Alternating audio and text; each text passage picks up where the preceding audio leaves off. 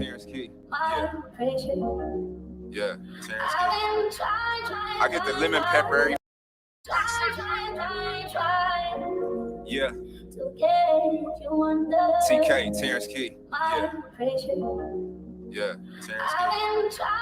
I get the lemon pepper every fucking time I go to the fucking. Okay, nigga, I get the lemon pepper. Yeah. Tryna make sure the fam straight, nigga, fuck the fame. Time for $1, tapping my watch like the nigga Dane. Tryna ball, come with L's, it's part of the game. Built different, those is lessons, you niggas is lame. Having issues I never had, feelings I never felt. A nigga playing Uno, not feeling the cards that I was dealt. Gotta check the tip on my temper, so hot I might melt. Nowadays, circles smaller than little ones that are on your belt. Since moms died, nothing really been the same. Sometimes I can still hear her calling my name. Tryna find better ways to deal with this pain. Instead of riding around with a stick, tryna shift the blame. Suicidal thoughts lately and I'm not proud. Feeling like I'm running from a dark cloud. But I still shine bright in a large crowd. Always been a quiet nigga that be smoking loud. Running laps on the beat, I still got stamina. Not the type of artist to act a fool for the camera. Clearly that's what they want though, without a doubt. I'ma keep chasing my dreams while they chasing clout. Niggas deep like Wu-Tang yelling gang, think they big step. Alone shit go down there like Fred Hammond with no weapon. OG said you ain't a man if you need a man. That's why I really stunt by myself like I'm Jackie Chan, nigga. To get you under my pressure. I've been trying to get you under my pressure. Look. Big brother died a couple weeks after they let him free. While he was down, he always picked up the cell to check on me. Love my mother so much, he literally went to bat. Now they both gone and somehow I gotta deal with that. No baseball cap. Shit. I do it first and watch him copy like a yarn. Schooling you little niggas like LeBron. All my foster dads was bishops like Magic Dime Wine. So I hope we talking green, nigga, when I arrive. From a place where you OG at 25 cause you alive. A place where the wheels fall off and you still drive. A place where you strive and you still might take a dive. And that's fucked up. Damn, guess girl my dot was looking down. I guess I lucked up. Gotta say rest in peace, Lil E. My nigga knew what it was. Forever FMB, that's on me. Only thing that motivate me is my daughter. Trying to make her proud like Reginae Carter. Yeah, we gotta take care of these babies. Out of sight, not of mind. Man, you niggas is crazy. Man, you niggas is lazy, that's facts. I be with my daughter, nigga, every day, facts. Ask around TK, he don't play facts. All about my chips, no Frito-Lay facts. Nigga. Freestyle. Lemon pepper. That vibe. TK. There's G.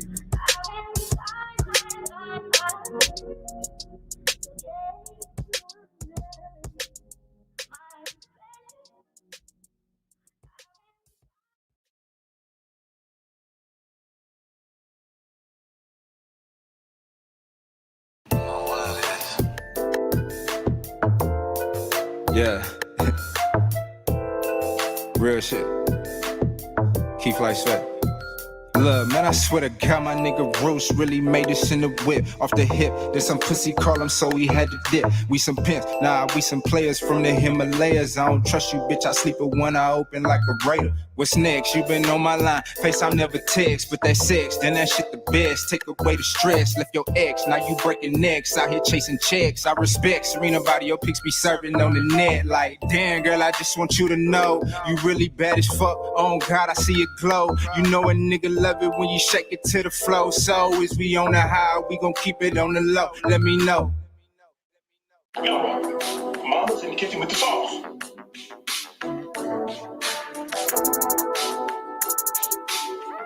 Yeah.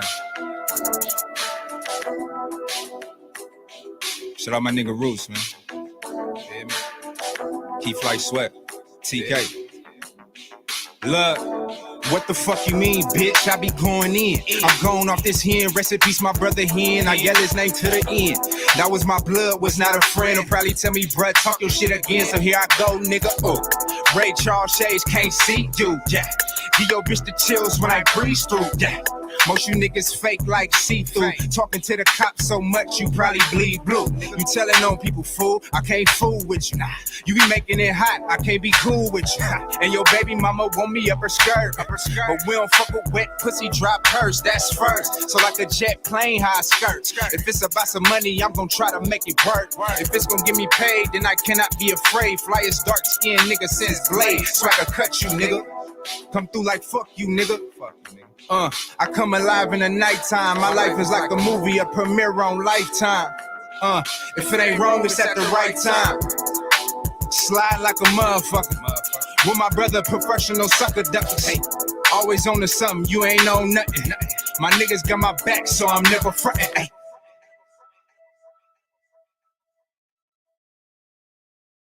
Now, Rocky, Mama's in the kitchen with the sauce. Living at the speed of light, it's hard to follow. I could be dead by tomorrow. Rest in peace, my big brother in. Trying to face shit best way I can. So I ain't got time to wait. Get out, I've been down and out for too long. Niggas long and I'm too strong. Yeah.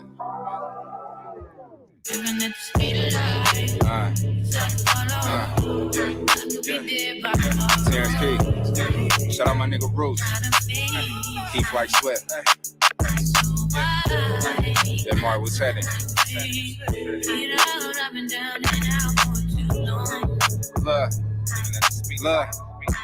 Look, I'm living at the speed of life cause I'm just trying to make it. Shit is too real, nigga, I can't even fake it. Early morning moving too fast, but ain't got no time to break it. Cause I had to defend my life last night, a nigga try to take it. And I'm just trying to face it. Time ain't waiting, so I don't waste it. Gotta go get it, niggas tired of being patient.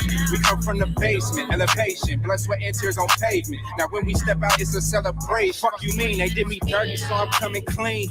But I'm fresh, so I'm in her mouth, just like Listerine. My brother got 2 K's, just like Krispy Kreme. Masked up at your door, but it ain't Halloween. But we still make them scream, do anything for the cream. Because we know that it rules. Niggas with the class with guns every day, but never shot up no schools. We just trying to bang blood, but I gotta swimming in pools. I guess this is what happens when no one follows the rules.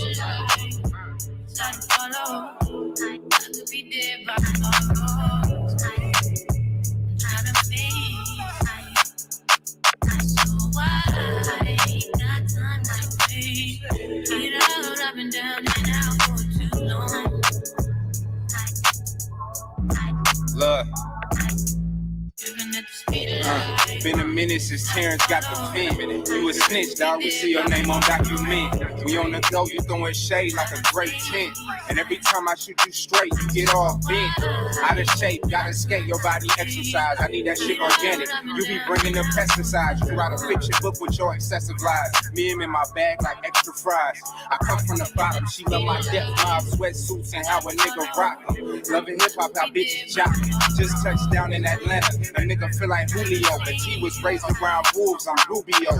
Still be on these hooks like Rufio. It's murder in the studio. Coming up, we ain't have Fruit Loops. We had Fruitios, nigga. You probably grew up spoiled brat, silver spoon. I remember walking in the back and seeing my dad light a spoon. Stop playing. Somebody tell me where these new niggas come from. I don't love them, don't trust them. Should we might as well rush them? If I get my little nigga something, he probably gon' bust him. But I don't want the crackers to come and cuff him. See, these days if you white, you can murder a nigga on TV and still get off. It's the same, but it's different like a spin-off. Cause when we do it, we just animals killing our own kind. When they do it, mental health, something is wrong with their mind. Goddamn. See, that's the type of shit that sound crazy to me. They play dumb, but it's simple like 1, 2, 3. A B and 1 an F, and I'm a letter A, B, C. Keep it 100, genuine. I'm the same old G. Yeah.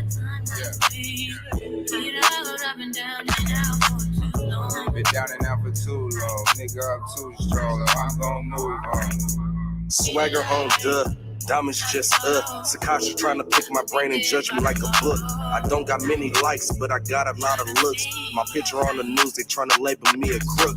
They say I do too much, I say I'm off the hook. They ask me where I've been, I say I just came from the hood. Smelling loud off this good, the whole day out in jug. These niggas wanna go to war, man, I wish they would. Oakland like Baghdad in my neck of the woods. Rest in peace, my nigga Lil E, man. RP, my big brother here. Shout out my nigga J Martin, just let him on. Speed of life. I love you, Daddy, and I love you, Uncle, and I like your songs, and I really love you singing in a song. Love you.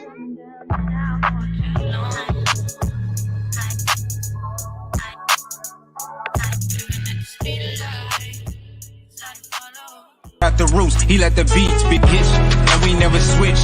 Even if I'm rich, I'll be broke like I'm Mitch. Niggas talking down, but that's headed in the wrong direction. But I knock that shit out like the boxing section. Cause they can't touch what they can't see. All I gotta do is be the same me. All I gotta do is keep it G. Always be the same me. While I'm solid, boy, they can't change me. No. What's going on? What's going on, man? We live from the boxing section, man. What's going on? Let me put this link in the chat real quick. What's going on with everybody tonight, man? We got an early start. The barbershop is closed tonight, but hopefully Fred will come through here. His movie was in a festival out in LA, so that's where he's at right now. The shop is still moving and grooving. You know what I'm saying? He just out for the night. We'll be back tomorrow night. So this week, man, it's going down. It's going down. It's Wednesday. Think about bringing back Wire Wednesday at the top of the year. You know what I'm saying? And I think that's what we're gonna do. You know what I'm saying? At the beginning of the year, the first Wednesday of the month, we're gonna go back to turning it up as it pertains to The Wire. We're gonna go real in depth into The Wire. We're gonna have some movie clips because my shit ain't I'm not monetized any fucking way. So by that time I may be, but up until then we're gonna do what we do. The link is in the. Did I put the link? Yeah, the link is in the chat. If y'all want to join the panel, link is in the chat. Most definitely that. Let me get to the folks in the Chizat.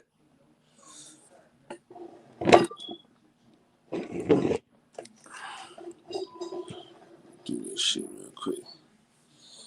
All right.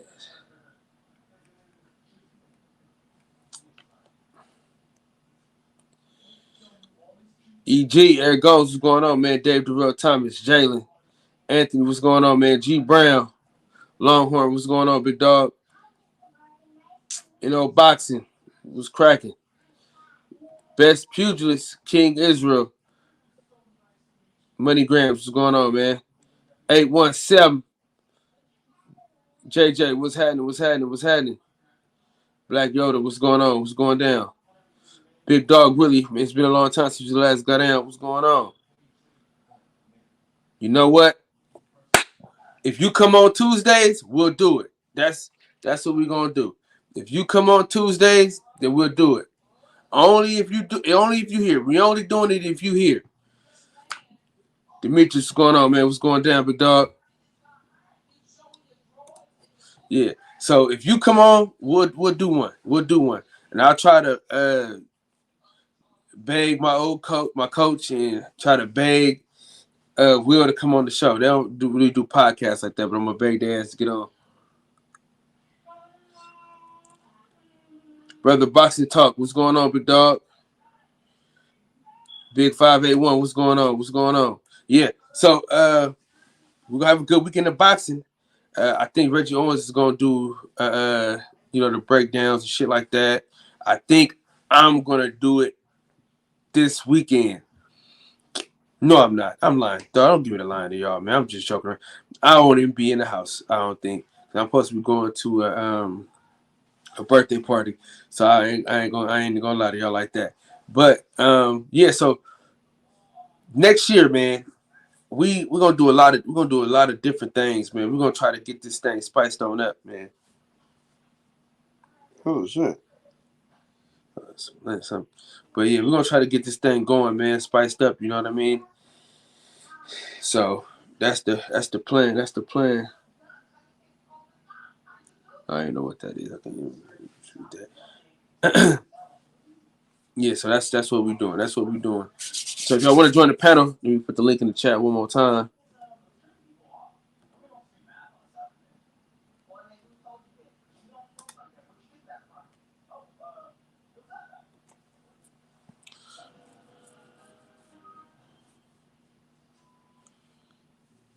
Big Rob, what's going on? What's going on?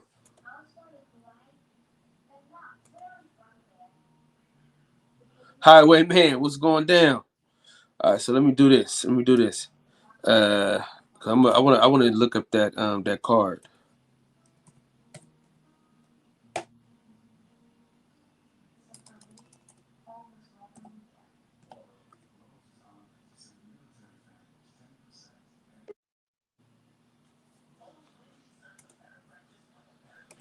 Feuds, what's going on, man? Oh, salute, peace. What's going with you?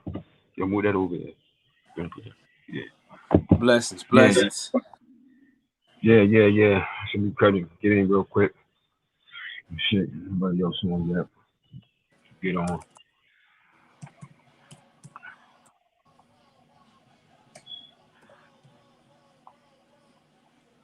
Hey, I ain't gonna lie to you, man. My stream right on my phone been tripping. Yeah. Yeah, mine, it does what it does, but sometimes mine work great. Sometimes it bugs out.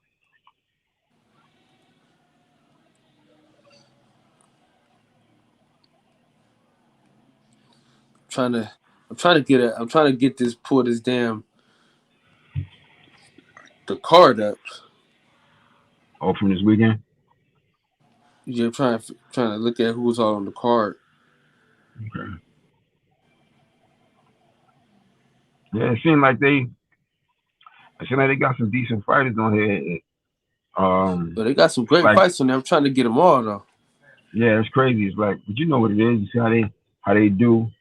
It's just obvious, man. You see how they do. No, it's sad. That's how It's obvious just it is obvious, because man, it's what they sad as doing, hell. man. Yeah, it's obvious what they doing. It's like you're saying, they didn't do Bud like that. You could have put those type of cats on that other card. You know, it's like blatantly obvious and shit. I mean, it's greatly obvious. Big Dog Willie, what's going on? Oh man, hold up. We gotta hold on. I gotta hold on. After I do this, hold on. I can't hear nobody. So what I'm gonna do? What I'm gonna do is I'm gonna introduce the next person, and then I'm going to the other one because I don't know. I can't hear nothing on this damn phone. Y'all know who it is, man. Y'all know who I'm bringing on, man. You know what I'm saying? We bringing on the bodyguard, man. You know what I'm saying? You can get these hands every day. This nigga added on himself, huh? You piece of dog shit. I'm out here trying to give you a damn. I'm trying to get this motherfucker intro. This nigga gonna just add his cell phone. Fuck you. 817, what's going on, big dog? What's happening, man? Listen, I get this nigga intro every time. He gonna add his cell phone before the pictures. What's wrong with this dude, man? Man, you know how the move is when you come home and the nigga just sitting on your couch with the lights off and shit. That's pretty much what just happened. I'm already here. Nigga, bro, man, for the fifth floor ass nigga, huh? Right. I left you a note. I can hear you, but I can't hear nobody else like that. It's like hella low. Word. No. I can't hear Willie at all. 817, say something. You hear me? Yeah, what's up? I hear you. I don't hear. I can hear you just a little bit, but Willie, I can't hear you for nothing. Can't hear me? You hear me though? We got the worst boxing take of all time. We got the worst boxing taker of all time coming into the joint.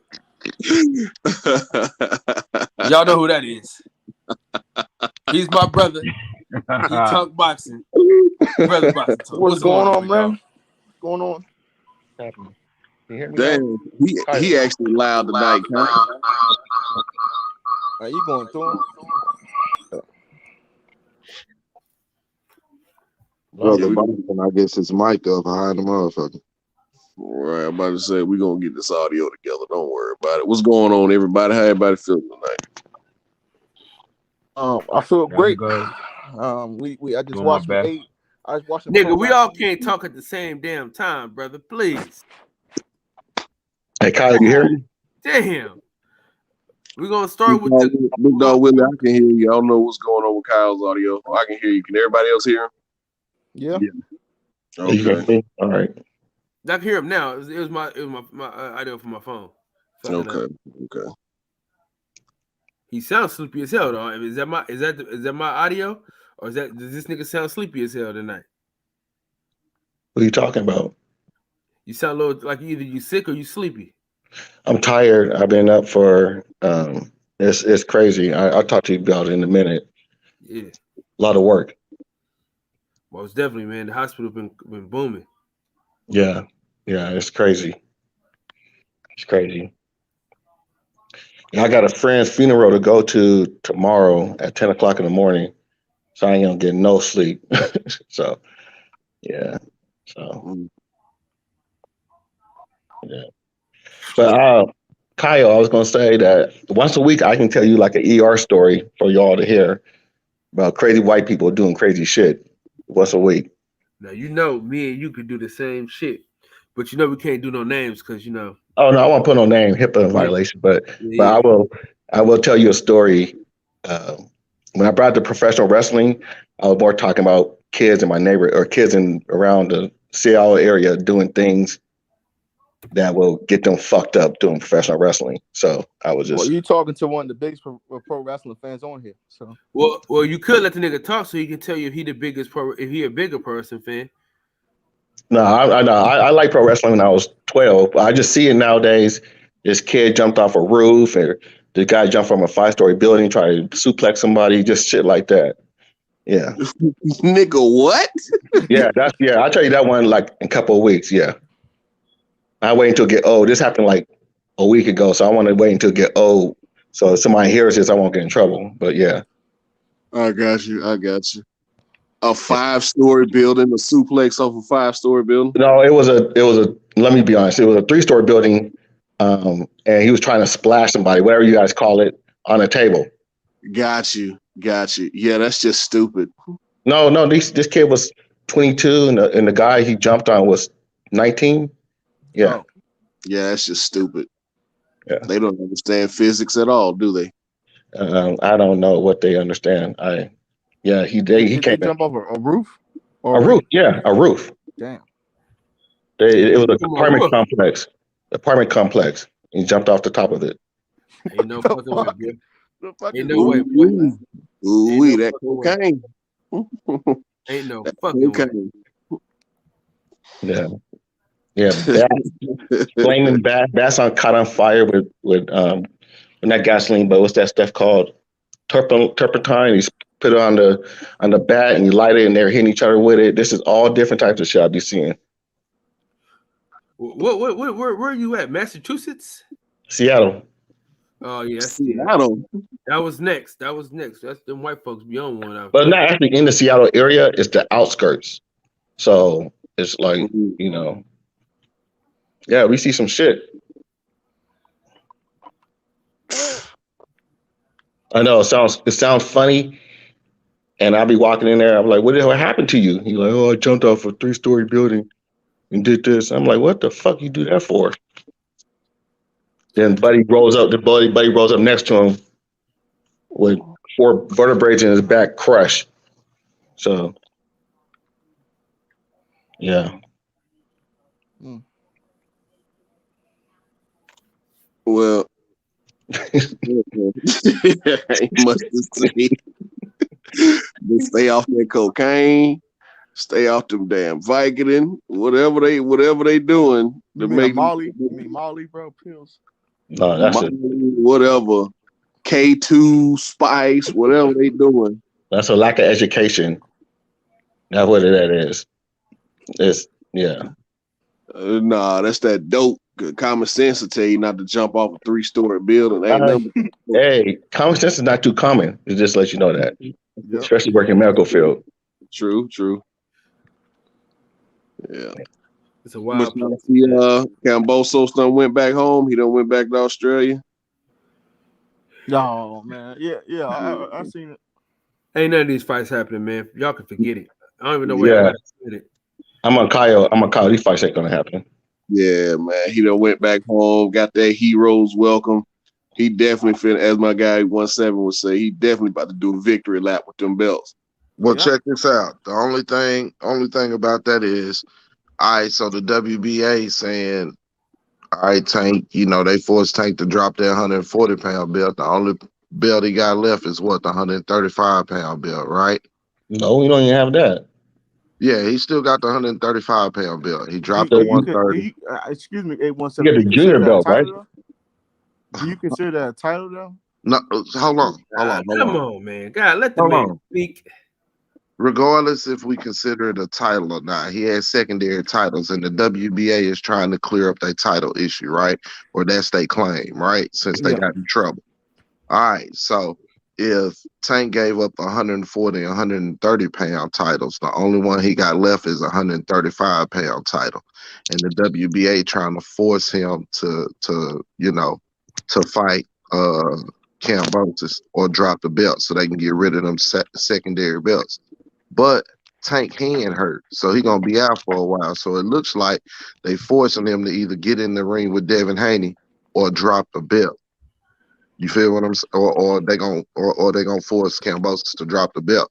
So I believe we may get Haney and Cambosis, because it doesn't look like they're going to allow Bob to weasel in with a mandate after the fight this weekend. So, let's just kind of hold our horses on that one. You know what I'm saying? Because it look like that one gonna wash out.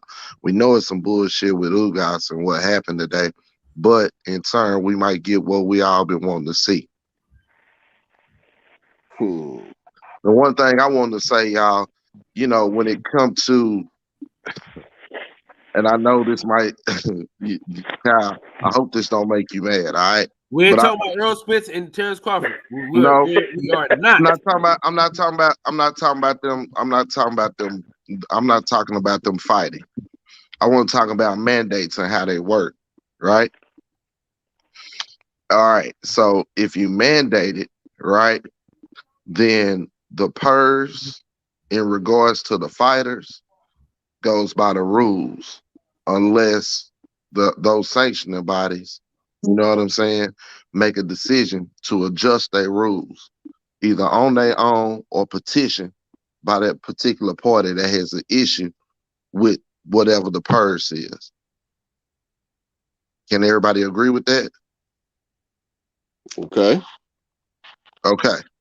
So when it comes to that whole undisputed and choosing people thing, when you move up, right, that has to be mandated. So when we look at them three choices that was on the table in regards to that situation that we're talking about, what's imperative is to go look at what the mandated splits would be for that particular mandate, for that particular champion, right? So what Deontay Wilder said about greatness and about achieving greatness, you know what I'm saying? Sometimes you having to take a little bit to set yourself up to be great on the back end. Sometimes that comes into play because you can bet on yourself sometimes and come out better on the back end. Sometimes you might have to take a little less in the beginning to gain a little bit more on the back end. Kyle got me hamstrung, so I can't really say what I want to say, but I think it's imperative, and that's something that's been missed in that conversation.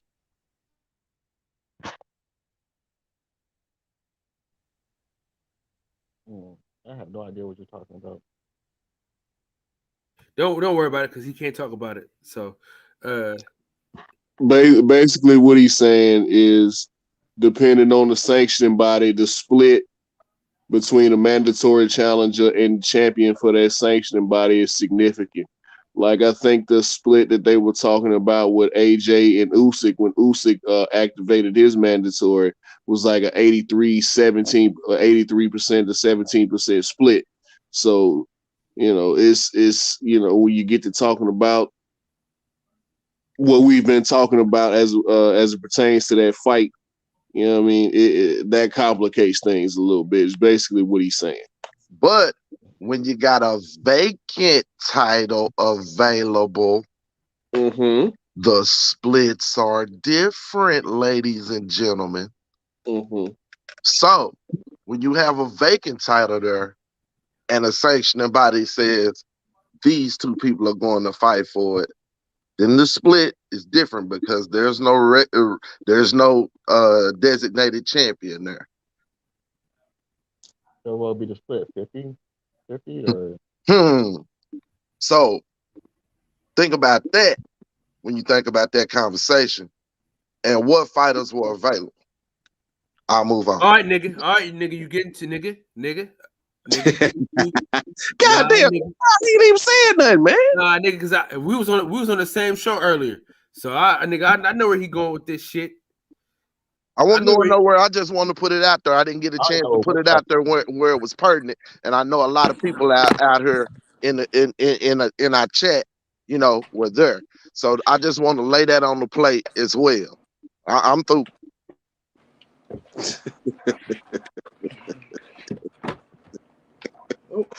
God damn, Kyle. Yeah, man. Shit, huh? Nah, cause you, dude's times, man, my motherfucking dog. Where you been? Listen, all I'm saying is, cause once we get to talking about them two niggas, the show just goes south, man. I don't want to talk about no Earl Spencer one. What the fuck did I just say, man? Hey, all right, see, here you go. See, the first one gone. First one gone is Brother Boxing Talk. See, Can we talk about this weekend though? Huh? Yeah. Can we talk about this weekend? Yeah, we can. Yeah, somebody's gonna get slept. Now, Brother Boxing Talk, I might let you on a little bit. You can stay backstage if you want to, but hold it down. God damn it. Yeah, Kyle disciplining motherfuckers today. Now, listen, because we had every time. Y'all don't understand.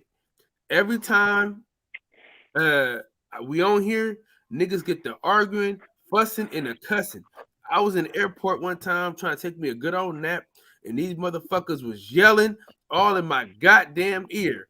And I said, you know what, man? All right, next time they do this shit, I'm cutting this Terrence Crawford Aerosmith shit off.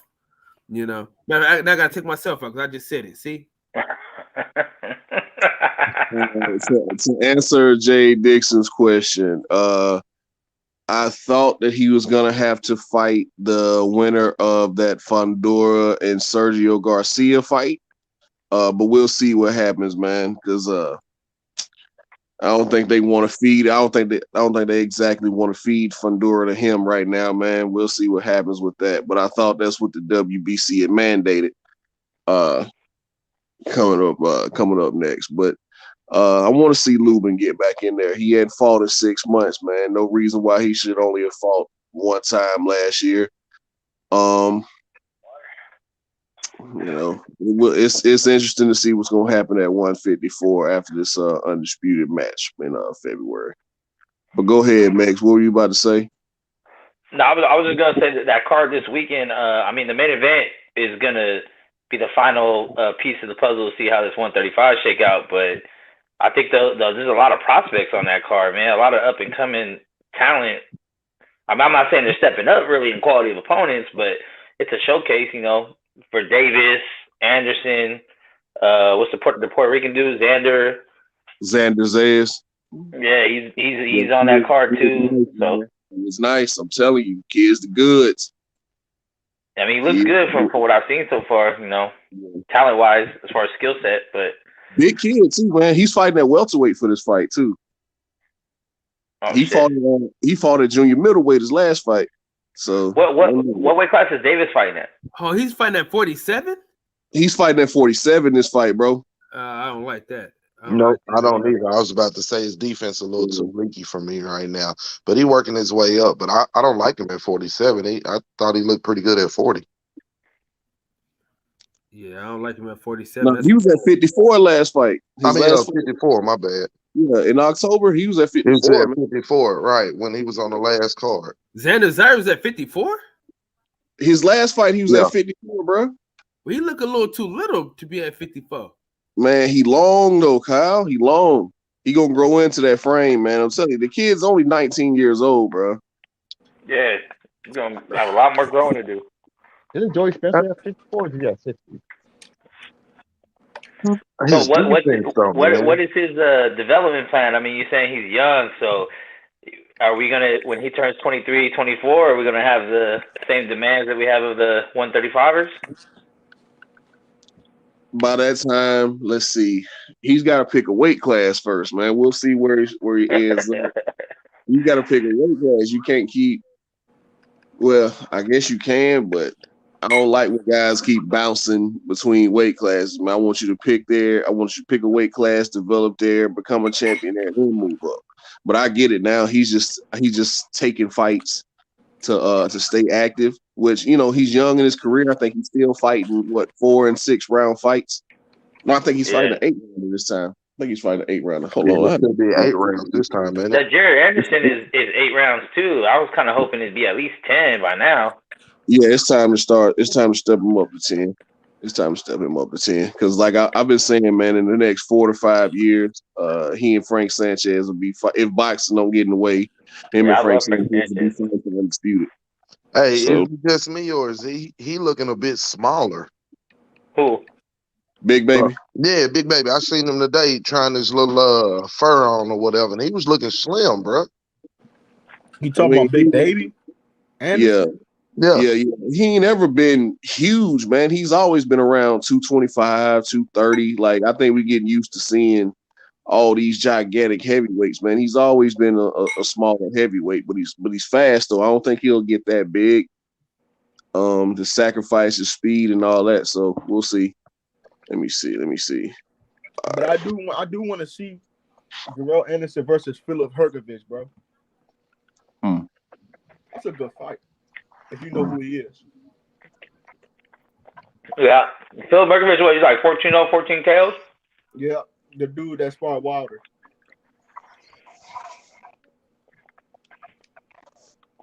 I mean, I don't know. I think heavyweight's kind of underrated right now as far as like the talent coming up there, because there's gonna be a change in the guard. I mean, once this Wilder Fury Joshua thing's over. And Usyk. I mean, all these guys are mid-30s, man. Yeah, but I think Usyk got a late start 33? Too, right? Like, well, I was 36. Yeah. Who? Usyk.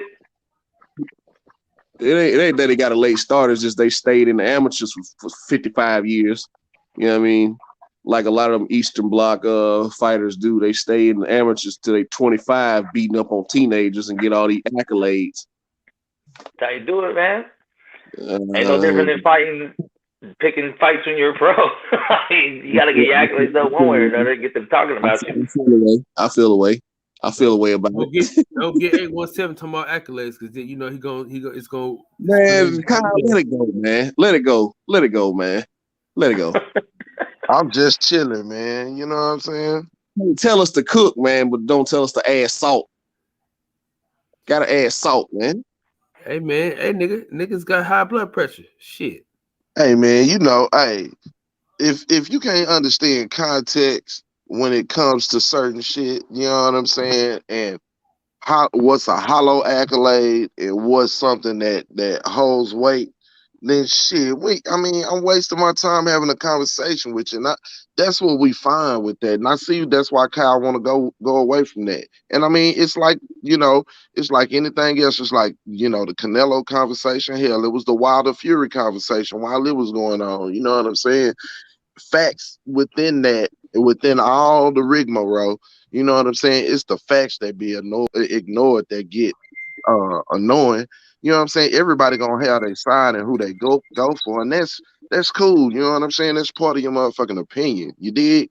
But when you know what I'm saying, we spend a lot of time going round and round on bullshit facts on videos that we'll watch all together, and the motherfucker will try to dispute it and shit. And that's the shit you want to get away from. But you want to get away from that in everything, shit. You know what I'm saying? The entire time. So That's why I say, man, this intellectual time, and I salute Champ Side with the intellectual property shit. You know what I'm saying? This is a mental thing. So you don't want to be wasting your time with motherfuckers who bullshit. You don't do that in your regular life, do you? I want to ask Best Pews this question. How long do you think these guys should stay in the amateurs? Like real on average, how long do you think a fighter should stay in the amateurs? Because this Usyk and Deverenchenko, and you got this Zonabek guy who's about to fight Demetrius Andrade. Lomachenko too, shit. Yeah, Lomachenko. These guys staying in the, and a lot of Cuban boxers do it as well. You got these guys staying in the amateurs until they 25, 26 years old. Do you agree with that? It's different because you have to look at that's based really more on the political climates of the countries they come from. It ain't really got nothing to do just per se with boxing. It's like, particularly with a lot of those former Eastern Bloc countries, a lot of those countries ain't been open as long as, let's say, obviously our country here. You know what I'm saying? So they have a different way. They just simply have a different way of doing things. A lot of, like, most of those Eastern Bloc countries were a part of the Soviet Union for such a long time. So they, honestly speaking, a lot of those countries are still learning how to really run as countries, and they take things like their sports and things like that in a different type of way. And a lot of those governments support their amateur programs differently than we do here in America, and always have. So it's different to me to in comparison to how we do it here in America. It's different. So I can't necessarily say, like, I guess honestly speaking, you stay amateur as long as you need to, man. Like, honestly speaking, you stay there as long as you need to, like. Best Pugilist, you making sense with that. I was just gonna say, because I think the national pride, the nationality, and the gold medals, they hold more weight for them nationally, I guess, when it comes to countries than them having an individual professional or whatever. Yeah, it's different because if you look at a country like Cuba, for instance, Cuba is still communist. You understand? It's still communist. So you can't turn pro from Cuba unless you defect to another country. Right. So, but the government does back their boxing program in a strong way in comparison to what's done here in America. And it's always been that way since that country's been since it's been communist. And a lot of those Eastern Bloc countries, most of these countries we know now, Uzbekistan, the Ukraine, and all these countries. When I was a kid, you didn't really know about those countries like that because most of them was under the Eastern Bloc and under the Soviet Union.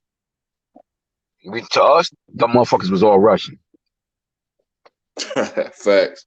You understand? You got places like Ukraine. Yeah, all those places. Yeah, all that shit was Russian to us when I was a little kid. So it's just a little different, but they do take a different type of pride in that. They don't have much else. So that makes it a little bit more difficult to say, like, when they should turn pro. But they've been doing that for a long time. That's just because of the makeup and the politics of the nations that they're from. I think that has more to do with it than them per se. I think under the different circumstances, a lot of them would want to turn pro earlier, but it's just the way it's just their culture. It's the way that it's set up, so they're still really, I would say they're still kind of finding their way in that now in comparison to some of the countries that are more open, when it comes to that. It's an interesting question. That's a very good question to think of, in terms of when should they do it,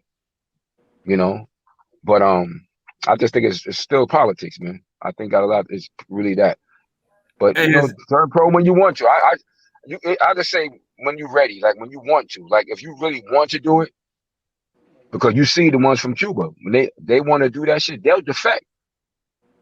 The ones who want to do that, after a certain point, they want to do it so bad, they'll defect their country and leave their family to come do this shit. So it's a matter of when you want to do it. Some guys want to turn pro right away. They have a long enough career, they want to do it, particularly here in America. But then you have some guys that stay around long, even in America. It was a heavyweight fighter that I used to watch a lot when I was a kid, coming up in the 70s. His name was Jimmy Clark. Jimmy Clark stayed amateur forever. He was a top heavyweight guy. He fought all those guys. And he stayed amateur for a very long time. And then he finally turned pro. He didn't do much as a pro, but he was one of the top heavyweight amateurs for a long time. And everybody was always wondering, when the hell was this motherfucker going to turn pro? He just didn't want to. He didn't want to. So, I don't know. That's kind of a difficult question to answer. I guess it's on the individual in most instances. Real quick. Has anybody heard from Eli Zachary, bro? Last night. Man, he was on. He got on last night. Oh, okay. All right. Yeah, I was talking to him all night. Okay. Yeah, he got on last night. That's crazy, because I would think about that nigga for like the last couple of days. I'm like, I ain't seen this nigga in a minute. All right. Look at God. Man. All right, go ahead, DJ. He came through and stayed a while, man. Yeah. But see, the reason why I asked about that, man, because I think about it. I think of, being a former football player, I think of everything in a football sense. Imagine if you could stay in college until you was 25, 26, running over 17, 18, and 19-year-olds, man, and people giving you all these accolades and stuff. And then you go to the pros and don't stay in the pros but like 6 years. But everybody equates your amateur accolades into everything that they talk about. Like once you get to the professional level, like that Heisman Trophy didn't mean shit. That Butkus Award or that Thorpe Award don't mean shit. But I understand what you're saying. In terms of you asking if you think it's fair, that's probably not. But it's been like that. It's been like that for as long as I can remember. Like even when Sugar Ray Leonard and them was fighting in the Olympics. Most of those guys they was fighting was way older than them. Mm-hmm. And they was beating them. Like even Muhammad Ali, he was Cassius Clay. When he won his Olympics, he was 18 years old. He was beating grown-ass men. Yeah. He was beating guys that was like 28, 32. He was 18. But how's that any different than a young up-and-coming solid-ass fighter fighting 40-year-old over-the-hill dude? It's the same shit. Well, generally, you don't see an 18-year-old fight. You don't see an 18-year-old in professional boxing fighting some 38-year-old or anything like that. Generally, but I'm saying like those first 10 professional fights are usually cans. They're trying to build your stock somehow. They're mismatched fights. You have an advantage. You're not supposed to lose anyway. So. Bro, you have no advantage of 38-year-old. Come on, man. He got grown. No, I'm saying the fights they pick are strategically picked to build fighters in that beginning stage when you first coming up. For the most part, they'll put him against like somebody that's like 1 in 15, 1 in 16. That's the type of fight. They're not gonna put him against like a 30-year-old guy that fought for world championships. They're not gonna do that. But that's what I'm talking about. So when they're fighting bums early, how's that any different than someone older just fighting an easier younger fighter? It's a lot different. Like he said, like DJ said, if you're talking about a guy that's 25, he's fighting a kid that's 17 or 18. That's a little different. That's not the same thing as if you got a young potential contender fighting somebody like that. Nah, it's a lot different, man. It's not the same. His skills haven't diminished. What you're talking about, some diminished skills at 38 years old. Who's heavyweight amateur of all time? Ain't the dude that won the 3 Olympics, right? You said what? The greatest heavyweight amateur of all time is Teofimo Stevenson. Teofilo Stevenson. Yeah. And how old was that motherfucker in his last Olympics? Yeah, he was old as hell because he won the gold medal in the 72 Olympics, 76, and I think 80. In 80. What he in his 30s? He was in his 30s.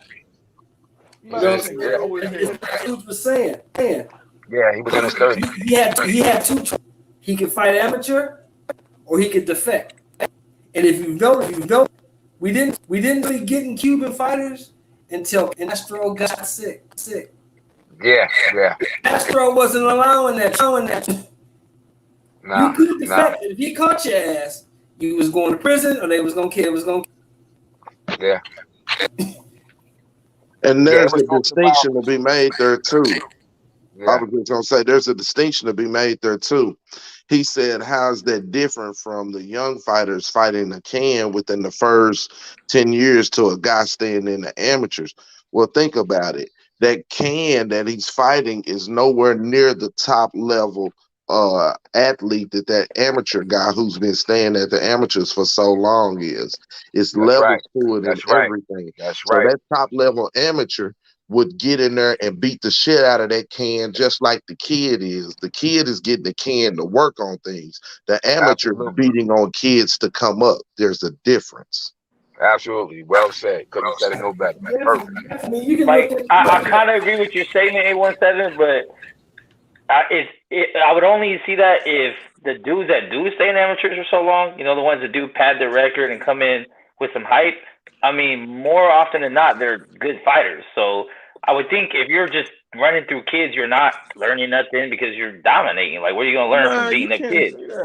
So you got physically, you're going to mature anyway. Your game's going to get better anyway as you continue to go along. So, just I because of mean, the reps, right?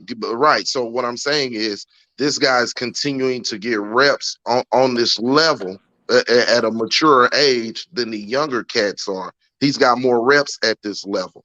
So it's different, Max. So now when he moves up to the next level, the professional level, they're holding their own without ever experiencing that. So obviously there is some type of advantage. You gotta look to at the staying fact so of long. whether or not what level of amateur are they fighting on. Like if they're on the highest level where you're competing around the world, then your level's gonna be just as great as a professional. That's what happened with Lomachenko. Yep. Lomachenko was fighting people around the world, not just in his home country. And he fought in the Olympics twice, won 2 gold medals, had The Pan Am, almost 400, had 400 fights or whatever. Pan No, Am he won games, all that. Pan Am He's game, highly World decorated. Championships. He won all So that. he was Right. already basically like Stevenson, a professional, but still in the amateur ranks. These guys are world-class fighters. They weren't fighting just, people around the block. They fighting people around the world, and they Facts. proving themselves over and over. And so when a guy like that come in, he's already seasoned, proven, don't see every style there is known to man in boxing. And there's no telling if his work pedigree is on the level of his accomplishments in the ring, then he's the truth at that point. You know what I'm saying? He can compete with those guys. That's why it wasn't no big surprise of how Lomachenko came in and did his thing. Anybody that's really fallen box from amateur ranks up to professional ranks, you understand it a little bit more, and you can see that when they brought Lomachenko to the forefront. It wasn't no surprise for people that I'm sure it wasn't no surprise for any purist of boxing or anybody that's in the field of boxing, training people or have boxed themselves. Because I tell you who wasn't surprised, the fighters themselves. They weren't surprised. They just didn't know he was as good as he really is. So Yeah, it has Look at happened. this. It's not. How old It's was not Ali when he won the title? How old was Muhammad Ali when he 22. won the title? 22. 22 years old. Right?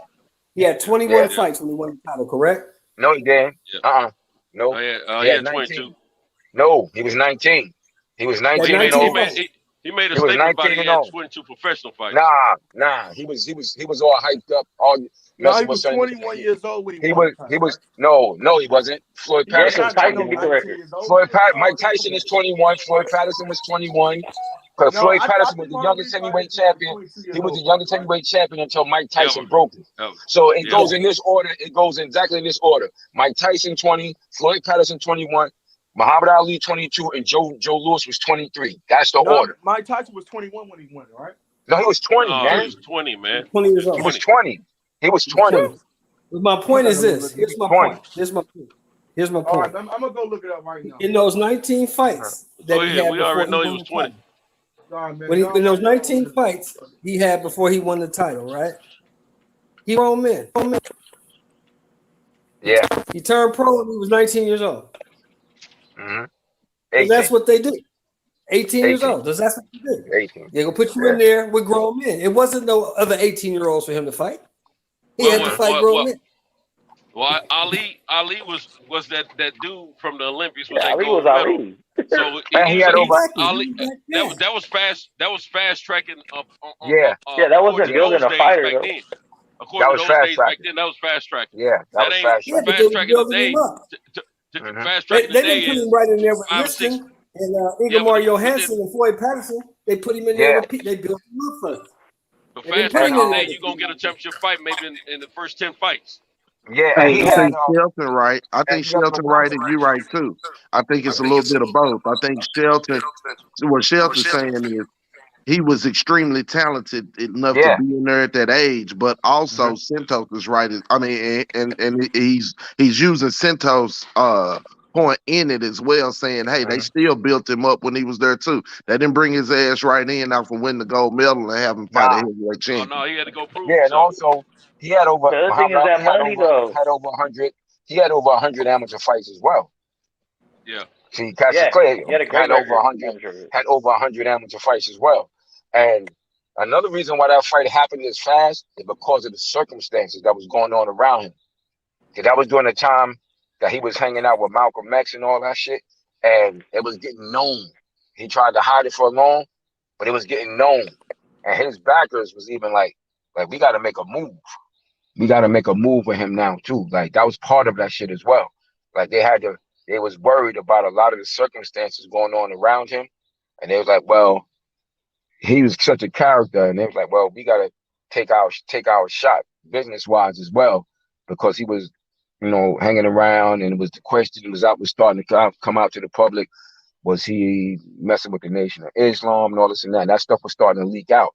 So they was like his for what I found out, his backers was actually like, well, you need to seriously consider making a move with the shot at this title right now too, as well. And that all of that played a major factor in him taking that fight as soon as he did too, behind the scenes.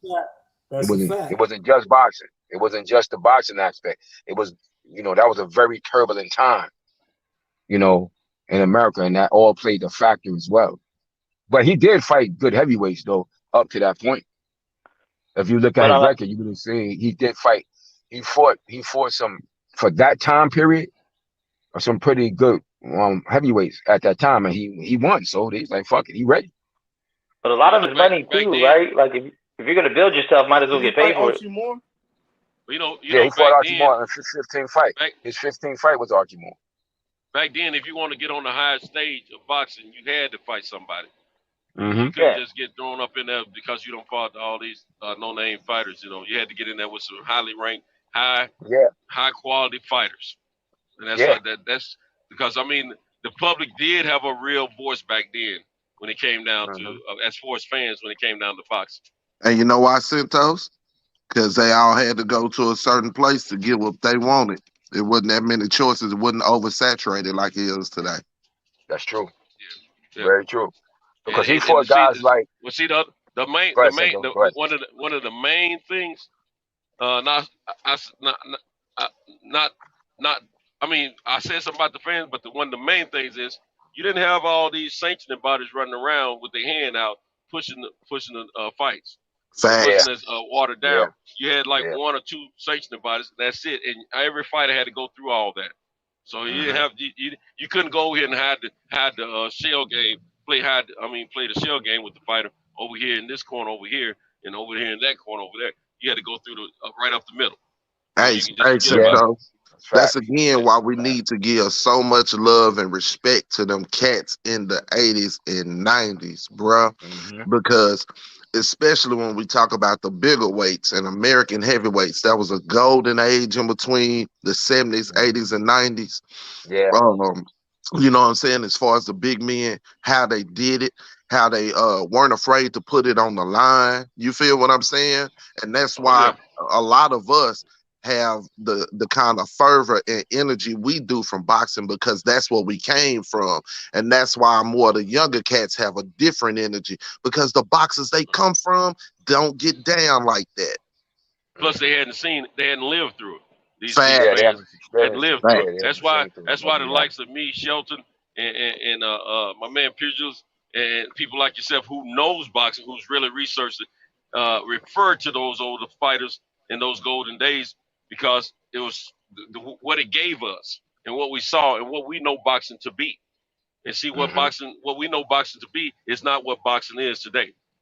Boxing is Yeah, it's about a the lot bottom different. line number on every financial statement throughout the Facts. whole course of the business around the world. If it ain't, if your financial statement got the don't look most right at the bottom, then they ain't trying to hear it. who got the most likes, more popular, and who they talking about on Instagram and all that garbage to do with what you can do inside that square. Fight. Yeah, it's a lot different. Or can't. A lot different. You know what I'm saying? Ryan Garcia has been Like, on you know, watch staff back then, bro. Yeah, Think about all them cats at 147. They're running Ryan Garcia out of boxing for the bullcrap he's pulling off right now. Ryan Garcia is going to be fighting Jake Paul next, man. That's the next fight. I heard See, he got one of them fans that we were just talking about right here. The one that don't know what it's like back in the day. He gonna There you go.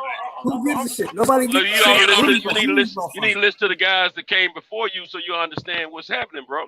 You got Instead to of know coming where in you with come all from these, and know where you're going. instead of talking about all this nonsense that they don't saturate your mind with. This ain't the way boxing's supposed to be, bro. That's what we're trying to educate people on. Boxing is supposed to be the man proven to be the man to beat the man to beat the man to beat the man. That's what boxing's supposed to be. It ain't supposed to be about. It ain't supposed to be about how we take these Legos and build them up and then make a merry-go-round out of it. You know? Say, look, brother, boxing talk. What he's saying is, like somebody like Cambosis, it should not be a question of who he fight next. How Cambosis came out and stood out. You know why so many people giving him so much respect, fam? It's not just what he did in there with T.O. It's how he handled himself up to it and afterwards until he mentioned Ryan Garcia's name. Because see what real boxing fans want, us old heads, so they say, right? It's for the motherfucker to be like, you know what?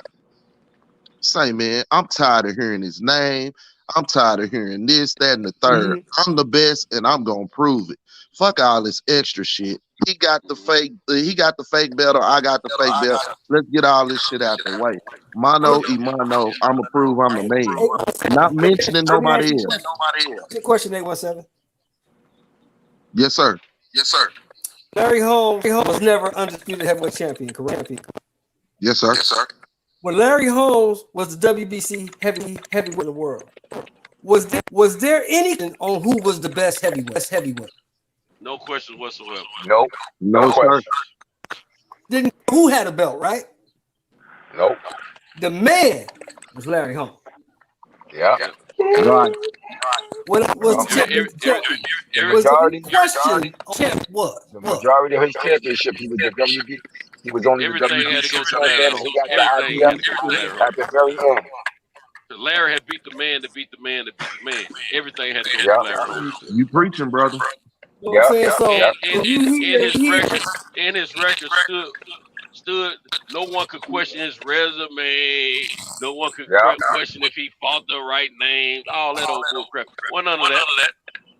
So wasn't no dude over here with the WBC, and this dude some other belts, and they saying, well, this dude is better. It wasn't no question on that. That's if you be the champion, gotta fight that dude. Yeah. Facts. Because it wasn't titleless. It wasn't about just the title. It was about the actual champion. Larry Holmes had beaten everybody worthwhile. You know. It So meant he something.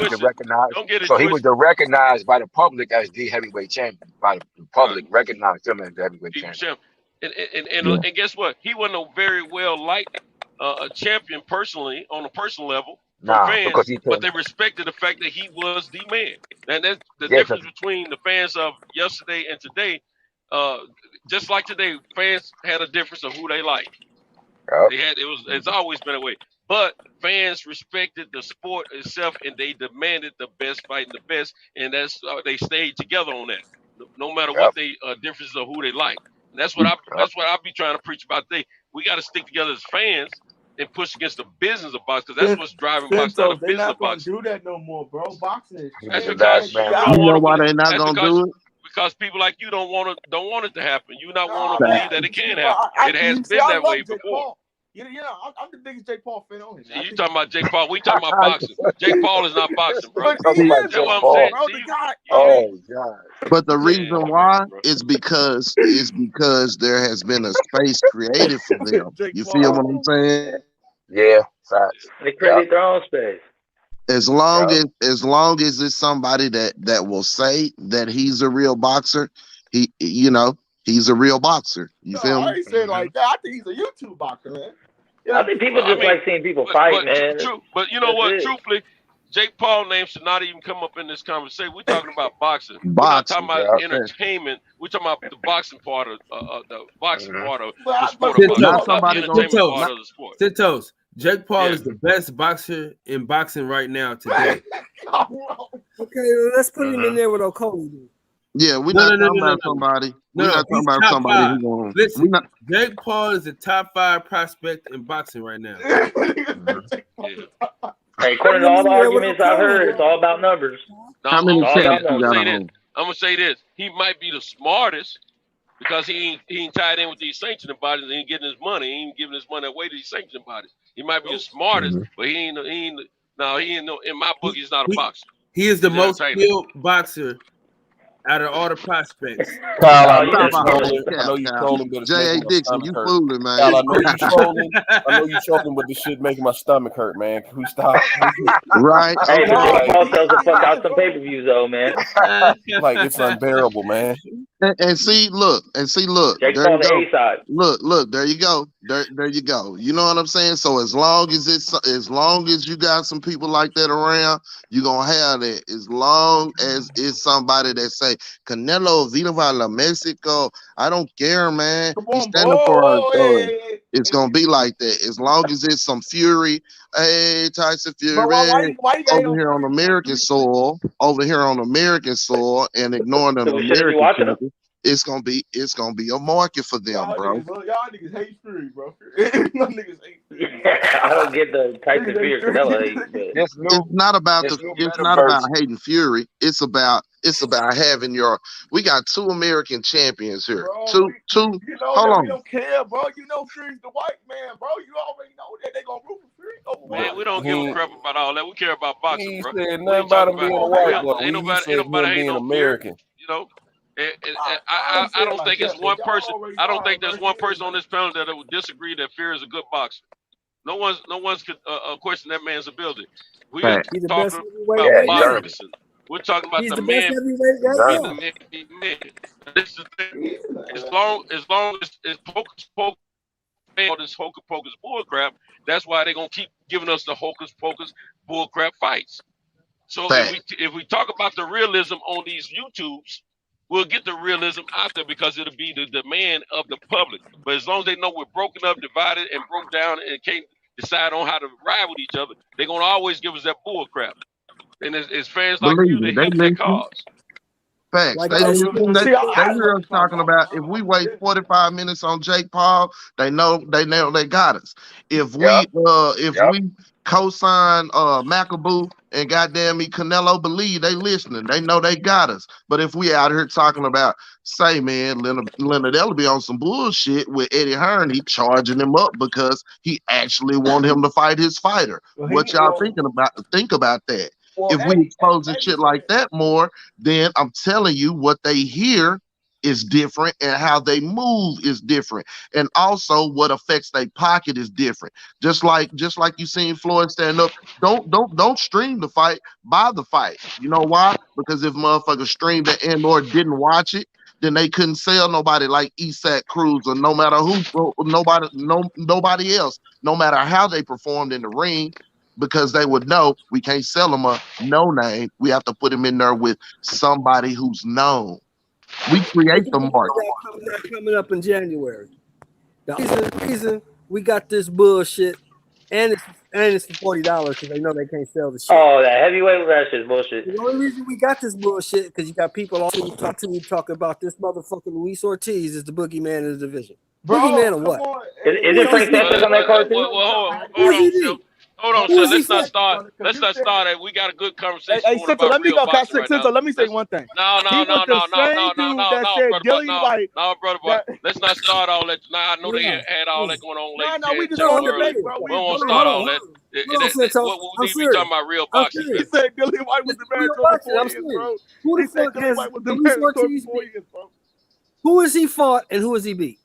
It don't matter about that. We know what it really was, Tony man. Thompson, he beat Brian Jennings better than Klitschko. Is that a yes or no question? Who the fuck is Brian Jennings? When has he ever sniffed a title? The same dude that fought Klitschko. The same motherfucker that fought the great. That motherfucker's been nothing and nobody. He's never been anything in the heavyweight division. Mr. Moore, come on, Mr. Moore, bro. Brian Jennings has never been anything in the heavyweight division, and we all know. Bro, he was the man, bro. Brian Jennings has never been anything in the heavyweight division, and we all know that. Bro, Luis Ortiz has skill though. He's old as fuck now. Tyson Fury, bro, in the amateurs, bro. You can't be the boogeyman. When you think of the boogeyman division, I'm gonna be honest. You thinking of the Ernie Shavers. I can't hear you, bro. I can't hear both of y'all at the same time, man. Like you can't disrespect the man who did that kind of. Listen, man. Listen. When you say boogeyman division, you thinking of a Ron Lyle. You thinking of a Ernie. You thinking of a Foreman. Those are boogeymen. I just think of a fighter no one wants to fight. Look, it's called prize fighting. Well, tell Dillian White stop ducking. Tell Dillian White stop ducking. Yo, can I chime in for a second? I just want to ask the panel. Go ahead, fight doctor. Go ahead. I just want to ask the panel a question. Shit. Have we ever seen Luis Ortiz get outboxed? Nah. Nope. Who has he fought? Man, he fought Brian Jennings. I just told you that, Mr. Moore. Hold on, brother. He was beating Wilder the whole second fight. That's the same nigga that fought Klitschko, man. The great valid man. Look. Let's put this conversation. This is why what we don't need tonight. Look, Ortiz. We all know. If anybody's been following boxing, if anybody's been following boxing for the past 5 or 6 years, and I'm gonna say the last 7 years, we know what it really is. Regardless of what anybody think, whatever your opinion is, we know that the man was put over there on Matchroom's contract and was given the shell game for a minute. They played keep away with him, and that's he got out of the contract. So that's why all that started. So let's just leave it out there. Let's go to the next subject, man, because that subject ain't gonna do nothing. Just cause a lot of back and forth, and it's unnecessary because it's opinionated, and I know what that's gonna lead to. Let's get on. Let's talk this real boxing. Well, I was just asking this, man. So what other fights is happening, man, that y'all know about? What other fights that you guys want to see? I know it's December, bro. What other fights do you guys want to see? Man, here you go with this shit, man. Listen, next year is next year. I don't give a fuck about what's happening next year. I'm worried about what's happening right now, bro. Listen, fuck this fantasy shit, man. Listen, the only fantasy. Cowboy. Kyle Davis is talking, my boy. The only fantasy fights that I want to talk about is Muhammad Ali versus Mike Tyson. That's it. Okay. All this new age fantasy shit that we hope is going to happen. I'm tired of talking about it. No more. The fight that's coming up is Lomachenko. Can we do some old school fantasy fights that's coming up? Can we do some old school fantasy fights then?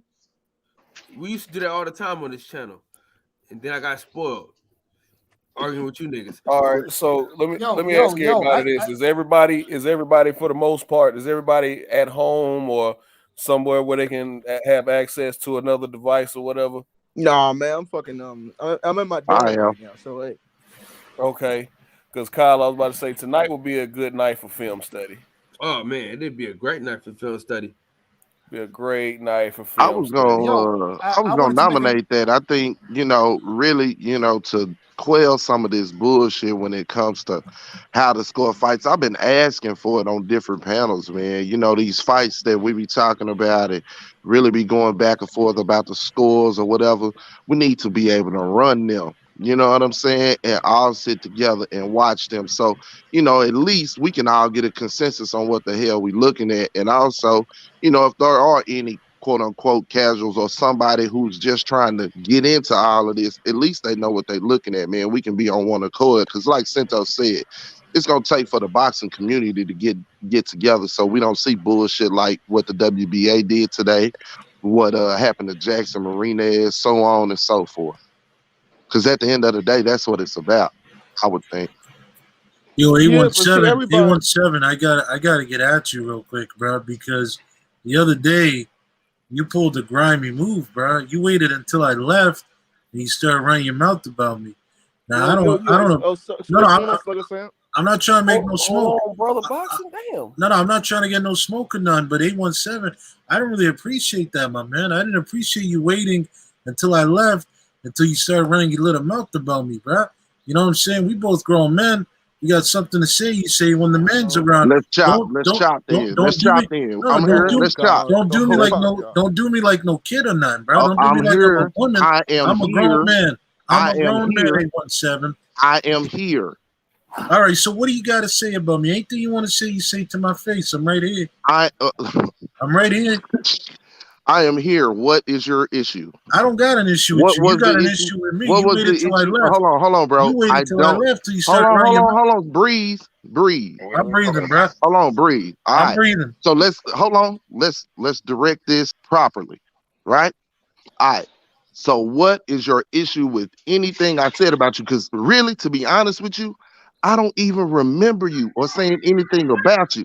I might have blazed you in the chat or something, but let's find out what you was talking about, and I'll stand on anything I said. That's who I've been, and that's who I always been since I came out my mama. So let's go. You said this is what happened, right? I was getting ready to dip out because I had to go to bed because I had to get up for work. You know what I'm saying? But as soon as I did that, I had a couple of my homeboys, message me and shit talking about how you was running your mouth about how as soon as you pulled up on the panel that I took off. I'm not scared of you, bro. 817. Stop. 817, man. Why you that be? 817. Okay, so hold on. So what you're saying is I said something that you heard about. I can pull it up right now. They gave me the timestamp. Right. That's what I'm saying. Whatever it is specifically, let's find it and then we can talk about it. But roundabout shit, like somebody said you said something about me, let's be more specific so I know what to defend. I got the timestamp right here, but that's up to Kyle if he's gonna let me play it. That's his show. You know what I'm saying? Bro, if you want to do it in front of it, that's cool. However you want to do it. What's it? Yeah, tell him, baby. Tell him, set this shit up, huh? Yeah, what was the topic? What's the timestamp? You have to leave me the fuck alone. What happened? What'd you say? What's the timestamp? The timestamp. Okay, so if you go to the video, you posted on December 7th, 2 days ago. It says it's the video. It's 6 hours 59 minutes. Timestamp is 129. 129.33 as I was getting ready to dip out. And that was the stream from 2 days. Here. You want me to drop it in the private? Oh, you said 2 days ago, huh? Here. I'll drop it in the private. So 6:59. All right. Hold on. There. I drop. You see it in the private there, Kyle? You said what was the timestamp? Just go to 129.33. I'm pulling my laptop out too so I can see. You don't gotta do shit, 817. You don't gotta do shit. Kyle's about to get on it. Wait a minute, bro. I'm grown. I can pull my own laptop out, bro. We know how Slugger Slam is. He's a troll, man. Hell. He's a troll, bro. I ain't seen this nigga in a long time. Hey, guys. Let's calm the fuck down, though, man. All right, let's calm the fuck down. Watch, Kyle. If you pull it up, you'll see what I'm talking about. You'll see I'm not trolling. I don't know why this guy's calling me a troll. You'll see what I'm talking about. Listen. All right. I'm gonna make you eat your words. Work on that. Another box talking. I'm gonna make you eat your words. Hold on, DJ. Let me put something out there right quick. We gotta get understanding on this platform. This ain't like the immature show on other platform where everybody just go at each other and threaten each other. We're mature men over here. We're gonna respect each other. We ain't gonna be over here talking about what we're gonna do to each other. That's point blank. And we need to get an understanding of that. That's how we've been building this thing the whole time. So don't think that it's come on here as a free for all, because it's not. We're gonna either mute you or kick you off, or we're gonna stop you in your tracks. First, we're gonna ask you to chill, and if you don't chill, then somebody's gonna handle the business on you. All right, just want to get that understood. So keep it peaceful. All right, let's roll. All right, now listen, niggas. I'm gonna play this right quick. All right, and we're gonna figure this thing on out. All right. Yeah, Kyle, did I say what was the timestamp again? 129:30, 129:30. Yeah. So I put 128:35. All right. I mean, it's an extra minute of just talking, so it's up to you if you want to hear all that shit. Look, we can't go nowhere yet, man. We just getting started. Y'all just y'all want the smoke? Hold on. Y'all want the smoke? Listen, if y'all want the smoke, I'll take the whole panel on. That's what I do, man. I go panel to panel, and I give everybody the smoke. It's like a Royal Rumble with me. Is that what y'all want? Is that what y'all want? We ain't doing that over here. We ain't doing You that. talking about that? Hey, let's go. No. I got something to say to ringside, bro. Hey, so this slam before you go. Hold on, real quick. Yeah. Let A17 cook, and then let KP cook, and then it'll be a free for all. Just be respectful. That's all I ask. Don't nobody call nobody no bitch, and we good from there. All right, everything else, no kids, no wives, and no bitches. That's all I ask. Yeah, but I'm about to dip because I got to get up for work tomorrow and shit. But appreciate you having me on, man. Y'all take care, all right? Hey, anytime, pull up. Oh, 100. No, Kyle, I'm always watching the show, man. I don't know if you knew that. I watch the boxing section every day, bro. I watch it till like 6 a.m. or some shit like that. But that's big dog. Anytime, brother. All right, man. Y'all take care. Where the franchise bill come from? He just bounced off. Oh yeah, he know what time it was. Where the franchise bill come I from? wish they get rid of that motherfucker personally. Yes. Mauricio invented it for Canelo the Duck Charlo. Facts. All right, and Mix. Did he? Who else? Who petitioned for it at that weight class? What happened? In the weight class at Devin Haney, and who petitioned for the franchise? Oh yeah, bill? Loma did. I'm gonna say this: Loma's team. Loma's team, right? And they petitioned for the franchise bill so he could avoid what? Devin Haney. Which was his mandatory. Oh, okay. I will have to look into that though, because I don't want to just assume dude's lying. And if there is a clip that says he was never the mandatory at that particular time, and I don't know, but that's what the narrative is for sure. Now, peep game. Mauricio, I mean, we also seen on the WBC website they had who listed as undisputed. George Kambosos, right?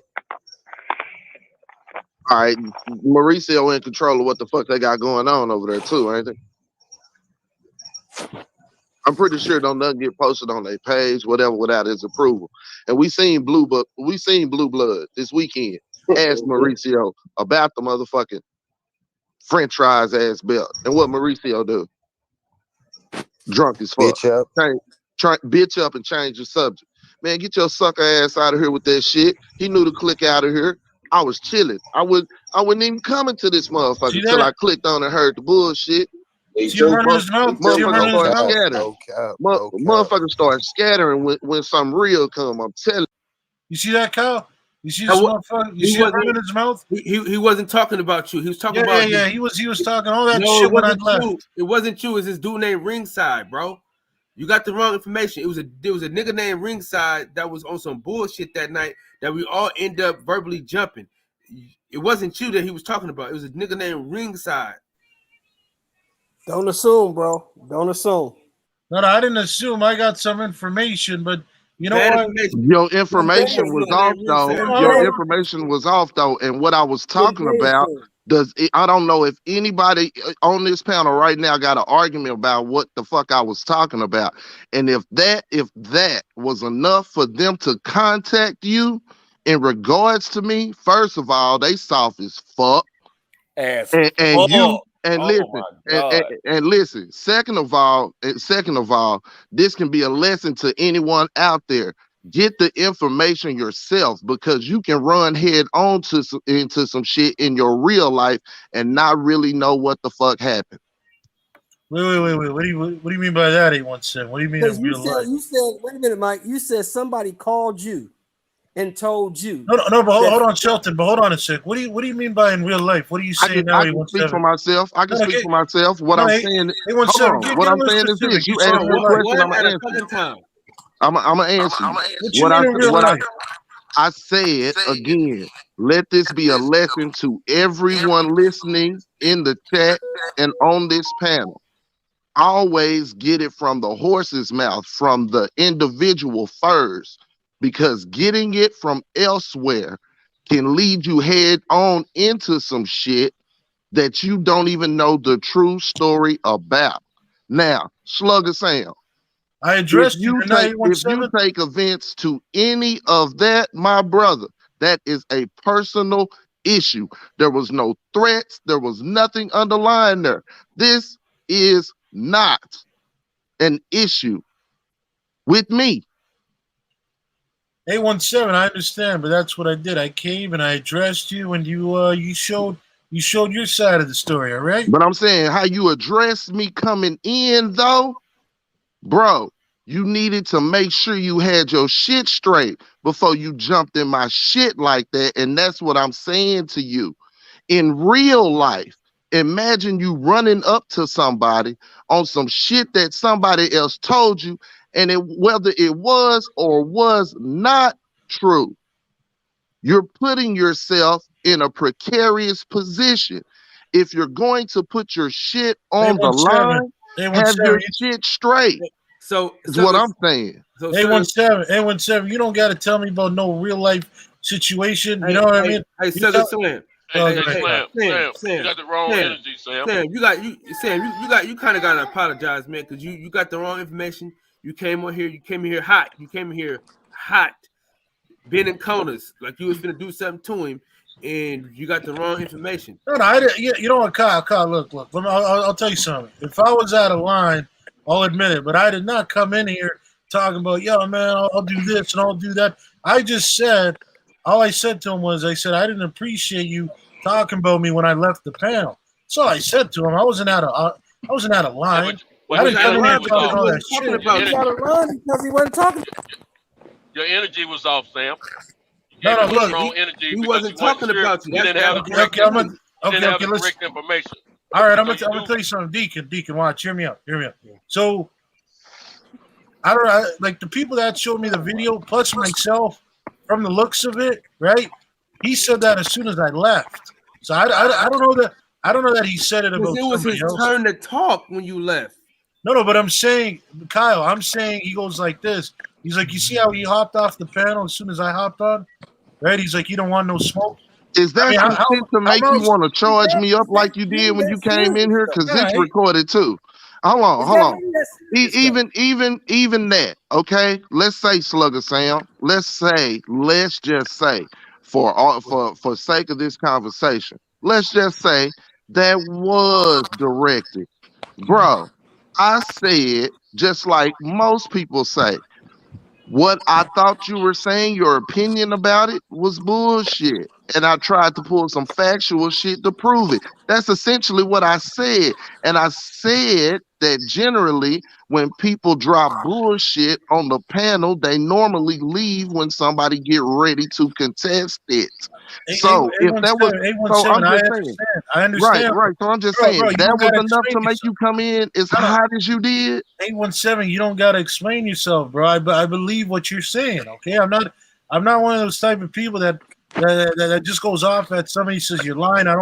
I believe you. I'm just saying, based off the way they seen the video and the way I seen it, it looked like it was directed at me. But I'm saying, you said your piece. You said it wasn't directed at me. I take your word as a man. That's all it was. All I'm saying is, I don't want no man talking about me when I leave no panel. That's all I'm saying. I'm right here. If anybody wants to smoke, I'm right here. You know? Oh, okay, but what I would ask you to do though is because I'm telling you from how it feels to everybody else. You came in really hot, right? Like you know what I mean? And I think that since now that you have all the facts that he wasn't even speaking on you or to you or about you, you should probably apologize as a man because that was wrong. That's all I'm saying. Yeah, but you talk about I came in hot. Hey, Like on a look, I scale don't of need 1 to nothing that 10. you asked for. I don't need. Hey, if somebody gotta ask him, I don't need the shit. I'm telling you. No, but Like, Kyle, like real talk. hold I on, don't one need that second. shit. But Kyle, you said I'm coming in hot on a scale of 1 to 10. What are you talking on a scale of 1 to 10? Don't tell me. Don't tell me. About an 8. Shit, it was, I mean, who gives a fuck? You tripping, I man? mean, it was high enough. It was high enough to have me take my goddamn shirt off, but we're gonna leave that where it is. Yeah, it's not it, man. Who gives a fuck? That shit don't matter. It ain't that deep, man. We done already spent 8 minutes on this shit. I mean, Man, fuck that shit. Fuck 817. Line it up. Let's see it, y'all. YouTube that shit. Let's get it. Man, shut the fuck up.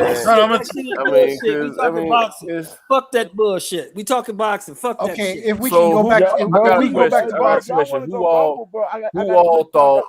thought Isak Cruz won that fight? I thought Cruz won that fight. Who all thought? Okay, that's one. Who all thought Isak Cruz won that fight? 8-4 Tank. You got an 8-4 Tank. I still got my scorecard too. All right. Well, let me see if that fight. Let me see if that fight is up. I think that fight should be up. So, hey y'all. Hey, I gotta go. My daughter, she owned one, so I'm gonna get with y'all niggas in a minute. Okay, go ahead, Kyle. Yeah, man, I'm finna cook too, bro. I'm gonna move around. Shit. Okay. I had a 7-5 for Tank, man. 7-5 Tank. Okay, let me see. Let me find the fight.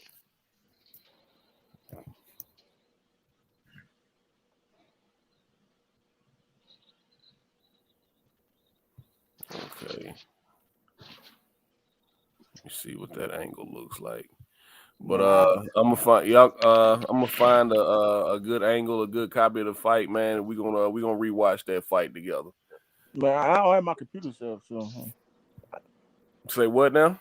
I don't have my computer set up, man. I'm on my phone. So. Oh, aka boo boo, sticky head and doodoo. Now what you doing, DJ? What you queuing up? I'm gonna rewatch that Isak Cruz and Tank Davis fight. All right, let me Okay, turn here my we go. Yo, can we? I wanted to rewatch the. Hey, it may not be ready yet since they hadn't aired it on Showtime free yet. Yeah, they're airing it this weekend on Showtime. Yeah, come on Saturday on Showtime, DJ. No, we talking about YouTube. Show. We talking about YouTube. Oh, it might not be ready. It's one up. It's one up. It's one up.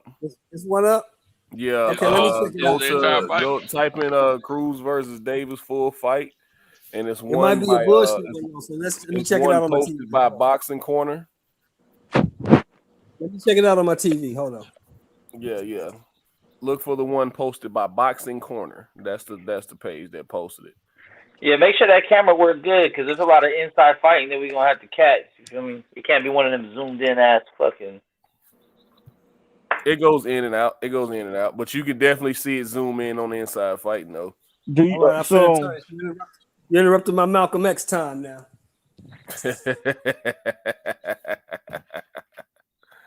Yeah, it's 43 minutes and 13 seconds long. So that's the one we got queued up. Everybody in the chat, y'all with us. Yo, I can't wait to this weekend though, bro. Weekend gonna be lit, man. That UFC card coming on. Absolutely. Woo, man. Absolutely. We're gonna talk about that tomorrow, Brother Boxing.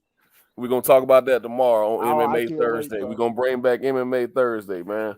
Hey DJ, watch that bare knuckle tomorrow night, man. Hell no, man. Fuck no, bro. No bare knuckle, bro. So who's gonna be fighting? They're gonna be who's gonna be fighting? Who's gonna be fighting next? On the bare knuckle, I'm not really too familiar with much of the fighters. I know Mike Perry's over there. I know Vince Lombard's right. That's the dude's name. Lombard just fought and won the belt. I know who he is. Yo, what's up, y'all? What's going on, Carlton? What's going on, my Muslim brother? Bobbing, but I just want to say real quick, anybody that think Isaac Cruz won that fight, you smoking or something? I don't know what the hell y'all was looking at. Come on, bro. Come on. I hate to disrespect the Muslim, but come on. Smoking what? Brother, What fight were you watching, Carlton? What fight was you watching, brother? It's not unusual. You're gonna say brother, bro. It's not unusual. Listen, Mr. Sam. I don't know what you was watching. I got Cruz winning 4 rounds.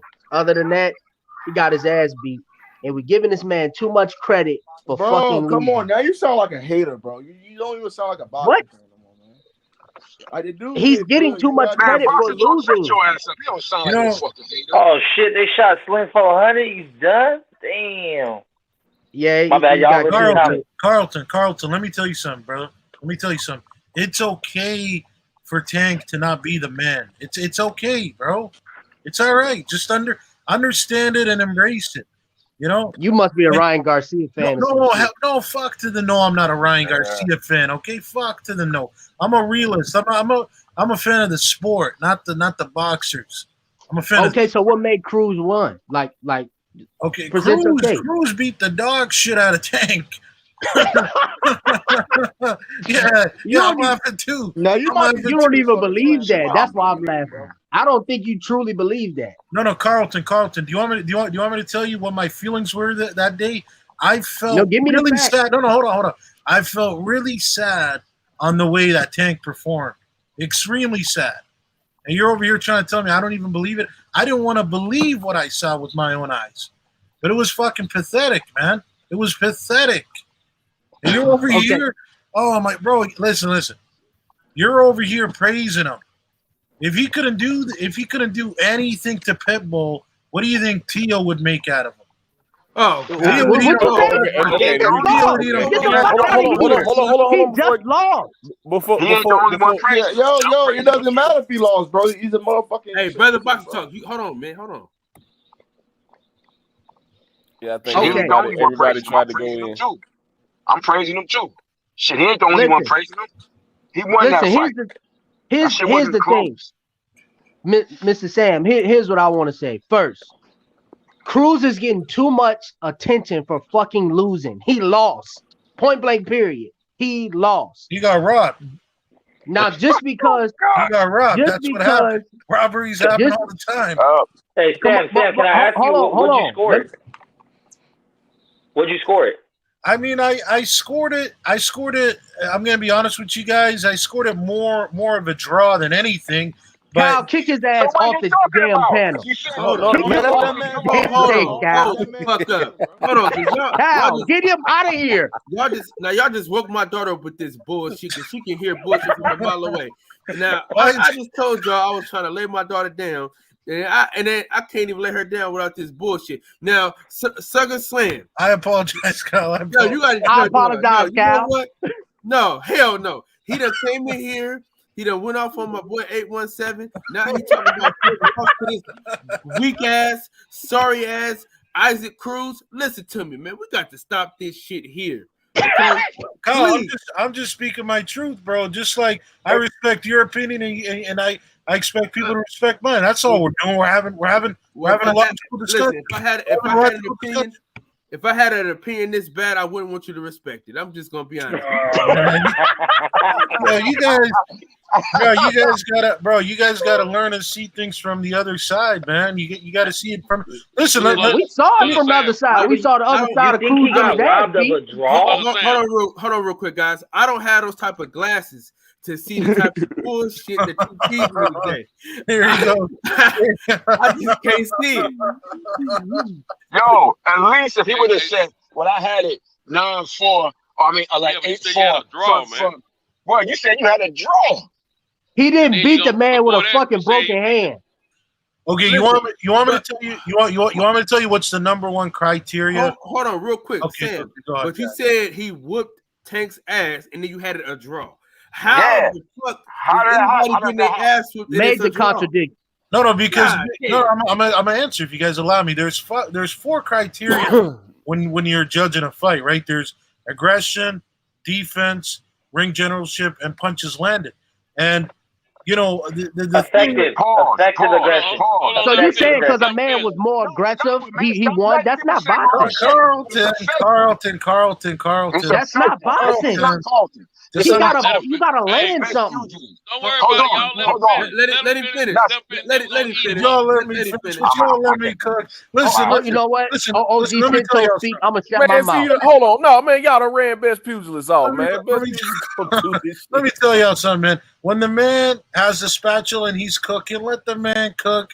Don't come and grab the spatula out of his hand. So let me cook. If your fucking food nasty, we're gonna let you know about it, though. All right, let me cook now. Let me cook. So you running up the food, man. You over seasoning shit, man. You're killing us right now. Man, y'all, I don't wanna hang up on this all night, man. Let that man get these last 2 words out. Listen, I'm going to bed. So I'm trying to turn my damn computer down too, because y'all tripping.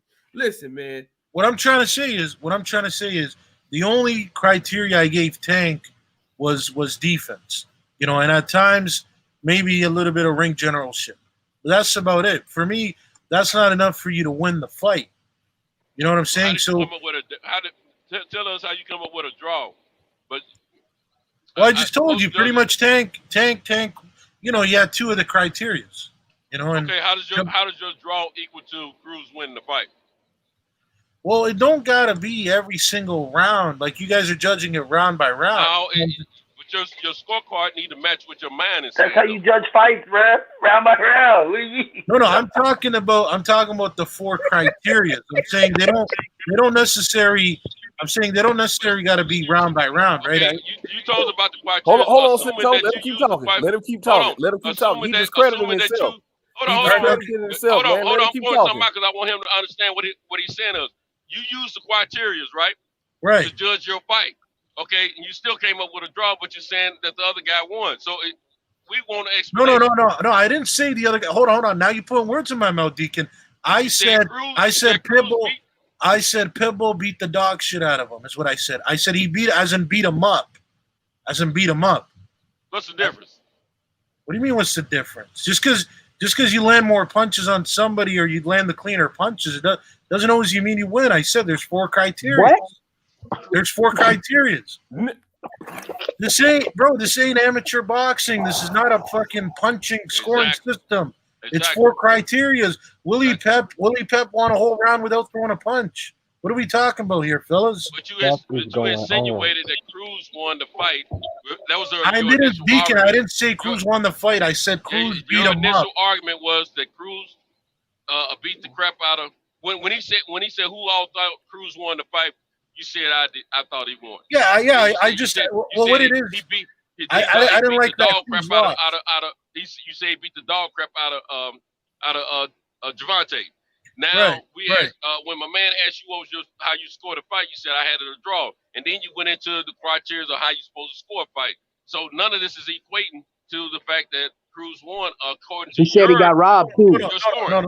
Yeah, you said he got robbed. Because the thing is, it wasn't supposed to be a Tank by unanimous decision. It should have just been a draw. That's what I'm saying.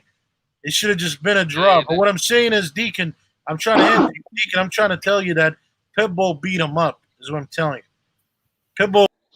So your scorecard shows a draw, but your opinion. We're gonna move on. We're gonna move on because that shit started to make my head hurt. Because you double talking yourself. You double talking, saying he beat him up, but it was a draw. So I mean, either he won the fight. You can't say somebody got robbed, but you scored it a draw. Like that's why I just kept telling y'all, just let him keep talking because he double talking himself. And it's just after a while, it just make my head hurt, and I can't deal with it no more because you really don't believe that he's a T.O. fan. Let's go ahead and get that out there. He's a Teofimo Lopez fan, and so anything to tear down Devin Haney or Tank Davis, anybody who could stand in Teofimo's way of getting back to where he was, is going to be a problem. I've heard people give one thing somebody said. I don't know who it was. I think it was Carlton who said it. We really are giving these guys moral victories. We got to stop this moral victory shit. We got to stop this participation trophy shit. He lost. Plain and simple. He lost. But how do you be like, yeah, well, y'all judging it round by round though? Like, It went 12 fucking rounds. What else we supposed to judge it by? People giving him flowers. Man, got me losing my religion and cussing. Man, people were giving him flowers for not getting knocked out. Like, think about it. But trying to diminish Tank by saying he didn't knock him out is actually elevating him, because everybody expects him to knock shit out when he gets in the ring. Nobody. It was only a couple people who I knew who actually spoke about Isaac Cruz or Isaac Cruz, however you say his name, before the fight. It was only a couple people who actually tried to tell us about it. And and they're not on this panel right now. So it just one of them is. I try to tell y'all about it. Okay, one of them is one of three. One of three. Go ahead, I said it was gonna be a tough fight, but I still thought Tank would knock him out though. Yeah. I didn't see no knockout. What you saw in that fight was Tank making adjustments to actually fighting somebody shorter than him, and all of his punches that would usually hit guys in the chin was hitting him in the chest. So I mean, it ain't gonna be too many more guys, shorter than him. So that uppercut is gonna land where it's supposed to land. It's not gonna hit him in the solar plexus. It's not gonna hit him in the shoulders or in the arms like it was with Isaac Cruz, and he's not gonna hit him in the top of the head like he was with Isaac Cruz. A lot of the punches are gonna land on the chin or in the neck like they've been landing. Quick question for everybody: Isaac Cruz, what y'all have it scored, bro? What did everyone here have it scored? 7-5. Pretty much, I think everybody had to score 7-5. I had an 8-4 as well because I had to 8-4. And did you guys not have any swing rounds in there at all? Yeah. That's okay. I'll tell you what, we're about to rewatch it now. We're about to rewatch it. 7-5 with a swing round could be a draw on some people's eyes. Yeah, we're about to rewatch it now. Everybody in the chat ready? It's one, like I said, it's one from the Boxing Corner, Jay Dixon. If you have another link that you'd like to share, I know I saw something in the chat earlier where you said you had a link that you wanted to share. But Boxing Corner is the one that I'm on. It is 43 minutes and 13 seconds long. If y'all would like to cue that up, we're about to watch that fight, man. Who else is with us? Who's still with us? Picasso said 12 Tank. Brother Code 10, 7-5. Big O 8-4. Okay. Picasso. Oh. My man Picasso. Yes, I mean that's the only thing I'm saying is whoever had it 7-5, if there's one swing round that makes it a draw, that makes it 6-6. So if he's saying that, if he would have just came in and said, "Hey, I had it a draw," I get that. Don't come in here like, "Oh, he whooped his ass," and then like, "What'd you have it a draw?" Like, we might as well give Jojo Diaz props too, because I thought he was gonna get stopped. Shit, if we doing that. I mean, I didn't see Jojo getting stopped because he's never been close to getting stopped before by anyone. So, but I did think I thought had 10-2 though on that one. 7. I had that fight 10-2. Same. Hey, Rob G. People mistake me and Sento all the time, man. It's nothing new. It's nothing new. Yeah. So, Fight Doctor, you still with us? I'm still with you, brothers. Okay. Are you in a place where you could cue this fight up? Yeah, because we're all about to do some film study. About to get back to what we used to do with film study, man. Because I don't know how many times, Cento, I don't know if you can speak on it. I don't know how many times we watched that Charlo Castaño fight, and I had it scored the same way every time. I had it 7-5 for Charlo with like 3 or 4 swing rounds. So,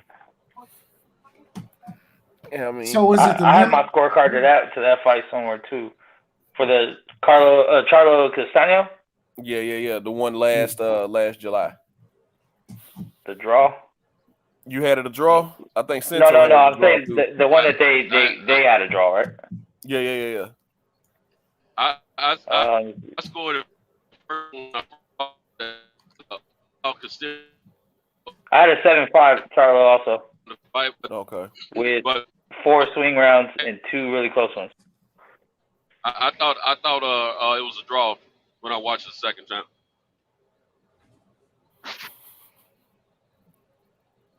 I mean, anytime I have anything 7-5, I'm not mad at someone else saying it's a draw because that's only a 1 round difference. I was okay with a draw. It was close. Like I said, it was a bunch of swing rounds in there. I gave most of them to Charlo.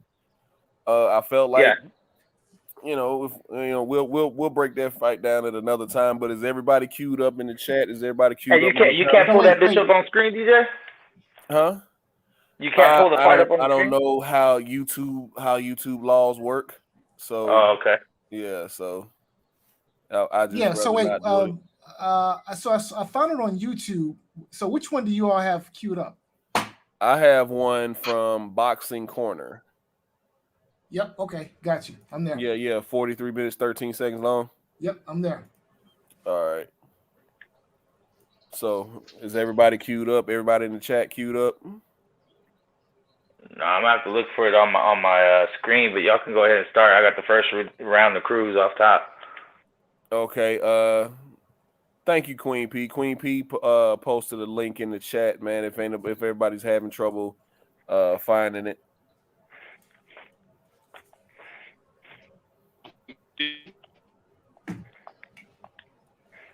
What do you say, Sento? I was just saying what's up to Queen P. Oh, I'm probably in the boondocks breaking up.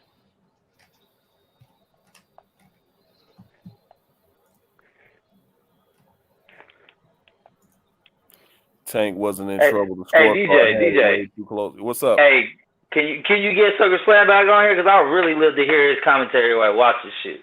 I really would. Yeah. Once we get everybody queued up, man, I'll bring him back in. But we're gonna watch this fight together. I feel like after a while we just, his argument was getting repetitive and it wasn't making sense.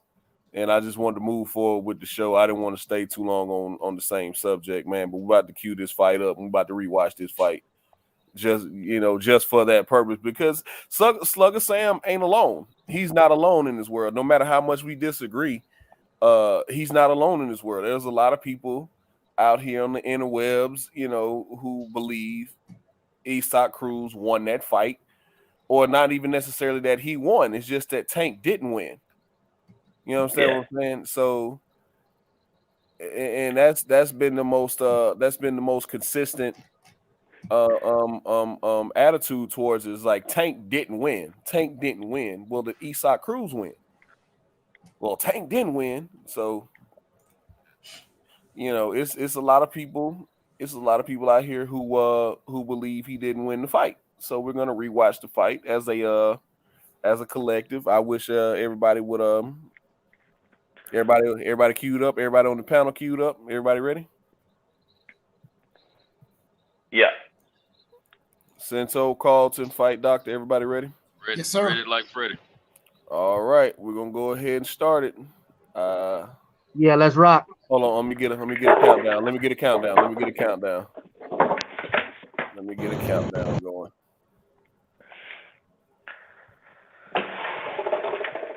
Let me find it. Kyle got so much stuff in here, man. Kyle need to delete some of this damn stuff. All these damn old ass pictures, man. Come on. Start clipping his ass. No, I ain't gonna do that because my wife get mad at me when I start deleting her emails. How the hell you got 2,000 fucking emails in your inbox, man? Come on, delete some of this shit. But yeah, man, we gonna queue it up after this.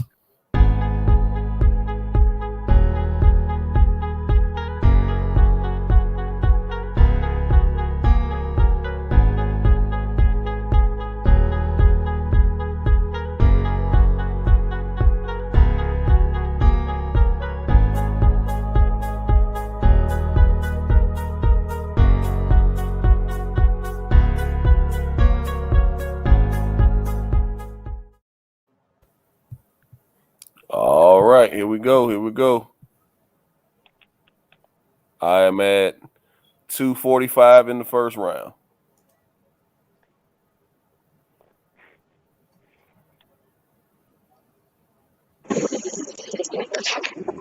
Tank shooting the jab out there. Both guys really trying to find their distance right now.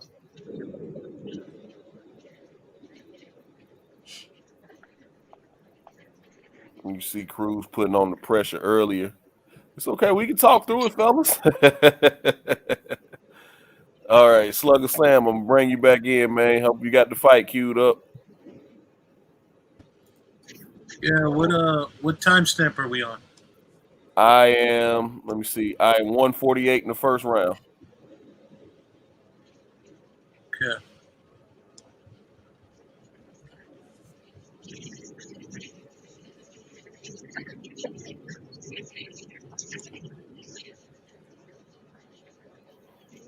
Yeah, Cruz was hella aggressive in this first round, man. Keeps trying to land that left hook to the body.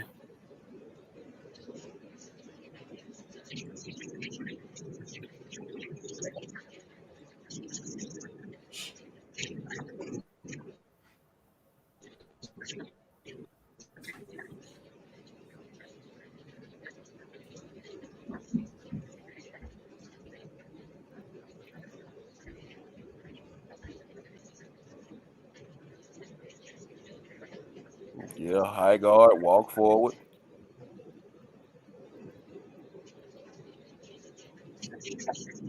You can already tell Tank is trying to figure out, okay, how am I gonna get up under this dude, man? Because by and large, his most effective punch is that left uppercut from hell that he brings from hell. He brings it from Antarctica, and kind of lifts dude into the afterlife with it, man. So, but Cruz did a great job in this first round, man. Coming forward, high guard, coming forward, just winging punches at it, man. Kept the pressure on him. But yeah, you can also see Tank trying to get his distance and trying to figure out, what angles that he's gonna have to get up under this guy, man. What y'all seeing? I'm seeing a highly aggressive pitbull.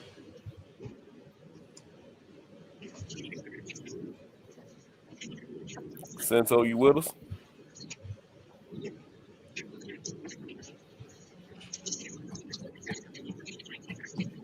Megs, you with us?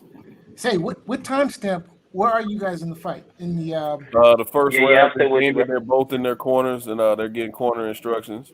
Okay, so at what point? I'm at the 3-minute mark exactly. Where you? Yeah, I'm at 3:22, 3:24 now in the fight. I mean, on the timestamp. Okay, I just jumped ahead to 3:30. All right. Pause at 3:36. Round 2 just started. So, what did y'all think about that first round? I had Cruz with the opening round still. Yeah, I gave that first round to Cruz.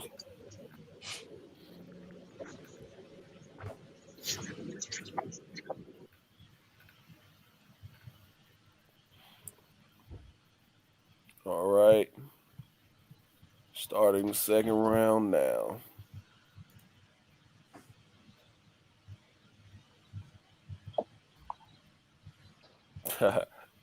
Hey, Sento, Queen P says she is not calling you the dirty deacon. Said, I am not calling you the dirty. Okay. Cool in the gang. I feel you. As I switch that name out every now and then, depending on the circumstances. Mm-hmm.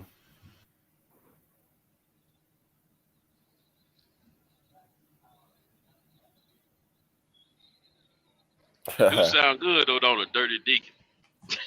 Yo, sound like I'm think, about ready to lay some hands on somebody. Yo, I think that this has been edited. Yeah, it seems like it's jumping around. Yeah. I'm watching the one that they had in the comment section.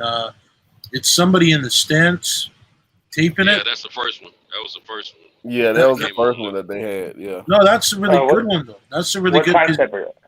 It's clear. What time are you guys at right now? We're in the second round.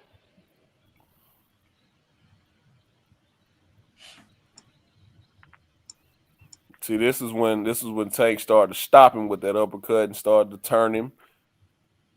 Hey, what time are you on, DJ? I'm at 107 in the second round. All right. I'm a little bit more ahead. No, I'm a little bit more behind. I'm at 102, 101, 1. Remember see, now I'm at 54, 53. Okay, you got. Yeah, that's the second time Tank did that too. Held his head down and punched him in the body. And the ref started to warn him about that. At 32.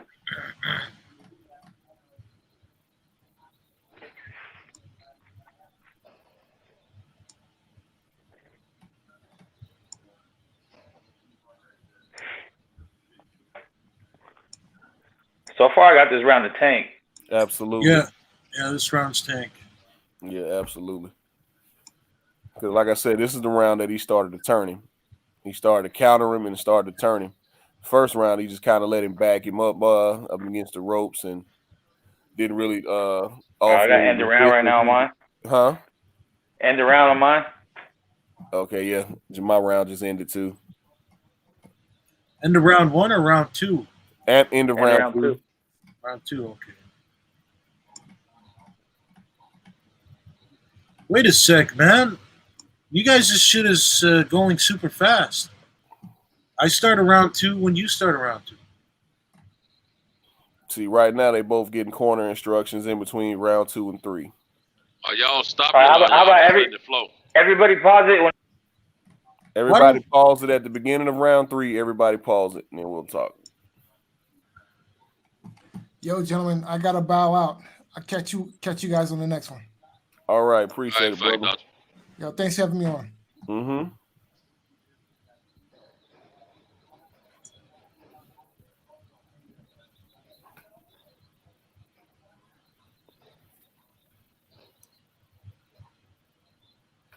All right, pause right there. I'm at 7:24 of round 3. I mean of the broadcast. So yeah, man. Yo, DJ, can you send me your link? Because I'm on a whole nother one, man. My shit's fucked up. All right, let me see. Because I'm watching the one from the comment section there. The one from the stands. Okay, hold on. I'll put it in the private chat. All right. That way I can be on point. All right. See, Cento and Mex. All right, where's the top? I think Carlton, y'all are all watching the one from the chat, right? I'm watching Boxing Corner. I'm watching the one that you watching. Okay, the second one that was on the list. Yeah, it just the camera angle zooms in and out, but if you notice, the time don't jump in the in the round. So I don't think it's edited like that. DJ, what's the timestamp? Where you guys at now? I hadn't started it. I'm at 7:23. Yeah, I'm at 7:24. Okay, let me go to 7:24. Okay, I'm there right now. Okay, so far we got it 1-1, right? Correct. Yeah, 1-1. All right. Whenever you're ready, DJ. All right, we'll go ahead and start it now.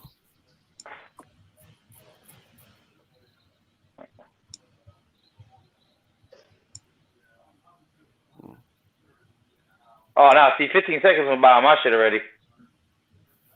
Really? Yeah, my shit's at 2:35 right now. At 7:40. Yeah, mine's at 2:30. Yeah, 2:29. All right, so we're gonna be missing it. Yeah, I mean it's the best we got though. I guess. Might miss a punch or two.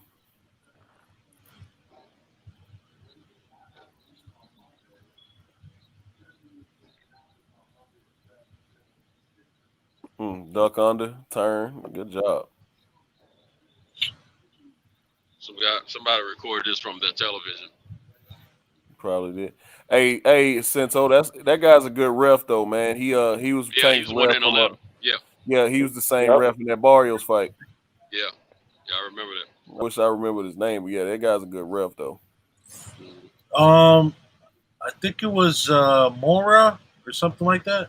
Nah, that ain't Mora. I got 135. So halfway through the round, close round still. Yeah.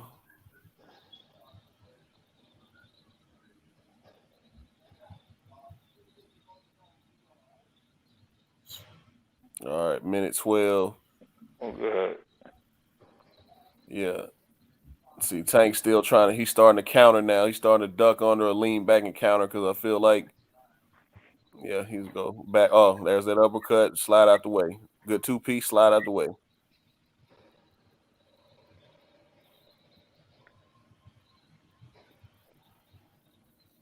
You know, give it to Cruz. He kept coming, and he's got a beard on him, man. Because some of them shots would have killed lesser guys. But at the same time, man, you know. Let me see. Is everybody watching it with us? Let me see.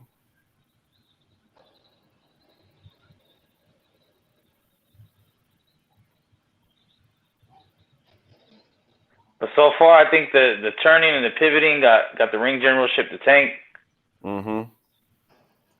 Esau got some good body shots coming in, but he usually only gets one before the clinch.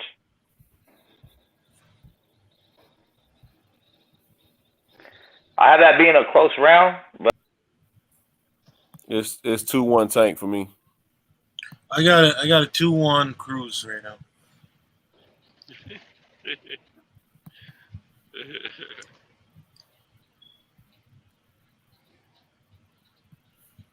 I thought Cruz won this one, man.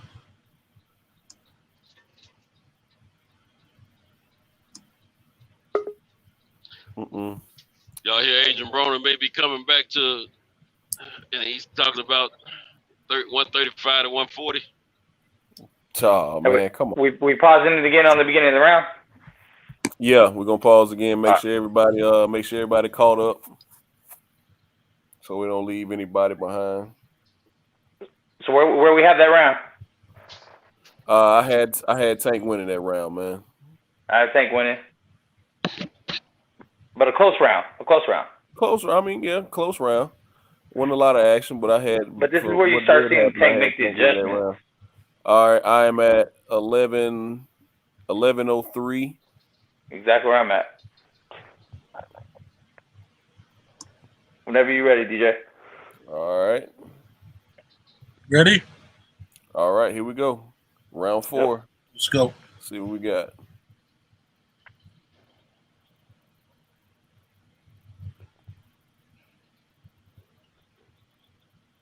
Yeah, Tank's on his bicycle.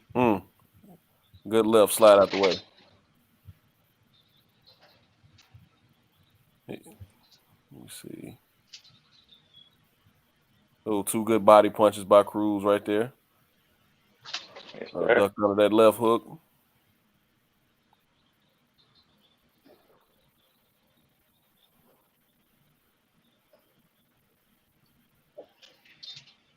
Some good body work in the corner by Cruz. Let me see. Yeah, he really wants that left hook to the head, man. He really keeps throwing it. Oh, he's trying to wrestle with Cruz. Yeah, he lifted him up. Yeah. Cheating motherfucker. Oh man, it's a fight, man. It happens. Cruz is getting some good shots off though. Yeah, that was he landed that left hook, man. He landed it. Yeah, Cruz. You gotta remember, Cruz good right comes hook. in with his right head to the down body. too, man. Huh? What'd you say, Cinto? So you gotta remember, Cruz comes in with his head down, and he's also the shorter fighter. So a lot of that stuff, the way they end up with Tank leaning over, that's gonna happen in now fights. Tank's trying to get his range a little bit. Yeah, he's still. Yeah, you see, he's still trying to figure out how to get under him. Like I said, this is new for Tank. This is being the taller fighter. This is new for him. Yeah. I mean, shit, the man ain't 5'5". So this might be a jacked up round copy here. Cruz was hitting him with some shit in this round, though. I give him that. Yeah. All right, so you guys can agree that this round is for Cruz, right? Yeah, so far. Yeah. Okay, there you go. So it's 3-1 Cruz so far. No, it's 2-2. I'm gonna keep it legit with y'all. I'm really not scoring it on purpose because I know this is not a good copy. Yeah. But there's some parts of these rounds we're not seeing. Yo, this is the video you guys wanted to watch. I told you the one from the stance was better, but you guys want this one. But I'm just saying, I'm not scoring it for that reason, you know. So I mean, I'm listening to you guys. Yeah, because I don't know where I'm missing in between. I think I'm missing just a jive here and there from each positioning. They're pretty much just showing exchanges. Well, I'll tell you what. The next time you give Tank a round, I want to figure out. I want to see it. Right? I want to see why. I give him the last. I give him the. So far, it's 3-1. I gave Tank the second one. I'm not gonna lie. He got the. I gave him the third too. All right. Well, you didn't give him the fourth. We all came to agreement that the fourth was. Yes, I got a 2-2. There you go. Okay. Are we start pausing at the beginning? Hold on. I want to figure out where.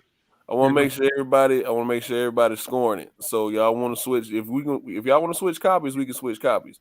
But I can't tell like where we are in the fight with the other copy from the stands. I don't mind where we are. I could find the round 4 if you want on the other one. You want me to do it, DJ? From the end, it's not close enough to really see all the punches land. I mean, we're not gonna get a good TV copy, man. It's just the copyright issues until they drop the fight Saturday. We're not gonna get a good TV copy. So, yeah, I mean, I don't know what to. Okay, we all on beginning of round 5 or what's going on? Yeah, we all on the beginning of round 5. You want to play or what? Let me see.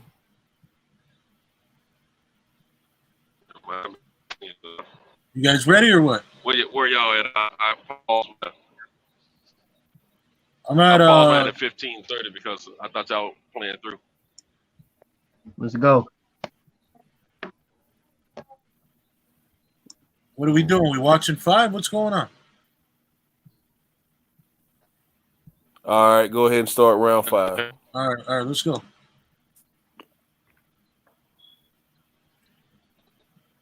He's got Tank on the back foot. Nothing new here.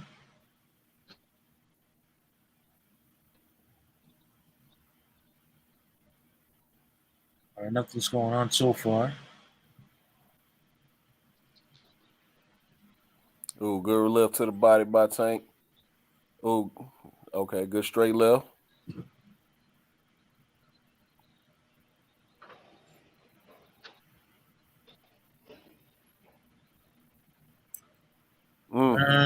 He keeps fainting that right hook, but he won't throw it.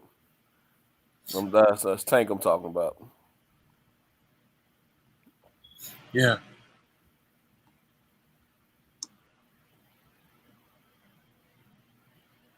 This is pretty good so far for Tank, this one. Landed at a right uppercut. Nice coming out. Oh, nice shot to the ribs there. Let's see. Pulling that jab out there. Let me see. Who's this?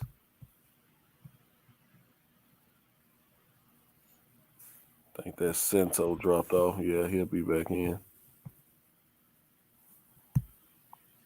Actually, you know what? This is no soft spot. We're actually rewatching.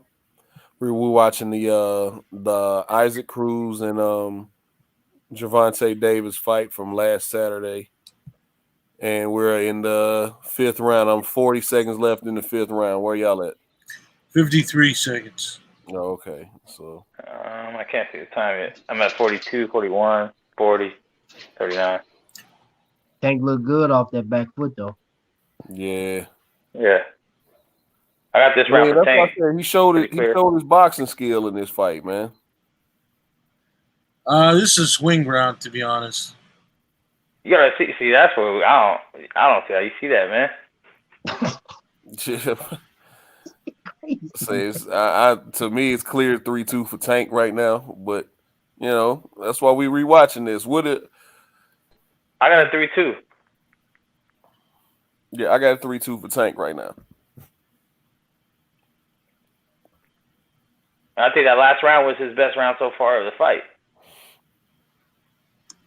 As far as Tank. You think so? This is also the round when Isaac Cruz said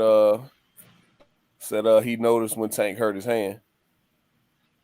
Tank said it was around. They said it was around this time of the fight where he really broke his hand. Let me see. I gotta hop off, y'all. I gotta handle something at work. All right, brother. You take care of yourself. Likewise. We want Pitbull, one swing round. Let's fucking go. All right, I'm at 18:29. Start of the sixth round. All right, let's go. Everybody good? Yep. Right, yep. Here we go. Let's go. Let me see. All right, Tank. Good job. Good jab. Good jab. Good 1-2 for Tank. Good straight left from Tank. Yeah. I think he should have kept. Oh man, he should have kept it at range, but you know.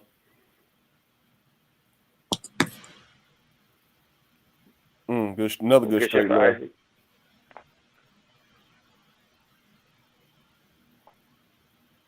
Yeah, I think this is the round that he hurt his hand. Good body work inside from Tank.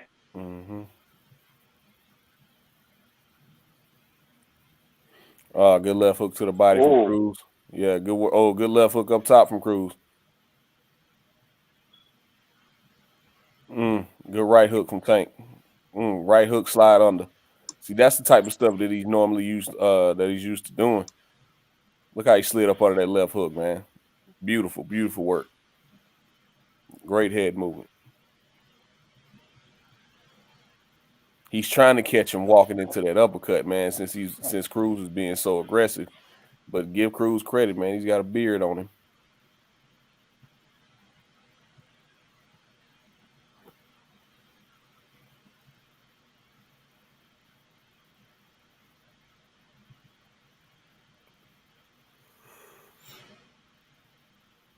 All right, I got this round for Tank.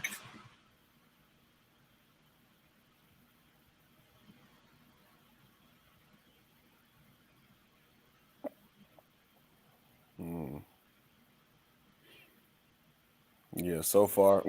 Good counter left uppercut. Slide out the way. Turn him. Good job.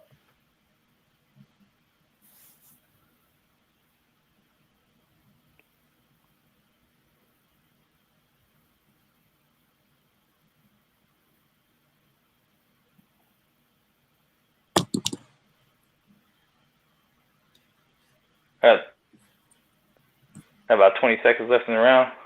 Yep. Yeah, that's where I'm at. 12 seconds. Good jab. Good jab. Yeah.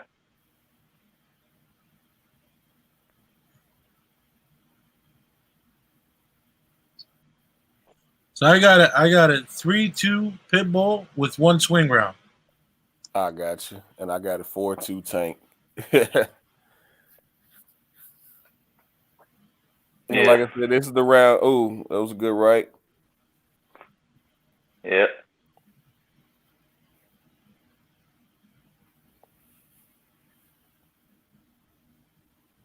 Oh, there was a little must have let a head clash there, but that was good. Are we stopping it for the next round, right?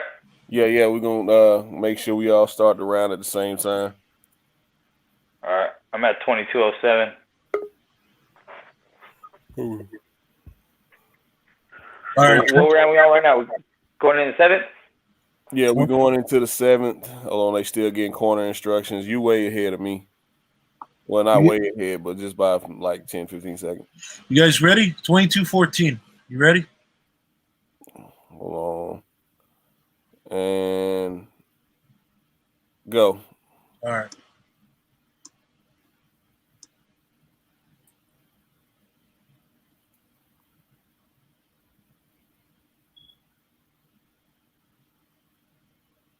Oh, nice Right body hook. shot by Pitbull there. That was a good body shot. That was a good left hook to the body.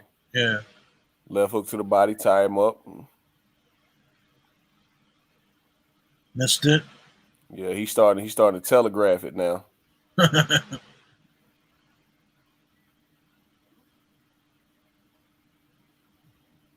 See, even that crackpot Farhood agrees with us right now. Oh, good left hook, man. Good left hook from Cruz. Good uppercut to the body. Who the hell's the crackpot? What are you talking about? Farhood. Farhood's a fucking crackpot. Oh. That's why I was saying even that crackpot Farhood agrees with us. So.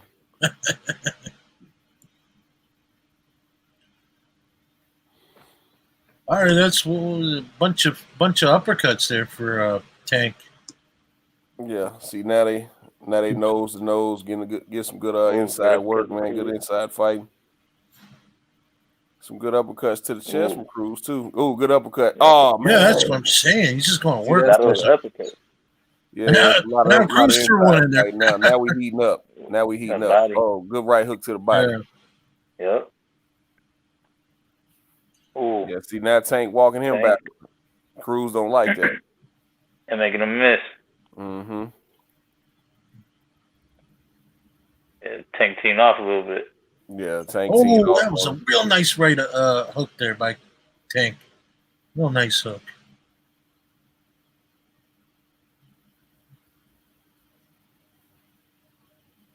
That was a good uppercut to the body.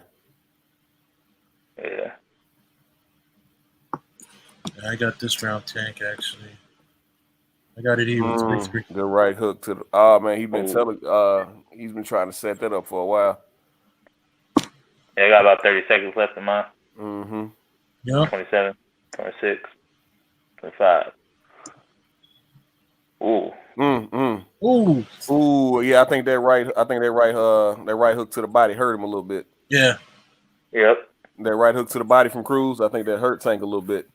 It did. He pulled it over a little bit. Yeah.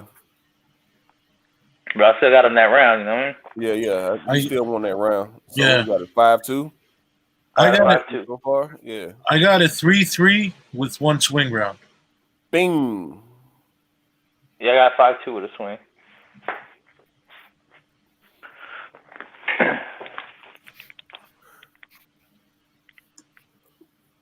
So how many swing rounds y'all got so far?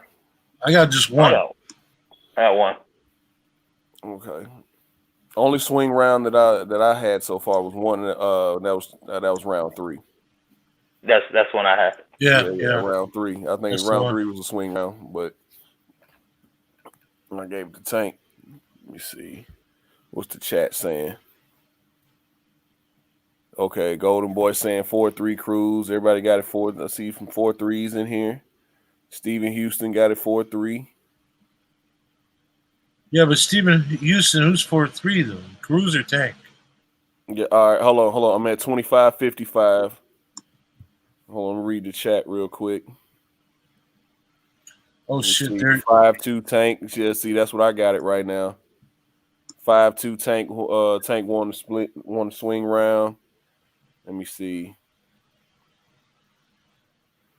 Oh, Steven got it 4. 4-3 for Tank. 4-3 for Tank. Okay.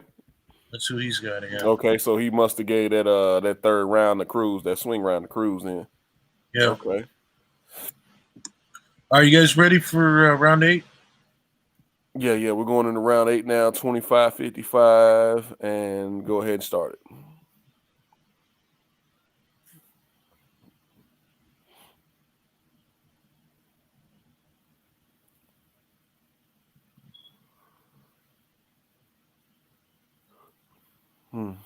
Let me see. Oh, and he knocked. No, actually, that was a slip. That was a slip. Slip. I don't think anybody knocked anybody down in this fight. No. Ooh, that was an uppercut from hell in. This round is fast forwarding a little too fast, actually. Yeah. It was 6 seconds just dropped off. Yeah. That's all right. We'll watch it again, man. But especially after Saturday when Showtime drops the fight.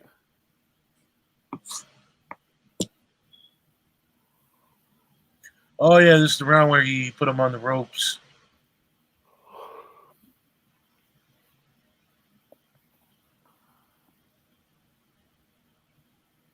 Oh. Good straight left. Look at him dunk under that left hook, man. That was beautiful work. Beautiful footwork. Beautiful footwork. Pitbull gave him that uppercut, though. Pitbull gave him that uppercut that Tyson did to Michael Spinks. But he missed it, though. He kind of missed that uppercut. Jeez, man. This motherfucking Pitbull, man. This guy's a killer. All right, I got this as a swing round, actually. So I got 2 swing rounds. The kid had already hurt his hands in the 5th round. Mm-hmm. So he's fighting on sure guts right now. So the champion's heart, going braving through the pain.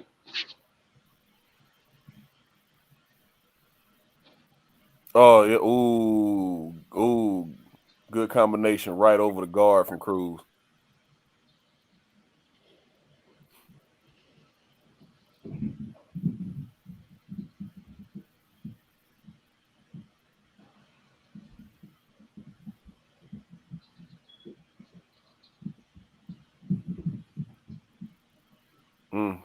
Another good combination from Cruz.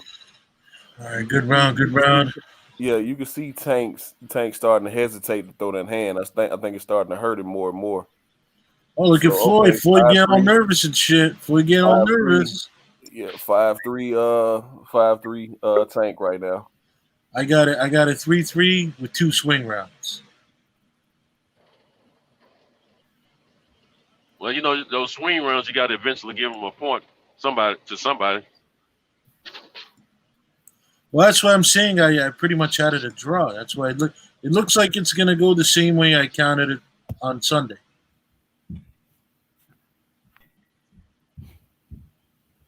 All right, where we at now? 29-16, 17? Yeah, 29-16, and all right. I'm at 29. Yeah, 29-22. All right, you ready? All right, we can go. Let's go.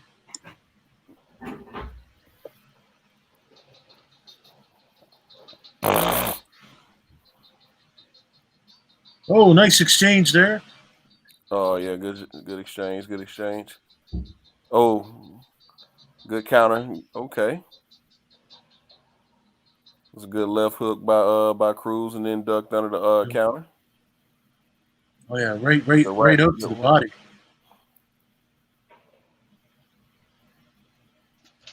Ooh.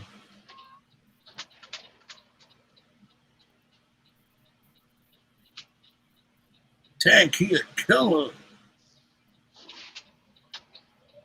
All right, Mex, how you seeing it? Mex still with us?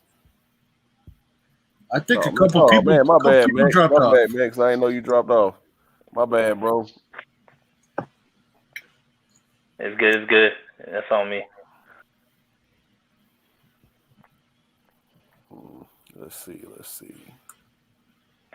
It's 128 in the 9th round. I have a 6-2 with 2 swings. Okay, I got a 5-3 with 2 swings.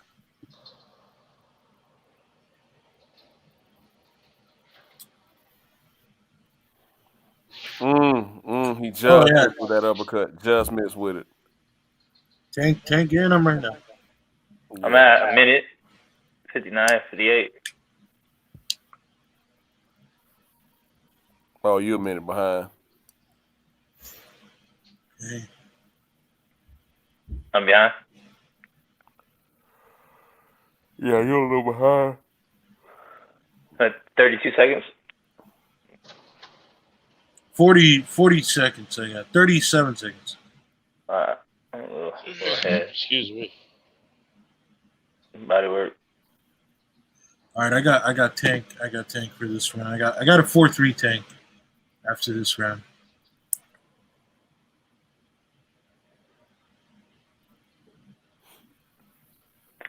Two swing rounds.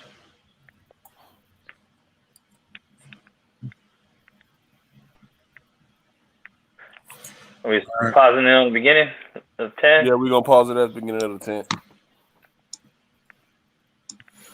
Oh, man, that was a... Yeah, that was a definite swing round. Yeah. See, my thing once again, we're watching this version because my original notes I usually mark my swing rounds, and some of these they weren't originally marked this swing. So I'm wondering if that in between time that they're cutting out of this video is time that maybe there's a jab or two, some repositioning, some general shit that gets included in the score.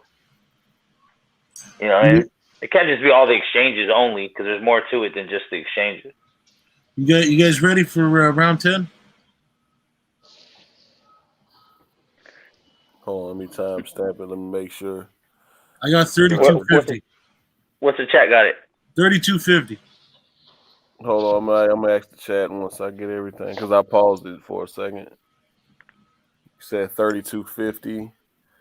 Let me get up to that point, then I'll pause it again. Yeah. Chat's got it 6'3" Tank. Steven. Both of them got got a 6'3" also. Yeah. How you got a 4-3 going into the 10th? Is that he has Michael? 3 swing rounds. That's what Michael was asking. That's the thing with swing rounds, man. You got to give it to somebody. So my response to Steve Houston, I don't remember these rounds being that close either, but the way it's edited, it's pretty much only showing exchanges. So I think there's a lot of maybe just jabs and straight rights and fill out jabs we might be missing from both fighters, which gets included in the score. If there's 15 seconds of no exchanges, but Tank's throwing maybe 3 jabs and repositioned himself and pivoted, he gets points for that shit. Yeah, I mean it's showing a lot of that. I just think it's it's the time that we missing or probably might be lulls in the action. You know what I'm saying? While both guys are just moving and not really throwing anything. But it's hard to say. But my point about it, DJ, is like within those lulls, you can still score ring generalship if you're setting someone up in a position of the ring, if you're repositioning your own self. You know what I mean? Those things matter even when no punches are thrown. Pivoting in the clinch, because there was a lot more clinching in this fight than they're showing on this for sure. Yeah. I remember the whole second half of the fight being pretty much 2 shots clinch, 2 shots clinch. Gotcha. You guys ready for round 10? All right, we're gonna go ahead and start round 10. Yep. All right, here we go. Let's go. Round 10. Round 10 underway.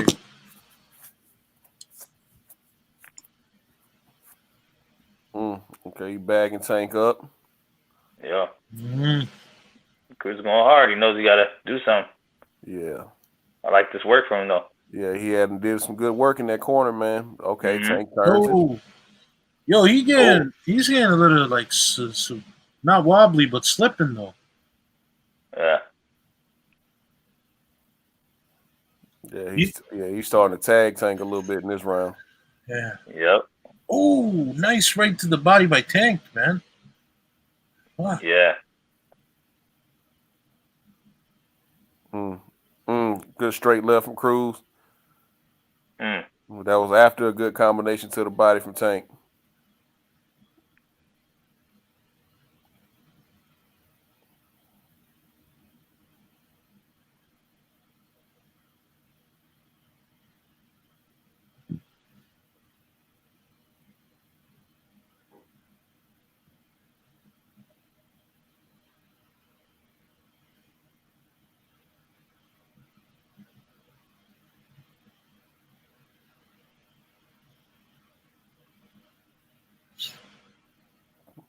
All right, he's warning Tank. Tank. That's the second, third time the ref done warn him about holding the head and punching. Yeah. So. Yeah, that hand killing him. See, I think he barely threw the left hand this entire round. And Cruz noticed it. Cruz going after him. Ooh, he got a little wobbled on the ropes there a little bit.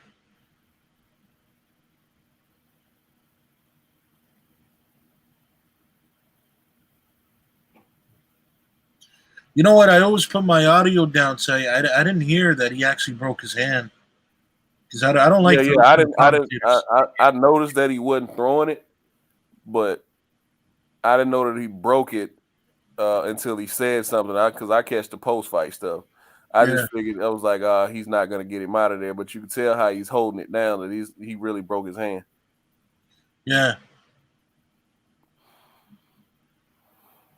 You know what? I give this one a Tank. I got Tank so far at 5-3.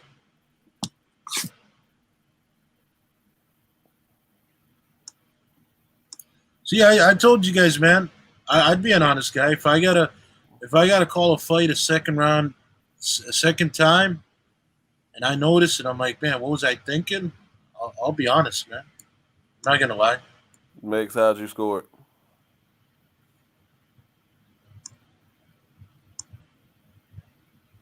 Oh, he dropped off. Ah, damn. Damn, man. There he is. He's back. I keep fucking pressing back for my damn scorecard, bro. My bad.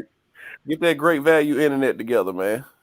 Nah, I keep pressing back and shit. Fucking It's all good.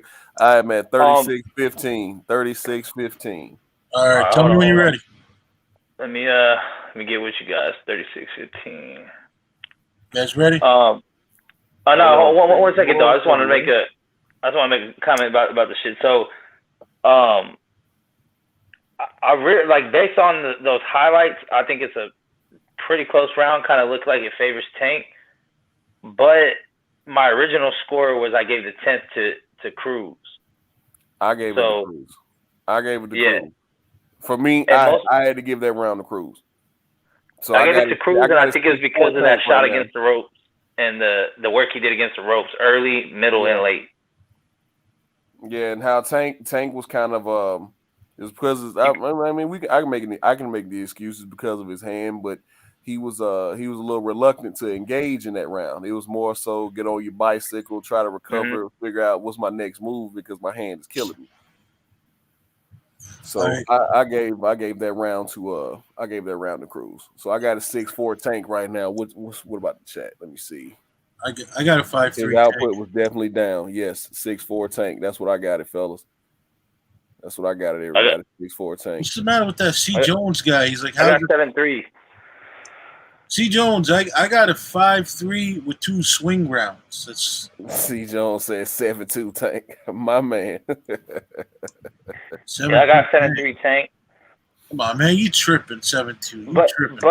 But this is the round where I noticed that Tank's hand was hurt. The way he was fighting, he wasn't really sitting on nothing. Mm-hmm. And this is the round where I thought he got hurt. I didn't know he got hurt in those other rounds because the past couple rounds he looked good as fuck. Yeah.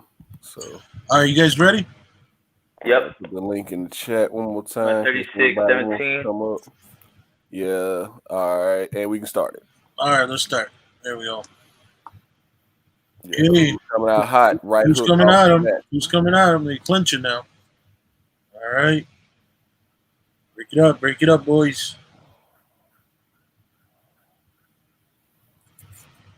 All right. Yeah, Tank. Again, why is Tank moving slow, man? I don't even understand this. I mean, it's been a rough fight, man. Both guys are starting to get towards the end. I was really just expecting more out of Tank, man. That's why I scored it the way I scored it originally. But all right, they clinching. Damn, Caleb playing in the back, man, taking up all the fucking shine and shit. Like the jab work by Tank. Good jab work. Ooh, oh, good uppercut, duck under. Oh, good uppercut. Yeah. Man, those body shots by Tank, man. He's got good punch placement. Yeah, he's starting to dig to that body now. Yeah.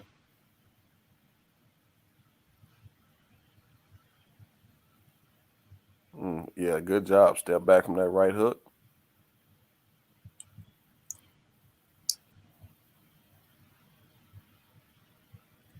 You guys know what Cruz would be really good at? Is like Muay Thai. He would make a real good Muay Thai fighter, this guy. He's got that stance, man.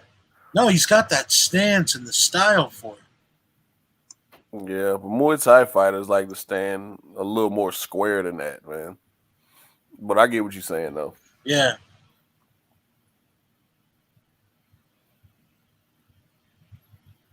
Right. Head movement.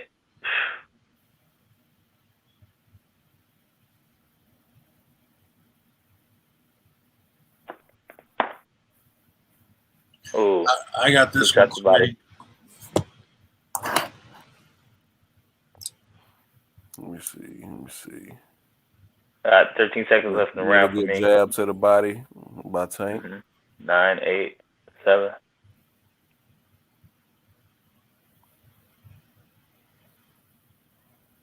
I give this round to Tank. 7-4 Tank. And that was based off the footwork, based on the defense, the jab. I think this is best round with the jab. Yeah. Yeah, 6'3" Tank with 2 swings.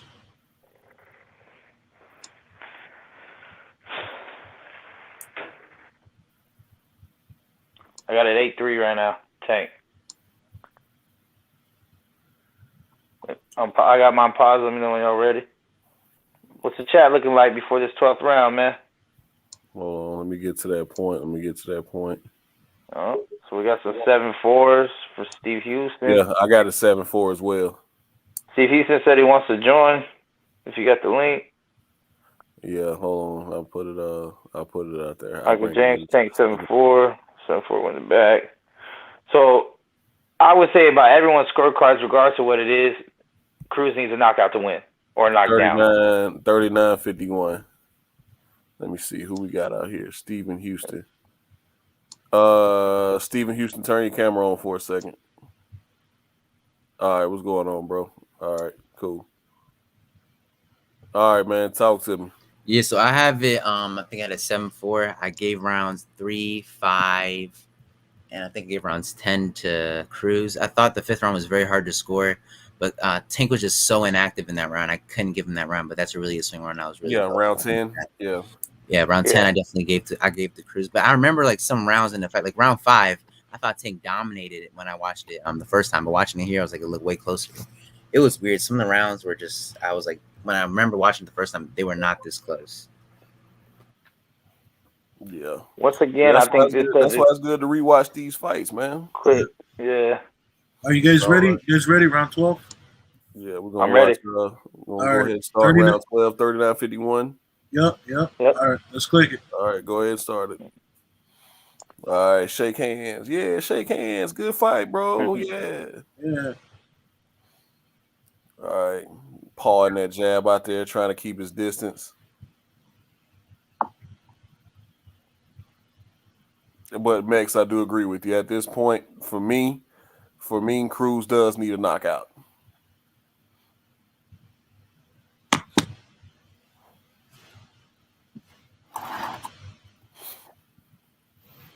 See, Tank's trying to time him with that right uppercut. He's on his bicycle. Slip the jab. And he turned him. He tried to turn him, and as Cruz is holding him. Cruz looks tired, though.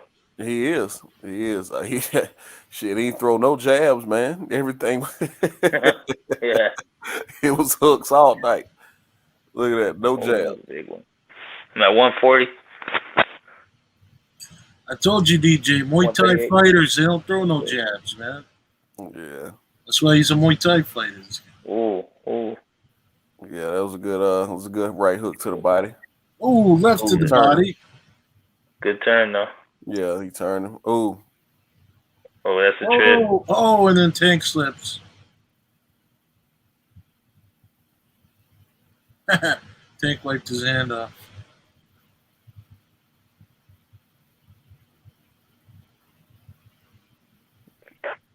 Gotta give it to Isaac Cruz, man. He came to win, but he didn't.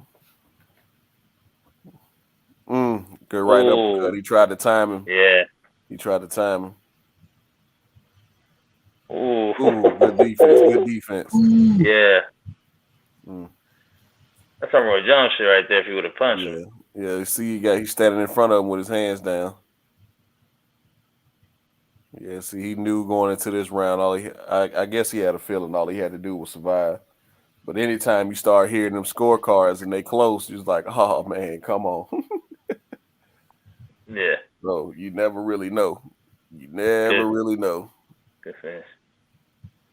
Yeah, I thought Tank won this round. Yeah. Okay, so I had it. Okay, I had an 8-4 Tank then.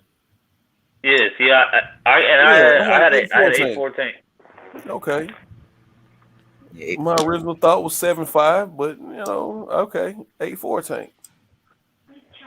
There was Now, once again, It was 2 swing rounds in there that I gave Tank.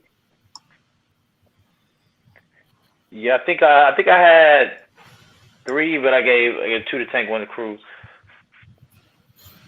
But actually, because I had the first kind of being close, but after rewatching it, I didn't consider it close anymore. I had Cruz clearly getting that one. Look at the golden boy in the comment section. No, I'm not. Listen, man.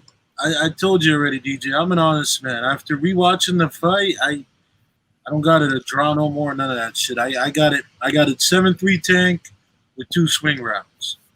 That's my. Well, who do you give those swing rounds to? Yeah, you got to give the swing round. It's kind of tough, man. It was. I understand it's tough. I had an 8-4 Cruz. I mean, the thing is, even like, watch. I'll put it to you this way: if I give those 2 swing rounds, let's say I give them to Cruz, Cruz still loses because it would be 7-5 Tank.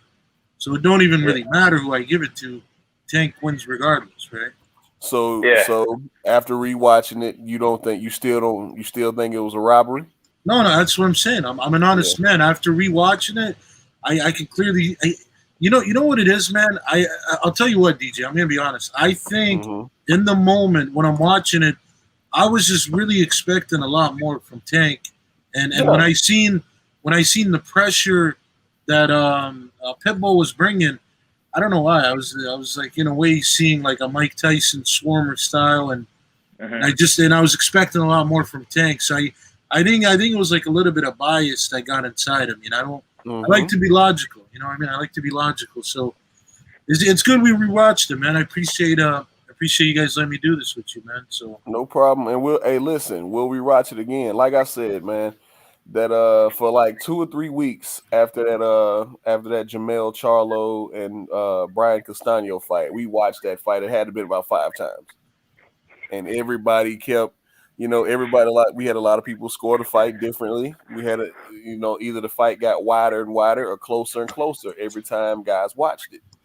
I had it 7-5 the night of the fight. I had it 7-5 on the first couple replays, and I was like, well, I guess you could have gave that round to Castano. So it was just crazy, man.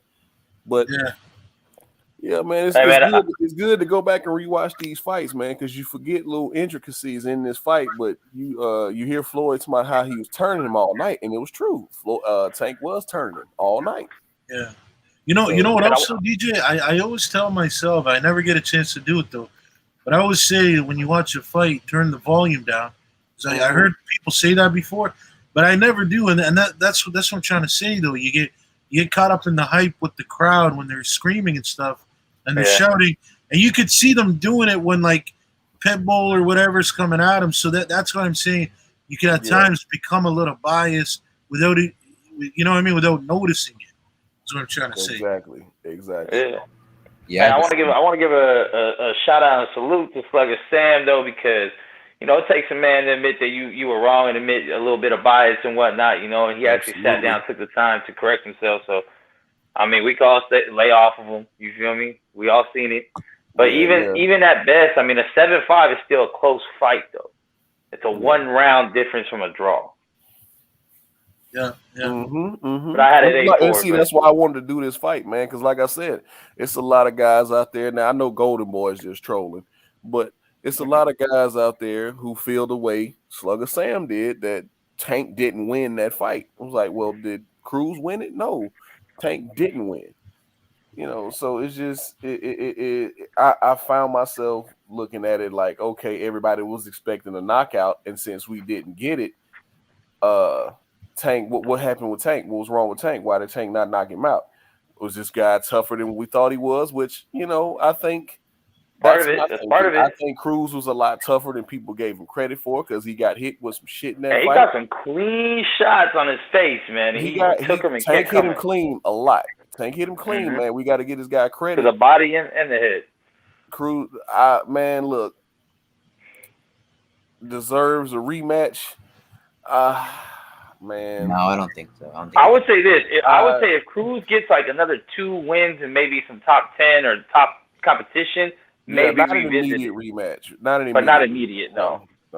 Who should he fight next then to get that like big name on his resume to get that rematch? I think maybe like JoJo Diaz. I think JoJo would be a good one because of the Haney shit. So if he beats the shit out of JoJo better than Haney did, there's going to be that narrative. As far as like if he stops him or he really fucks him up and it's not boxing. I mean, I like to see boxing, but the average fan will still go with the narrative of like, Cruz did better than Haney. Let's take a look at the rankings, man, because I think Cruz was top 5 at that time.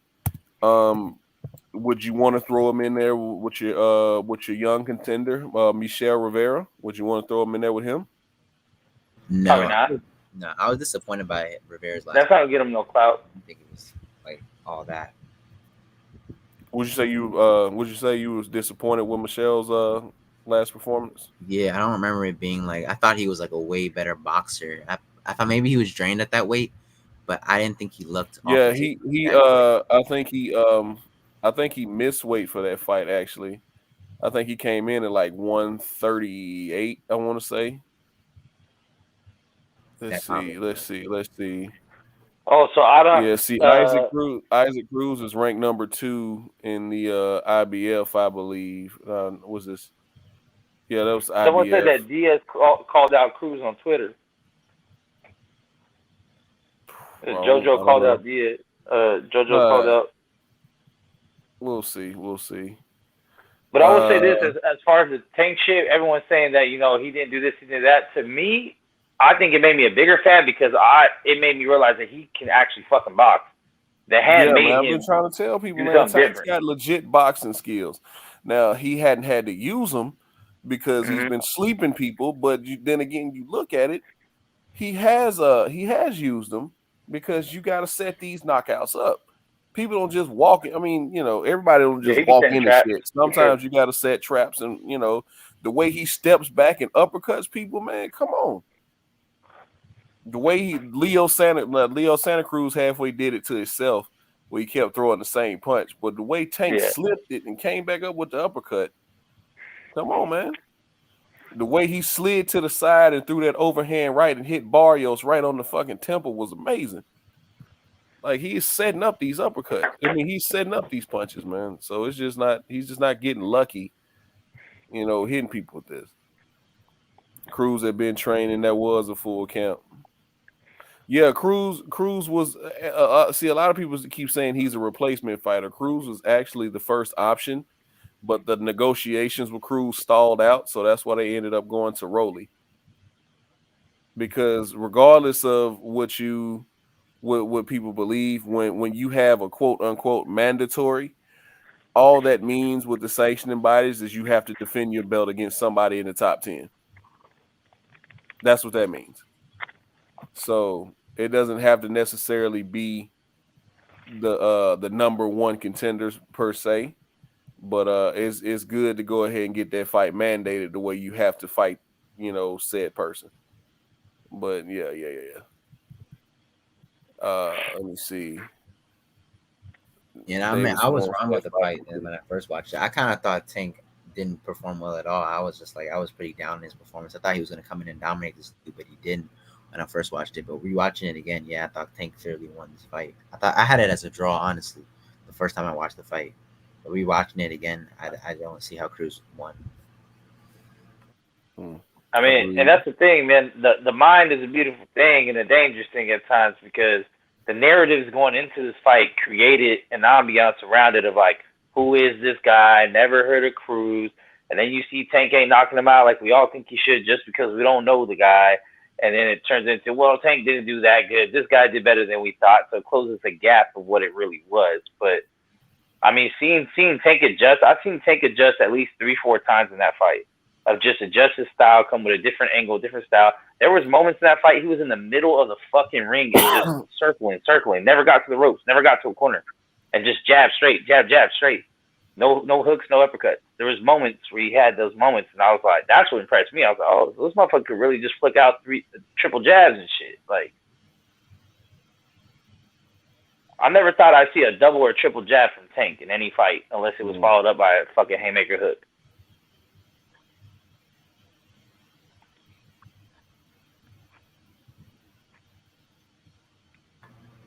Yeah, I have to agree with you.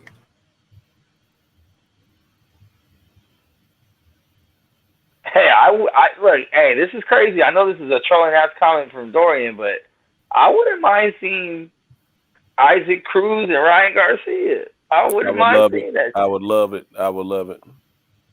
I think that might be, and if he knocks out Ryan Garcia, that's enough of something to get him back in that mix of a talk again. You know. Man, Ryan Garcia's got so many flaws in his game where I think he does. I think all he the stands top up tall, no defense. Yeah, like his hands are low, his chin is straight up in the air. Straight up. That's how he exits straight back on a straight line. You don't get his head off the line. Yeah, does he ever like change the speed of his punches? Like I've never seen him do that. Like I don't know. It's like the same. That's how you train is how you fight, man. That's how you train. But to his credit though, Ryan Garcia is long, he is fast, and he got a little bit of pop. Those are his 3 attributes that he does have. He has no footwork, he has no defense, he has no ring generalship, he has no inside game except for maybe some uppercuts to the body inside, and that's about it. But sometimes your athleticism will get you by in certain situations. Not when guys are equally athletic and can box better than you, bro. Fact. Now I don't see him beating none of the top guys, but I think Cruz would be an interesting fight. Yeah, Cruz would be an interesting fight. Linares would be an interesting fight for him because of the length and the pop. Oh, you can go. Talking about pop, I remember I was watching Devin Haney's last fights in the past. Like, he actually has good punching power when he wasn't drained and wasn't so big. I watched his Moran fight, his Santiago fight, and he dropped the dude. Like, I don't get the whole narrative behind Devin Haney has no power because I've seen him have power. Maybe it's lesser guys, but he's knocking these dudes out, and these guys are truly respecting his power. That's what I'm talking about. Like I said about Devin, man. Devin Haney? Yeah, Devin Haney. Yeah. I went back and watched all of his fights. It was like I think it was since Moran, Santiago, and some other dude. I forgot his name. I can't remember his name. But he was knocking this dude. He was he knocked 2 dudes out, and he dropped a dude, and he was about to knock a dude out again, but he couldn't get the stoppage. The dude was holding on. But yeah, Devin Haney has power. I just don't get that whole narrative, man, where he has no power. I don't understand that.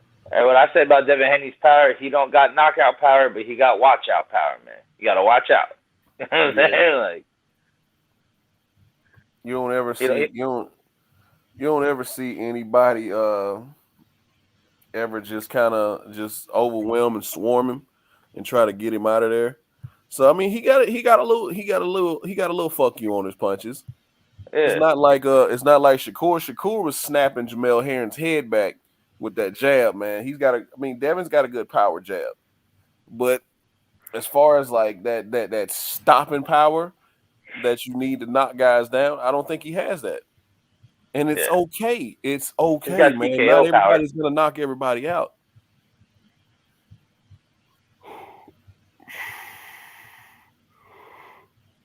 This day was in the hat, like DJ said. Cruz team knew they could fight Tank and had been training.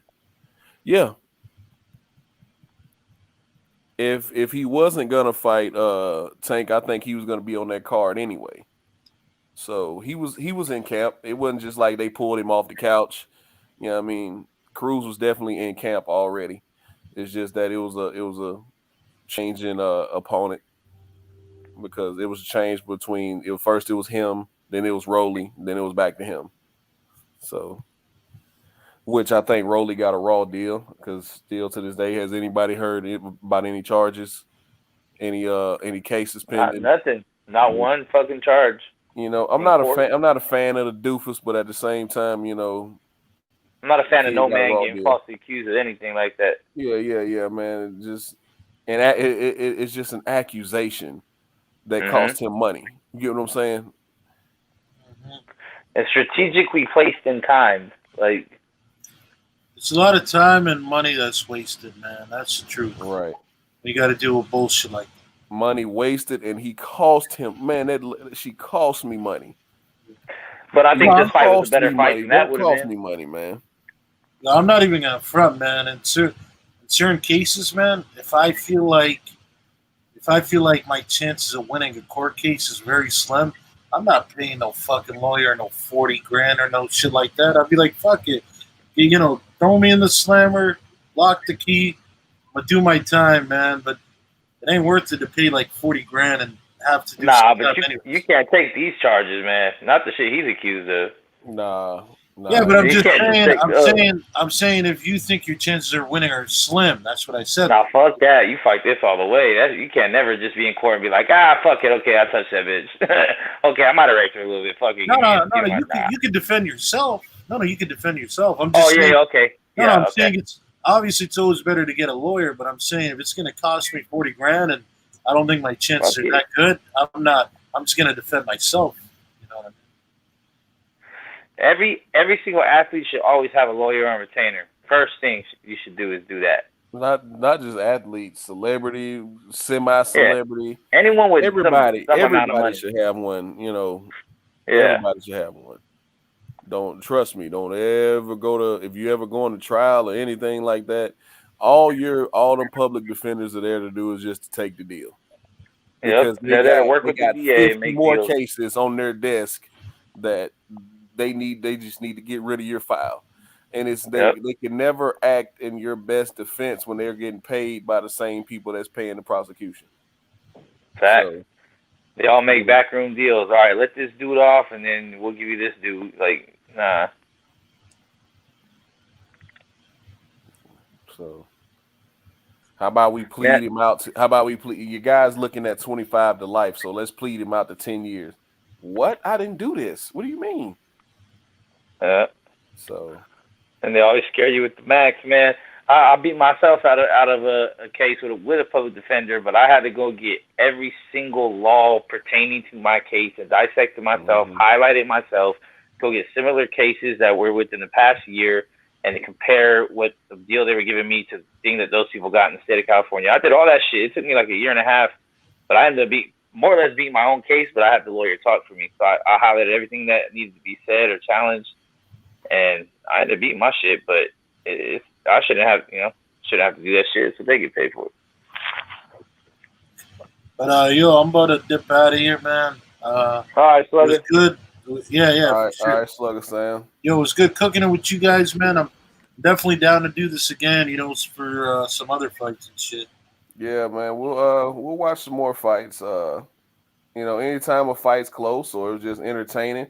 Or or if it's in the case of somebody like a Ricky Hatton where we just want to see him get his fucking ass beat, we'll rewatch those fights. It's the anniversary today, man.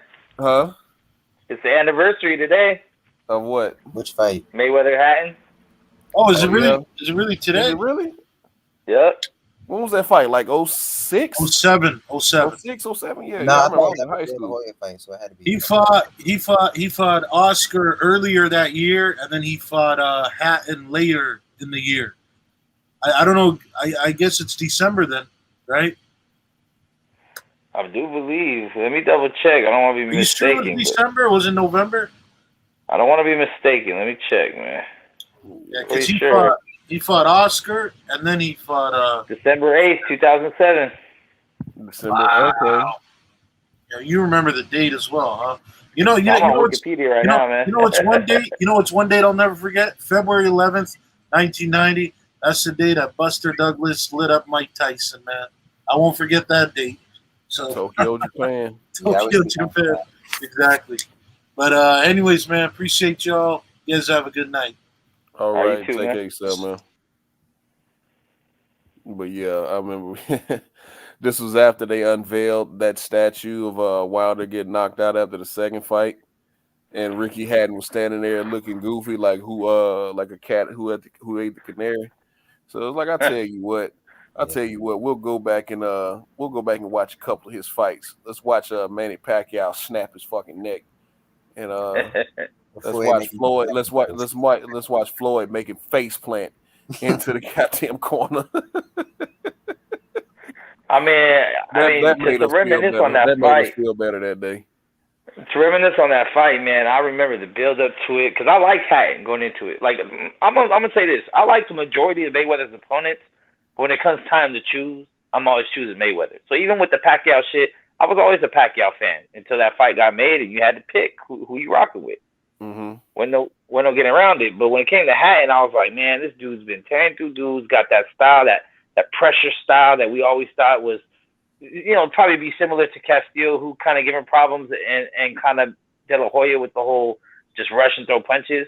But goddamn, them check hooks, boy. Whew. Yeah. Man. Yeah, them check Mayweather hooks. just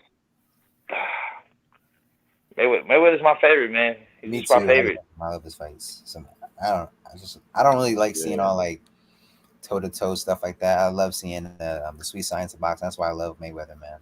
Yeah, you and Destiny would get along great, man. Destiny hates, like, she hated the Figueroa and Fulton fight. She hated. Yeah, I don't like watching fights. Like I didn't enjoy like Pacquiao versus Morales the first fight after I watched it. Oh man, that's another good fight. The first time I really enjoyed it, but the second time watching it, I was like, I just didn't enjoy it as much. It was weird. Oh man, I enjoy all types of fights, man. Yeah, I like all of them. I enjoy. I know you don't. You don't like no bare knuckle fights, DJ. Man, I don't like over the hill, washed up, punch drunk guys in there, barroom brawling. Essentially, Man, I watched two grandpas fight. I don't give a fuck. Man, fuck that. Man, I told you this morning, dog. Once I saw Chop Corley in there, he got demolished. I was like, man, who did this shit, man? Who let him get in here and fight? So Chop he had Corley and old washed punch drunk MMA fighters, man. It's like, I'm not watching this shit. It's like, come on, man. I'm shit, man. I'm not. I mean, come on, man. It's Frank Mir, dog. It's Frank Mir. Frank Mir should have retired probably 4 years ago. Probably even sooner than that, man. He's been getting knocked. I can't remember the last time Frank Mir won a fight. I'm being serious. Like, I just heard somebody told me about 3-4 weeks ago that Tim Sylvia's still fighting. I couldn't believe that crazy. shit. Yeah, I couldn't believe that, man. I mean, I don't know, man. I do think a lot of people should hang it up, but hey, once you sign that contract in that ring, whatever happens to you is up to you, dog. So. No, man. Some people, man, it's just y'all need to leave that shit alone. Y'all really need to leave that shit alone, dog. It's not worth it no more, man. Frank Mir in his prime was one of the GOATs. Hey, Frank Mir was good in his prime. I'm not gonna say he was a GOAT. Frank Mir was really good in his prime. He was a solid heavyweight because of the jiu-jitsu. He was good. I'm not gonna say he was a GOAT. He didn't go on some long tear. You know what I mean? He was really good though. He just beat Brock when Brock came in the first time, and then Brock beat his ass the second time. Yeah, Brock mauled him. Who else did he beat? He got knocked out by Junior Dos Santos. Who else beat him? Oh, he broke Tim Sylvia's arm. Loved it. I fucking hate Tim Sylvia.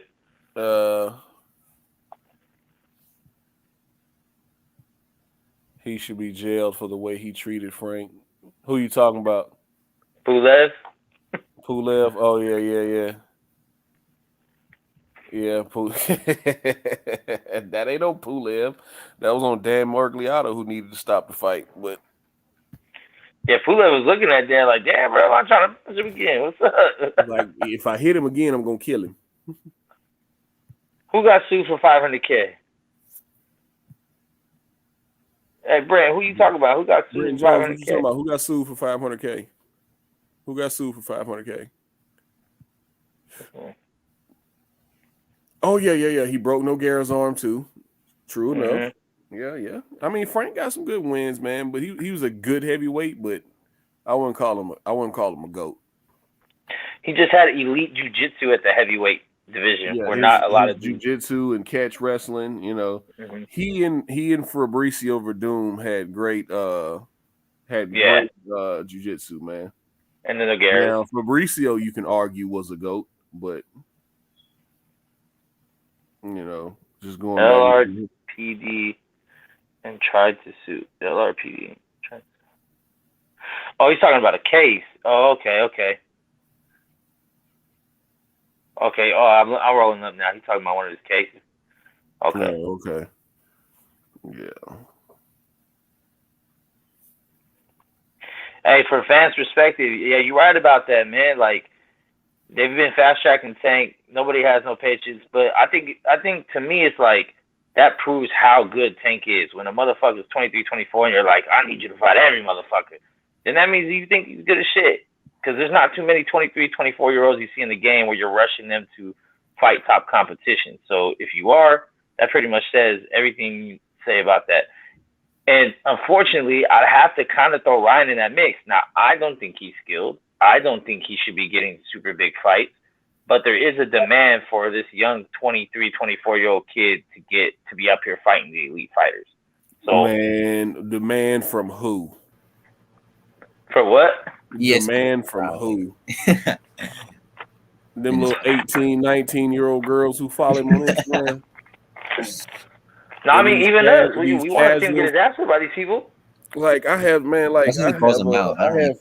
right? I have some friends, you know, I got a good mix. Some guys who follow the sport, some guys who don't. But they see, you know, this kid with speed, with his fast hands, hitting the mids and, you know, hitting people in the body with body shit. I was like, oh, he bumping. Man, listen, dog. Let me tell you something about this man. I have to sit them down and really make them understand. Like, first of all, he really doesn't want to fight because I believe Big Head Ellaby when he said that he sent them a contract. And they turned it down.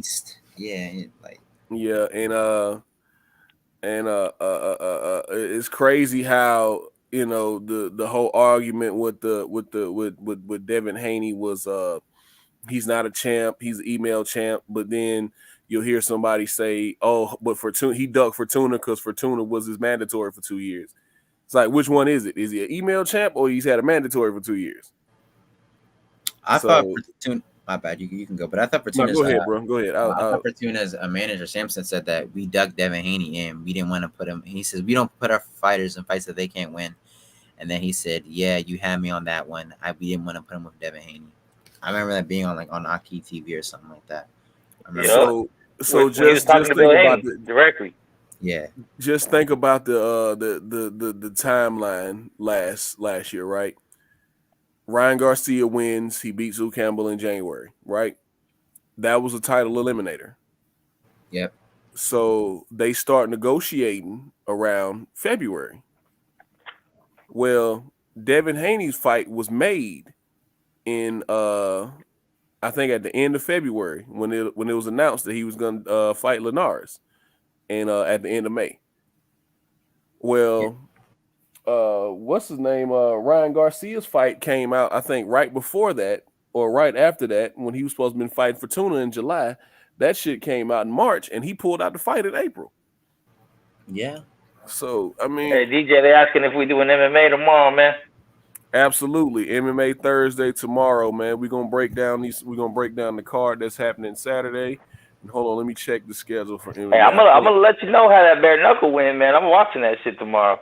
Man, I'm not watching these washed up guys out here fight with their bare knuckles, man. Actually, fuck, I'm not even gonna be able to watch it. My daughter has a choir recital at 7. Fuck. Oh, that's. I might have to be in the stands with my earphone in, just one eye. yeah. Put one earbud in, man. You know, I don't want to hear Rudolph the Red-Nosed Reindeer. My daughter has Girl Scout meetings on Tuesdays, man. So I was in there one week with my one earbud in watching the Contender Series. So yeah, I'm looking up Ryan's stats, like how much he draws. He didn't even generate over $1 million in like live gate from 4,000. Shh! Don't say that too loud. Don't say that too loud. Don't say that too loud. His fans aren't old enough to work. They don't got money to buy. That's what I'm trying to tell people. That's what Devin Haney and Bill Haney was trying to tell people. That's what who else? I think Bob Arum tried to say it. Bob Arum low-key tried to say it, but you know, is one of them things where his fans, his Instagram followers, don't translate into buys. They're not buying shit. They streaming your shit and they'll share it on social media, but they not showing up to the fights. They not buying the pay-per-views. And that's the difference with Tank shit, because Tank also got a social media following, but his demographic is the young 20s, mid 20s, young 30s that fuck with him, and they got money to buy shit. He got the hip hop community, and Tank he got OG. Tank got the streets. Mayweather fans, you know.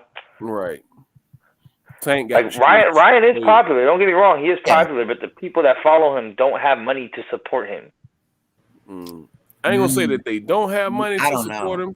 They gotta ask mom and dad. They definitely don't. A lot of them are females. Females ain't buying boxing matches, period. Yeah, that's true. Right. But see, it's different now than in what it was with his mentor or his you know, because remember that's why Oscar was so popular. Not only was he a gold medalist in the Olympics, but he was sold as a heartthrob.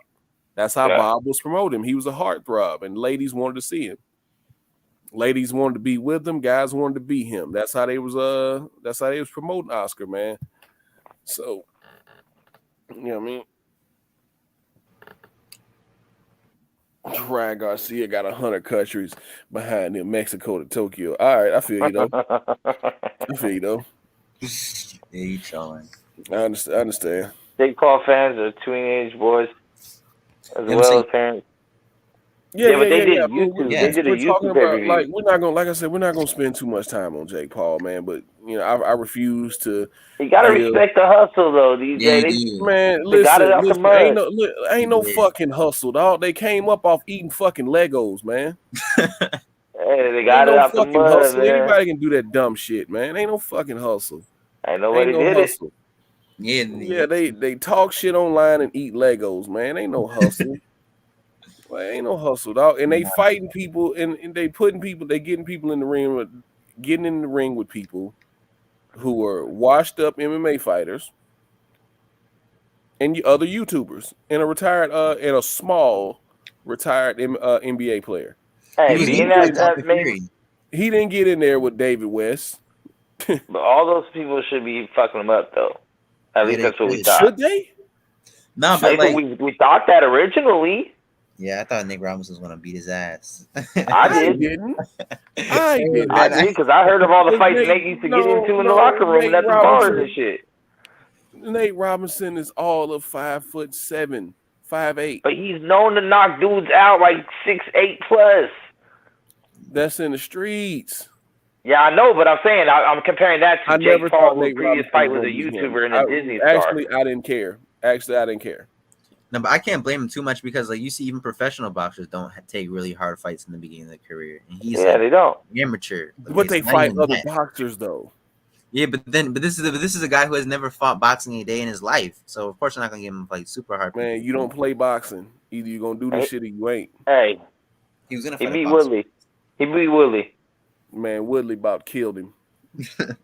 Almost again, right? Woodley about killed him. No, wait. I can't fuck up. You know, I can't fucking Showtime gonna pay me a little extra on the back end because I got a good relationship with them through Strikeforce. So you know, I can't kill him. I gotta tag him a little bit to sell this shit. Woodley did exactly what he's been doing though, just trying to wait for that one big shot and has nothing else, no setup, nothing else. Right. See, now you got me talking about it. It makes my stomach hurt talking about these motherfuckers, man, because I don't. Hey, they doing it though, man, and they looking out for fighter pay, man. They really fooled a lot of people. They've really fooled a lot of people with this. Let me get online, talk shit, and eat Legos. Yeah, the marketing is great for them. They have great marketing. Yeah, the marketing's top notch. Yeah, they fooled people. It's all smoke and mirrors, man, and they laughing all the way to the bank. I refuse to fall for it. I saw the shit coming. It's like, oh, YouTubers want to box now. Oh, okay. As long as you fighting other YouTubers, that's fine. Whatever. Celebrity boxing matches, whatever. Call it what it is. But when you try to say you got an actual record, you get what I'm saying? Like when you actually trying to keep track of your record and saying you knocking everybody out and you got a hit list and, it's got actual boxers on it. Like, let's stop the shit. When have you actually fought a real boxer? He was about to fight Tommy Fury. That was a real boxer. That was like actually like a good step. And I didn't give two shits about that fight. I didn't care either. I don't give a fuck. I remember watching stomp him out, but I remember watching Willie D and Melly Mel get it on, so I don't give a fuck. I'm watching all that shit.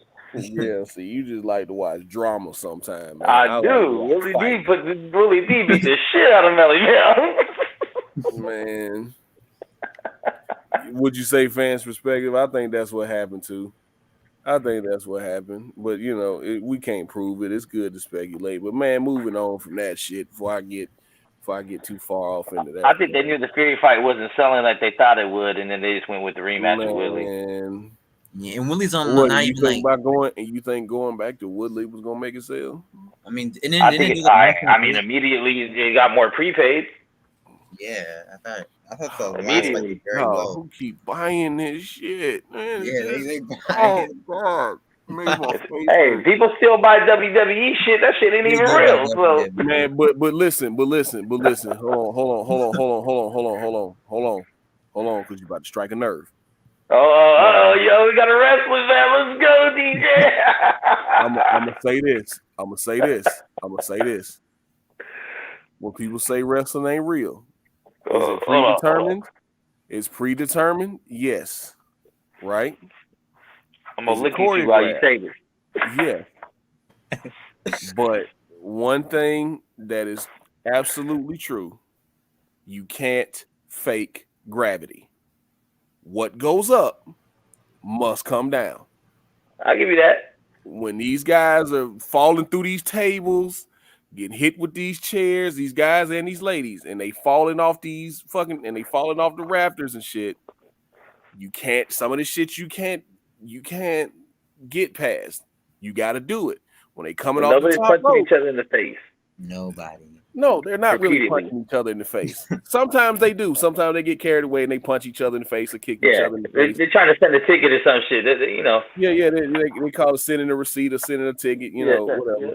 But that's one thing that's true with professional wrestling. You can't fake gravity. You know what I mean? So that is what it is.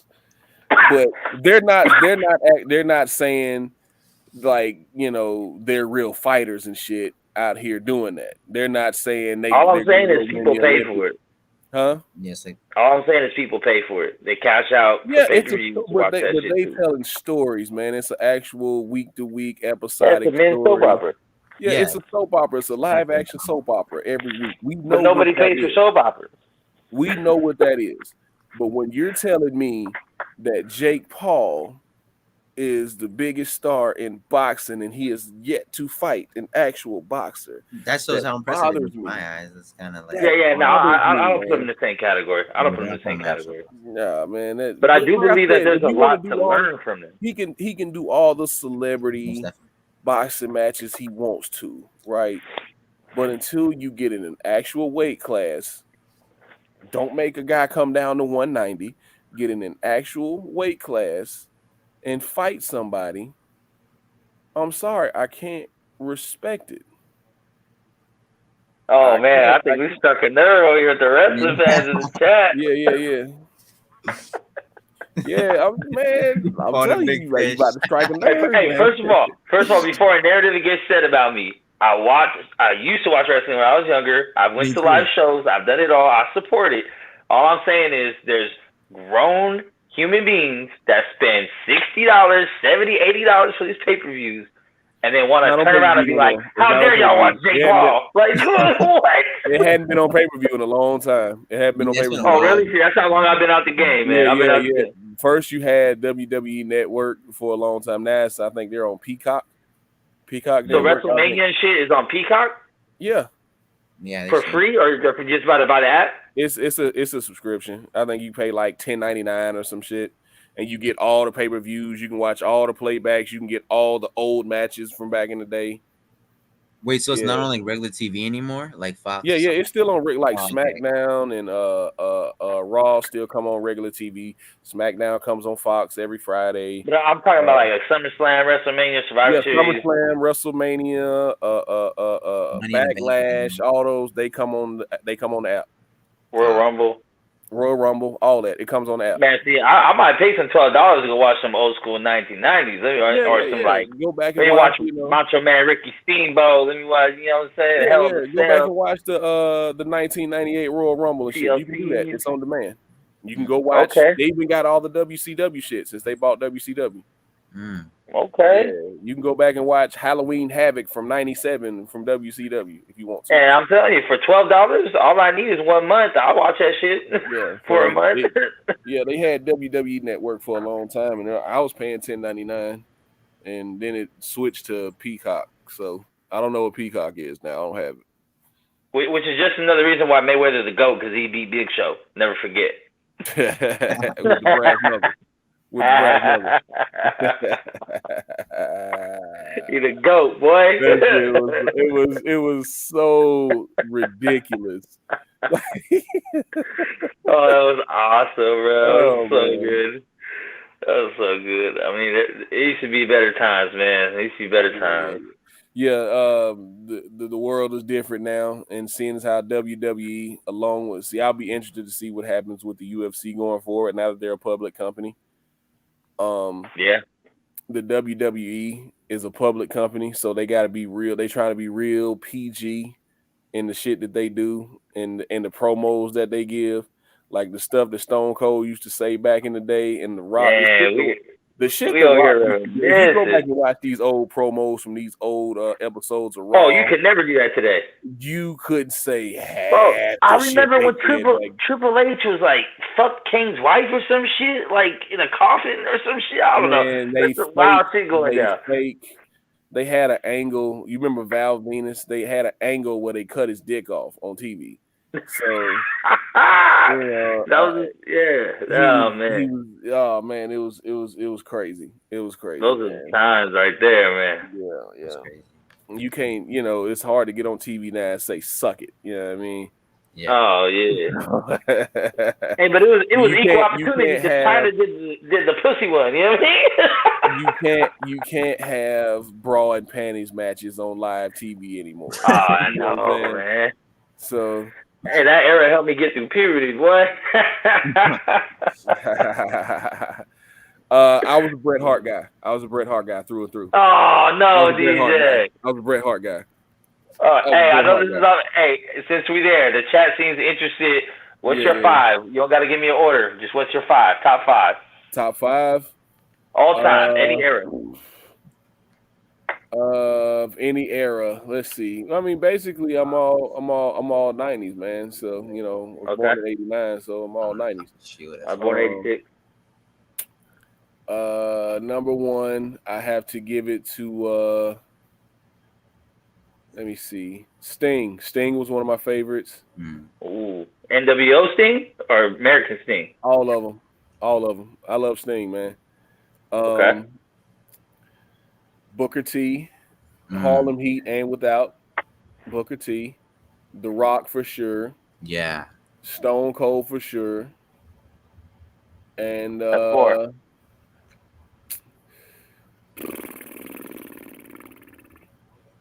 it or not, man, to me, believe it or not, I put Triple H up there because he was the greatest heel of all time. Nobody, there was no better heel than Triple H. Yeah.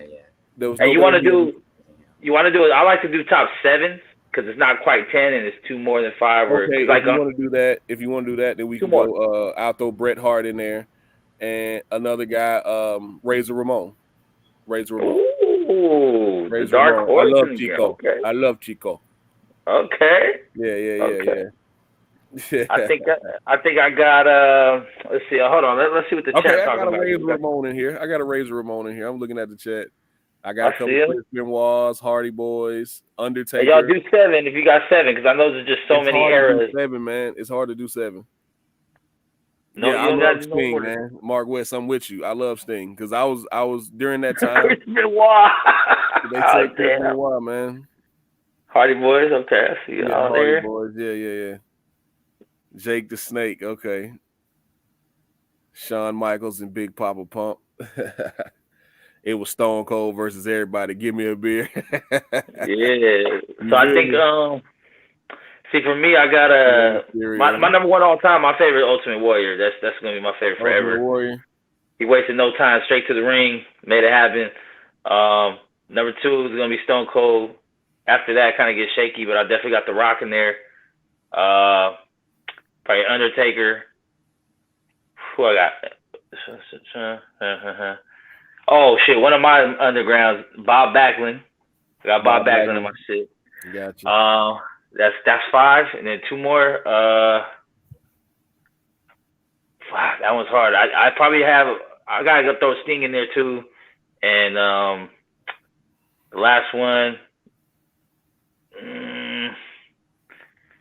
I'm about to say I don't know how many people I put in now, a sharpshooter. As a wrestler, I'll say but as far as like when you think of the greatest matches ever, I'm throwing Mankind in there, man. He was pretty much the crash test dummy for everyone else, but he's just a common denominator in some of the greatest matches ever. Oh, you talking about old Mick Foley? Yeah. He killed him. See, that's what I'm saying. Like shit like that, you can't fake, dog. Undertaker really threw that man off a fucking. Oh yeah, plate. that was craziest shit I've ever seen. One of the greatest matches of all time, man. Man, that shit was crazy, man. That was crazy. Triple H, Hardy Boy 6, Rock. Yeah. Gold Dust. Gold Dust. My man said Gold Dust. Hell yeah. Yeah. Hey, you know what? Now Warriors. this was after. Yeah, now we get into tag teams. Road Warriors. LOD. Dudley Boys. Yeah. Oh yeah. But it was a little after my time, but I think I might have to. I'm not mad at John Cena or Brock Venus. That's another good one. R.I.P. Yeah. I mean, Nash, Hogan, Brett, Booker T, Vader. Okay, Vader. Ooh. Yeah. Okay. Vader. Yeah, Vader. Okay. Oh, let's get that link going. Where the Diamond Dallas Page. Yeah. Okay. Okay. Cool. Hey, even though he stole the stunner, fuck that. No, he stole what? He stole the stunner and he called it the Diamond Cutter. No, he didn't steal the stunner. Man, Stone Cold had that. 90. Hold on. What my guy 817 talking about right here? 90 titles or elimination bouts. 55% to the champion, 45% to the interim champion in the event of such bout. Okay. Now see 817. That's assuming it's an interim. That's not a mandatory, right? Yeah. See, mandatories. I think the split. What he's saying is the split is wider. Yeah.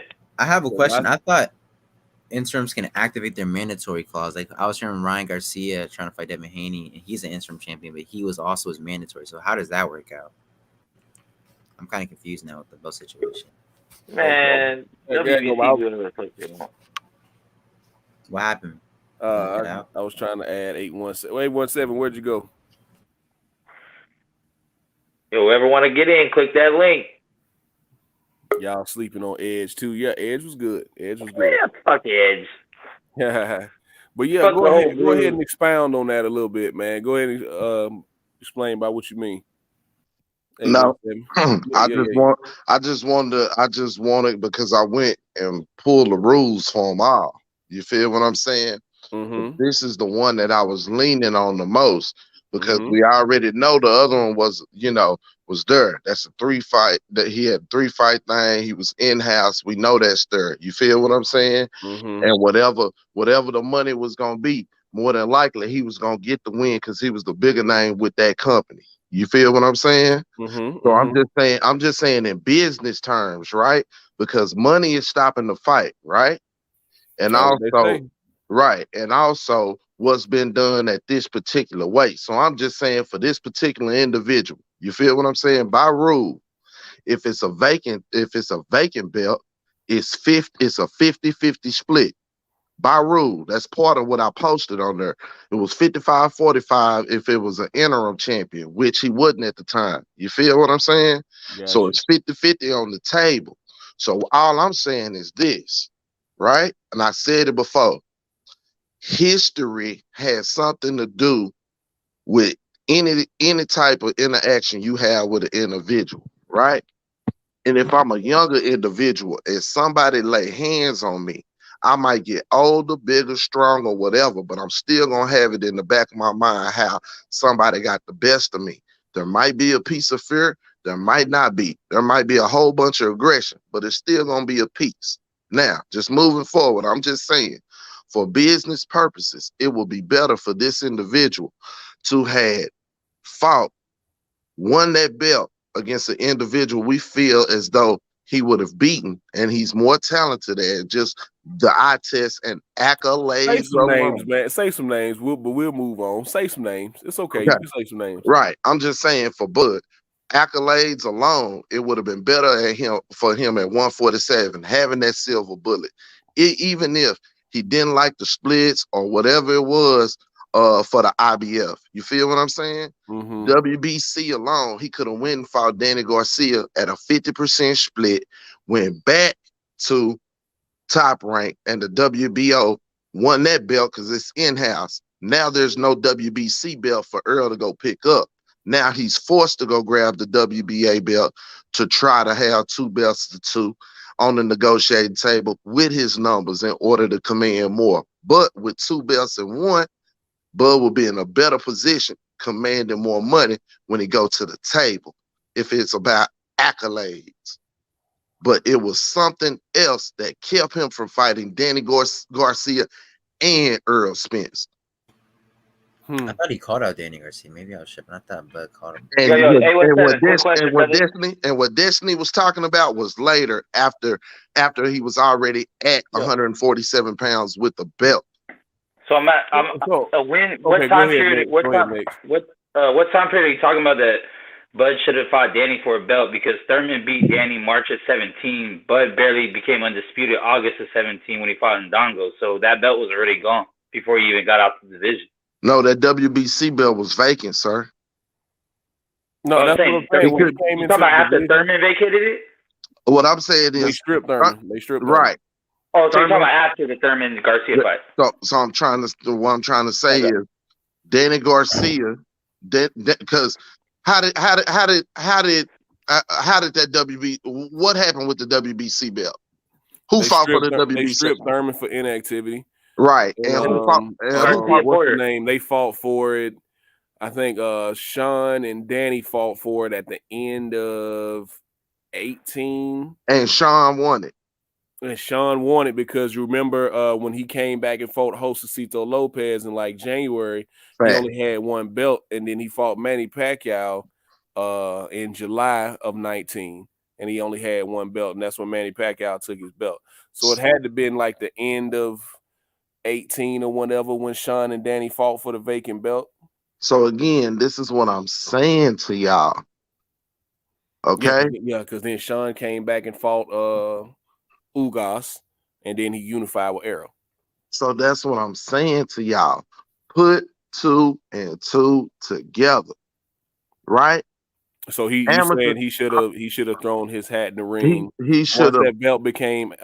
Once that belt became vacant, he should have thrown his hat in the ring. That was September of 18 for Danny and Porter. Yeah, I knew it was towards the end of 18. When he came back against Josecito Lopez, he only had 1 belt. So immediately upon moving up, immediately go get the most prestige. This is the most prestigious belt. Am I right? Yeah, you're right. It should be. Not no more shit. Right. Because of Mauricio Suleiman, but we talking about the green. What? The green belt, the WBC belt. This is the legacy belt. Yeah, that would have been the play. Why not go get that motherfucker while you got a chance against a lesser talent according to everybody else and yourself included. But ain't nobody putting together that he didn't fight him at 140. He hadn't fought him since he fought in the amateurs, which was 1-1. But sans that, why not go take that belt right then and there, and then go shoot back and go get that easy work with Jeff Horn? Now you 2 belts up. Were they already in negotiations with Danny and Porter before that happened for that belt, or he just like, how would that? What I'm telling you is, it's not about negotiations. It's mandates. It doesn't he could matter. have mandated it. Okay, Right. That's what I'm saying. That fight. Yeah. He could have. Right. Yeah. Right. The mandates kill that. You ain't got to worry about negotiation because the purse split already dictated at 50-50. Yeah. I mean, I don't know why he didn't do that. That's really smart. You know what I'm saying? And it's all after. But getting to it and asking the question and setting it up properly, a motherfucker don't let you do. You know what it was, 817, is because he already had the Horn fight locked in. Keith Thurman relinquished the belt at the end of April. He fought Horn in June. Stop, Mick. All the rest of that, stop. Your contention is what? Say what you said before the rest about Keith Thurman. Say what you said. Keith Thurman relinquished the belt at the end of April. No, not about Keith Thurman. Before then. About Thurman beat Garcia for the belt? I don't know what you're... I'm going to run it back. But all I'm telling you is this, bro. He had an opportunity by rule to mandate, meaning negotiations didn't matter. I can see him not wanting to go with the mandate for Earl Spence because the cut was would have been 75-25. That with the IBF or some 70-30 shit. He wasn't gonna get a cut. He wasn't gonna get a bigger cut. Plus, he already given Bob whatever he giving him contractually, so it ain't a lot of money left in the pot for Bob or for him. I mean, he locked in at a guarantee, so it damn sure ain't enough money for Bob. Okay. I guess what I'm not being able to follow, because I get what your timeline, what you're trying to say, but I'm saying, you're saying that when Thurman gave up that belt at the end of April, that Bud didn't give it up. He was stripped. He didn't give it up. He relinquished it. He was stripped for inactivity. He did not relinquish shit. No, he relinquished it for his elbow surgery. Bro, I just read the article right now. That's how I got the date. I just read the shit right now. Bro, if he could not fight. He couldn't, yeah. They took the belt from him and put it up. Okay, so whether WTC took it or he gave it up voluntarily was no longer his at the end of April. So, semantics. Bottom line, that belt was available. There were 3. So he should have canceled the Horn fight. There were 3. Stop. There were 3 fights available. 3 fights available. There was Danny Garcia, there was Earl Spence, and there was Jeff Horn. That he could have mandated at that time, because that WBC belt was left for a motherfucking what's name fight where Danny Garcia and Sean Porter fought. Which was at the end of the year.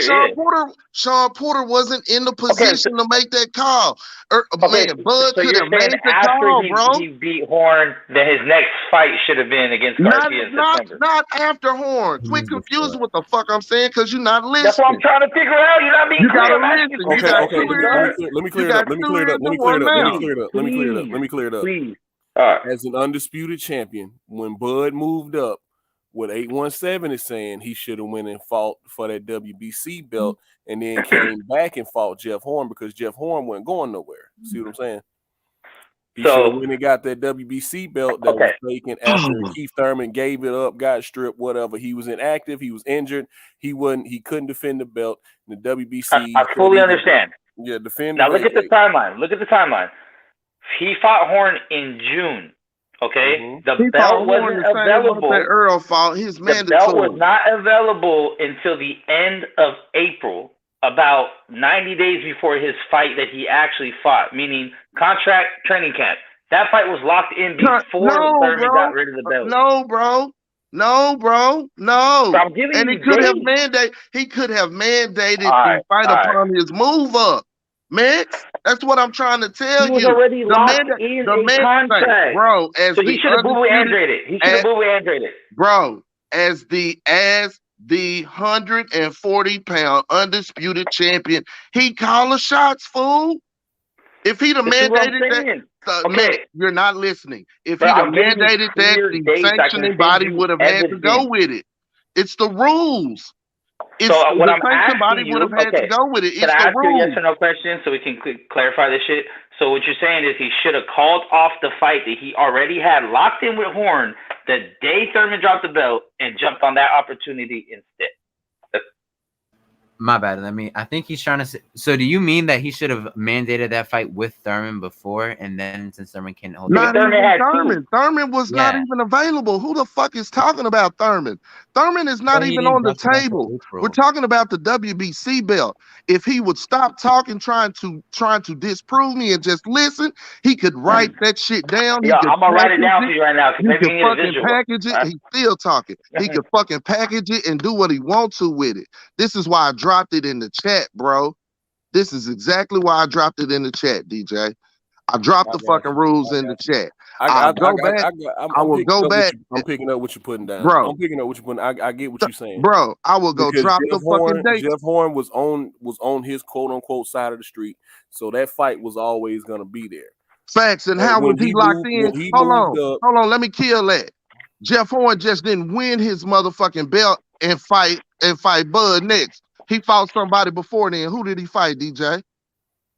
Some guy. Gary motherfucking Cochran. Yeah. So Bud had the opportunity to go fight Danny Garcia for that vacant motherfucking belt because Danny was in line and Bud could have mandated it and pushed Sean back. He had I'm asking at what time period? Use a date. I was talking to DJ. You supposed to be writing. I am. I'm about to get the timeline together for you. That's what I'm asking for your timeline. Bro. It's fine, bro. I'm gonna be neutral. Hey, bro, it's fine. It's fine. I dropped it in the chat so you can see the rules for the WBC for all of them to look at and to see what the motherfucking split was. Okay. No, I understand that. I agree with that. I agree with that. Strategy. That's why I said I just dropped it. That's why I said I just dropped it in the chat. If you have an issue with that, cool. So, okay. I'm still trying to get the timeline too. So he dropped the belt in April 2018. You should have said, but then, so you're saying so then are you saying that he should have mandated that fight right after he beats Ndongo? When was that? Like, I think that was in like November or something. He was moving up. He wasn't. Hey. He had already determined. Hey, he had already determined, fam. He was moving up. He wasn't paying them sanctioning fees for them belts and staying at 140. Yeah. So why not make the power move? Go get the WBC belt. Because I'm not talking against him. Really not, fam. Really, what I'm saying is it's a missed opportunity here. You feel what I'm saying? And Deontay Wilder said, hey, Deontay Wilder, when he sat down and he did the interview with Champside, one of the things that he touched on is that a lot of fighters are not willing to put their shit on the line, even when the shit ain't sunny for them. You feel what I'm saying? It's one thing to put your shit on the line and you getting a bigger cut, this, that, and the third. It's another thing to put your shit on the line and you getting less than and you going all out and you betting on your fucking self. And what I'm saying to you is this. Terrence Crawford had an opportunity at that time to bet on himself fully. You feel what I'm saying? Push the chips in because talent-wise, I truly believe he'd have beat the shit out of Danny Garcia, even coming up from 140 to 147 pounds. Truth be told, in my personal opinion, I feel like he would have whooped his ass at 140 pounds. But that's neither here nor there. All I'm saying is he had an opportunity at that point to bet on himself, go ahead, win the WBC belt, go back, beat Jeff Horn, who had a 3-fight deal with Top Rank, was going nowhere, was an in-house fight, know the money's already on his side, and then come back to the negotiating table, say, not only did I go get one motherfucking belt, I got 2 belts. Big fish. Yeah, in theory, that sounds great. But so he would have had a mandated the Thurman fight because right after the time, I think it was the 8th month. I don't know what the 8th month is, June, whatever. Thurman couldn't defend the title, bro. Yeah. So he would have. That's why he relinquished it, and that's why any of this is a point anyway. If it wasn't, right? If it wasn't, then there's no mandate for anyone anyway. That's why he couldn't mandate the WBA. Not alone that he was the super champion. So then, I'm just saying, bro. I'm just simply saying at that time, from him moving up, again. Just like BFTB said, it's the truth, bro. He had the silver bullet, bro. He could have called his shots at the next division. If he wanted to move up to 154 pounds, he could have called the same shots. If he wanted to move down to 135 pounds, he could have called the same shots. Any champion in any division I can challenge. Now, I do have to go to the mandate rules or whatever and look at those and see what the splits will be for me, depending on if it's a champion or if it's a vacant belt or if there's an interim champion that holds it. But I'm just saying, regardless, there were some options there, bro. And Bomac told us the truth. He chose the easiest route. That's all I'm saying. I'm confirming what the fuck Bomac told us when he was pressed to. He chose the easier route. But I'm just amazed, myself, I'm amazed that he didn't bet on himself and whoop Danny Garcia ass, because on the cool, in theory, to me, he would have ended up with 2 belts at 147 after having 4 at 140. Yeah, so I guess so he would have had. Okay, so during this time, after his fight in August, when he has become undisputed, he has all those belts. So you're saying at that time he should have mandated the fight. Like, when should he have mandated this fight? Right after that bout for undisputed? Immediately. Listen. Yes. So then he would have had a that would have been for Thurman's belt, because Thurman was still the champion at that time. Being astute, right? In your profession and what you got going on, you got to be looking at the landscape and what the hell is going on. And if you was planning to move to 147 and your goal was to take over the division in its entirety, then you should be paying attention to what the hell go on. When that much time in between, when Bud vacated the titles, he still had the ability to call the shots. Mm-hmm. He still had the ability to call a shot. So it wasn't that much time that passed. And like I said, Jeff Horn fought a fight in between. Yeah, okay. I mean, yeah, he should have mandated the fight. He had a mandate for it. I'm gonna go back and see exactly when Jeff Horn fought his in between fight, and we'll see the timeline, because as of right now, that belt was fought for, like Meg said, they fought for it in September. And I think Bud won his belt in June. Let me see. Oh, don't worry, I got a timeline coming for you guys, man. All right, yeah. I'm looking for this shit down. Now. Give me another minute. Yeah, we both doing it in real time. I just want to keep the show going. I don't want to spend too much time on it, but I feel what you're saying. I feel what you're saying though. Let's see. He won that belt in let me see. He beat Manny Pacquiao arguably in July. And he took his victory lap against Gary Corcoran in December of 2017. Then his next fight was against Bud in June of 2018. So, yeah. Let's see. Errol won his belt at when was it? It was 2017, but I'm trying to remember exactly what month it was. No, it was 2017. Let's see. When did Errol beat Carol Brook?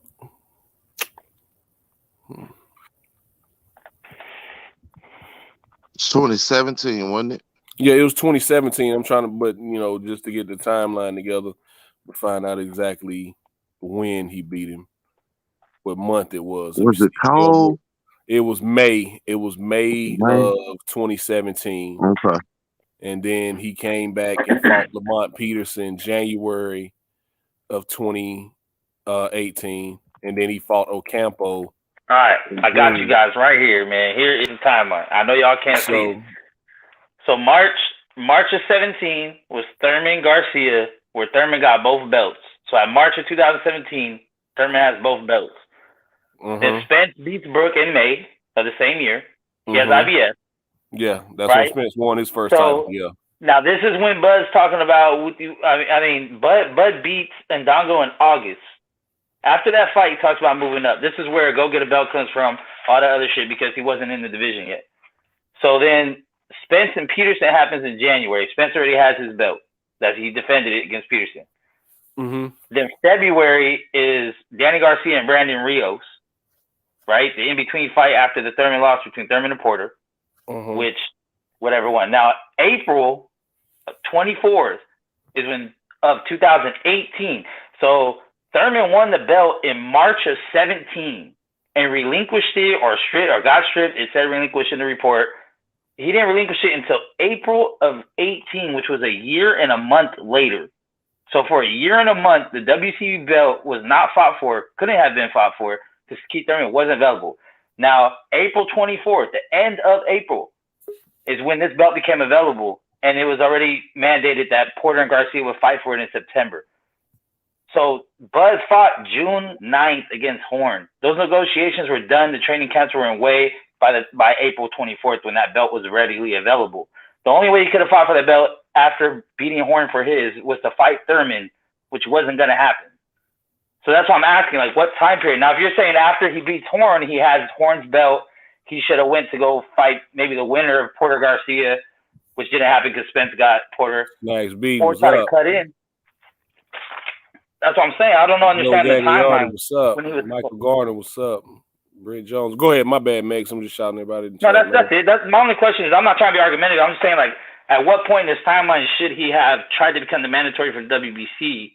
Because Thurman was out for like a year and a month before the WBC said, motherfucker, you gotta give us our belt back. You ain't done shit. You ain't found nobody. You keep getting injured. Now you gotta have surgery.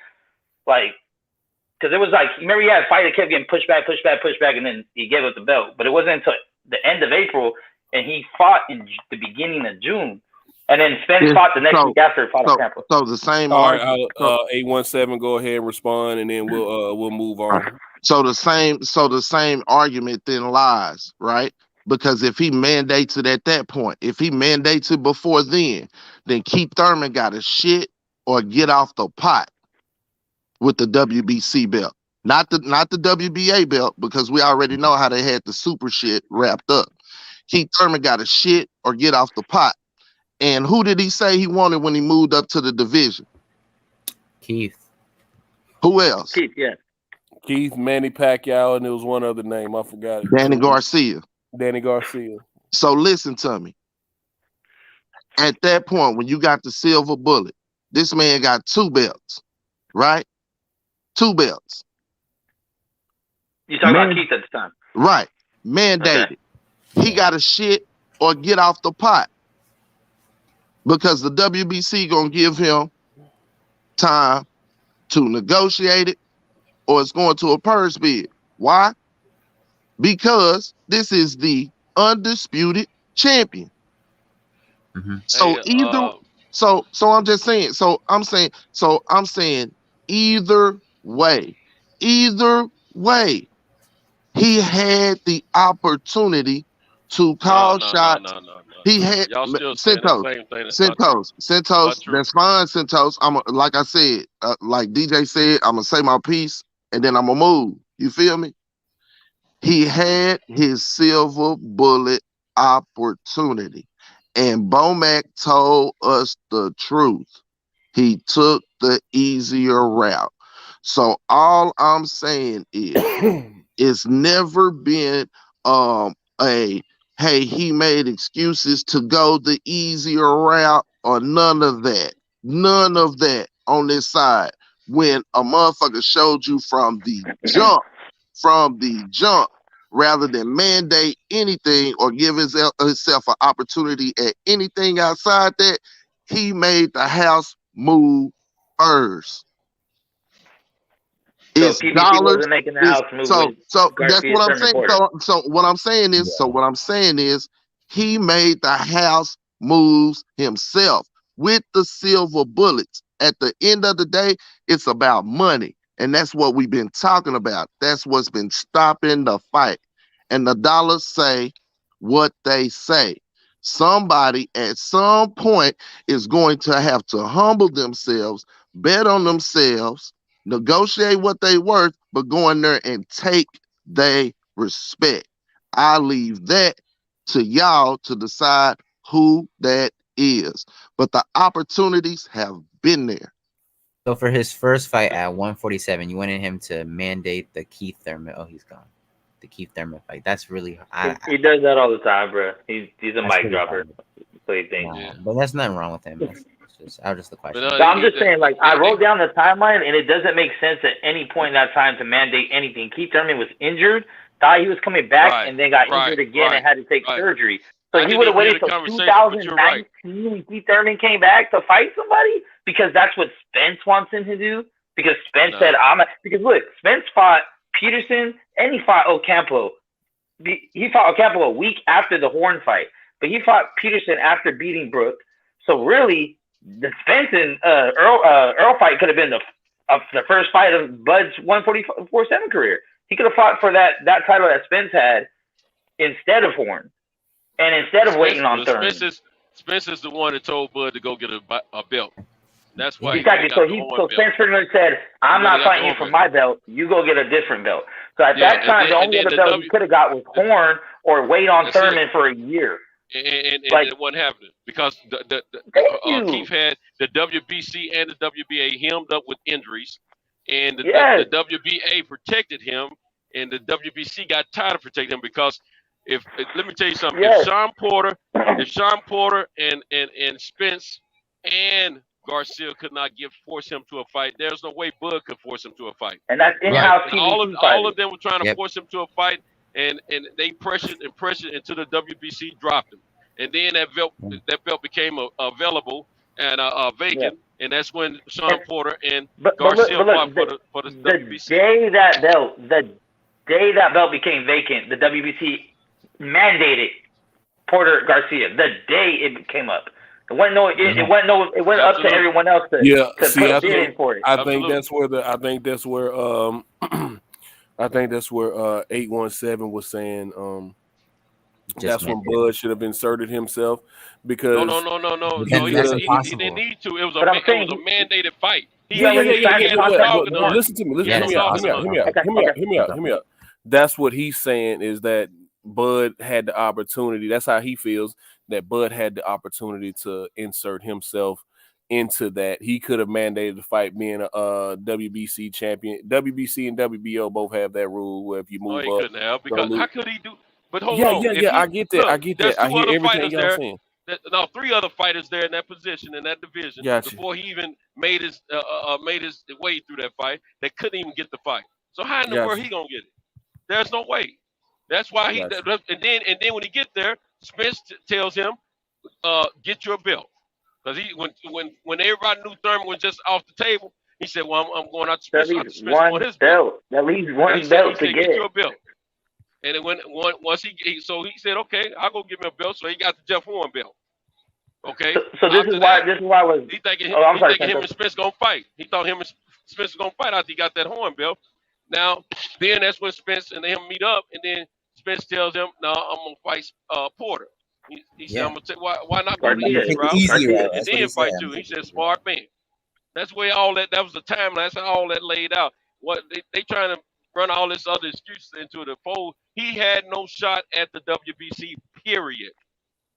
He can't. There's no way he's gonna get a shot over 3 named welterweights that couldn't get the fight. All of them guys wanted a crack at that WBC belt.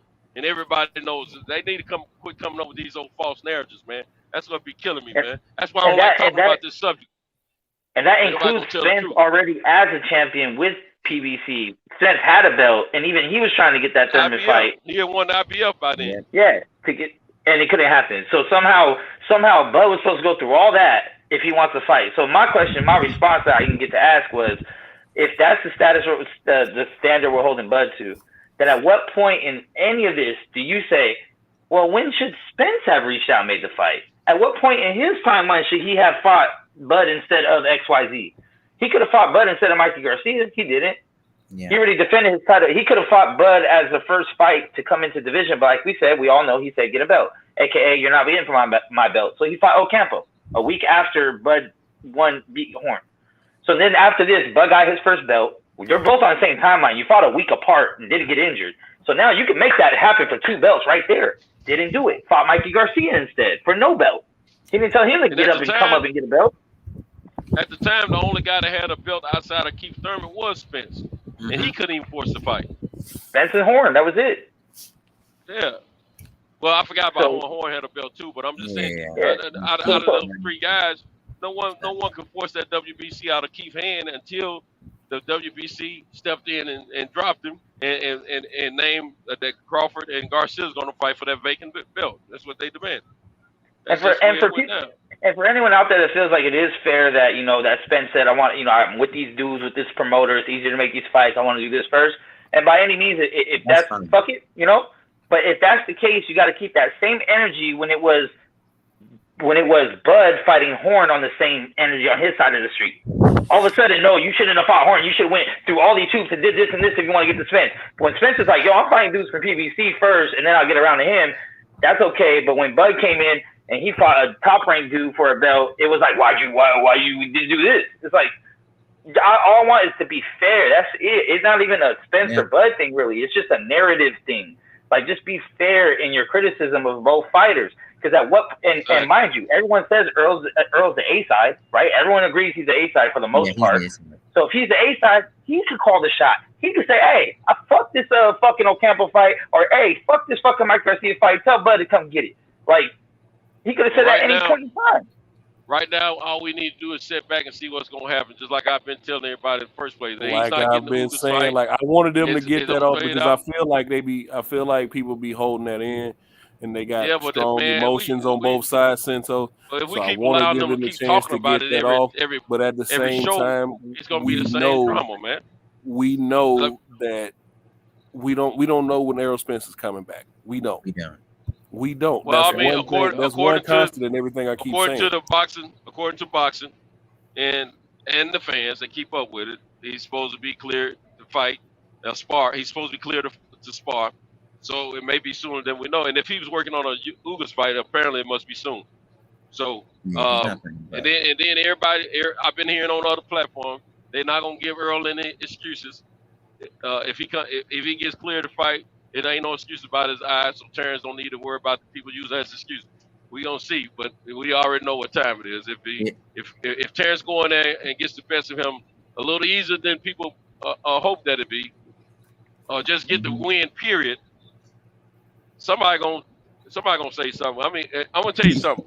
I know that some people might have some legitimate situations, but in every fight here of late, everybody's been coming up with a reason why their fighter did not prevail in the fight. Yeah. And it's getting old, getting very old. But he had this, he had that. Let me tell you something. It's Teofimo. He might have been sick, but that's his problem. If he was that sick, he should have said something and postponed it again. Yeah. He postponed Apparently he was well enough for them to approve him to fight that fight. He lost the fight. Period. Move on. He's the same person that criticized Deontay Wilder for his excuses, and then he made a bunch of excuses, him and his dad, for at least a week. And now all of a sudden the doctors, no, he was really sick. That's a whole different story right there. Him and his dad never said anything about him being sick. Never. Just said I shouldn't have held him at 135 this long. And Bob, the zone put us in that trick bag and all this old bullcrap. You know, that's bullcrap. So all this old, man, it gets old, man. We need let the Spence and the Crawford fight develop. For the record, I have it a 50-50 fight. I'm not trying to pick sides. All I'm saying is call things fair down the line. If it was vice versa and it was Earl Spence at Top Rank getting shut out by PBC, I would say the same fucking shit. I'm just tired of people making an excuse for one and not having the same standard. Because my thing is, believe what you want and believe what you think is okay. Like me personally, I don't like the whole side of the street thing. I want to see the biggest fight. But I know that there's fans out there that say, well, that makes sense business-wise. That's fine. Then it made sense business-wise when Crawford did it with Horn too. Like that's all I'm saying. Just keep it a bug, keep it fair.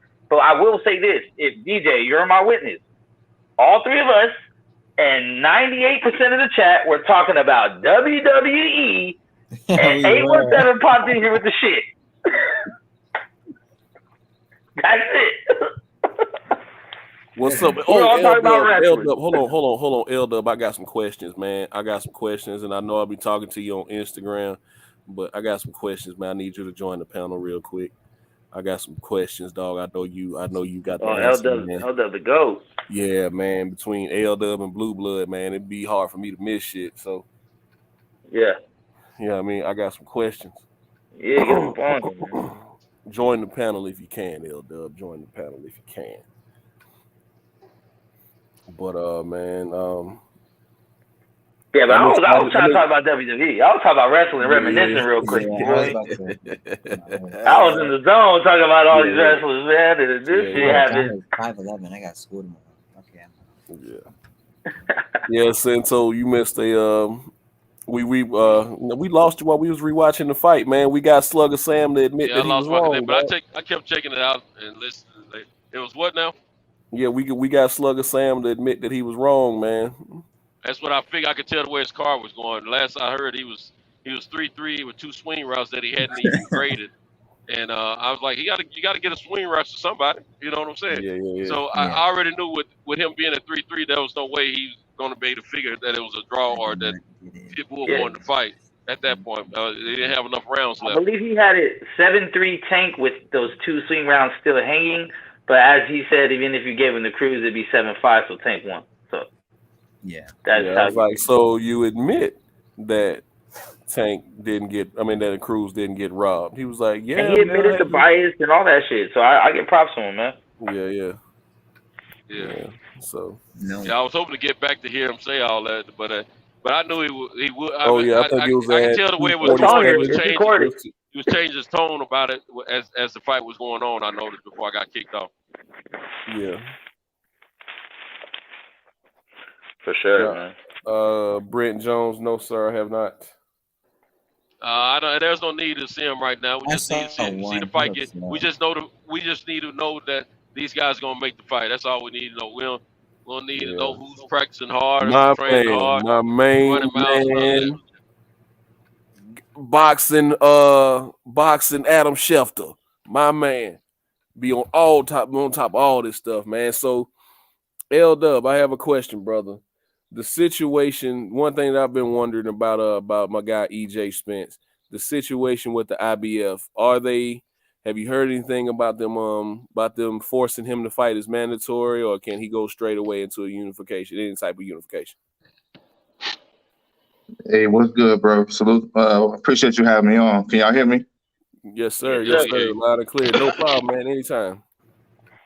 Yeah, man. So with the IBF, it's kind of funny that they brought that up. It's kind of because if you think about it, at that time when Spence won the title against Brook, he had a mandatory. He had some guys trying to fight for the IBF mandatory. They want to be number 1. Palmarov. It supposed to have been Palmarov versus Ocampo. That supposed to have been in November of that year, 2017. So Spence Bud couldn't jump the line anyway because we know how the IBF is strict with their mandatories. Once they order a mandatory, that's a wrap. So that narrative that Bud can jump in the IBF and jump over that shit, that's just, I guess guys is overthinking that. And then think about this. Spence was in camp already for Peterson in January. And even to add to that, Showtime was about to drop their schedule. Y'all remember that shit? The top of 2018 after Spence won his fight, all those guys had their belt and their suits on, and they had a whole lineup all the way to June. I remember that. Think about that shit. I remember the beginning of 2019 they did that. No, it was 2018 and Showtime. Think about that though. That shit don't take overnight. That don't take like one day to do. They had fights all the way out to June. You remember they had Wilder and Ortiz. They had Mikey versus Lipinets. They had a bunch of fights. AB versus Omar Figueroa. It was a bunch of fights. So my thing is, if a network is doing that and they already got that schedule, y'all think they're gonna have Bud on that schedule? That's on the other side. That's on with Top Rank. Yeah, I think guys were just overdoing that. And I think Bomac, he got emotional and you know what I'm saying, he fell into a casual moment. That's all. But if you really take a step back and look at all that shit I just said, it won't even no way the Bud to get in between all that with the IBF. Yeah. Yeah. It was very WBC, right? obvious when it all went down. It was very obvious what was taking place. But it was very it's video recorded and timestamped where Earl told him get a belt. And after that point, it went on from there. And we all know the rest of it. I mean, Keith Thurman was the biggest problem at that time for everybody because he was not fighting, refusing to fight, claiming he was hurt, and he ended up getting stripped of the WBC. Everybody knew what happened. The cat jumped off already. Okay. L-Dub, come back. It is what Right, it press is. back, man. So Yeah. Come on back, you know, L-Dub. if fans quit trying to paint narratives and stick with factual time stamp events that happen, it'd be better. But what we need to understand, you know what? I was sitting here thinking when everybody was talking, neither one of these fighters are saying, well, let's put it like this. Earl has never said that Bud didn't try to fight him. He's never said that. But all the fans are saying it. Mm-hmm. Earl has never said that. He said he know Earl is he said he knows Crawford is a real dude. And he respects him. And they're going to fight eventually, but they know they got to get it all worked up.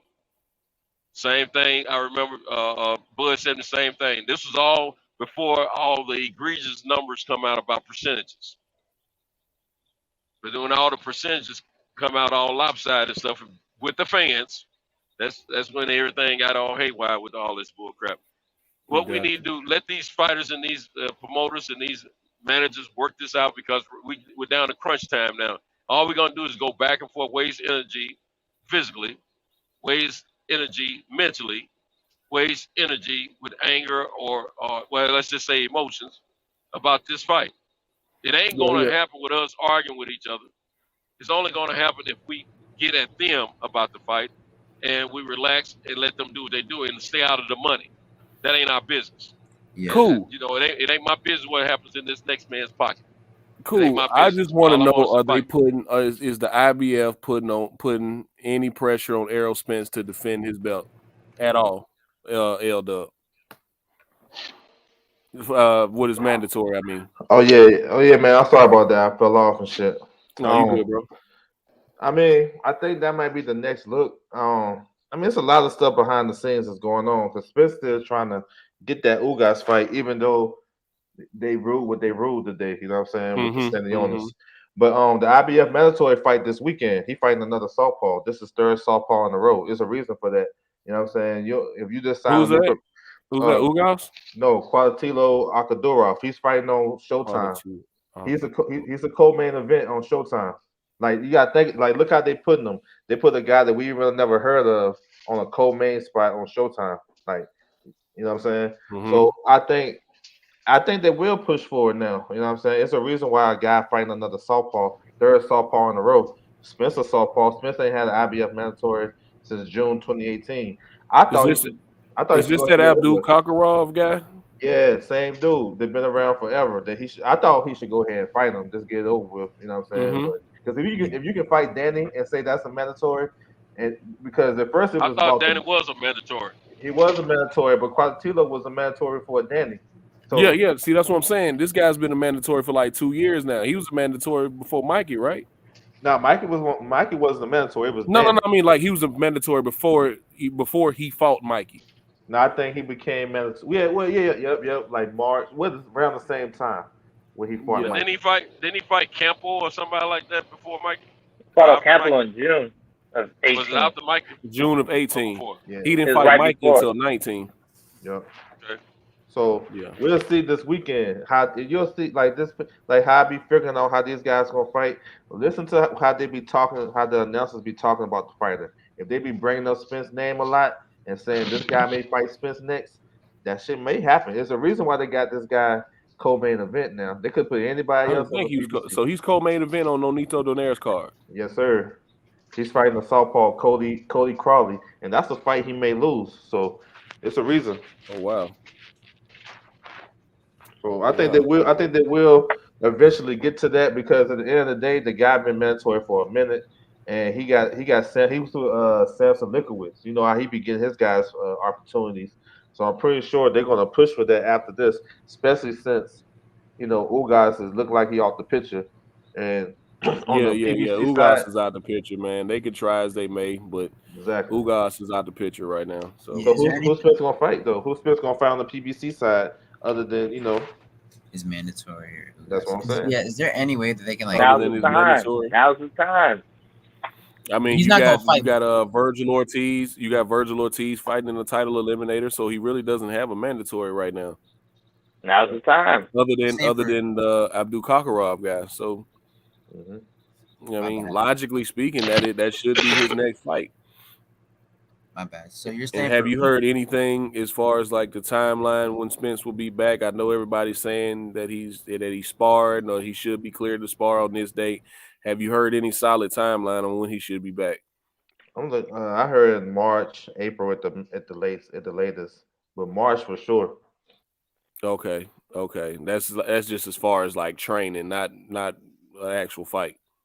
Yeah, no, that's fighting. Okay. They're looking at him to be back in March. Okay. Cool. Let me say this real quick. I could have swore about 2 weeks ago I saw a video where Derek James was being interviewed. I think it was Derek James. And he said that Spence could fight if Spence wants the Crawford fight, he can it'll happen. That's what I thought he said. Something to that fact. Somebody on the Spence side, I want to think it was Derek James, did an interview and they said it's up to Spence. And I haven't heard any of these homegrown Spence fans actually acknowledge that since. They keep putting it on Crawford. It's on both camps. It ain't on one camp versus the other. It's on both camps. They both got to want it, and I think both fighters do want to fight each other. And I think it's not going to happen until the business is all worked out. It ain't about one guy being afraid of the other. We need to stop all that bull crap. All that talk ain't nothing but just people trying to have points on YouTube.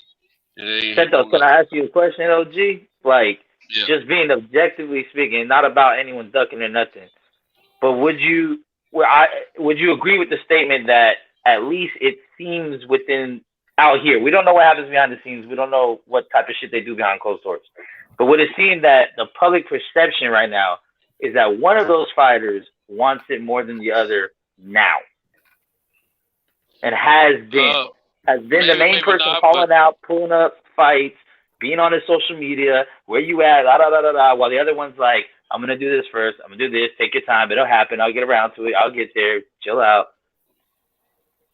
Well, I'm going to say this, I don't, honestly, Max, all due respect, I don't think that holds water between these two fighters, because the simple fact, it doesn't matter who's saying something, who's not, because the main one that's saying something now about let's have the fight was also the same one that was saying, forget it, I ain't thinking about the fight ain't gonna happen, So they've gone back and forth. I think the realism is both of these guys respect one another's skill and abilities and accomplishments, and they both want to fight one another. I don't think either fighter is afraid of the other at all. But I think both fighters, one fighter is respecting the business of fighting, of the fight game more than the other, and putting the business before what the wishes are. That's what I believe. And that fighter I'm speaking of is Earl Spence. I think he respects the business point of it first, and he's putting the business before the actual fight. Because at the end of the day, the business of boxing is going to prevail before we get the fight that we want to see. And that's just point blank. That's why we hadn't got the fight so far.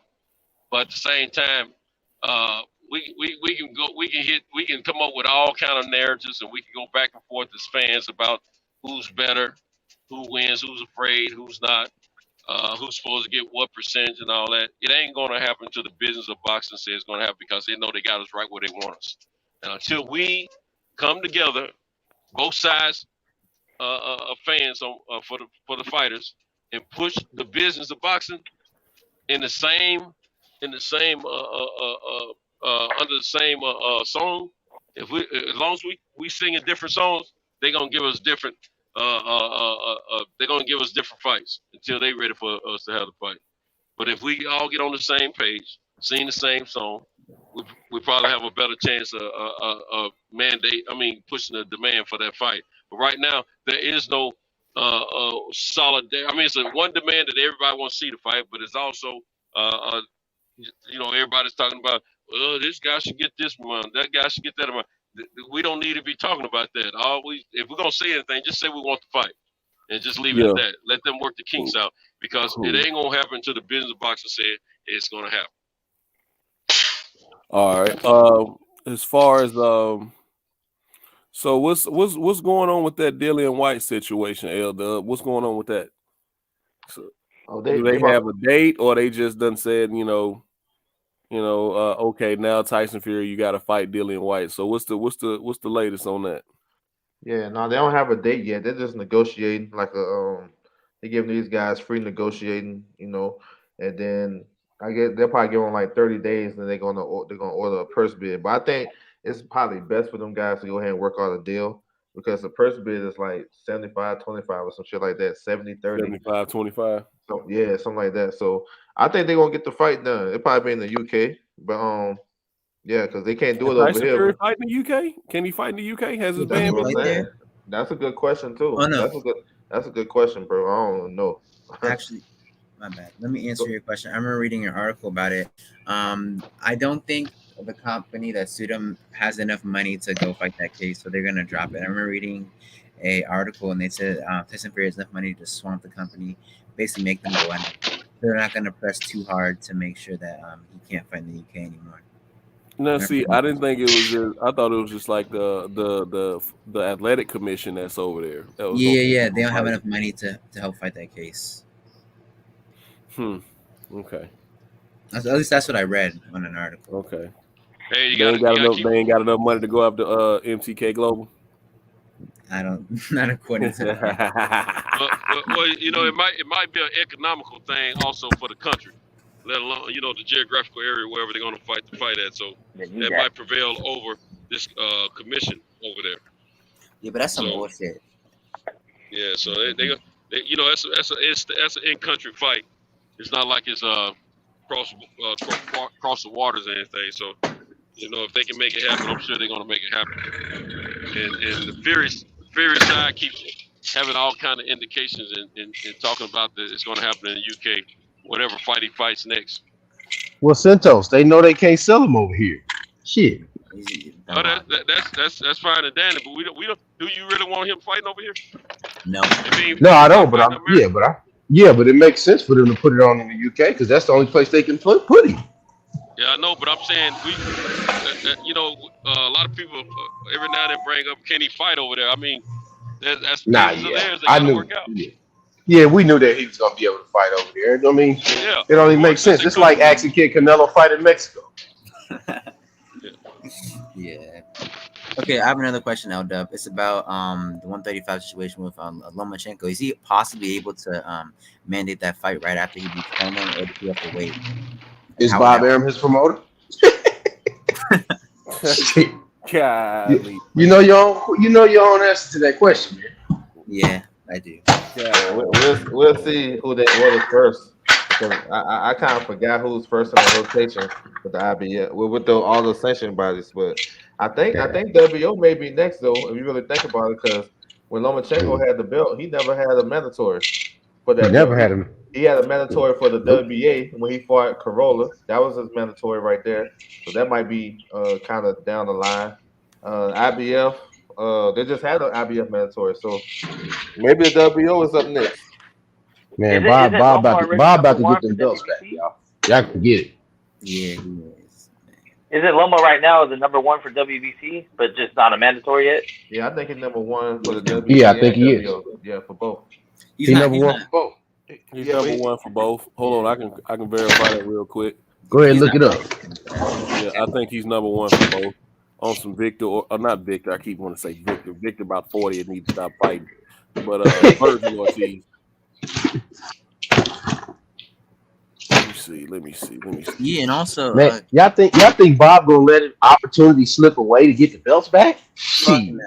That's what they get to fight. That's what they gotta get to fight now.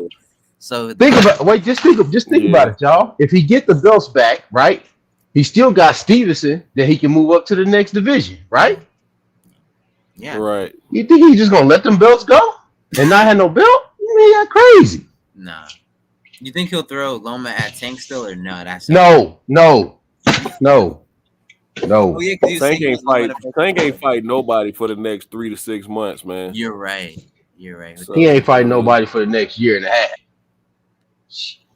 You think so? I'm saying somebody that I want to see him fight. That's what I'm saying. And didn't he vacate his belt at 140, so he can't even fight? Yeah, he's not fighting at 140. He don't need to fight at 140. 135 is all the action he needs. Yeah, but like Devin's gonna move up soon. You got George Kambosos is gonna lose that belt to lightweight rankings. Whoever's like good enough to come. Like Tank will beat him for that belt. Yeah, Lomachenko's number 1 in the WBO. Yeah, Lomachenko's number 1 in the WBO.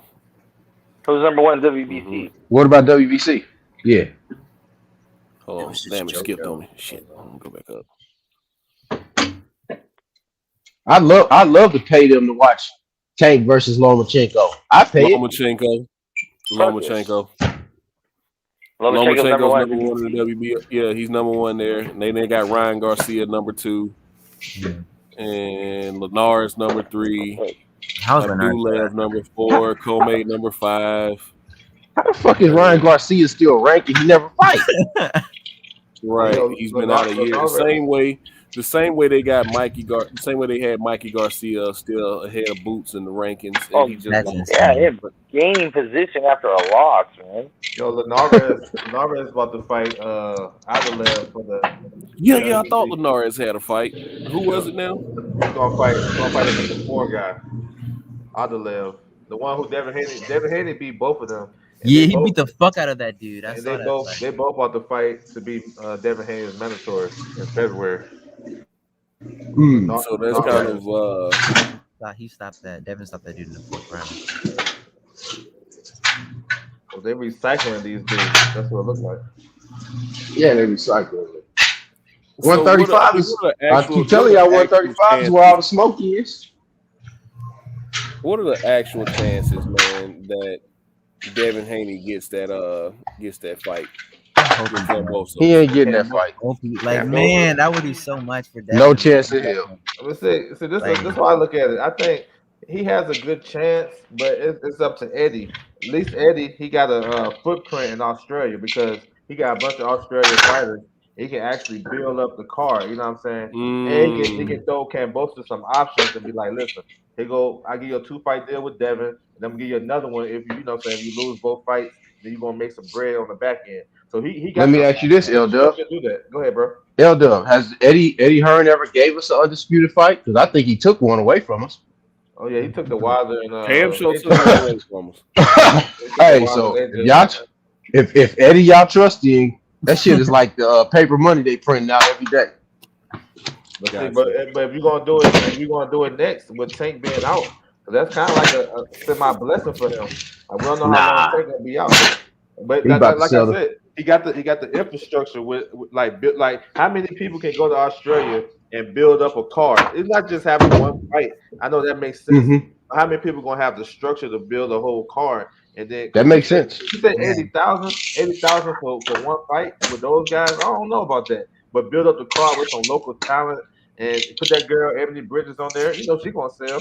So she gonna sell. Yeah, she is Australian. That's right. That's what I'm saying. So I think Eddie got the leg up, but he got to do his business. And like you said, he don't got the track record like that. You know, so he made some big fights, but he haven't made the big fight. So I feel what you're saying. Yeah, I'm so confused. Yeah, it's just hard for me to trust him, dog. It's hard for me to trust these dudes, man. I got you. And if you believe any of that talk that he had for Teofimo Lopez last year, talking about he got $10 million for that fight, but you can't make that fight. If you believe any of that talk, then he should have money for that fight. So yeah, I mean, we'll see what happens, man. he's known for overpaying guys. To me, to us, I think it's clear that what the next fight should be. I think both these guys are in a corner because they really don't have any other available opponents at this time. Devin and Bill should have been on that plane. Devin, Bill, and Eddie should have been on that plane with To Joe Australia. Bustos going back to Australia. So, Hey, y'all know it make too much sense to us because the same way we saying that fight makes sense to us is the same way we saying Crawford and Spence make sense to us. And these people, for some reason, they like to pull the rug from under us. They love to do that ain't shit. nobody injured in this scenario. Though, nobody's KP. injured. Nobody's injured. Yeah, nobody's injured. And they both just fought. So, yeah. They both just fought. Yeah, a couple weeks apart. Yeah, you're right. Yeah. So, finally, it seems like my guy, Shaqy Foster, about to get his opportunity, man. But I don't think Bob will give him the shot. His next fight is the title eliminator. Yeah, he gonna fight the kid from Russia. He got to sign with Bob, man, for the rest of his life to get that fight. But the kid from Russia, he's with the same promoter Linares just signed with, and Shaqy Foster just signed with Probellum with Richard Schaefer, so they can do some shit in Dubai. You know what I'm saying? Like real talk. They got a card this weekend, and their first card is in Dubai this weekend. They got a couple of world title fights, so I can see Shaqy Foster fighting over there. They got a card in Dubai. Okay. Casemiro fighting on that shit. So they're gonna move Shaqy. They probably do something with Regis too. Don't forget he's with them too. Probellum. I think Stanley Jonas with them too. So they're gonna start getting shit moving. Okay. So what's up with Antonio Russell, man, and his next?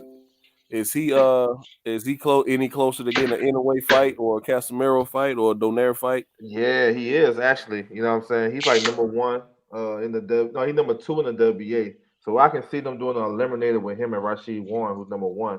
But after Donaire, if Donaire wins, he's not gonna have no mandatory. He's just gonna be chilling. So maybe he can live and fight Donaire. That makes sense to me because anyway, Casemiro and Donaire fighting within the next week, right? Casemiro, anyway, they basically have a deal in place for April. So that leaves Donaire with all the Casemiro and who have a deal in place for April? And anyway, unification. Oh wow. Yes, sir. So if they do that in April, right? What Donaire going to do? They might as well slide with Antonio. So yeah, he's there. He's there for opportunity. Yeah, I like Antonio, but I think he got to get his inside game better, man. I thought he could have looked better that last fight. Yeah. I think something was wrong with his knee, yo. I think something was wrong with his leg. I think he had an injury. Yeah, he had that knee brace on. Yeah. Okay, that makes sense. Reminded me of Sergio Garcia when he went in there with Cotto. Yeah, it did. Benavidez versus Crawford. Yep. Yeah. Yeah, that's another one. That motherfucker got shot though. So. The dude that fought Charlo with the one leg, Highland. It was like that too. Oh, yep, he was like that too. Shit, I don't even know how he passed the medical exam, bro. Man, I think he tore his ACL walking to the ring or something. There ain't no way that they put him in New York too. They fought in New York. New York don't even let you, they don't let you rock a beard. Then they gonna let you pass a physical. That's crazy. Yeah, they pay the extra $1,000 or something passing or some shit. Wait, what you mean New York don't let you rock a beard? What you mean? I mean, before you gotta have a clean shave. But before then, that's an old school boxing rule. Your beard couldn't be for so long. And pugilists were talking about that the other night. These guys with Deontay Wilder included, these guys with these long beards, they would have had to cut them off. I remember they made a guy cut his beard during a fight years ago. They didn't start a fight till he cut it down. They made AB cut his beard versus Mikey. Remember in the press conference? Yeah. He was all bushed out. Yep, he sure did. Yep. So they make you cut your beard in New York, like for real. Yeah, I never knew that. Yeah, bro. That's fucking wild. And if you don't cut it, they're gonna fine your ass. So it's like, wait, how much is that fine? That's ridiculous. I don't know, but I bet you that fine is more than a haircut. I know, right? Well, shit. Around these days, though, I don't know. It might be the same price. Haircuts is crazy. See, that's when being bald is a blessing right there. It's because I know what y'all pay for haircuts now. One of my friends a barber. He told Yeah, they man, got really expensive, man. I was like, what That's the why fuck? I get groomed once a month. So they charge way too much. Man, So it's like, I go they charge way too much. Yeah, man, I go penitentiary style for a whole month. I mean, once a month I get trimmed up. Centos running around here looking like dudes off Penitentiary 1 and Penitentiary 2 and shit. That's why I keep my thumbnail on. So, L Dub. So, what's next? Logically, what's next for Shakur Stevenson if they're not gonna allow him to unify? What's next for him? Do you think? Could you find that Japanese dude? So I mean, they talk. Yeah, the Japanese guy, he just signed with Eddie Hearn. Eddie Hearn about to have him fight all his UK fighters. So I don't know about that one. Yeah. I heard about Lomachenko, but I'm not sure. I don't trust that. We know it's not gonna be Valdez. So they gotta get creative. I would say take him home. Have him keep active, yo. If you're not gonna fight, Yeah, they need to have him on the East Coast. I said that too. Exactly. So if you're not gonna have him fight a unification, at least have him fight the highest rated guy in the WBO. You know what I'm saying? Take him back to Newark. You know what I'm saying? He can build up a core fan base and beat that guy on the East Coast. Let's see who's his mandatory right now. I have a question. This is for like in the past with Shakur Stevenson. Why didn't he fight Gary Russell at 126? Archie Sharp, Archie Sharp from the UK. He's asking a question, y'all. What do you say? Why didn't fight Gary Russell? Yeah, at 126. Why didn't he fight more people at 126 instead of just chase Oscar? That was so stupid in my eyes. Everybody ducked him. I mean, I know he was Oscar's mandatory, so he was trying to get that fight. Yeah, why not Gary?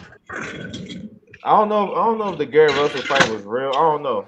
Nah, that wasn't never offered to him, man. I know when he got the belt from Joette, he was negotiating with Warrington, but Warrington didn't want to fight right away. He wanted to wait till June to fight because that's when the soccer stadium opened up, and then that's when COVID hit, so it kind of messed up everything.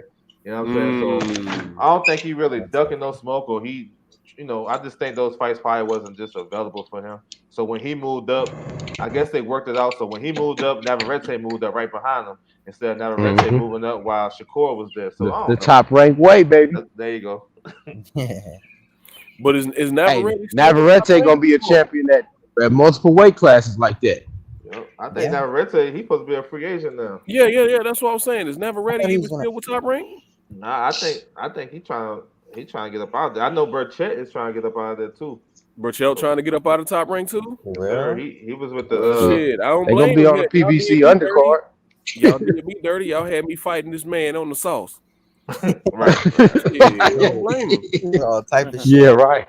Man, hey, they put him right in there and let him get slept by his quote unquote friend. Yeah. Remember, they supposed to be friends. He done morphed into a Mighty Morphin Power Rangers, and y'all gonna have me and him fighting him. Shit. Yeah, when they getting the big Megazord for that's what fucking Oscar Valdez was.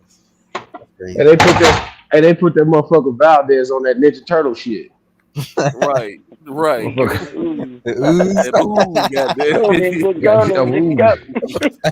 Yeah, they told Burchell, yeah, we gonna have you fighting 126 pounder. Cool. Got that. Easy work. Get him out of here. Motherfucker, they put that ooze and goddamn Valdez ass. Got his ass. Yeah, they got him. Got his ass. Smooth. Man, you too can be a champion if you drink this tea and eat that Mexican meat, but that's not That was crazy. They still let him fight. That just let you know how corrupt. Yeah, they still let him fight. That's why I said David Benavidez should have been on the phone with his lawyers immediately. Like, hold on, dog. That's what we doing now? Y'all cost me money. Right. Yeah, right. That's got to be like discrimination, bro. What the fuck? Like, so you can fight on steroids, but you can't fight on coke. Okay, right. Got it. That was crazy. Hey, the dude Kensio that fought him, he trying to petition the WBC to reverse the decision, but they know that shit not gonna happen. Hell no. He protesting though.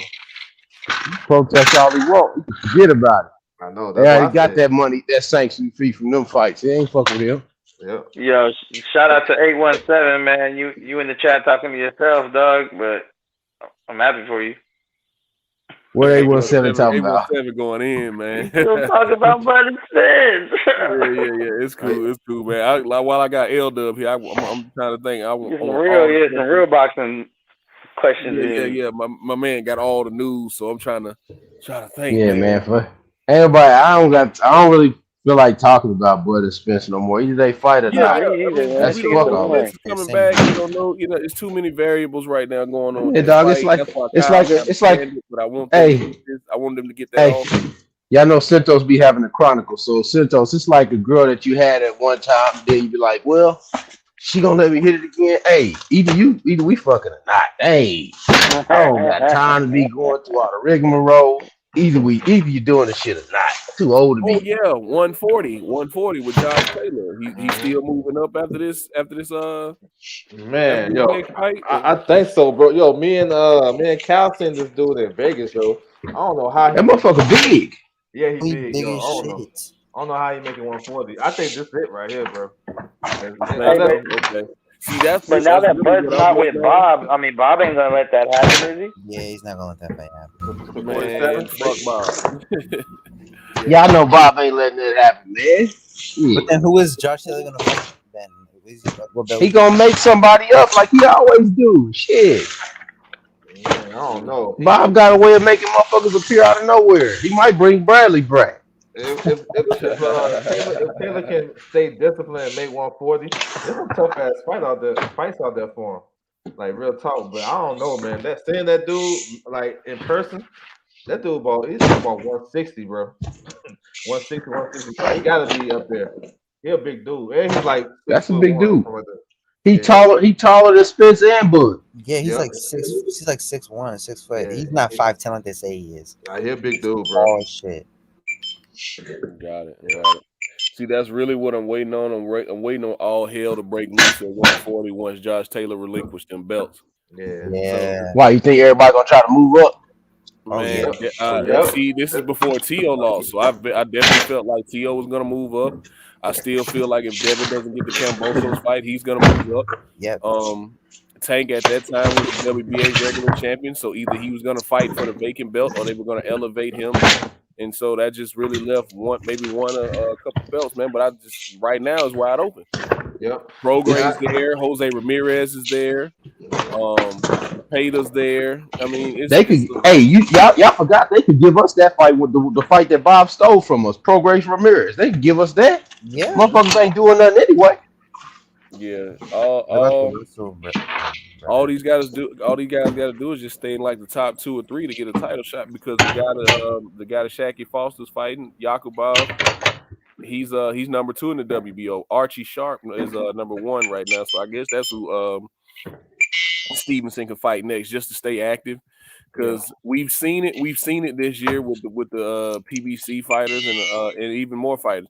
We've seen these guys, inactivity kill a lot of guys, man. We've seen I think inactivity killed Jamal James. I think inactivity had Jamal Charlo looking the way he looked at the back half of that fight, even though he dominated most of that fight. It had Tony Harrison. Tony Harrison. See, I give Tony Harrison a mulligan because his father just died. Yeah, his father died. That Jamal James, but you right about that Jamal James, man. He hadn't fought. And man, they put him in tough, man. That motherfucker was a fighter, bro. 14 months. What about Guerrero versus Kyron Davis? Y'all remember that fight? Yeah, we remember that. Yep.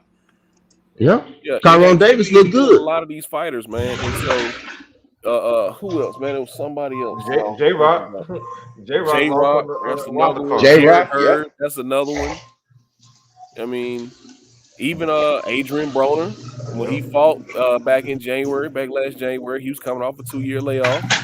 I mean, so inactivity, man. Yeah, AB ain't fought since Pacquiao, right? Nah, he fought February. Yeah, was it February? I thought it was end of January, early February. Yeah, Santiago. Yeah. See, that's why I'd be interested to see what Gary Russell looks like when he comes back. I know. That's a dangerous fight, bro. Like Marcelo, y'all see his last fight, how explosive he was late in that fight. Like, I think Gary wins that fight, but I think it's gonna be some dangerous moments, especially when you can't really time. Those Filipino fighters got that awkward jump in, explosive style. If you don't time that shit right, awkward motion, yeah. You feel me? Yeah, you know the blitz is coming. You know the blitz is coming. Right. It's just, how do you react to it? Who else is coming off a long layoff? Hey, yo, you remember? So Pitbull Cruz, right? We just seen him fight. Jared Hurd ain't fought in a while, right? Now he ain't fought since June. But look, Pitbull Cruz, how sharp and how well he fought against Tank, even though he lost. But the reason why though, this guy had 5 fights within 20 months. These guys ain't fighting like that these times. So that's what. So that lets you know when you active, you can actually put up a great effort. And damn near, people talking about he won that fight. I don't think so, but that's just a parallel when a guy is active and a guy is inactive. Because nobody was expecting that from Pitbull Cruz. I was thinking 3 rounds and we going home, but he was in there getting it in with Tank. So that's just I was thinking 4 rounds. See, there you go. So yeah, well, my bad, bro. No, you good, man. You good. What else was I gonna ask? Y'all know we ain't seen Andy and Ruiz in a while. What happened? What happens now with Cinnamon? Now that Makabu's mandatory wouldn't step aside. What happens with him now? He just does whatever he wants again. Yeah, I can't judge on what he do, but I think, you know what I'm saying, Don King, he got that fight already signed in January against Makabu with the mandatory. So Canelo probably still fighting winner. That's crazy. So man, Makabu got to be mad because he ain't gonna make as much money. No, but he may lose. I heard he was getting outboxed. God damn. Oh yeah, that guy. And he knocked that dude out. Yeah, you're right, bro. You're right. Yeah, that's a fight he can lose. He can lose that fight. Yeah, it's not shit. Damn, his whole training staff got to be mad, boy. They Crip Senior went down just by that one stroke of a pen. Right. Yeah, man. But yeah, that's always been. But as far as like the Arrow thing, I just always wanted to know how the IBF was gonna act towards him keeping it on the belt, as well keeping that belt in particular, because we all know how they act towards their mandatories and how they make them defend the belts and all that type of stuff. So, I was just always curious on how that would play out. Yeah, I was too, and that made me realize that I think Spence got a little bit more power than people think he do. Because the IBF be stripping dudes. They strip Triple G, they strip Canelo, and they ain't even mess with Spence. Who else they stripped? They stripped somebody else recently too. They be stripping dudes like they take your belt. They stripped Tyson Fury as soon as he beat Klitschko. Like 10 days after, they stripped his ass. You know what I'm saying? So, and they was the first one to take the belt, I think. Yep. Yeah, they sure did. And then now look at Spence. He haven't fought a mandatory in 3 years, going on since 4 Ocampo, years. right?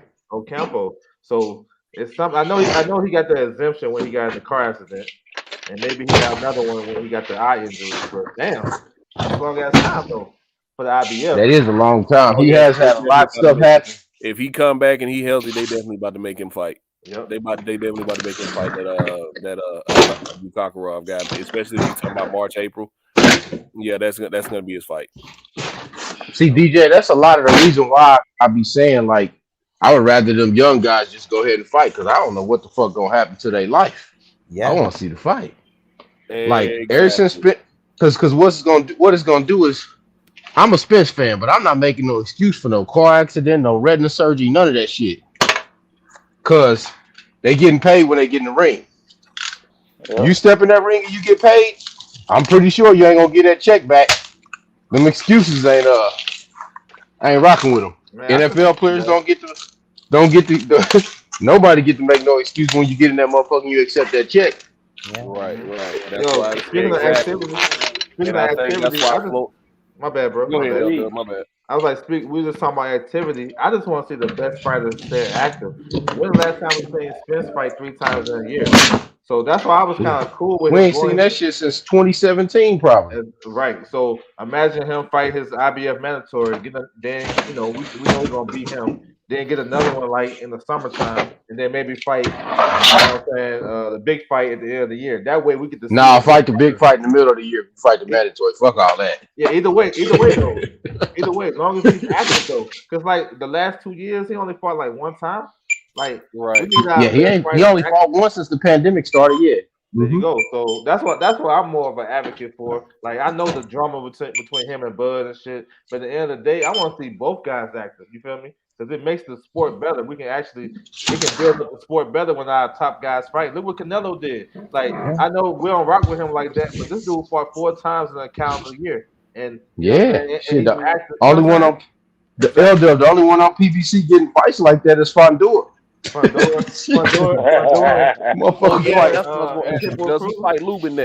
he fight Lubin next? Yeah, he gonna fight Lubin. He gonna get his ass knocked out. Fuck him up, man. That's gonna be problems. Lubin. That dude get hit too much, and Lubin hit too hard. Yep. I've never seen somebody that tall who couldn't jab. Like this is beyond me, man. I know.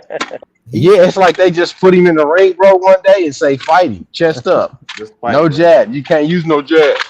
He just don't do it. It's just long for no reason. Just throwing Yeah, bro. It's it's like that's like Derrick Henry being an outside runner or some shit. Right. I don't run in between the tackles. I only run outside. What? Yes, sir. Well, yeah, bro. I'm about to close it out, man. I gotta get up though, but I appreciate you guys on the invite. All right, appreciate it, L-Dub. You're welcome anytime, man. You're welcome anytime. Anytime you got some big news you want to share, come through here and share it with us, man. Yes, sir. I got you covered. We'll even create you a banner. Breaking news. Yeah, I got you, bro. Appreciate you. All right, y'all bro. have a good Appreciate one, it. Yes, sir. All right. Hell yeah. Man, that was a legend. I thought I heard something about Lubin was gonna get the winner of Garcia and Fundora. Lubin gonna beat the shit out of Fundora, man. You think Lubin can beat Charlo now? Nah, it's just like you gotta prove it, man. That's a hell of a fight you lose like that. Yeah, that was a bad. Psychologically, that's bad, man. But if he can do it, he probably can. But you gotta prove it. Yeah, we'll see, man. And then why didn't I'm talking about like okay, so who do you think is gonna win, Marcus Brown or Arthur Beterbiev? I think Marcus Brown can outbox him. You think Marcus Brown go outbox Beterbiev? Yeah, I don't think Beterbiev is that like. Man, Beterbiev is better than Pascal.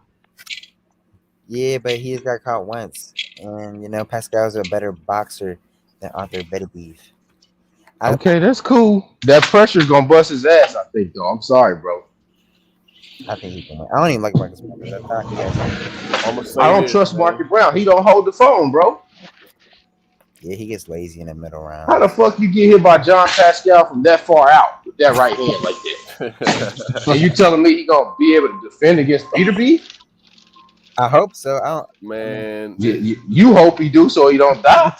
Yeah. Have y'all heard that crazy stat? Like 4 out of Beterbiev's last 6 opponents ain't fought again. Yeah, that's what I'm saying. I don't know what this dude is talking about. He retired, dude. So like he is the epitome of Ivan Drago. Shit.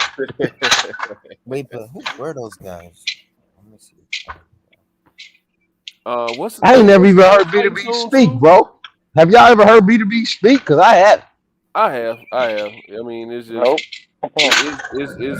it's broken English, but If I was his management, I wouldn't let him speak just because that'll add to the intrigue. Right. He no longer speak. No, speak. Hey, Bivol got a fight coming up too. Yeah, that's what I was just about to say, man. He don't Bivol got a fight coming up as well. Yeah. And I think Joe Smith Jr. fights pretty soon too. So all those guys are pretty much on the same schedule. I think we'll get a unification with Beterbiev if he gets past Marcus Brown, which we all believe he will.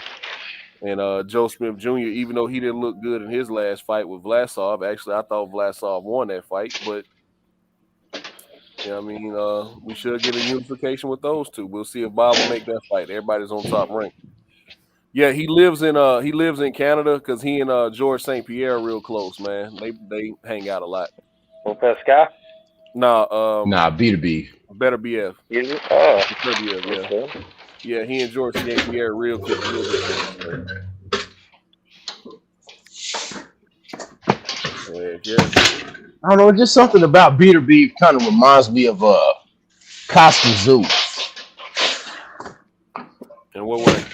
Yeah, It's just like Costa Zoo, he didn't speak English that much, but it just seemed like some of them dudes like that. It just seemed like you got almost damn near got to kill him to beat him, man. Mm-hmm. And Ricky hadn't beat him, but that was it. He was pretty old when Ricky hadn't beat him. But it wasn't nobody lining up to go fight him, though. Nah, Floyd winning that fight. Santos, best pugilist. Y'all still with us? Santos probably delivering. Oh yeah, it's early as fuck. Best pugilist. Yeah, still I'm with making a delivery right now, man. Oh, okay, cool. I thought I was on mute, but I see I'm not. Yeah, you on mute. We didn't hear you.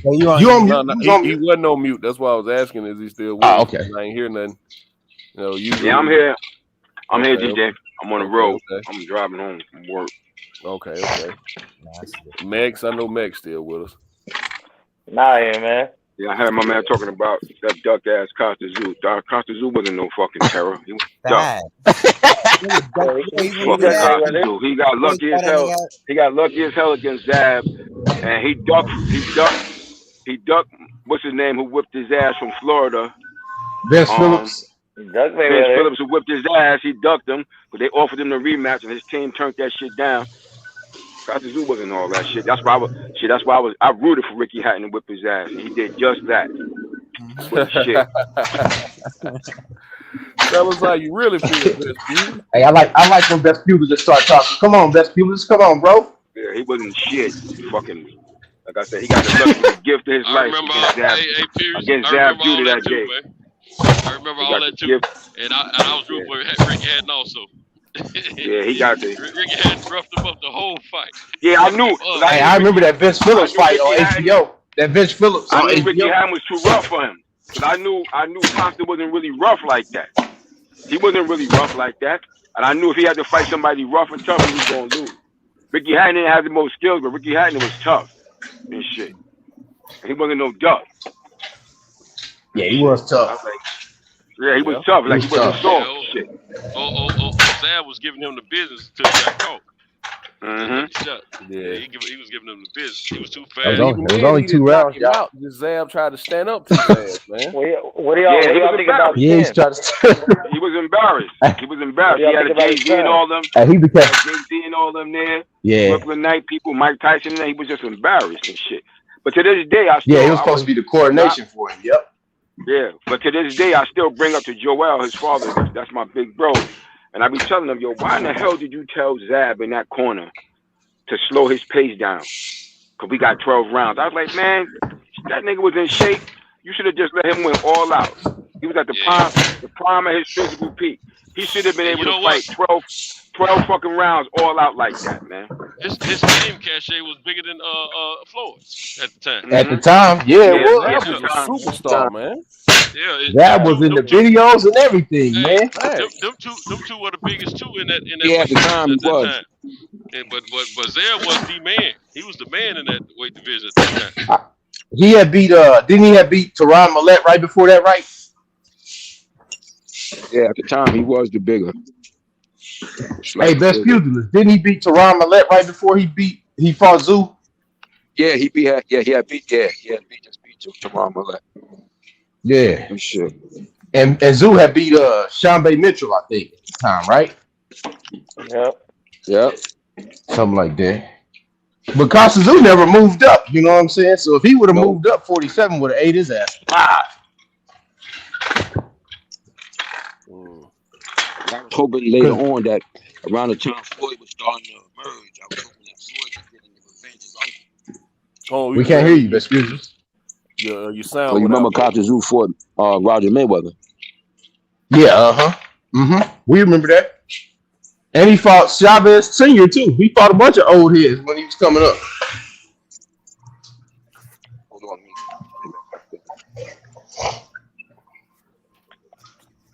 on. Best Fuses came in. Hey, Fuck Costa Zoo. Yeah, I was hoping. Yeah, fuck Costa Zoo was the shit. Now, what about his son though? What about his son?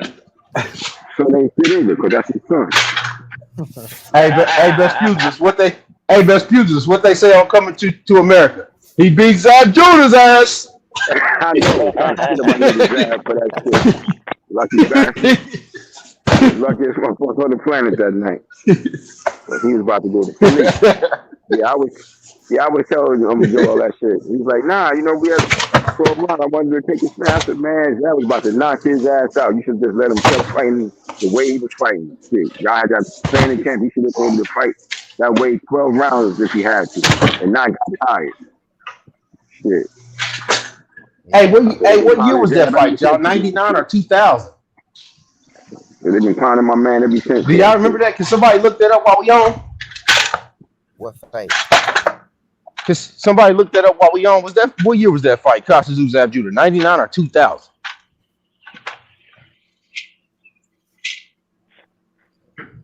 For which fight? Zab? Costa Zoo and Zab. Was that 99 or 2000?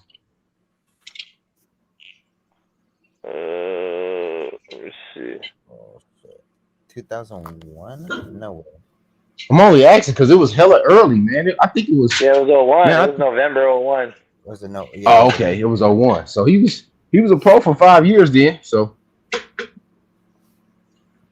see, that's what I be saying though, Mex. If Zab Judah was fighting Costa Zoo 5 years in, these new motherfuckers be 7, 8 years in, ain't fighting nobody still. Yeah.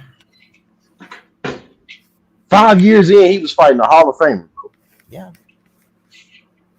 Why don't they fight people like? I mean, it's just. I mean, that was his 28th fight. You gotta remember, the fight industry was different then because Mayweather hadn't had his effect on it at that point. Yeah. He didn't have his effect. You right about this, Santos? What we're dealing with right now is the Mayweather effect. Yep. Hey, he didn't. But think about this, Santos. If we saying he got the Mayweather effect, this is the right now area where they got TikTok, Instagram, and all that shit too, though. Yeah, but see, the thing is, no one was getting that kind of money back then, and no one was worried about they owe as much at that time. Now everybody's worried about they owe because it equates to money now, and everything just changed since then. So it's all jacked up now. Well. So that's why guys like them, they were the new generation. Zeb, Mayweather, and all them, they were the new generation. Hey, Santos, hey, y'all remember Fernando Vargas fought Trinidad around that same time too, y'all. Yeah. Zab Judah was 25 years old, 27-0. And then how old was he? 20 what? He was 25 years old, 27-0, but he hadn't really. I mean, that was his first big fight. Yeah, that was a big fight. Yeah, that was a big fight at the time. Yeah, that was the biggest fight. 25 years old, 27-0. That's a nice size record, man. He was ready. Well, see, fighters stayed more busy back then. Also, they didn't fight like once a year. They would fight 2 or 3 times a year on there. But see, them young dudes do fight that way coming up, Santos, until they get to the big fight like that. Zab Judah has fought 4 times in 2000. Nowadays, they still doing it. You're right, because the money is not as big and demanding for them during that time of their career. When that money changes, they get their chest puffed out, and they handlers are telling them they want X amount of money. That changes everything. Yo, Pete, Zab Judah fought 6 times in 1998. Yep. That was the second year of pro, yeah. Oh that was the second year as a pro, yeah. Floyd fought about 17, 18 times, and what? How many fights he had? In 18 months he had about 9 or 10 fights. Yeah, 10 fights. He had about 11, I think. I think he had about 11. It's a different time now. That's crazy. Who had 11? Floyd did around 97, 98. He had about 10, 11 fights. That motherfucker was fighting like every week, bro. Mm-hmm. I wish you could go back. Mike Tyson had like some 12 in a year or some shit too, or some shit. Yeah, because you gotta remember, Mike Tyson fought what? He ended up fighting 27 fights in 2 years. And he was getting paid during that time. But no, that was early in his career. But later on, when he started getting the big money, he was still fighting 2 or 3 times a year. Yeah, they kept him active. But that's because that was still that in between time prior to Floyd, and especially that point in his career, he had the good management. Oh yeah, Floyd That's fought before what's 10 the name times in died. 1997. Yeah. 10 times in 97. Yeah, I knew it was something like that. Hey, check this out. 10 Back fights, then, bro. guess God what? Some of these are only a month apart. During that time right there, you weren't hearing about no super champions and all that. Nah. You didn't hear about no silvers and no diamonds and all that bull crap. See what I'm saying? Yeah, Hey, let me they tell you active. something. The pimps of the business are the sanctioning bodies and the promoters. Oh, they getting paid. And the sanctioning bodies are the big pimps. I'm telling you right now. And the big pimp said, bring me my money.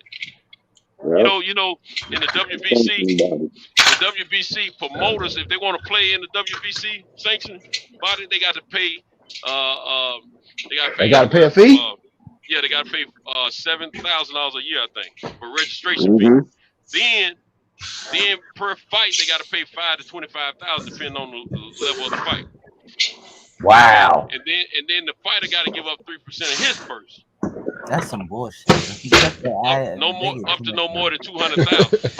Hey, that's pimping all the way, bro. Well, I've been trying to tell y'all the business of boxing is what I'm telling y'all, man. And see, I'm gonna tell you what all of us diehard fans need to do. We need to go and research where the money goes. It's like Fred said, follow the money. But we need to really go and not just speculate. We need to go and research it and know what we're talking about. And then I think we all will have a better understanding and understand what these fighters' heads are and understand what we need to be at as fans and push against the business of boxing, because the business of boxing is sticking a lot of pipe inside a lot of people. I'm telling you. Yeah. Hey, Cinto, that's why I kept telling y'all the other day. I'm not buying no tank fights unless he fight one of those 5 or 6 guys. That ain't the business part of boxing right now. We're talking about the ones that says who's gonna fight, when they're gonna fight, based on whatever money. Like the WBA just did Ugas. Like the WBA just did Ugas. See, we that ain't no pay-per-view thing right there. That's just straight the business of boxing right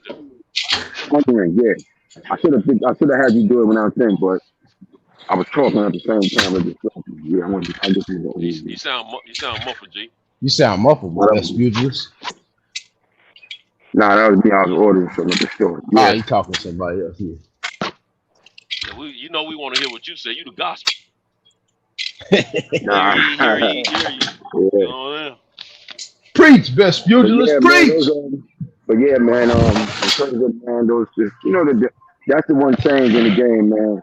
You always hear me talking about it, man. A lot of these fighters, they ended up taking these losses because they have such long layoffs now, man. Back in the day, man, like when I was coming up, man, and Centos and shit, we used to see fighters like fight champs and fight non-title fights, man. Mm-hmm. You have to stay active, know? Yeah, Roberto Duran used to go up. Roberto Duran used to go up. The other part of it, too, is the commissions and their suspension and medical suspensions nowadays, too. Yeah, but that shit always been around, though. That shit always been around. You pretty much do it about a month later. Huh? Going way back. Nah, he might be. Mex might be right though, y'all, because y'all remember John McCain came out with that shit. John McCain started instituting some shit in boxing. Remember? Yeah. But like I said, they always had like suspension shit and so on and so forth. Even if you get a cut, if you get a cut in the fight, you don't gotta get knocked out or nothing like that. If you get cut in the fight, you get an automatic suspension. But I'm talking about even for dudes that don't get touched in the fight, they're getting medical suspensions now. Yeah, if you get knocked out, yeah, you ain't getting medical suspension. I'm talking about if you won, clearly dominated, like you didn't get touched, you still got to sit out like a month or two. No, you just get a little vital, or you get a vital signs checkup at the end of the fight. Even if you haven't been knocked down or anything like that, just proceed. Yeah, you get a vital signs. If you got knocked down, you look like you hurt, staggered real bad. You might have to go to the hospital and get checked out before they release you. You can be as active as you want to as a boxer, man. Don't believe me. Don't get it twisted. You can be as active as you want to. If you the type of fighter that want to fight a lot, you can go. You don't have to stay. Especially if you're not with no promoters and no shit like that, you can go all across this country. You can go to the Midwest and fight, where they be having these little corny ass fights every damn week out there. You can go out there and fight. You can go across seas and fight. There's a lot of things you could do, but it's up to that individual to want to do. Are guys getting paid more compared to them? Because that may be a reason why they're not fighting. People don't have the financial capital. Yeah. Yeah, see, they getting paid more, but you got to factor in they getting paid more in the time of higher Yeah, inflation yeah, on the money. yeah, You know, exactly. so they getting paid more, but inflation is still inflation. A lot of people don't Exactly, factor that in. exactly, absolutely. But it ain't the same. The money don't work the same. Yeah, you getting Right. paid I mean, the more, people but it at don't the work the same. right, but the people at the stadiums is getting paid more, and the venues Exactly. cost more. You see what I'm saying? Mm-hmm. So Yeah. Yeah, because of inflation. You get right Oh in the yeah, head. Inflation. all the costs is up. All costs of yeah. everything is up. Mm-hmm. Yeah, inflation. Hell, I That's see exactly what $15 it is. an hour signs at every restaurant I drive past. Right. Yeah. We Nah, gotta well, remember. We gotta yeah. remember one thing about this country right here. Anytime any kind of natural or man-made disaster happens and it affects the nation throughout, that's an opportunity for capitalism to increase its cost on everything. Trust me. Yes, That's why sir. I'm gonna tell you the truth. But when I see gas prices going up, that's an opportunity for me to go up on my delivery prices. Hell yeah, that's the only way you're gonna make your money, right? Because it justifies the cost. See, I be Yes, mad sir. about it, but at the same time, I say somebody else gonna pay for this. That's the first thing Yeah, you comes to mind. transporting the goods and services. People don't understand Hey, that, shit Centos. I'm trickles glad you said downhill, that. man. But when guys like us got to pay more money, guess who else got to pay more money? The Guys like consumer. you. You. Yep. Hey, man. Hey, well, you have a blessed day. Peace. So yeah, sometimes Be companies proud want of to man. overdo the fact of what they the high they want to be too high on the percentage over what they charge. That's where the problem comes in at.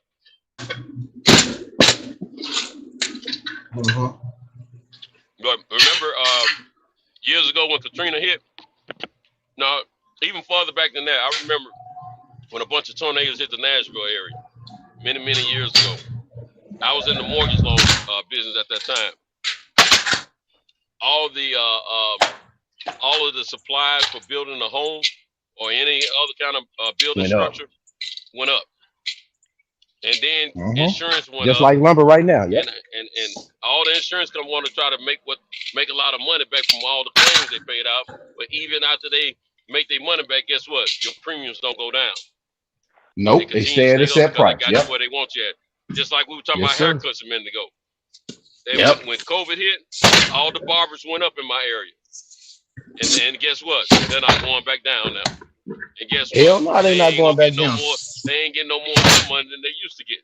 You understand me? I'll rough it for I look crazy for about 3 weeks before I even worry about getting a haircut. I used to go to the barber twice a month. I go once every month or once every other month now. You go up on your prices ridiculously, I cut back on my appearance and look rough. I'm already married. You know what I'm saying? I don't care if I'm getting mad or not. Let me tell you something my homeboy told me, right? He was like, the price is going up because my homeboy barber. He barber in Huntsville. The price is going up because the price of these clippers going up. The price of the supplies is going up. He's like, I just bought a new set of clippers. It's like a $700, $800, $900 set of clippers. It's like, so y'all want me to keep the top stuff to make sure y'all haircuts turn out right? I'm gonna have to up my prices. And then I'm in here 10, 11, 12 hours a day. And a lot of times they call him after hours and on holidays. And he tell them, look, if y'all call me after hours, it's gonna be extra. It's gonna be $75 to $100. You gotta expect that. Like, don't wait. He's like, y'all knew all week that Easter was coming up, or Christmas, or New Year's, or the 4th, or school. Like, he even give free haircuts out for kids right before school started. So, but y'all knew that all week the 4th was coming up. So don't wait until the day before to call me talking about y'all need a haircut because it's gonna be double. You know what I mean? And I've been right by his side. I've seen him go through all of that. So I understand why the prices are where they at. What's going on, Trey? I understand why the prices are where they at because I've seen him standing in that shop, 10, 11, 12 hours a day, and then people start calling him, later on that night. To my man, come on, man, I need you to get me before I go to the club. I'm gonna go over such and such house, man. Come on, man. Don't have me out here looking bad. My bad, house work, da. So hey, what's that Joe say, yo? Real talk. At first they increased the price. Yeah, the price of yesterday's price is not the price. Yeah. Not today's price. But Yesterday's price real talk, is not the reason, today's price. yeah, and you know, real talk. The reason they first went up is because everybody was quarantined and they wasn't getting opportunities as much. The opportunities slimmed down. Then they started taking appointments, or they will come and see you. So that's when in my area, that's when the barbers went up like that. But they ain't going down, even though they don't open their doors up to everybody now, which is cool. That's their business. I respect. You can't go down. But I also respect my dollars too. Now I tell you what, I used to tip my barber every time. Been doing it for years. Now I'm looking at the nigga like, where's my change? You did. You're getting double what I used to pay you now. You know what I'm saying? Yeah, but see, that's what happened though when the society, most of the people in the society don't understand economics. Most of them don't. They just think $20 is $20 like it used to be. They think they $20 still work like it used to work until they go buy some. Yeah, that's true. That's true. Like for some reason, people walk around like they didn't just see them print out a bunch of money or some shit. Like, like if they print a bunch of money, bro, your $20 ain't $20 no more, bro. I don't know. Hey, I used to be one of them loyal customers too. Where I wouldn't even go to another. If I miss my barber, I'll wait the next week or the week after to get my hair cut because I was that loyal. But now, shoot, it's a barber down the sidewalk. They their hours a little bit more open than my barber, and I always knew that. But look here, they about $5 cheaper. You don't be there when I need a cut if you want to. Somebody else gonna get your $35 or whatever it is. You know what I'm saying? Hey, shit though. I'm gonna have to do you like American Gangster. You disloyal. Yeah. I'm disloyal like a sun gun right now. It's my money. He said, "This is my money, and I'm gonna spend it how I want to." That's how. Hey, Sito, I don't blame you, bro. It's your money. You make your money. You gotta spend it the way you see fit. You know, anybody don't like it, they can buy the haircut. Yeah, when we were rocking around the $20 range, you know, I wait for it. But now I'm looking like a bear in between haircuts. I can get them. Look at this other thing. I didn't even know that the price that my barber had went up to, I didn't know it included my face and my head. He didn't even tell me, and I've been a loyal customer for years. I had to find out down the sidewalk. The cats down the sidewalk was cutting for $5 less face and hair. You know what I'm saying? I said, oh, okay. Yeah. See, normally I like to do my own thing on my face. You know what I'm saying? But shoot, yeah. Sometimes you don't have time, so you want to just get a chair and roll. Man, look here. Yeah. Look, they got them new groomers and stuff they use to them little gold ones. Man, come on, man, go on for that. They ain't harming my skin or nothing. Hey, if y'all down south, who's in here? Who? Like they just put a bunch of Whataburgers up here in KC because I'm in KC. You know, Whataburger is primarily in Texas. So Whataburger's packed like hell. They got a bunch of employees, but you see the sign outside they hiring. Man, they paying like $17 an hour to start. To work at the fast food, boy. I'm like, damn, boy. Yeah, that's that inflation, man. That's that inflation, G. Inflation. Same what Whataburger gonna cost you. Yeah, Whataburger's $10 a value meal. $10 a value meal, bro. What? Yeah, I don't know because I don't be going to fast food restaurants. Damn, that's a value meal is $10? Man, value meal $10, bro. Motherfucker might be $8.50, but that's $10 to me, bro. Shit. $8.50 is $10. That's $10. Yeah, that's basically $10. Yeah, you're right. Hey, I remember that. Hey, anytime I come back, wait, hold on, Sito, let me say it. Anytime I come back to the house with any change, my daughters be shaking my pockets, bro. So that's $10, bro. Damn sure is. Earlier this year and late last year, they had some ads on Instagram that kept popping up about Whataburger franchises. They were offering people to get in. Now you don't tell them about them baby meals being $10. One thing I know how to do is add and subtract. I think it's time for me to look into that a little bit better. Yeah, bro, they built them up here. Patrick Mahomes bought a bunch of them, bro, and brought them up here because he's from Texas. So he part of an investment group that bought them shits. He got part of investment group in the KC Royals too. He bought some of that when he got his contract. Mm-hmm. So that little dude, man, that little dude put some money out there. He said. Yeah, he's straight. But his daddy played Major League Baseball, so shit. Yeah, that's how I knew him. I knew him from his pop used to play for the Mets up here in New York. I remember his pop. Yeah. His father played for the Mets. He got a lot of upfront guaranteed money too. Yeah, man. He don't look the same now, though. I'll tell you that. It's gonna happen though. You know, that's gonna happen. But they're gonna have to ride. They're gonna have to ride it out though. They gotta ride that out, Yeah. Santos. That's too much But it money. was bound to happen, man. It's bound Yeah, to happen. best When you're playing pugilist. with top flight, That's the best top quarterback flight. they had. But best pugilist, that's the best quarterback they had since probably Rich Gannon when they let him come in over Gerback. Sorry ass. Yeah. Same. Yeah. But it was just a matter of time, man. It's the NFL. Those guys is the greatest football players on the planet, man. They learn these games. They gonna always try to find a way, man. Nah, the greatest football players on the planet is Ronaldo and Messi. I said, you know, they're gonna have the greatest.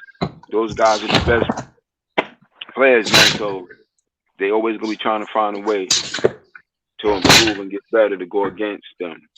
Those guys. Best pugilist. Best pugilist. The one thing about Andy Reid that I don't like is you see exactly what he used to do in Philly, where he never ran the ball.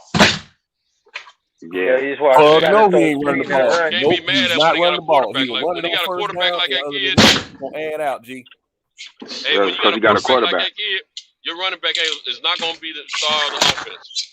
No, I'm not saying he got to be the star, but I'm just saying you got to mix him in a little bit more because they got that double coverage. Because they got a good running back though. But they just don't use him a lot. And with Allaire is good. It's a good back. They throwing passes to him also. Yeah, Allaire's a good back. He's a 1,000-yard rusher, man. If they use him enough. If they use him, like you said, if they use him. Yeah. But they got, and they got a high flower. They got the high power offense. They got the great tight end. They got back there. So that's what it is. Yeah. Come on, hey man, got y'all Super Bowl, man. Come on now. I ain't a Chiefs fan. I'm just telling you what's about them. Oh, okay. I don't fuck with the Chiefs like that, man. The Chiefs fans is crazy out this motherfucker, boy. Who you like? All right, fellas. I'm gonna holler at you guys tomorrow, man. I gotta watch my daughter's little Christmas recital later today, so I gotta get some sleep. Get you some sleep, boy. Your daughter gonna worry you to death, boy. You know that. All right, Max. Hey, man. See you tonight, man. And I gotta watch that bare knuckle fight tonight, DJ. Man, I'm not watching that shit, man. Hey, watch man. that bare knuckle. Bare knuckle. Hey, I forgot to tell you they postponed that, bro. What, the bare knuckle? Yeah, it's been postponed. Santos fucking with you. Don't lie to me, Santos. Why ain't do my joke, man? Yo, man. I couldn't even hold it in. You made me laugh when you said that. So quick. Santos. Yeah, I was just messing with you, man. Hey, Santos. DJ always fucking something up. He gonna fuck up the money, and he just fuck up your joke. Yeah. Man, that wasn't even me. That wasn't even me, asshole. He didn't even know who it was. He just come in, fall asleep, and Right. wake it up. Wake your sleep ass up before you. Hey, he done wiped the slobber off his face and shit. Just start talking. He did a slugger. He did a slugger deal, didn't he? Right. Apologize. Lo siento. Yeah, he came in hot, man.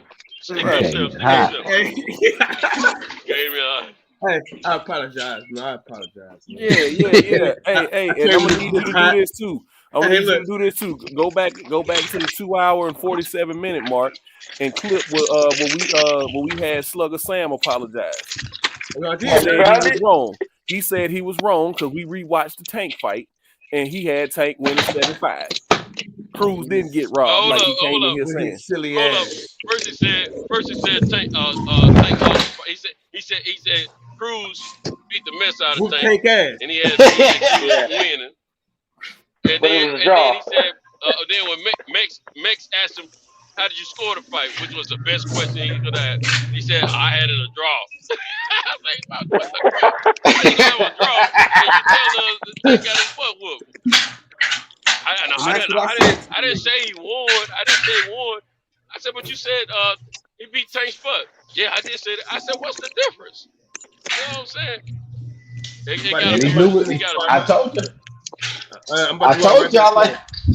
I told y'all that's how they be like that the other day when we had dude on the thing. He was on the line talking about he was playing them semantic games talking about the WBC did this, the WBC did that for Devin. I said, hey man, these motherfuckers, these new boxing fans, bro, it's like new people out here, bro. The new people delusional too, bro.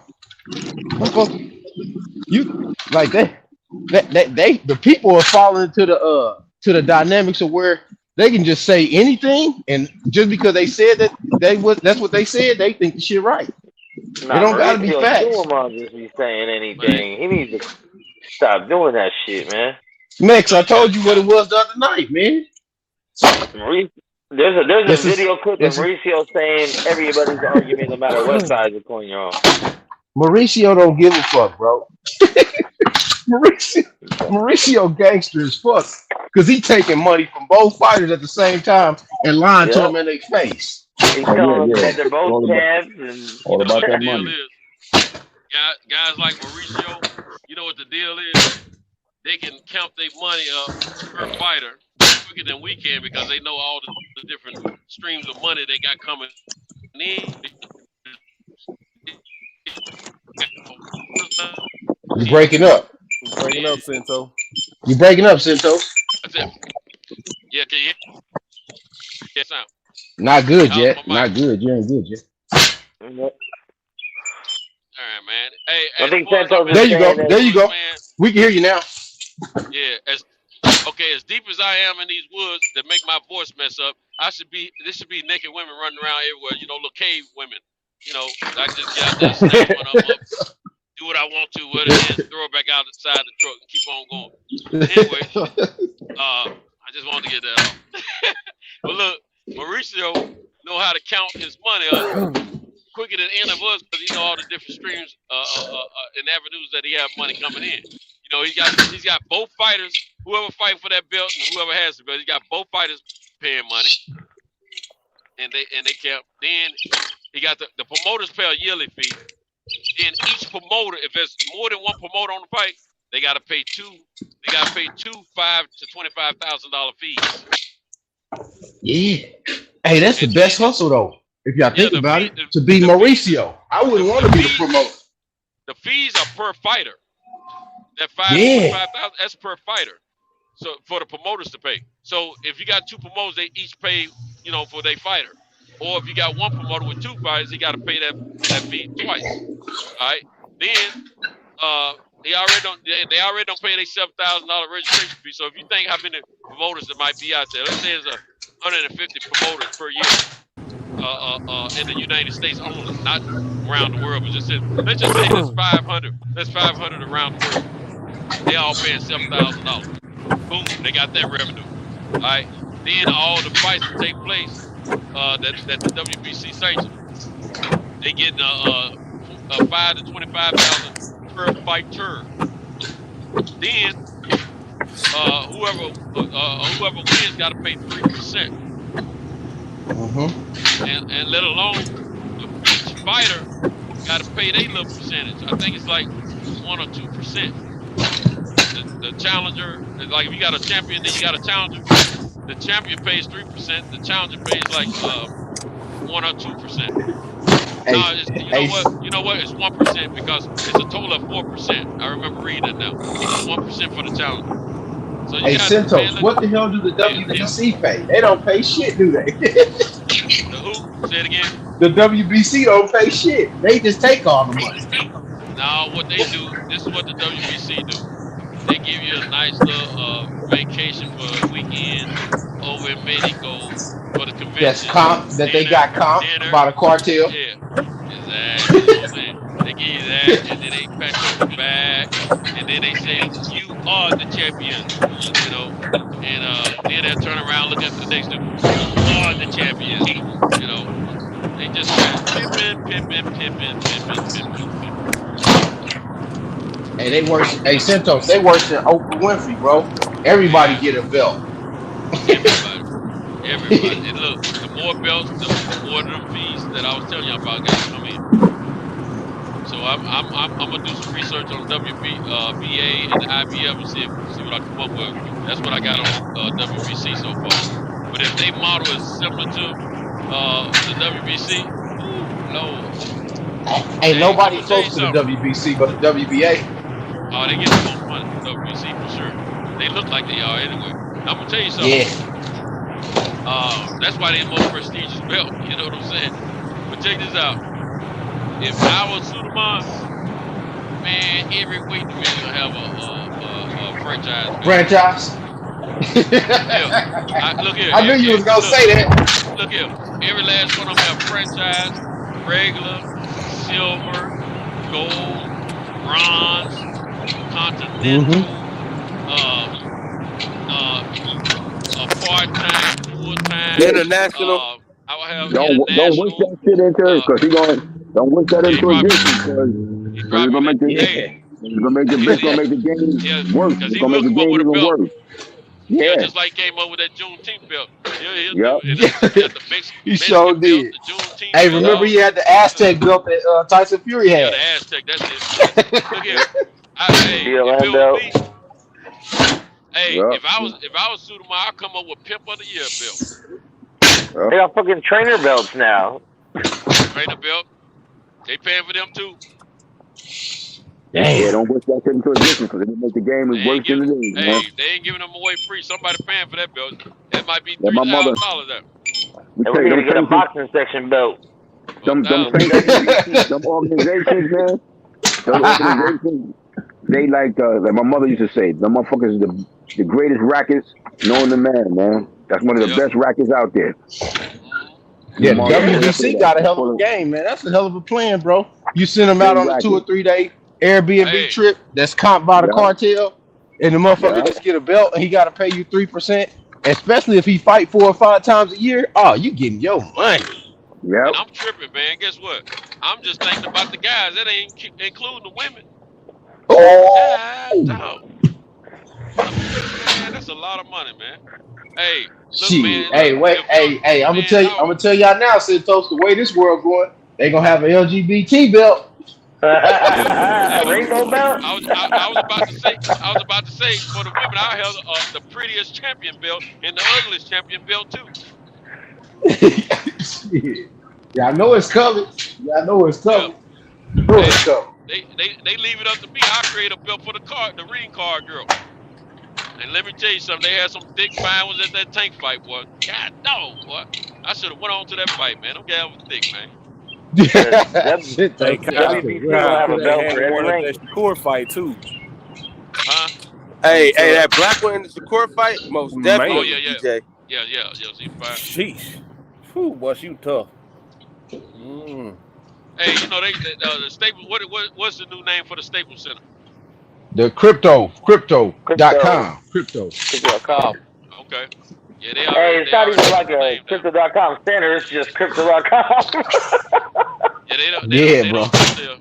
They didn't add no center or arena or nothing. That was the last fight of the under Staples. I remember they had Shane Mosley, Oscar De La Hoya first fight at that arena.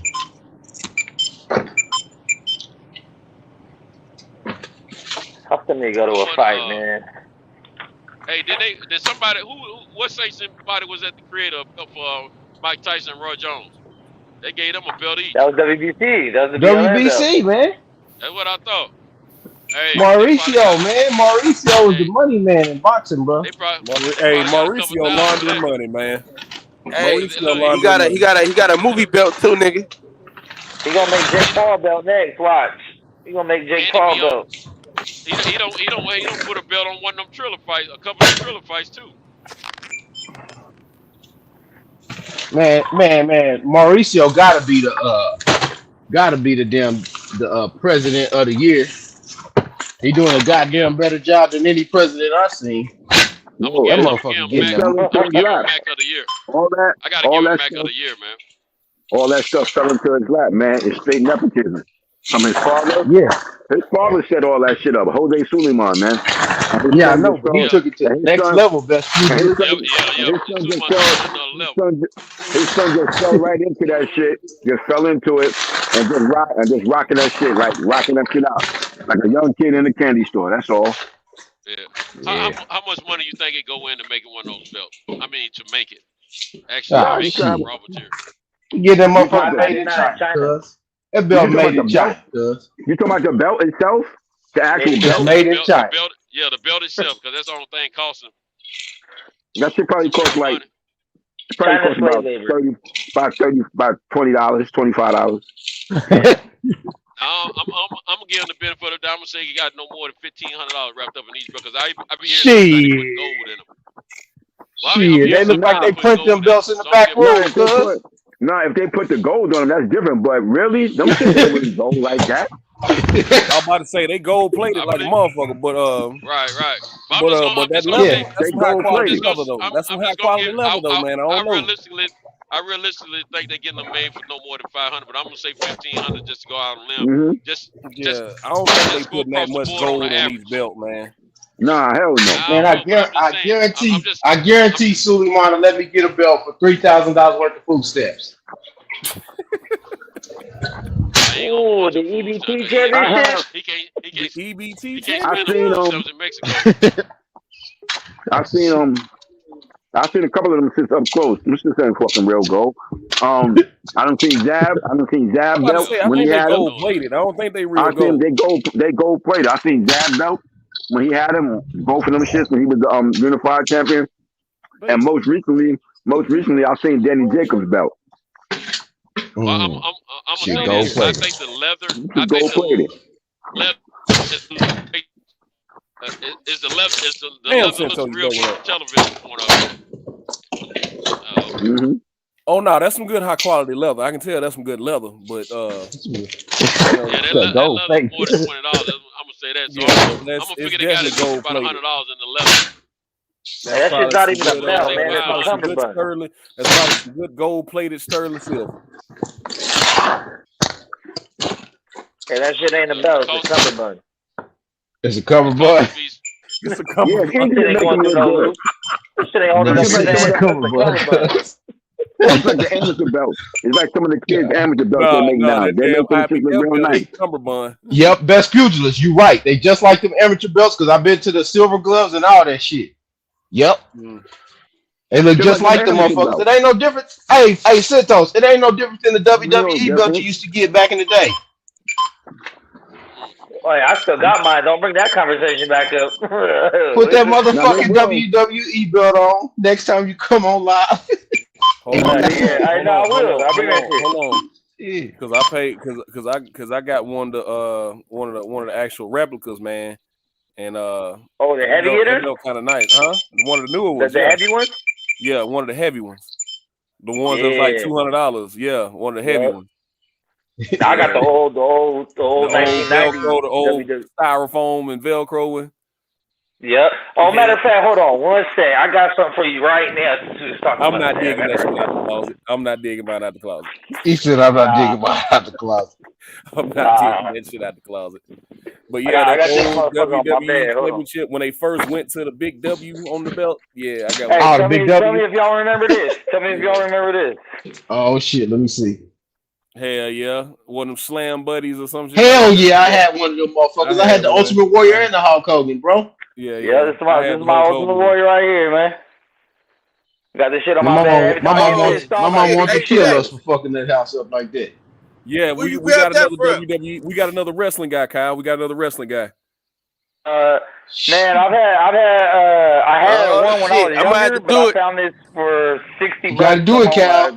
You gotta do it. Bring back that WWE. I'm gonna bring that wrestling Wednesdays. I'm gonna have to move. I'm gonna have to move something around. Let's do it, brother. Oh yeah, brother. It's pure entertainment, man. Yeah, that's what boxing is. Boxing ain't nothing but wrestling anyway. You know? Yeah. At least they trying to break each other's jaw though. Shit. Hey, Santos. What about that fight we Santos, what about that fight we seen that we was like, man, that motherfucker looked like it was fixed. WWE. Oh shit, are you talking about Canelo and Julio Cesar Chavez Jr.? Canelo and Yildirim, Canelo and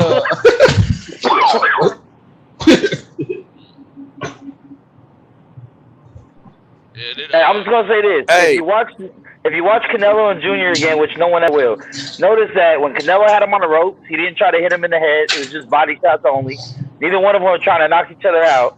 And then at the end of the fight, remember Triple G was like in the front row the whole fight. When the fight was over, the lights went out in the stadium like Undertaker was coming, and Triple G walked from the back from the locker room all the way down into the ring for a grand entrance to make the announcement for that fight. That shit was fixed. That shit was fixed. There's no way that Junior could have won that shit and fucked up that Triple G fight. Like, there's no way Junior could have won that shit to fuck it up. Nah, Junior wasn't winning that shit. Junior was smoking weed too much. Getting how he was training right.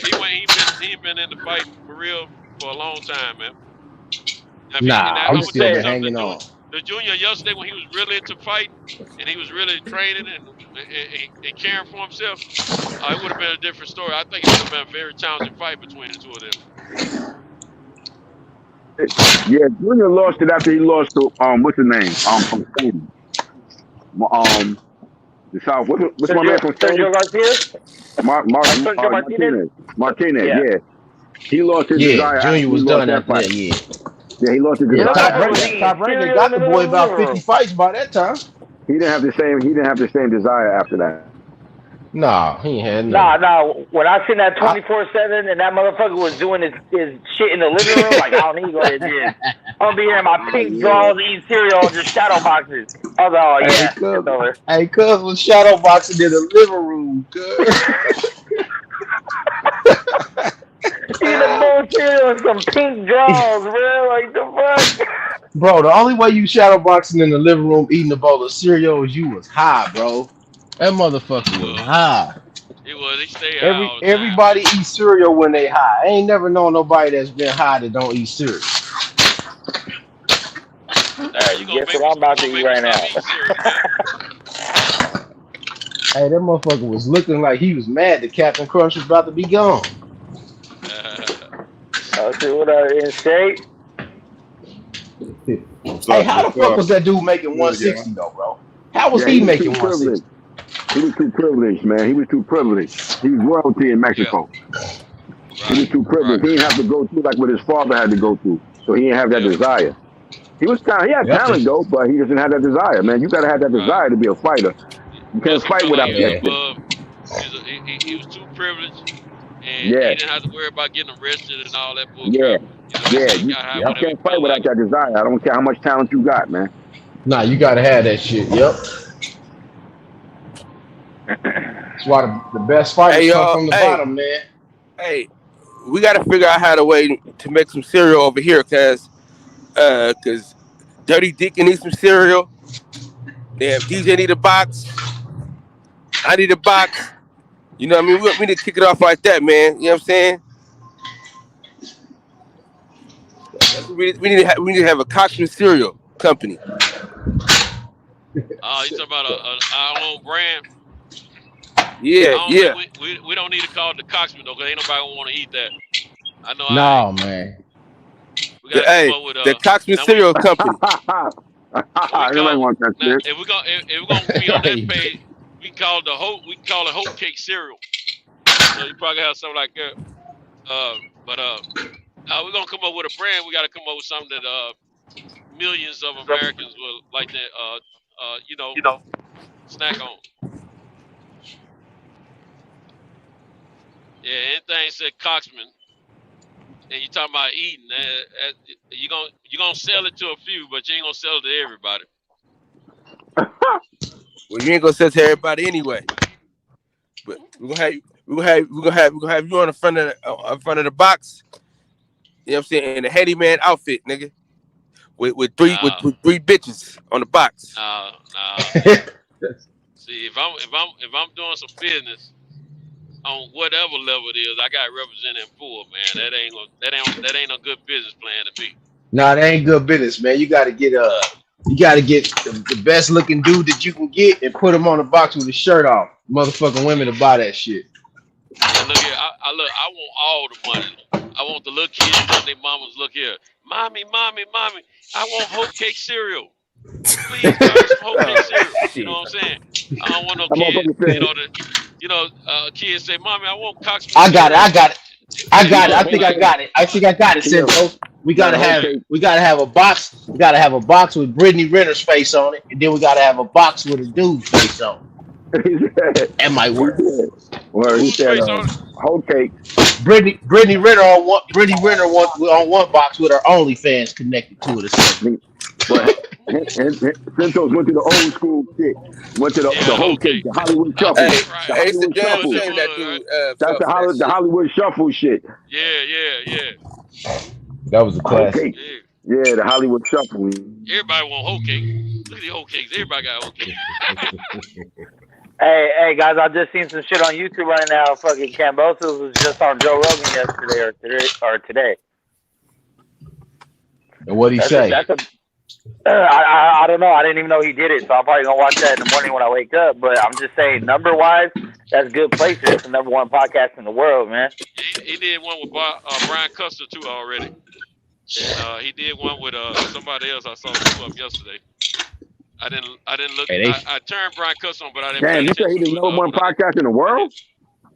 Joe Rogan, number one by far.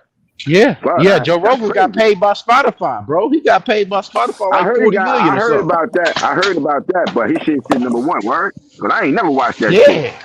Me. See, that's because the boxing section. By a lot. We got 49 people on live at 4 in the fucking morning and like 7 o'clock in the morning in other places.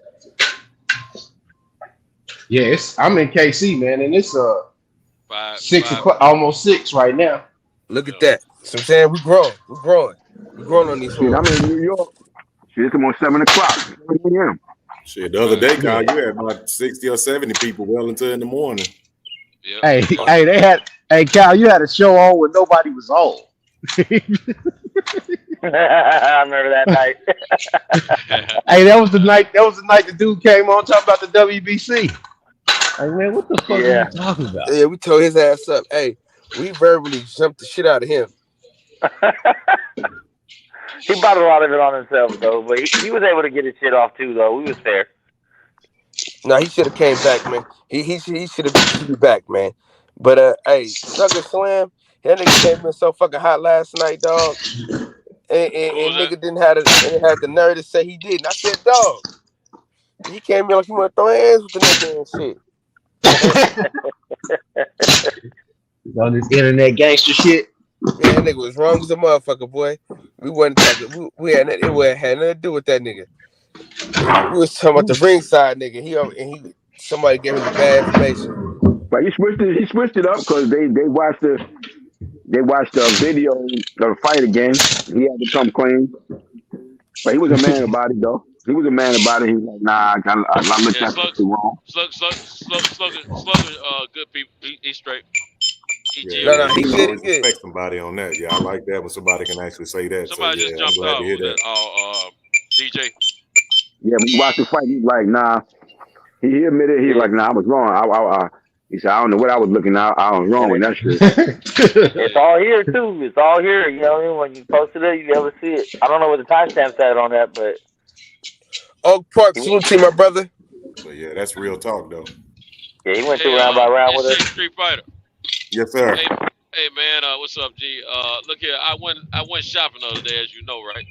Yes, sir. And I didn't see the brand that you were looking at, but they had a Holy in Walmart. You know what I'm talking about? Them gummies. Yeah. Been advertised. Man, I'm already taking that Ashwagandha. Okay. That's what that is. Yeah, the blue one. That's what that is, man. I didn't know that. I didn't really. Yeah, hey, that's why I've been sleeping lately, man. That stuff been making me sleep a whole lot lately. Yeah, I told you it's gonna relax you. That's one of the things they use it for is that stress. I didn't know that's what it do. You know, well, it says something about help you to rest. and all that. And I Help just you came up with rest. and I realized about a week and a half ago why I've been sleeping because I've been taking that lately. So But what's in it? Is it ashwagandha found by itself, or is it something else in there with it? it's got the K60 thing. Yeah, It's got all yeah. It everything probably else got in some theanine in it. A lot of times they throw that theanine in there, and that theanine make you relax, man. Yeah, I got to read, but I know it's got those 2 ingredients. Yeah. Then I did find the maca. Yeah. And but yeah, man, I've been taking that stuff for almost a month now. Yeah, see. Didn't realize it. And that might explain why I've had a few that's why it might explain why my blood pressure's been a little lower than that's why I told you be careful with it. Normally would be. Yeah. But I'm on There's a bunch of other stuff I can suggest, but I just know that would normally help. Like you say, especially a busy man like you driving around, you got a lot going on. You are gonna need to get that rest and that sleep though. I'm trying to I'm trying to save all my power up for Saturday night though. I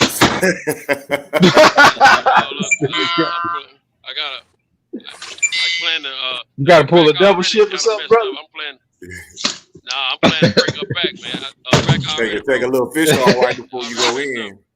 Probably about an hour before that, take that fish off. Break it. Take you some of that fish oil, he says. Yeah, take that right before you go in there. That's gonna help you. Man, hey, fuck that shit, Santos. Just start smoking fucking crack like everyone else, dog. You be swimming. Man, do not take his advice. Don't even take his advice, Santos, because you will not be back on the boxing session after fucking with that crack.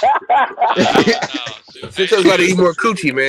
That's all we need. Eat more coochie. Hey, you young niggas. Hey, Cal, you young niggas is wild, man. We just beat the pussy, man. All that eating that pussy and all that. Hey, listen, y'all got to eat more ass too, man. Look, when I get Cal, man. I like to do it. Oh, hell no. Hey, Cal, come on, man. All that, you going, man? Hey, man, you taking the R. Kelly lifestyle too far, brother. I'm telling you, you taking that R. Kelly lifestyle too far, brother. Check it out. So y'all gotta understand. When you beat the coochie up, you can do your dance after. If you eat the coochie up, ain't no dancing. All you doing is going there, wipe your face off, get all that juice off of it. That's it.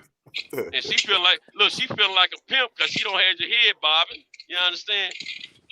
Yeah.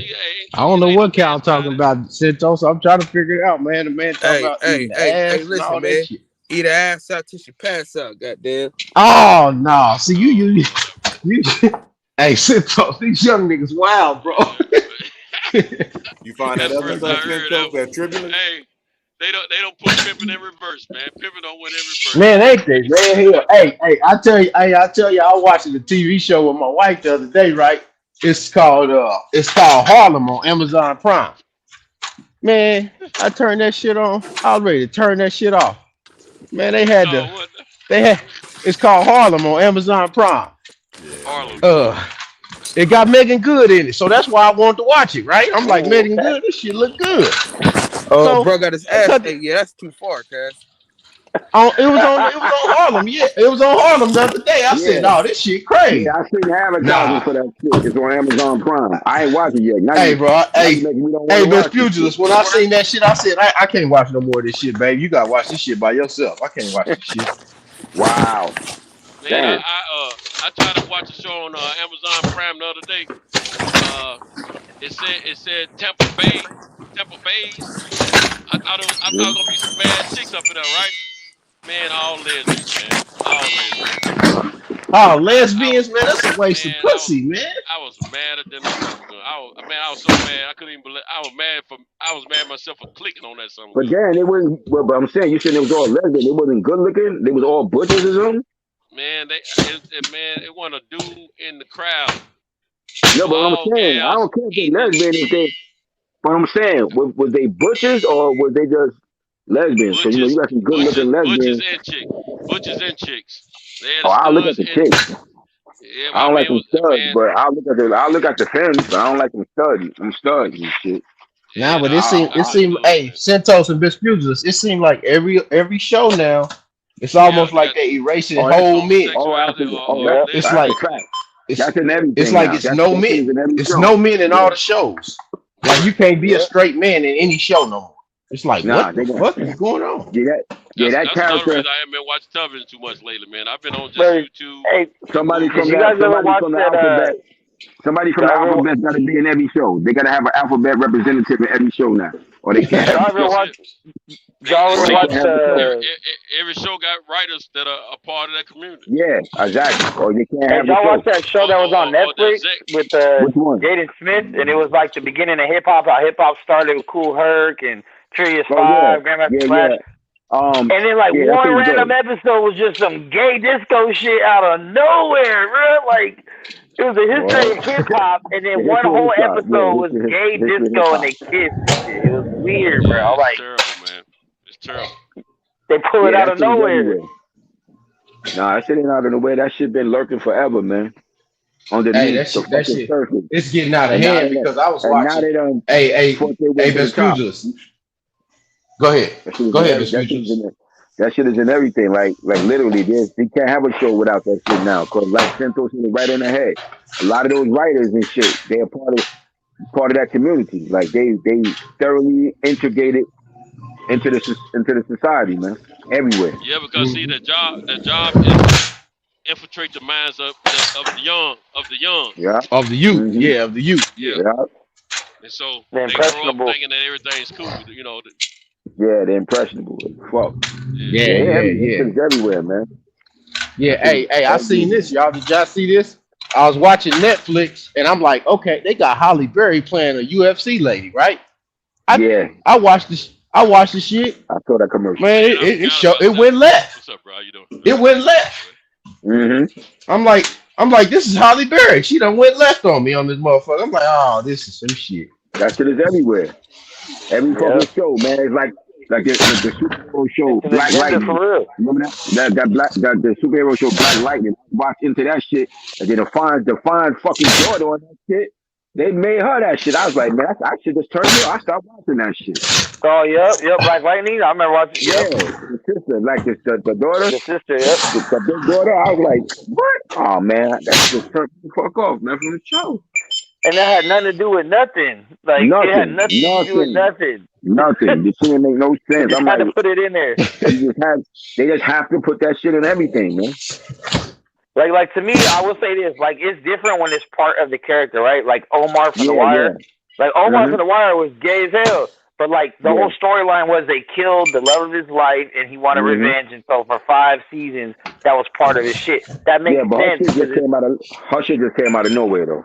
Yeah, that shit just like, hey, guess what? I have a girlfriend. Anyway, back to fight grind. Like what?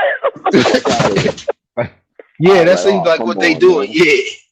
Yeah. Because when I was watching the Halle Berry UFC shit, I'm like, oh, she's a UFC fighter. This is pretty interesting. Next thing I know, she started getting trained by a chick. I said, oh shit, I can see where this about to go. Was it Ann Wolf? She looked like Ann Wolf. She looked like Ann Wolf. Yeah. Let me take that back publicly in case she sees this. I don't want to get knocked out by Ann Wolf, man. She'll sweep me. Man. You don't want. That shit is everywhere, though. Every show, man. Like I believe in men over women, but there's exceptions every now and then, and Ann Wolf is probably one of them. So I'm gonna leave that at that. You know crazy though about Ann Wolf though? Ann Wolf got a kid. Somebody hit that. She sure do. Somebody hit that. Somebody rock that shit, son. But hey, but one thing about that though. But one thing about that is nowadays I'm starting to see that to be normal in my age range, y'all. Mm-hmm. They have a kid and then they leave and then they go girl. They're just scorn bitter women. They don't have a kid. They have 3 kids. I got 2 family. Hey, but one of them's a 2-year-old, so they just got done getting dick. Right. All the kids are young. Right. Kids young. They come out and tell the family, I've had an epiphany. I like coochie. And the motherfuckers got a 22-year-old, a 19-year-old, and a 2-year-old. Yo, it's crazy. Hey, you are not fucking lying, man. Hey, Lex. Hey, I'm telling y'all, best pugilist in Santos. Mex is not lying, bro. I'm like 38, right? Listen to this though, y'all. I'm 38, right? So I got a couple cousins, they my age, right? They got kids that just graduated last year. And a couple of them just had babies during COVID. I'm like, what the fuck is wrong with y'all? Like, you motherfuckers just like you were already done. You were done. you were done, man. Man, man. My thought process was like this. This is kind of hard. But I'm like, man, that old ass box ain't nobody about to be. Hey, man, get you out the way. You out the way. You out the way. Yeah. It's time for the young thoughts to come through. Yo, it's crazy. Yo, but when it comes to like the lesbian shit, yeah, go ahead, Kinko. They don't decide they want to go that way, man. I can't even look at them the same way I used to, man. Yeah, it's crazy. One of my homegirls I grew up with, she always just kind of tomboyish and shit. And you can see the shit in her. Again, she tried to do the feminine. She tried hard. Though. I gotta give it to Les, man. I said her name. I didn't even say her name, but she tried hard, man. She tried to walk on the wild side with that shit, man. But she had a kid and everything, man. But after that relationship fell apart, that was all she wrote, man. She completely, man, crossed over to the dark side. Matter of fact, and it's crazy because her girl was bad, though. God damn. Her girl was Man, they be having some bad bitches, boy. Damn, she good. And it's crazy because she worked construction and all that shit. She worked construction and all that stuff, man, and everything. Her sister is a fine feminine sister and shit. But it was crazy, man. She tried her best, man. I remember one day I saw her walking the hills, man. You talking about Struggle Nation? You talking about Struggle Nation?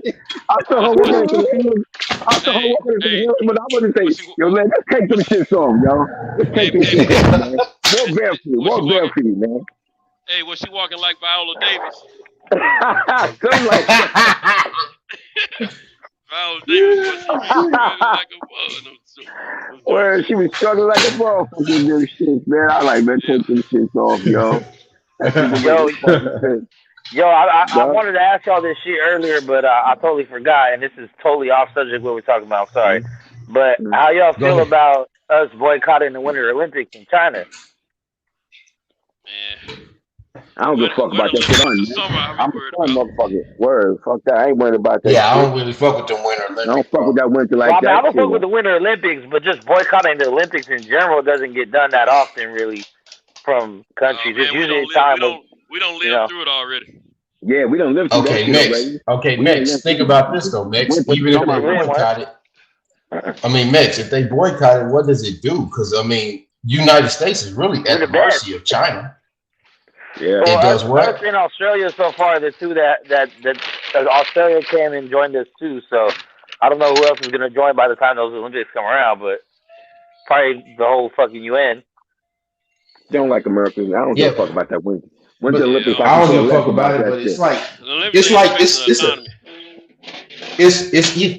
because we are at mercy of China right now with what we need and shit like that. So boycotting Olympics. It's a symbol, but I don't really think it does anything. Exactly. Fuck off. They said they're boycotting it for China's human rights, like abuse of human rights or whatever. So man, I don't live there. It ain't my motherfucking problem. I can't be fighting everybody about it. I got enough problems around this. We got enough problems over here, man. Hey, that's why I don't get involved in that goofy shit like that, because they always be trying to fight all these other fights. Exactly. Hey, and let's keep it a buck. Let's keep it a buck too. Like, America is a new fucking nation. America is not yet 300 years old. China is old as a fuck, man. Hell yeah. That shit is one of the oldest fucking nations on the fucking planet. Like, that shit been around. It's Chinese people on the fucking walls in Egypt. Leave them the fuck alone. Let them do what the fuck they've been doing this shit way before America existed, yo. Fuck out of here. Plus, every time they go to war about something, somebody else's affairs, it costs us money. I don't want to know it costs us money. Tell them how to live. Fuck that. Yeah, bro. That's like one of us Mex telling you how to raise your kid online or some shit. Like, huh? Man. Like, man, I know y'all from the chat, but man, you can get the fuck off my phone. Yeah. hey, You know what I'm saying? To segue into my next point, I was gonna ask y'all. I know that some of y'all are up on the Olympic boxing, Olympic shit, right? You know the Summer Olympics are coming in what, 5 years, 6 years to North America. Who's going? Who am I going to see? Is it going to be in LA? Where is it going to be? It says North America, but I think LA is one of the destinations. It's going to be. It probably will be LA, y'all, because of that stadium, y'all. Yeah. It probably will be LA because of Ram Stadium, y'all. Well, yeah, they've had it there already. You know, they've had it in so it's a possibility they could do it again. Because LA is set up for that shit. Yeah, LA's always set up for that. Yeah, LA's I'm not sure if it got pushed a year back because of the whole pandemic when they pushed the Olympics a year back. I'm not sure if they're keeping the 4-year gap or if they're just going to make it 3. So I'm not sure exactly. I think it was supposed to be 2027, whenever the fuck it was, though. But I'm already saving up money right now. I don't know how much the tickets are going to be, but I figure enough. But I'm trying to go to as many, everything. I love the Summer Olympics, man. That's my shit. So you in Cali though, right, Max? Yeah, I'm in Cali. Yeah. Oh, so it's perfect for you. Yeah, everybody else got to fly in though. I'll take public transportation, sleep at my cousin's house. It don't matter. I love boxing, but the first thing I think about when I think of the Summer Olympics is them fine female track athletes. Oh man, yeah, me too. The track athletes. Yep. Hey, boy. Fuck that Christmas title, huh? And the female gym. Yeah, bro. That's what I be looking for. I be looking for my wife laughing the other day with that. I'm awake now. Hey, Max said, fuck that Christmas title. He's staying on, huh? Yeah. Hey, he's going to pay for it later, though. I'm wide awake now. We think we're going to see a world war in our lifetime. Pads asked that in the chat. He say, off topic, do y'all think there will be another world war in your lifetime? No. There already is. It's called. I'm not gonna bring it up. I'm not gonna bring it up. No, I don't think it's gonna be like you know what I'm saying, like what we think like in the past. It's gonna be a totally our technology is too much now. I would say the technology is too much. Yeah, everybody be damn near dead. Fucking with a World War. They'll have a cyber world war before they have a physical world war. A cyber one, yeah, for sure. It's gonna be money or sickness, yeah. I mean, like Street Fighter just said, I think it's gonna be the money because of what just happened with the crypto space and all the debt that America owes. So we really, if y'all really at the mercy. Watch bare knuckle boxing tomorrow night, man, or tonight. Ain't nobody watching that shit. You ain't gonna watch bare knuckle boxing, bro? Oh, I watched that bare knuckle. I'm with you, man. I'm just fucking with Mex because Cinto told him he wasn't coming on earlier.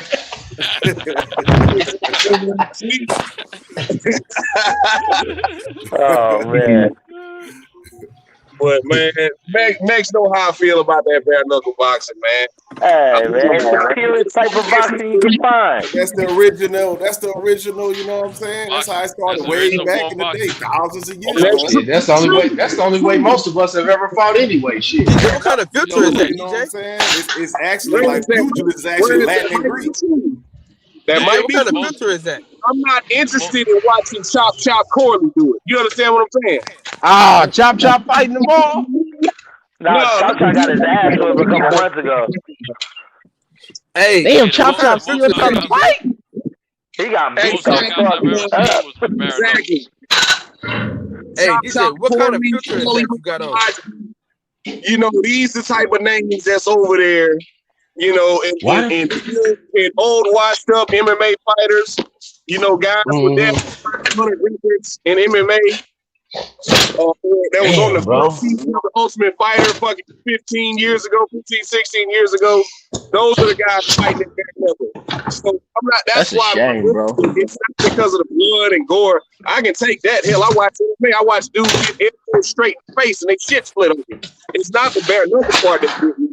It's the guys that's doing it. Oh, I know what you mean. Yeah, you watch. You basically. Come on, man. Once I saw Chop Corley doing it, I was like, man, come on, get the fuck out of here, man. Who let them fight? Who sanctioned that fight, huh, DJ? Hey, Right. well, we gotta understand this also. These guys are getting paid. Name boxers, name former boxers are getting paid substantially more money than regular fighters. And they're trying because they're trying to build it up. I talked to Paulie last year, and I questioned him. I told him I didn't like the fact he participated in that. I said, man, you should stay away. He said, I hear what you're saying. He said it was actually fun and it was easy. He said, man, the money. He said I couldn't turn it down. The money they gave. Damn. So I mean, I respect that. You know what I'm saying? Oh yeah, they said. You know what? We probably really gotta look at it like this, y'all. If you really think about it, America has changed the dynamics of retirement for basic people, and boxers don't have no retirement. Basic people don't even got pensions no more. So shit. I mean, if you really look at it, you start seeing Walmart and Target people. Them motherfuckers is old. Them motherfuckers in that motherfucker like 70 years old working. Yeah, so shit. A fighter really only know what to do is what only thing he know to do is fight. So shit, he can't be a Walmart greeter. And his training is not as strenuous as a boxing match. But that's why you hear guys like De La Hoya coming back, talking about coming back, but he was like, man, I don't know what else to do. He's like, I've tried, he was like, I'm being a promoter and trying to be around the gyms and working out. I don't know what else to do. I really don't. I'm trying not to get high. But it keeps on calling me. Or I get high, and it tell me go hit the bag for 2 hours. I'm trying to stay away from all the spatulas. I don't even go in my kitchen. Man. Hey, one thing I do like about bare knuckle though, they let you fight a lot more in the clinch. Like they let you kind of grab, kind of like I guess MMA-ish and shit. Sense you can hold the clinch and dirty punch box, each other. old school dirty box. Yeah, old school shit. They won't break it up as quickly. That shit's fun, man. Yeah, I have no problem with the sport itself. I'll watch it, but goddamn, and it's a small ring, so like what DJ got a problem with. Yeah, it's the participants. It's the guys doing it that I got a problem with, man. But my thing is this though, like their top fighters, their top dudes are still like they're pretty good, but there's a lot of up and coming like or inexperienced people or whatever. But I'm like the champion fights, and there's usually at least 1 or 2 on every card. Like those ones they're pretty good dudes, man. Like pretty good fucking fights. After you watch them, you're like, fuck. If Algieri beat Ben, I wonder what they're gonna do because Big John got that in the chat. He's talking about that fight, Ben versus Algieri and Ben. If Algieri get Ben, man, that's gonna be wild. If Algieri just sticks that jab and moves, he might be able to just pull that off just like that. Yeah. It's Nigel Ben. Nigel Ben's son. Yeah, that shit ain't gonna happen. He ain't gonna do that. He's been off for too fucking long. They take off. He ain't fought regularly. Yeah. I mean, this fight is designed for Ben to win. Conor Ben is fighting. Conor Ben is active. You can't. We just was talking about that long ass layoff shit, and then trying to fight. It don't work, man. It's never going to work in boxing. It's never going to work. He had a fight last year though. He fought last year. That's last year. Last year. Yeah, it's last year. Y'all forget this is all about this is all a gatekeeper fight, man. That's all. Exactly. Algieri don't stay in shape though. Showcase, that's all. That's his lifestyle. I can't say that. That's all it is. Yeah. That's all it is. I mean, it's a step of the competition. Fight. That's all it is. You can't be taking all that long ass time off like that, man. Like I want to see what Speedy Rashidi is gonna look like, man. He ain't fought in fucking 15 months. Man, I still ain't seen him. He's coming back. That's a long time. He's still with Golden Boy. He going through all that stuff. From last I heard, he was still with Golden Boy. I think he's trying to get out that contract with Golden Boy, man. But yeah, I know he had a lot going on. Yeah, I ain't heard nothing new, man. I just think it's BS that Virgil has gotten 2 going on 3 fights, and you telling me Speedy Rashidi can't get 1, man? You trying to stagnate his career? They freezing him out. So damn, KP up there twice. I mean, how old is Speedy Rashidi? 26, 27? I know he's late 20s. So I mean, see, it be shit like that, man, but you ain't supposed to say nothing. That Conor Ben Algieri fights for a title, man. What title is that, man? WBA Continental title, man. There will be a belt put on somebody's waist when that fight is over. Oh, man, I thought they was getting rid of all them WBA gold. Man, they trying to get money. It's a pandemic, DJ. What's wrong with you, bro? Well, no, don't sit here and tell me. Don't sit here and tell me you get rid of all these. Keep goddamn coming back with them, man. Come on, dog. It's one DJ, thing. man, you know they like politicians, bro. They tell you anything to get elected, man. Yeah. And don't tell me you love me, then don't come home for 3 days. That's boxing, man. Boxing been telling you that for all our life. Hey, we keep falling for it, though. Hey, we the only ones that love this dusty hoe.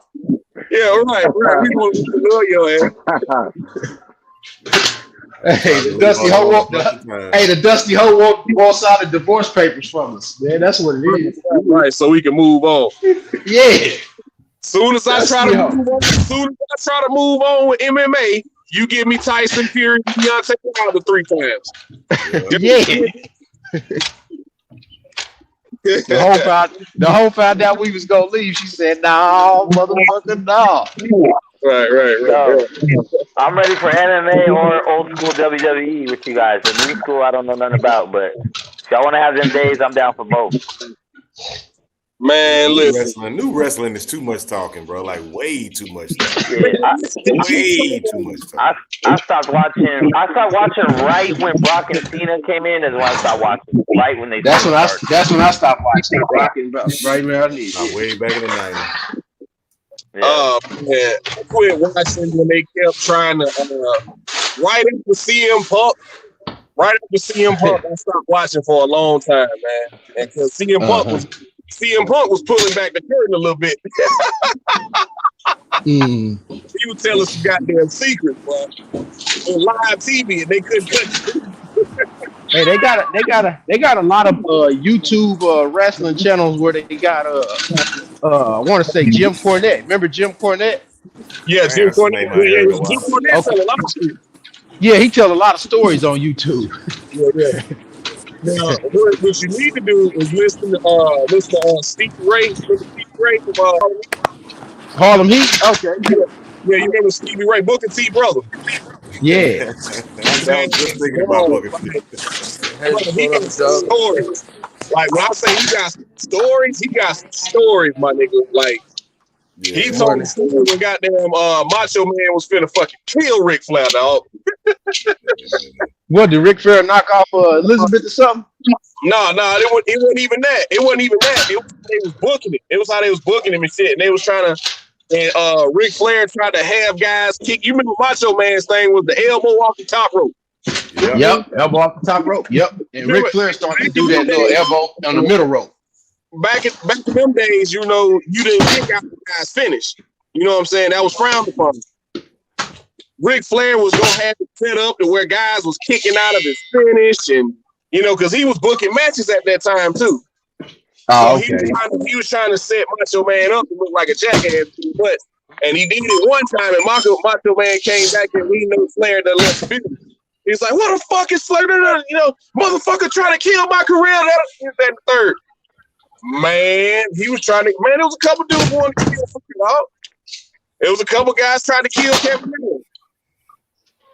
Yeah, they say Triple H is the beast now with it. They say they don't like him. A lot of them don't like him. Nah, it wasn't him per se.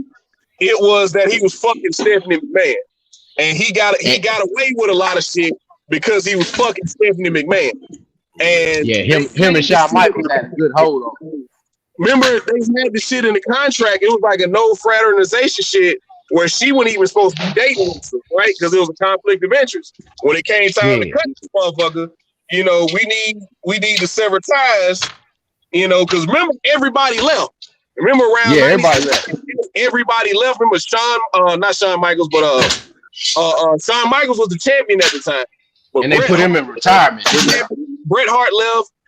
Kevin Nash left, and Scott Hall, right? All of them left. They went to WCW. All they did. Remember, they all hugged each other. They were supposed to be enemies in the ring, but they all hugged each other on air. And Triple H was a part of it. He wanted Shawn Michaels because he's the money man at that time.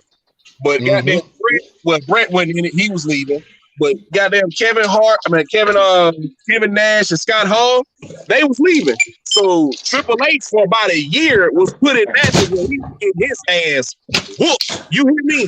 He was in table matches, getting beat over the head with chairs. Like, I mean, they were serving Triple H ass up on the floor. And finally, the shit stopped one day when he started fucking Stephanie McMahon. And a lot of guys saw that and they had a problem with that. Go. Yeah, I guess that makes sense. So you will be mad too, you know what I'm saying? Because it's fucking with your money. Yeah. That wrestling shit used to be comedy. Yeah, man. But so fun, man. You hear the story? Man, my daddy wouldn't even talk to me when wrestling came on, man. Okay, Sendo, I gotta go. I'll talk to you later. Rest, get rest. My father-in-law still watching religiously. Man, He still watching? He owns it. Yeah, my dad used to love that shit too. I remember when I was in elementary school, we had this teacher, Mr. Epstein. Mr. Epstein was one of the teachers in the school, and he left. He left and went to go work for the wrestling magazine and shit. And then he brought the wrestling to the school. This is old. This is like when the set. He brought Ivan. I don't know if y'all remember this old school wrestler, Ivan Putski. Yeah, of course. The Polish Power. He brought him. I think talking about back in the Snyder Brothers and Putski. Yeah. He brought Ivan Putski. Did he bring Bob Backlund? I forgot. We might have brought Bob Backlund too. Bob Backlund. I remember Bob Backlund. Yeah. My boy Putski swole up. He was diesel. He brought him. Ivan Putski. He brought him to the school and shit for us when we was kids and shit. When he went to go work for Bob Backlund. The wrestling magazine. Crossface Chicken Wing. Crossface Chicken Wing. Yep. And then after that, it was that's where Chris Benoit got that crippler crossface or whatever. Remember? Benoit, you know who else came? Matter of fact, what I'm talking about, it wasn't Bob Backlund. You know who he brought? He brought the superstar Billy Graham. That's who he brought. He wasn't Bob Backlund. That's who he brought. He brought Steiner. He brought. It was the superstar Billy Graham. It was the superstar Billy Graham. Ivan Putski, and it was some couple of other ones I can't remember, but I remember it was superstar Billy Graham. He was real flamboyant. Big ass bicep. He was brawler. He was gay. That motherfucker was big as a motherfucker. Hell yeah. They're all off that dude. That motherfucker was on all the drugs, all the steroids. Yeah, they was on all the shit. They had the best shit going back in the day. Yeah, they were the guinea pigs of that. Because a lot of that shit was legal. It was legal back then. Do y'all remember? Oh yeah. Hey, y'all remember Lex? All the time. Just remember Lex Luger came through that motherfucker looking like an animal. That motherfucker Lex Luger. I forgot about Lex. That motherfucker Lex Luger was Scott Steiner's bicep though. That wasn't even. Oh yeah, Scott Steiner, Big Papa Pump. Yeah, he Steiner brothers. Hell yeah. Man, Scott Steiner used to be athletic as hell, and then he just gave it up for the muscles, bro. Yep, straight for the muscles. Yeah, they were using that steroids, man. Them motherfuckers ridiculous, man. Remember Scott Steiner used to do the Hurricane Rider. Remember that? He used to do the Hurricane Rider where you jump on your head and flip and shit. Man, he couldn't do that shit no more once he added all that muscle, man. Once he got so big, he couldn't do that shit no more. Yeah, he got all that done. I told you, looked like they was always sweating every day, just sweating, just standing there sweating. Yeah, it sure did. Everybody. Hey, him and Scott Steiner and Buff Bagwell. Remember that shit? Buff Bagwell. Buff Bagwell. Blast from the past, yo. Yeah. Yeah, I be thinking about all of them. Eddie Guerrero died and shit. Yeah, I mess with Eddie, yeah. Yo, you know who I saw in real life too? Hey, Owen Hart died here in Kansas City at the Kemp Arena. Coming out that shit. I remember that shit. Yeah, I remember I saw he was brolic too, was the Tony Atlas. Oh yeah, that was back in Manhattan. Yeah. I saw him in Manhattan and shit one time. That motherfucker. Hey, y'all remember Mr. USA?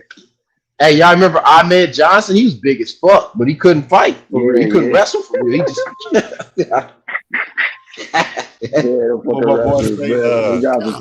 used to play that video game too.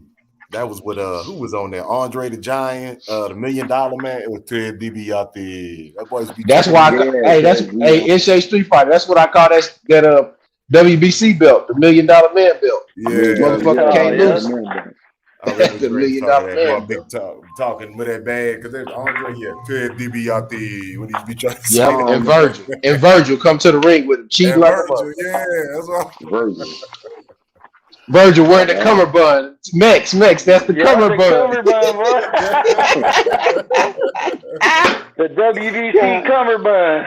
Yeah, the WBC talking about the cummerbund. Heartbreak Kid. Yep, that's another one. Brutus Beefcake already.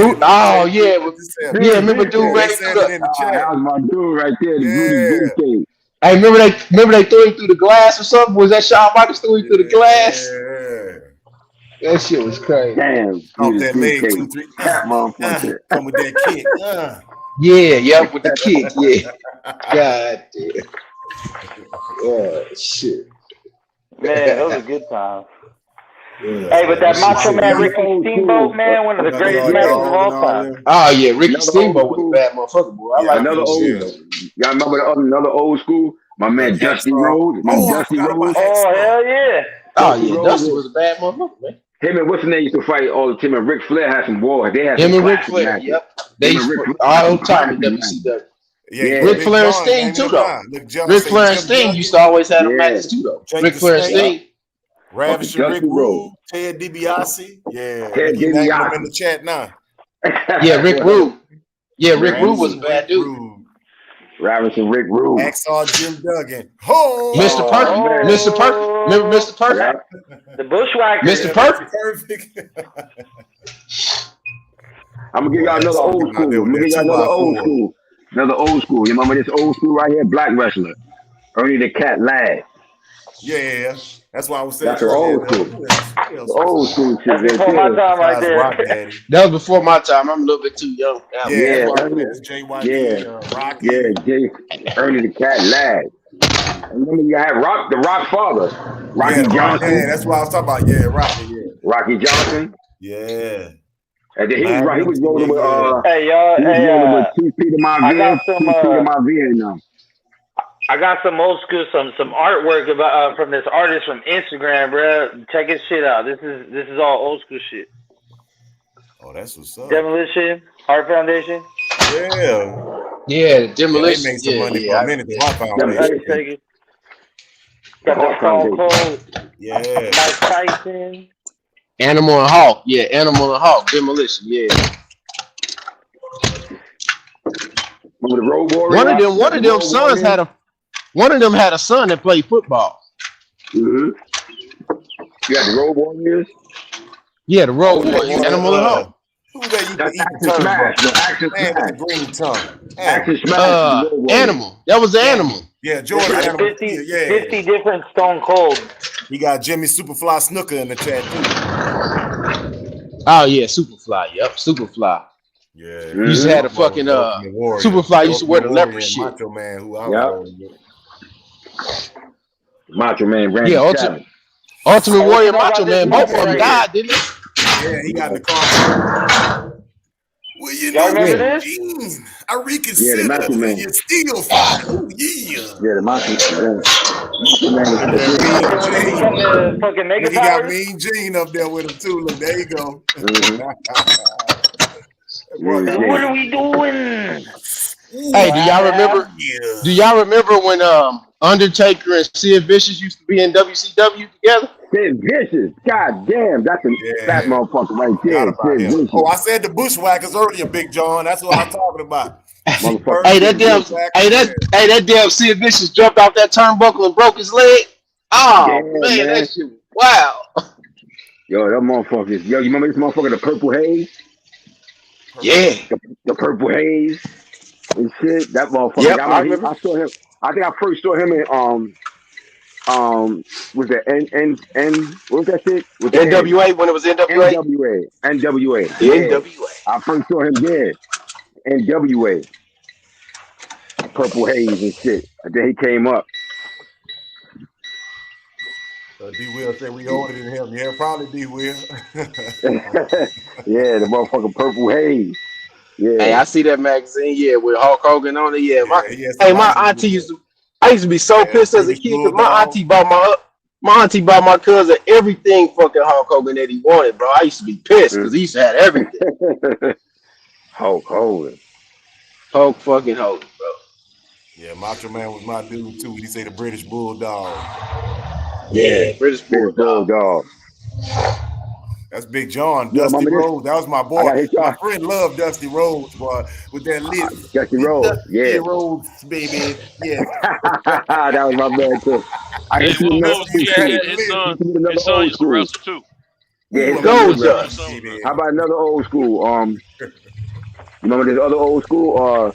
The Wild Samoans, Alpha and Sika. Yeah. The Wild Yeah. Samoans. Oh, yeah. Okay. Y'all remember this? Ron Simmons. Look, you got Nah, I everybody. remember that. Yeah. That was a brother, wasn't it? Yeah. Ron Simmons was the brother. Yeah, he used to play football. Yeah.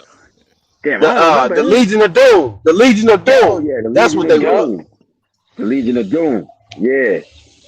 Yeah, the fucking Legion of Doom. LOD, baby. LOD. Yeah. Yes, damn, boy. Word. Dusty be spitting all over the mic, but he can wrestle. Yeah. Yeah, Dusty, right? Yeah, he was Dusty Rhodes and Ric Flair talked the most trash out of all of them. Yeah, Dusty Rhodes and Ric Flair. Yo, they used to talk so much shit, yo. Yo, they was ill with it. They had some wars too, man. God damn. Yeah. D Will, you must be in your 20s or something. D Will say he don't know who the hell we talking about.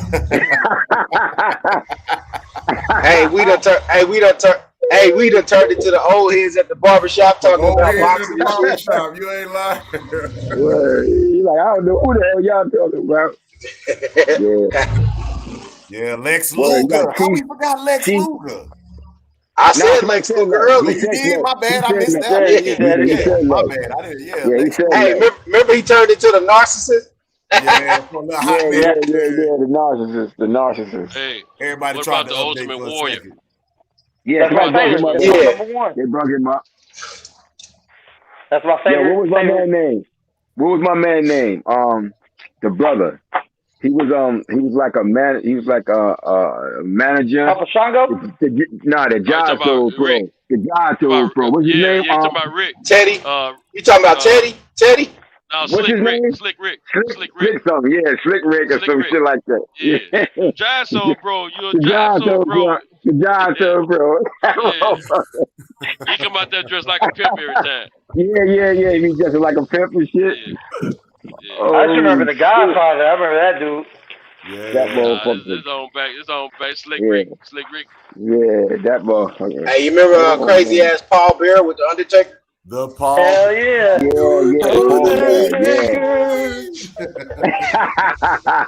That with his little giblets jiggling underneath his chin and shit.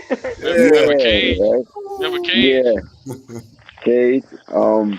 Kane. Kane. Oh, Kane. Yeah, that motherfucker running for office and shit now. Yeah. Big ass Kane. He's a politician now. Damn, D Will, I forgot about Gold. What about Big Sexy? Big Sexy used to live outside of Nashville. Was his Nash? Yeah, the one that Mayweather popped on. They set that up. Oh, that's what's his name? Big Show. Big Show. I said Big Sexy. One of them was named Big Sexy too. Big Show. Yeah, that was Kevin Nash. Kevin Nash was Big Sexy. Yeah. Diesel. And Razor Ramon. Damn, Razor Ramon. Hey, Punk. Yeah. Hey, Chico, yeah, with the toothpick. Hey, my best friend, that's his boy right there. You get upset when that boy be fighting. Man, that boy love that boy, man. Oh, the Razor's Edge. He loved the Razor Ramon. Love Razor Ramon. Chico. Yeah, he had that curl, y'all. They had a curl on that curl. He looked like he was sweating, standing there sweating. You know who's doing this thing? Who's doing this thing in the acting world now? My man John Cena. Yeah. John Cena. He can rebrand. Hey, don't forget Booker. Did y'all say Booker T? Booker T was funny in that little movie. He was like He was a fireman or something. Man, Harlem Heat has the best intro music. Dun, dun, dun, dun, Yeah, Harlem Heat. He dun. been in Transformers and everything. Y'all remember Tony Atlas? Yeah. We said him already. Yeah, I brought him up. Yeah, I brought him up. That Yeah, was I brought another one Tony that Atlas was up. I saw him in Manhattan one day. I saw his big ass in Manhattan, Mr. Yeah, USA. but That Bruno motherfucker San was Martino tremendous. though. Yeah, hell yeah. Hell yeah, Come on. Bruno San Martino. That's from my No one era. And shit. yeah, you gotta put Bruno San Martino in there. Hell yeah, that's from my era. And Bruno Arn San Anderson and Martino. shit. Yeah, Bruno San Martino. And Superstar Billy Graham. Bruno and Superstar Billy Graham had some wars. He beat Superstar Billy Graham beat him. And then Superstar Billy Graham got upset by Bill Backlund. I couldn't believe that shit. Hey, what about Gorgeous George? Well, that's old school. That's old. That's the we ain't 60s. saying about Gorgeous George. Nah, Yeah, you right. that's the 60s. Yeah, the Gorgeous George. He was Gorgeous George Jr. Gorgeous George, yeah. Junior came later. Dad's What's called father. talking about That's who his dad is the one that Ali admired. Yeah, that's the one his father. That's the one he talked to. Yeah. Remember the Asian dude, Anaki? Yeah, I remember him. Yeah. What about let's see, what's the other guy's name? Mr. Something. Remember Rakishi? Remember Rakishi? Yeah, Rakishi. Yeah, Rakishi. He sit on everybody. Oh yeah. What about Mr. Perfect? Mr. Perfect. Mr. Perfect. Yeah, I said him earlier. Yeah, they had some names, man. These guys had some. They had some fucking names, man. They stage names was ill as hell, yo. Mr. Perfect. Terry Funk, man. Hey. Terry Funk, God damn. Hey, that's what boxers learn how to sell themselves, man. Be honest. Yep. Yeah, they need to go watch wrestling because they ain't selling shit. If they want to learn how to be a real heel, man. Like these dudes be trying to be heels, you need to go watch wrestling. You want to learn how to be a heel, baby. Yeah. All they got to do is go watch Ric Flair. Yes, sir. Hey, that's what Floyd did. Floyd watched Ric Flair. Yeah. Floyd got Ric Flair. That's who Floyd is. Floyd is Ric Flair. Ric Flair is the reason you got your boy, Cash Money. Them always talking about stunting and all that. Yeah. That's where all that come from Ric Flair, man. Ric Flair was the first person. He's the first entertainer I know that talked about everything he had. Had around with. Because Ric Flair came after. Didn't Ric Flair come after Gorgeous George, right? Yeah, that's what some of the ones that they took after. Gorgeous George was in the 60s. He was like in the 60s and the 50s and the 60s. Gorgeous George is Ric Flair's temple. Yeah, Gorgeous George like in the 50s and 60s and shit. Yeah, because Gorgeous George had the robe too, didn't he? Yeah, all that shit. He had that robe. robe. That he got that from that. Yeah, didn't he talked to him. Gorgeous George told him what to do, like how to get the crowd on you, like the shit. Because the people that hate you pay just as much money for the people who come to see you win. Yes, sir. Hey, y'all know y'all forgot to say? You forgot to say Mankind. Man, Undertaker almost killed Mankind. Yo, I could not remember his name, but I was thinking about. I was like, who's the guy that used to have that shit on his face at first? I could not think of his name. Either one. His real name, Mick Foley, or Mankind. Yo, so me and DJ were talking earlier. We were thinking about the subject, and I like it when I do top lists. I like to do 7 because it's a little more than 5, but you ain't got to think of 10. It's like 5 plus 2. You know what I mean?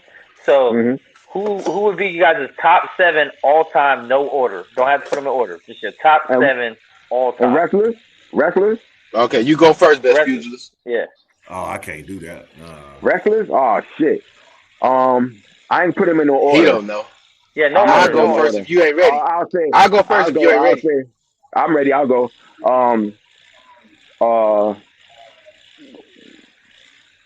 He ain't ready. No. Hulk Hogan. Superstar Billy Graham. I'm gonna have a lot of old school dudes. Ric Flair. Dusty Rhodes. Hell yeah, I gotta have them motherfuckers on my shit. That's 4. That's 4. 3 more. The Rock. Yep. Yeah, Rock did his thing. I can't hate on the Rock. Stone Cold. Yep. Stone Cold. Yeah, and Goldberg. Goldberg. Forgot about Okay. Goldberg. Yeah, Goldberg's still doing his thing. Goldberg. All right, what you got, Street Fighter? Yeah, like I said, JYD, it'll be Ultimate Fighter, Macho Man. Damn, JYD. Yeah, that's why I say that was my dude there. Man, I'm trying to think who else, because that was always the ones I was rooting for, man. I did like Razor Ramon because of my boy. Of course, everybody liked Ric Flair. Who else? Sting. Sting was one of the ones that I was Sting. Sting was my guy. Yeah, I don't even know how many that is. What, that's 4 or 5? That's 5. That's 5. Yeah, that's 5. I'm trying to think. And you know, I was a Hulkamaniac for a little while, man. But after a while, I didn't like Hulk no more, man. I'm gonna be honest with you. Trying to think who the last two I would have to say, man. I probably would. Yeah, I'm gonna go old school and go with my boy. I go with Virgil, even though he ain't do too much. But, yeah, he was just, you know, I like the characters, bro. Like how they would That's act. just the homie. That's just the homie. Yeah. Oh shit. And we got one more. That's what I'm saying. I'm trying to think who I could put on that list that I really. That last one in that group. I'm gonna go ahead and put Stone Cold because I'm a Texan. I gotta go with Stone Cold. I used to mess with Stone Cold pretty strong. Yes, we need to be stunning. All right, let me go. You know what? I forgot my boy. No, Diamond. Nope. Y'all can't add nobody. It's over. I'm going to swap out. I want to swap out for that. No swap. He trying to get DDP in there. Look, I got Undertaker, Sting, Hogan, Dusty Rhodes, Ric Flair, The Rock, and Shawn Michaels. Oh, okay. Ooh. Yeah, that's dope. Oh, okay. I wanted to add an honorable mention. Yeah, honorable mention, Diamond. My honorable mention is shit, I don't forgot. No, it's Ultimate Warrior. The Ultimate Warrior. The Ultimate Warrior. I gotta have the Ultimate. Yeah. Where you at, Tento? I'm gonna say Ric Flair, Hulk Hogan, Sting. I'm gonna go with Lex Luger.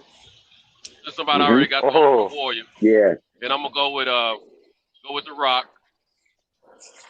And how many is that? 5 or 6? How many is that? 6.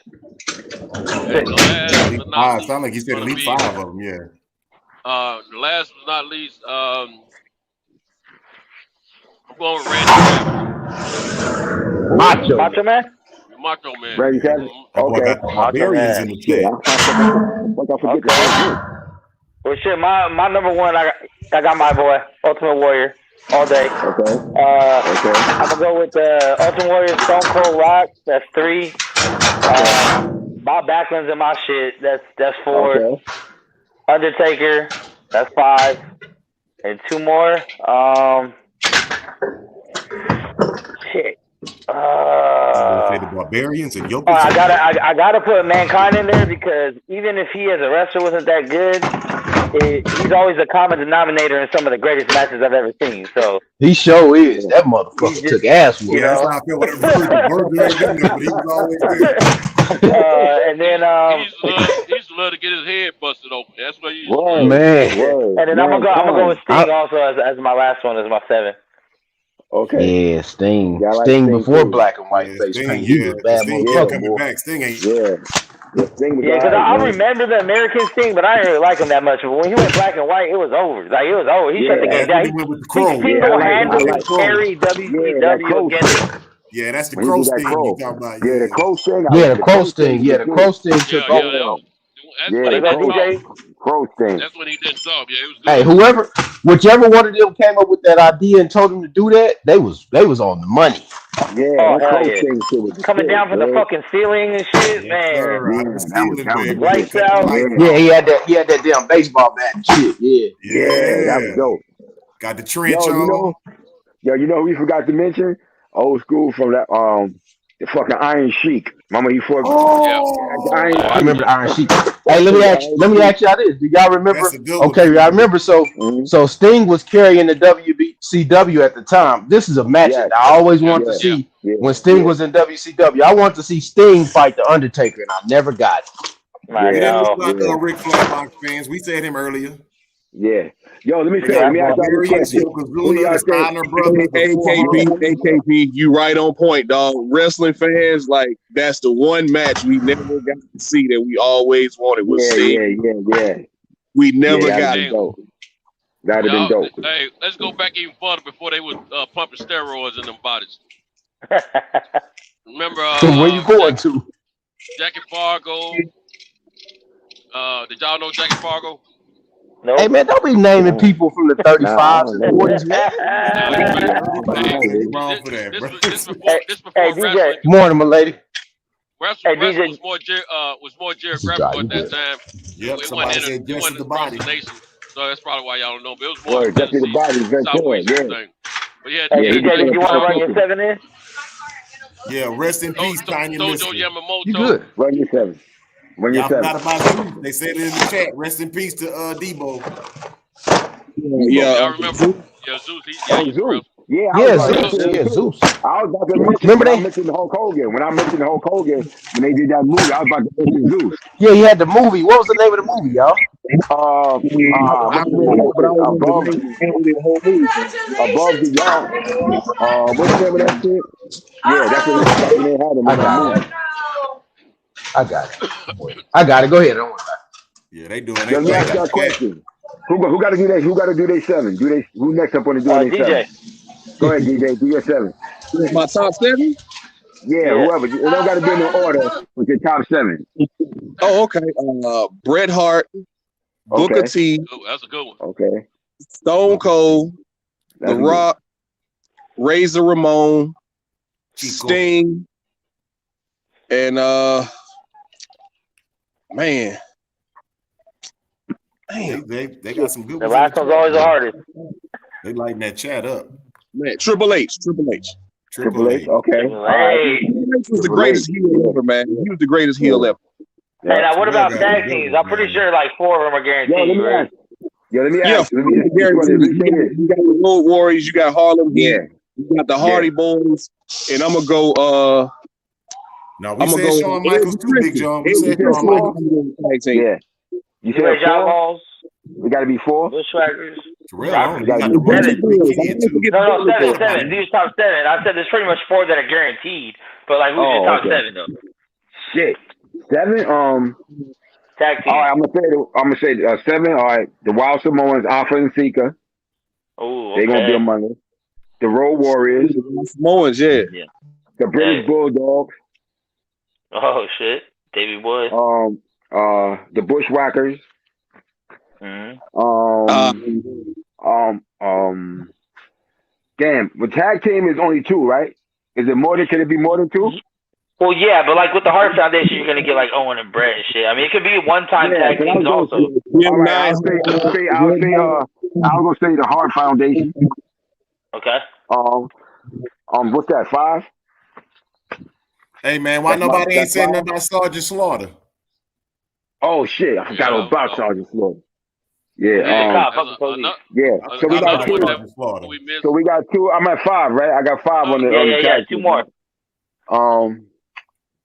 Don't forget Roddy Piper. Tito, what was it? Tito, what was his name? Tito Santana and what's his name? Used to be a tag team. Yeah.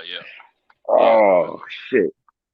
They was a good tag team. I can't remember the other one name. One more. What's one more? Good tag team that I can think of. I can't think. I'm stuck right now on that. So I can think of that 6. Throw Ricky the Dragon Steamboat in there. That was him and Tito Santana, right? Yeah, I think so. Yeah. They was attacked. Those 2 was attacked. That's what I'm thinking of. Ricky the Dragon Steamboat and Tito Santana. Well, y'all making me go all the way back in my 70s, 80s. Don't forget the Hardy Boys. Yeah, I'm telling my age right now. Oh shit, the Hardy Boys. I said Hardy Boys. I said Hardy Boys. I think it's Strike Force, right? Strike Force. I got the 6. That's all I can think of. All right, whoever next can go. Whoever next can go. And I didn't always like Roddy Piper, but he grew on me later. I'm gonna go with the Legion of Doom. Oh shit! Damn, that's what I could have used. Right. Which obviously Road Warriors, Legion of Doom, Road Warriors. I'm gonna go with Demolition, Rock Sock,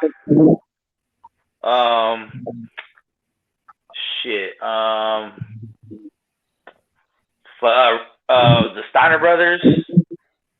Yeah, that's a good Yeah, that's a good one. That's who I was trying to think of. Shit, the Four Horsemen. The Four Horsemen. What's the Brothers of Destruction? Kane and Undertaker. Kane and Undertaker. Brothers of Destruction. Kane and Undertaker. Yeah. Yep.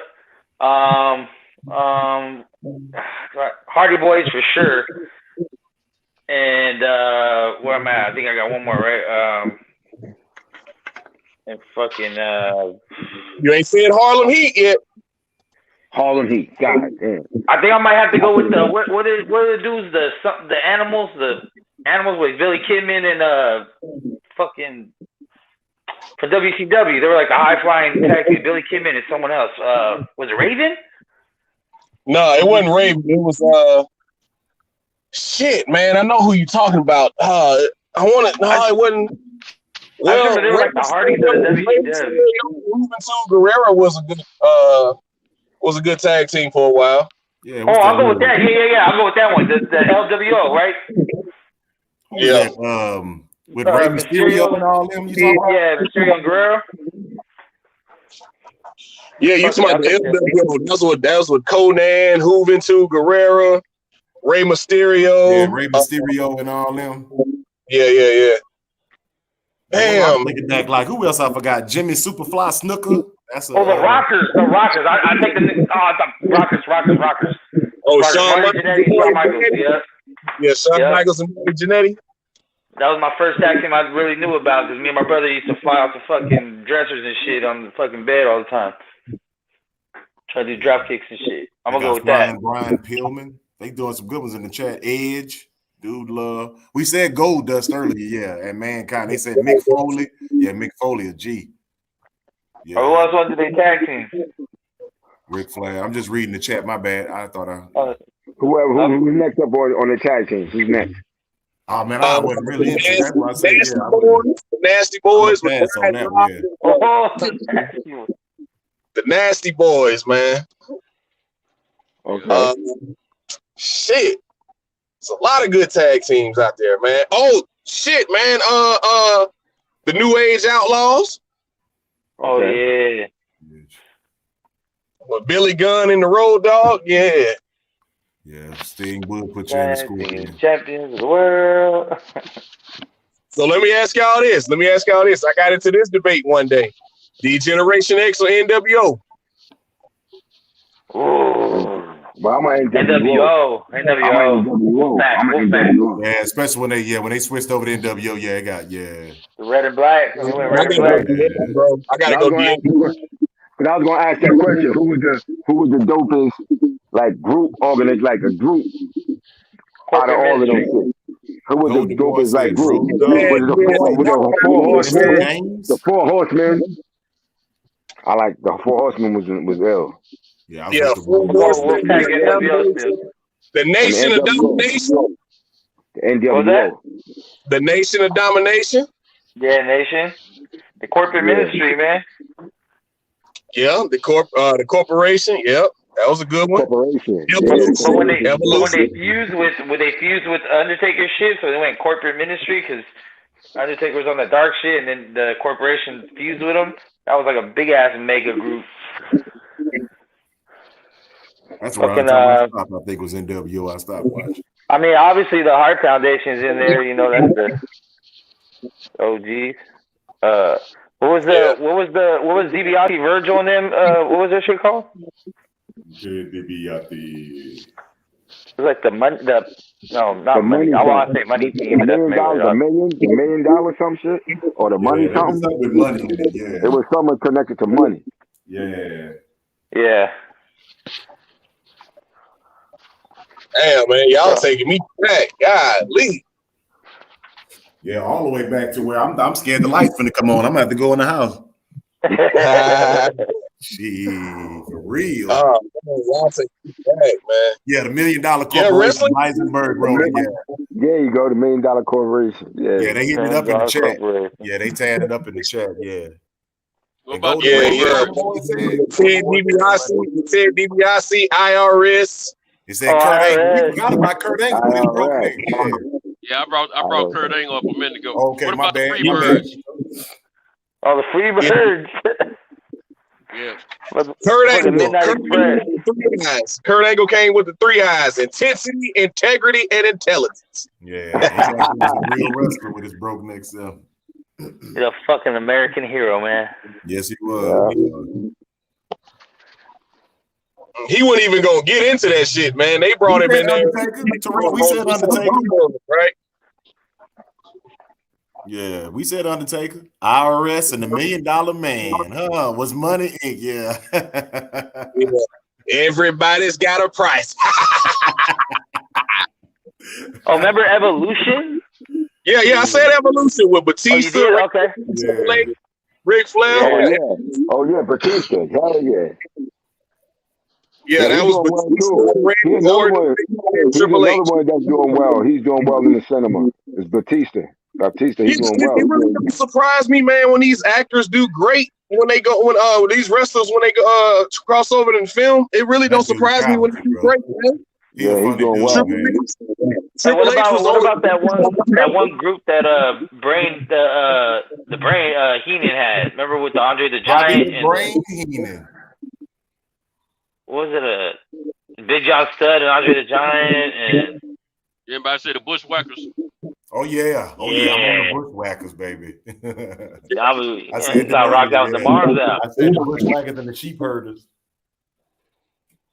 Yeah, man, there was some good factions out here, man. Damn good factions.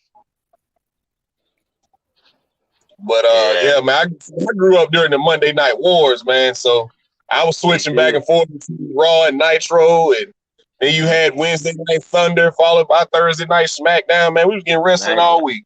All week. What who was the top lady? The top female I was lady. just thinking that earlier, pugilist. Wait, we talking females to look at or wrestlers? Well, to look at and wrestle. Anyone, whatever you feel. I'm gonna have to go Stable and Deborah up in there. Okay. How about Deborah? And the wrestler? Let me warm this Google up right quick. Who was the stretch? The wrestler? Who was the wrestler? That was dominant. Two of them for sure is Lita, Trish Stratus. Then you had Jacqueline. In there. Yeah, Trish Stratus. I remember her. What's homegirl name that died from cancer? What's her name? The big one. I can't remember her name. She used to be. Gorgeous lady at wrestling. China, right? Yeah, China. China. Hey, that was a man. Yeah, China big ass.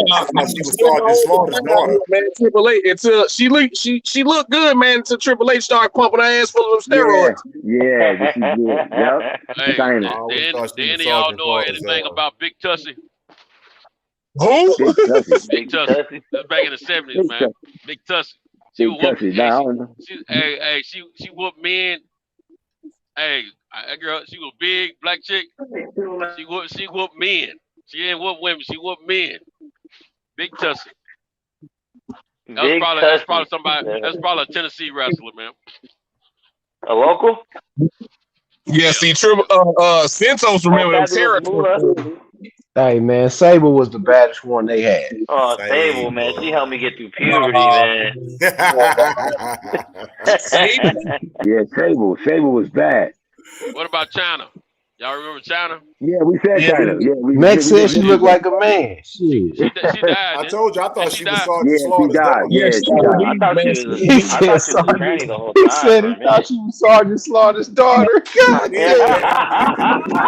That's what I thought. I ain't gonna lie. Don't she kind of look like Sergeant Slaughter? With Hey, she do, cuz that jawline was thick, cuz. Trish Stratus. Trish Stratus was bad. Shit, Stephanie McMahon was bad. It's a sister that's wrestling now. That's real fine. Yeah, it's a sister that's a champion right now. I seen her. Yeah, she bad. This girl, I'm on her Instagram. Her name Miss McGill or something like that. Miss something. Yeah. Real fine. China did a porn. She did a porn movie. Her career got crazy. She did a porn movie. China. China. Oh yeah, with Xbox. Yeah. Yeah. I saw that. Hey, what about Stacy Keibler with her long ass legs? He said Stacy Keibler. I just said Stacy Keibler. Oh, did y'all say Tori? I ain't say Tori Wilson.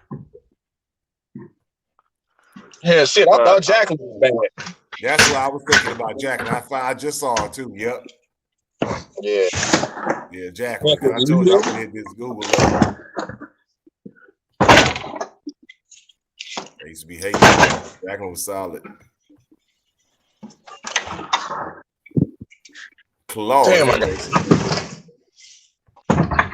Damn wrestling, man. Damn wrestling. Showing us people now, yeah.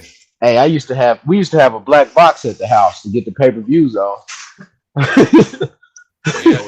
De-scrambler. You call it de-scrambler.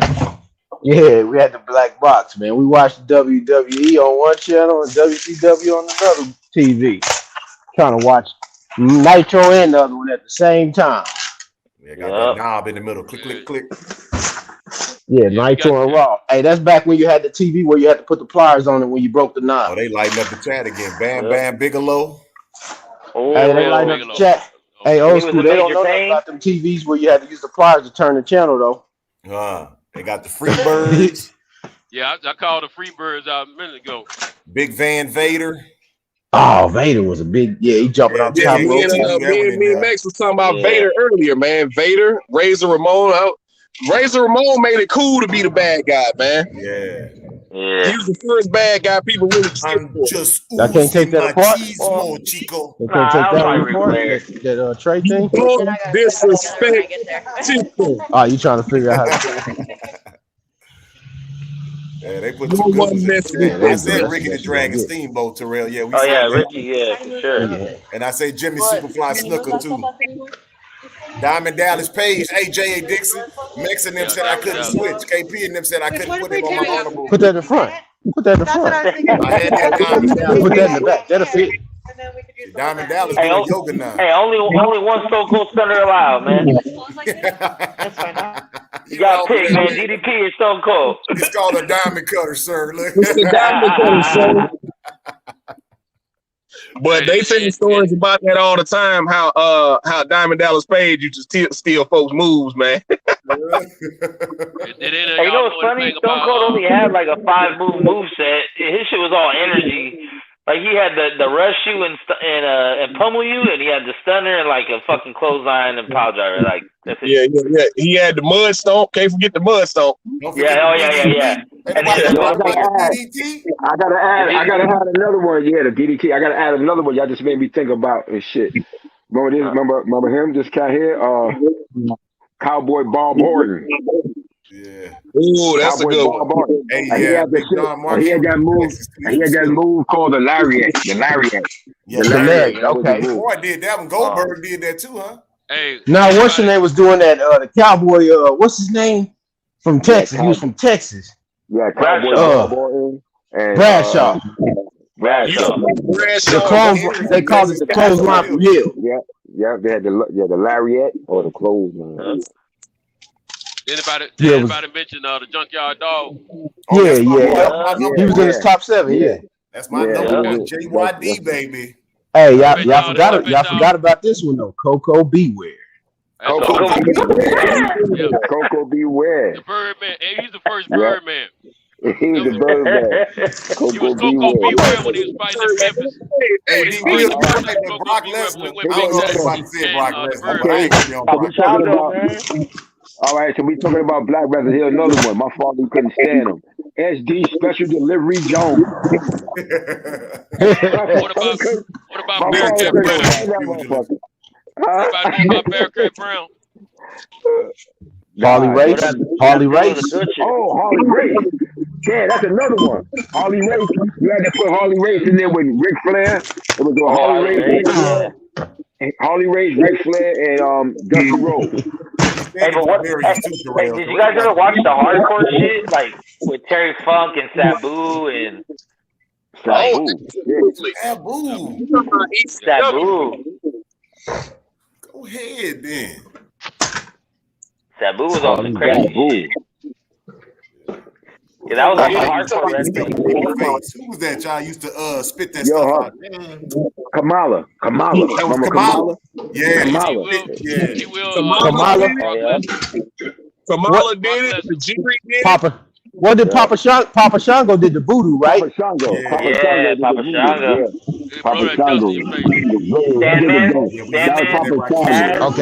Okay. Y'all know one y'all forgot? Y'all know another one y'all forgot? The Great Muda.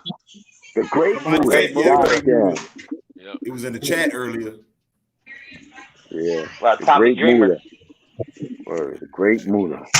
I'm a dreamer. Yeah, we said Rikishi, y'all. Yeah, we said Lex Luger. They started to name other ones in the chat.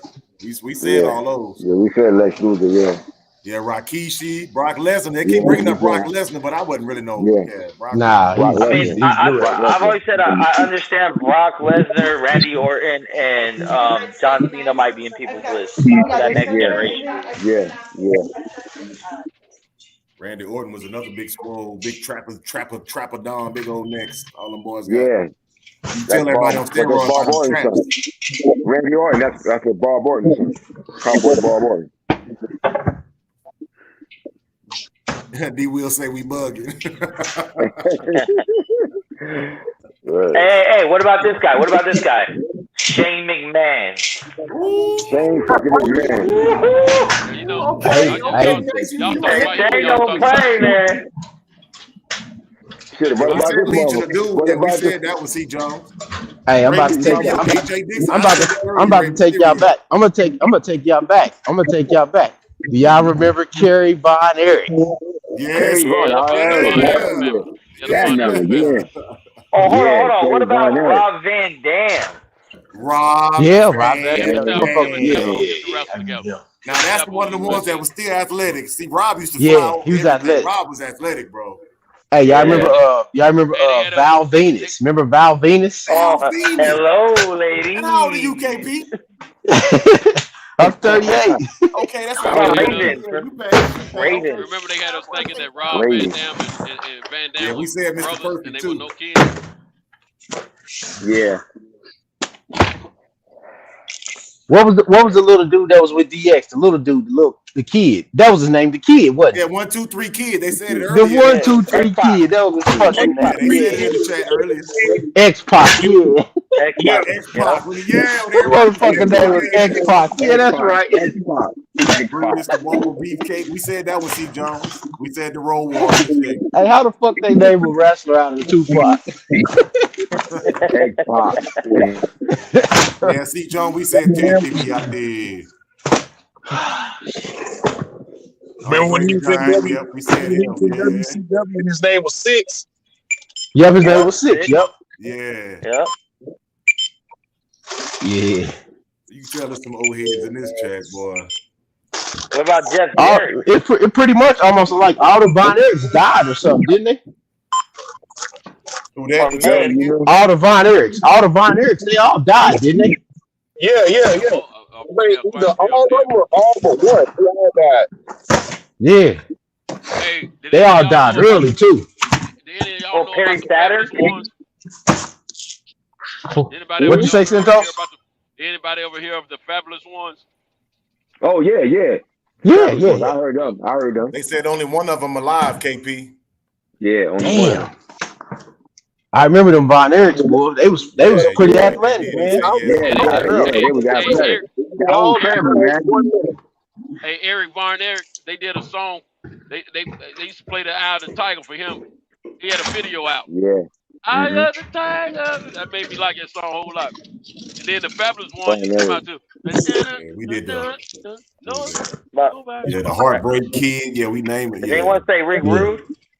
Rick Rude, they said Rick Rude. They said Rick Rude. Rick Rude put his hands on his head and started twitching his hips and shit.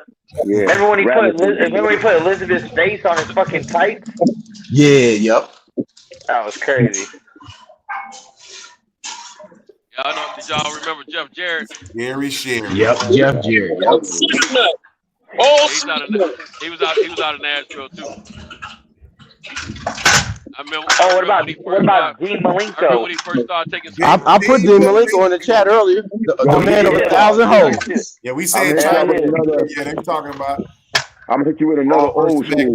That's when WCW used to have them little dudes wrestling every fucking week. Yeah, that's why Ray Mysterio all that. Here go another old school. Here go another old school for the old school. What about Mike Rose? Remember this other old school right here? Mil Mascaras. He used to wear the mask. He used to wear the mask. Mil Mascaras or Mil Mascaras. He used to wear the mask and shit. Nobody never saw that motherfucker first, but one time. Yeah, D-Lo Mil Brown. Mascaras. Yeah, he's from the 70s. Mil Mascaras. Yeah. He used to wear the mask. And nobody never saw him but one Aaron time. Vaughn Rack. Y'all remember the manager who used to manage Coco Beware in the Hart Foundation? It was Jimmy. I just call his name Jimmy Hart. Jimmy Hart with the big glasses. Yeah. Talk like this. Yeah. Jimmy Hart. I think that's where Shock G got his look from Jimmy Hart with that fucking nose. Yeah, they used to be in Memphis, man, and a lot of them cats, end up going. They were, Tennessee wrestlers, man, in the Southeast region. Then they hit the big time when they went to WWF. There's a lot of cats. Remember WCW used to have all those. Remember they had pay-per-views and it used to be like Sturgis or some shit like that. Mm-hmm. Yeah. Starcade. Remember Starcade? Starcade, yeah. Yeah, Starcade. Boy, that was Sting and Ric Flair all day, every time. Boy. Yo, another when I was training, another wrestler, the old school wrestler guy I got real cool with was when I was fighting training at Gleason's gym. He taught wrestling there. Cause they had one ring just for wrestling. It was 4 rings in there. 3 was for boxing and 1 was for wrestling. And this is an old school wrestler that and Street Fighter remembers. The unpredictable Johnny Raj. The what? The unpredictable Johnny Raj, the Puerto Rican guy. He was the unpredictable Johnny Raj. He taught wrestling there at Gleason's gym. He was back when like the late 70s and the early 80s, the early to the mid 80s. That's my era, yeah. Hey, Johnny Raj. None of y'all put Andre the Giant on y'all list that I remember. No, but he got honorable mention, I think. He wasn't a great wrestler. He was just bigger than someone gun. Yeah. All he was choke slam you. Shit, he only lost like that one shit. I think when the Hulk Hogan managed to pick his ass up. Yeah, when they made Hogan win that fight. Yeah, they made Hogan win that fight. Yeah, but that was his only loss. But see, Hogan is the one that brought wrestling mainstream like that. Once Hogan won that fight, it changed everything. To that next level.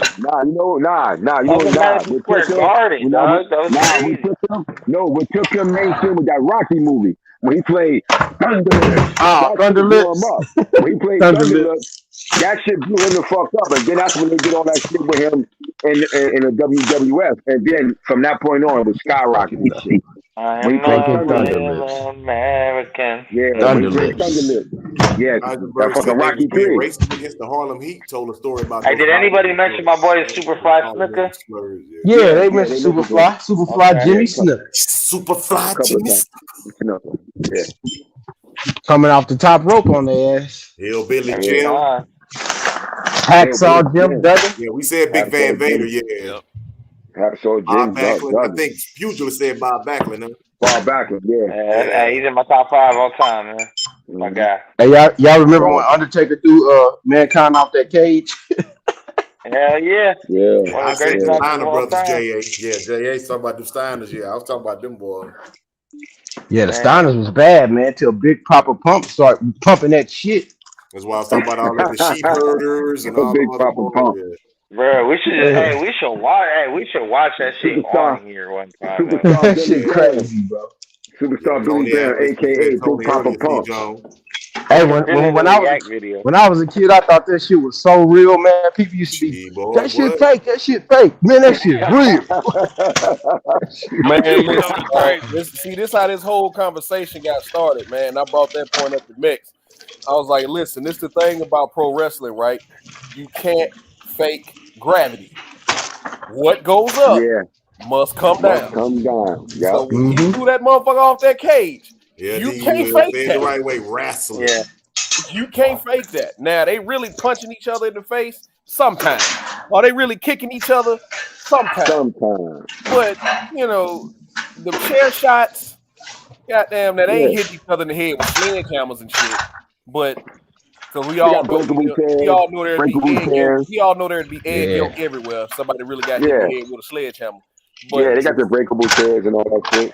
Yeah, he wouldn't kill that motherfucker throwing him out They that got a lot of cage. tricks. And they got it's entertainment. They got a lot of tricks. A lot of little tricks. Like they do the little shit with these little razors that nick themselves to make themselves bleed and all that shit. I was like, they say damn, they should keep stuff in their little wrist wrap. They say they would keep the blade sometimes in their wrist wrap. In their wrist wrap, Yeah, then they'll cut themselves. Yeah. And they'll cut themselves. I was like, God damn. That shit is crazy. No, the chairs were fake. The chairs were fake. It was a certain way you gotta hit them on the chair because what's his name? Diamond Dallas Page broke it down when he said when they brought Dennis. Remember they brought Dennis Rodman and Karl Malone and all them guys in. Yeah, they had to train him. I remember that. Yeah, I remember that. He walked through the rehearsal with Dennis Rodman when Dennis Rodman was supposed to hit him with a chair. He showed Dennis like, look, you gotta hit me like this because if you hit me like this, you're gonna fucking kill me.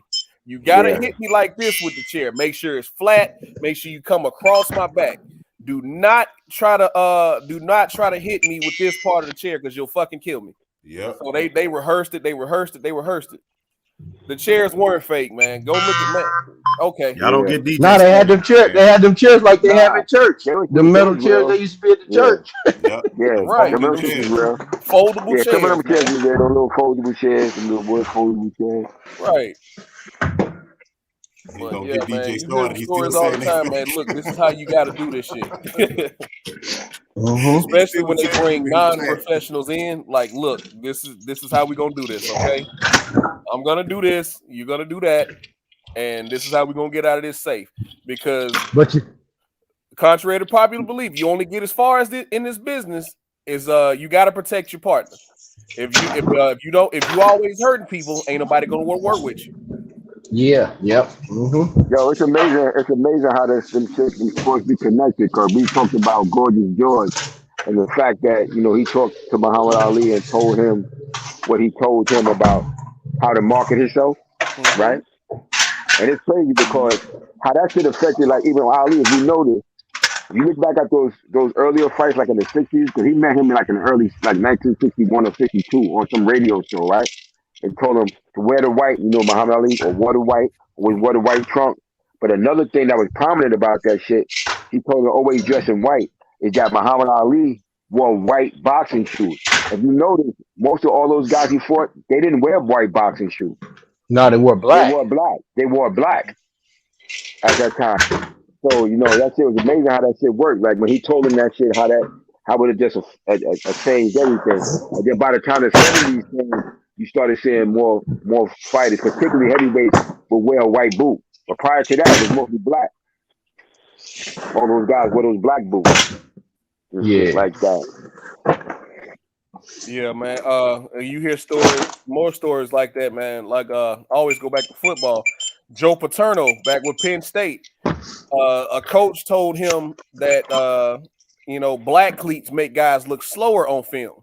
Yeah. So that's why Penn State to this day always wore black cleats. Because he didn't want people to know how fast his players really were until they got out there on the film with them.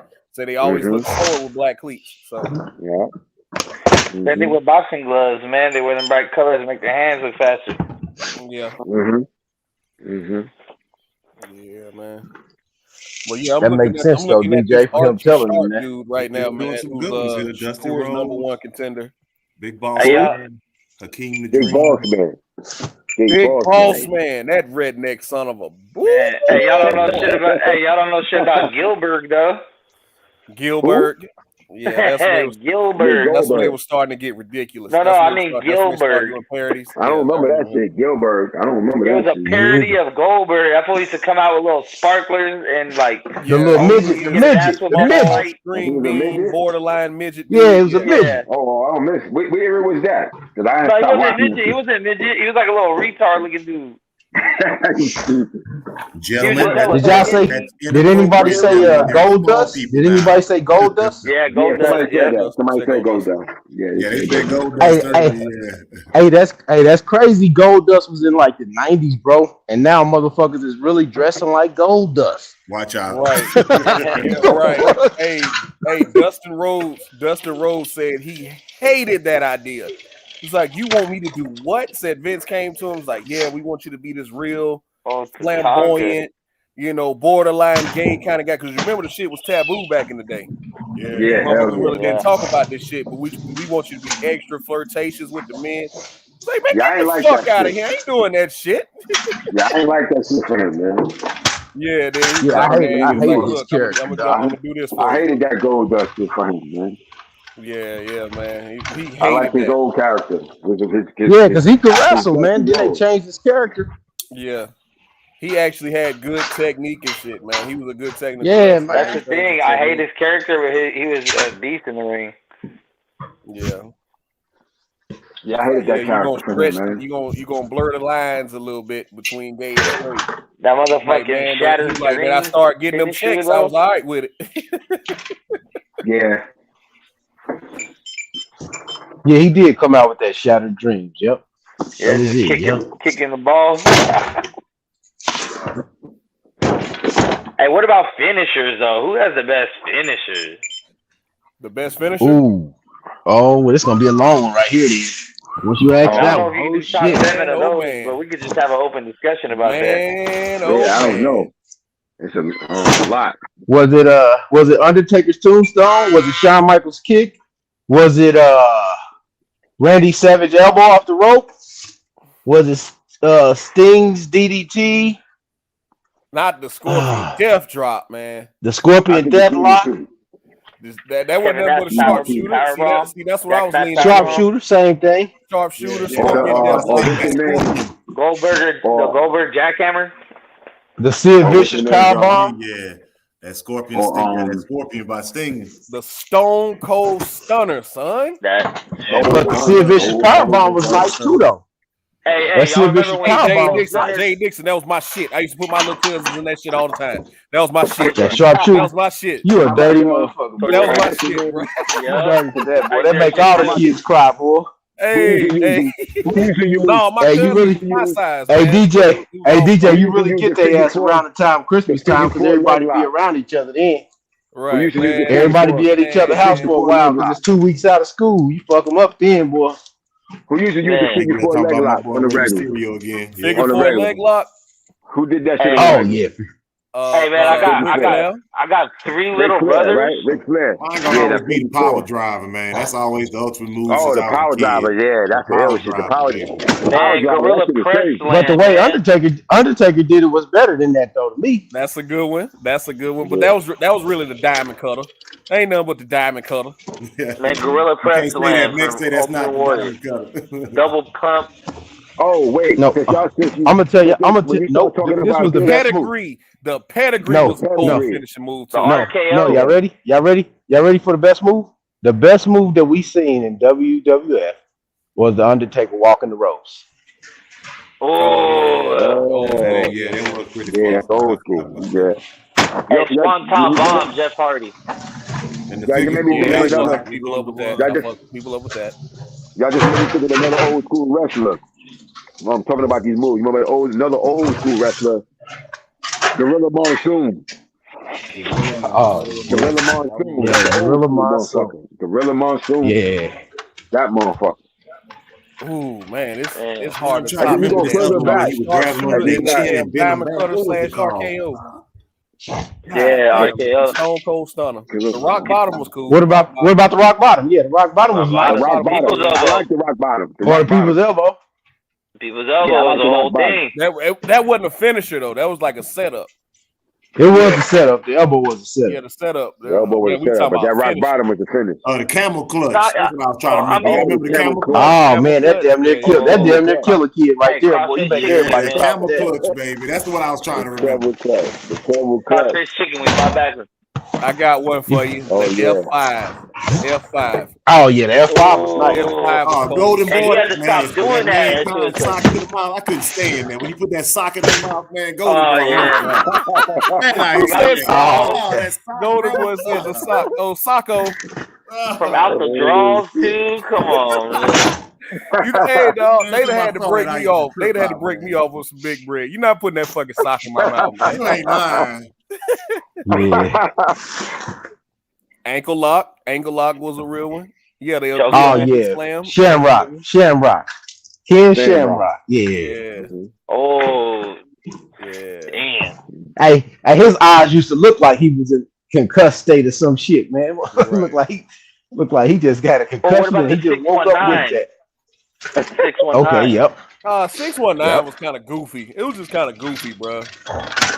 Like I ain't that never. It was hard to do though. Yeah, I mean it was hard to do. It was just the Hardy Boys had some good tag team double moves. Who's that? The Hardy Boys had some good tag team double moves. Hardy Boys. Yeah. What about Rob Van Dam had that 540 frog splash or whatever? 5-star frog splash. Yeah. That was my Eddie Guerrero had a good frog splash. It's a lot. Greg Valentine with the figure four. Oh, Greg Valentine. Yeah, that's what I Greg. said. Yeah, Greg the Hammer. Man, the whole Greg the fucking leg Hammer. drop. The whole Hogan leg drop got to be the lamest. That shit was trash, bro. That shit was trash. The Hulk Hogan That's leg why I drop. didn't say that one earlier, KP. That shit was trash, bro. That's got to be the worst finisher. Yeah, how the fuck is your finisher a leg drop and you got all the muscles? Now the other one he used to do, what was the other one? He grabbed your legs and bent it the other way. It's like the camel clutch, but the other way. What was that one? Oh, you talking about the Boston Crab? Yeah, the Boston Crab. Yeah. Hulk Hogan didn't have no good technique. He was mostly a motherfucking just a face. Yeah. He had the most charisma. Now nobody. Go ahead. Yeah, he was big and strong, and he had that character. Because you remember, out of that character we talked about with Superstar Billy Graham, it gave birth to a couple of offshoots. He said one of which was him. Which is the Hulk Hogan with that blonde, long hair hanging and shit, the big muscles, the high boots. That's all from Superstar Billy Graham and shit. They was like offshoots of him. You had him, Ventura, Jesse the Body Ventura. Those guys was all out of that mold. I remember Jesse Ventura. Remember he turned into a politician, man. Yeah. He became a governor and all that shit. Yep. Jesse the Body. Yeah. Jesse the Body Ventura. Yeah, they always. Hey, Jesse Ventura hated Hulk Hogan too. Yeah. Man, a lot of people hated that nigga, man. The Undertaker hated that nigga, man. Mm-hmm. For real. So you know the Hulk is racist. I was saying earlier in the chat. Yeah, Crusher couldn't stand him. They give him some who more. else couldn't stand him? There's a lot of guys who didn't like Hogan, man. But I tell you what, you listen to Booker T and Stevie Ray, a lot of them black wrestlers, they tell you Hulk Hogan was a real one, dog. They've always said it was Ric Flair that was the. Yeah, they say Ric Flair and Kevin Nash. Kevin Nash is cool, but he wanted his money. It was all about the money for him. He didn't care nothing about the show. He just wanted his money. How can Booker T hate Hulk Hogan when he the one who gave him their big break? He the one they was getting buried on the rock. Hey, I'm sorry, but nobody said figure four leg lock. Yeah, we talking about that. They did. Hey, that shit really hurts, man. My cousin put me in that shit. That shit hurts. Yeah, I said that, the figure four leg lock. That's the first thing that came to my mind. I can think of a wrestler that neither one of us came up with. Since y'all been calling out these different holes, and I thought about it. What about 747? What's that? There was a wrestler named 747. He was so big. The cross-face crippler.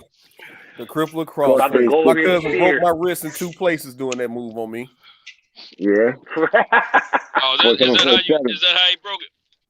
Yeah, crippler crossface broke my wrist in 2 places, man. Yeah, and boy, Benoit, Chris Benoit. Damn, I know he got his ass beat. Chris Benoit. That was a bad little man, that boy. Yeah, little diesel ass. He was good till he went crazy. He went crazy and shit. Before wrestling got real technical, man, the number two hold to put somebody in was a figure.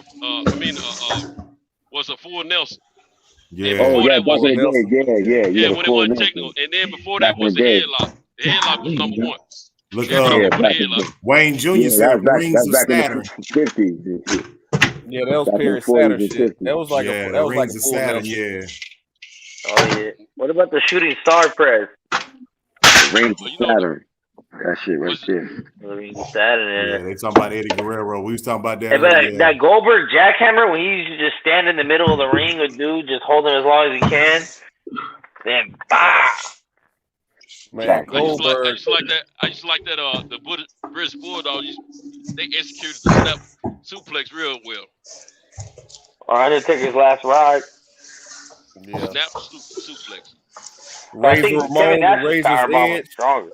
Razor's Edge. Man, we used to hear guys talk about that. Like the crucifix on your back.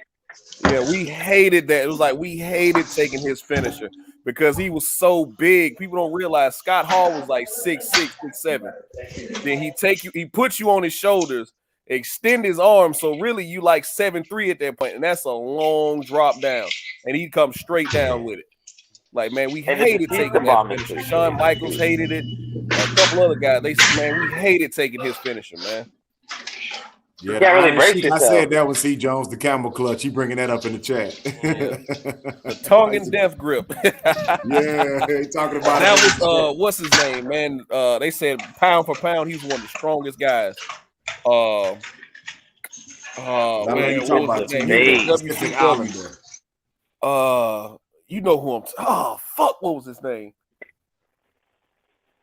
They say he used to get in bar fights all the time. Stevie Ray and all them guys had to pull him out the bar all the time, man. He just go in the bars and get the fights. Earthquake? Huh? Earthquake? No. What was his name? Oh, I'm drawing a blank. I can't think of his name, but you know what I'm saying? Pacific Islander dude, man. Samoan dude. That's why I say he a little Pacific. I'm trying to think. Yeah, man. They said pound for pound, he was one of the strongest guys in WCW at that time, man. Fuck, what was his name? It wasn't Sabu? No, it wasn't Sabu. Fuck, what was his name? I'm drawing a blank. This bothers me. Haku. I said Haku. That's it. Yeah. Haku. Yeah. I forgot about Haku. The Cobra Clutch. That's another one, J.A. You so right. Forgot about the Cobra Clutch. Cobra Clutch. Wow. Did y'all talk about the Iron Sheiks, the Cobra Clutch. The Iron Sheiks move the crane? Oh yeah, the camel clutch. That's what he's talking about. Camel clutch. Camel clutch. Camel clutch. Yeah, the camel clutch is a mug, boy. Somebody had to move the crab or something. Yeah, the Boston Crab. They said that one. That was painful too. Walls of Jericho, man. The Walls of Jericho. The Walls of Jericho. That's who I forgot. That's it. Yeah, Chris Jericho. Forgot about Chris Jericho. It was the Lion Tamer. Forgotten about.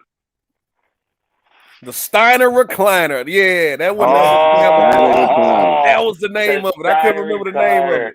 That's right there. Yeah, I used to put my cousins in that one too. My brothers all the time. Just didn't know we about to paralyze each other's children. I'm the oldest of 4 boys, and my youngest brother is 10 years younger, so we used to practice all our moves on him. My other 2 brothers are only 2 years apart from me, so the 3 of us used to just use my little brother and do every move on that motherfucker. He's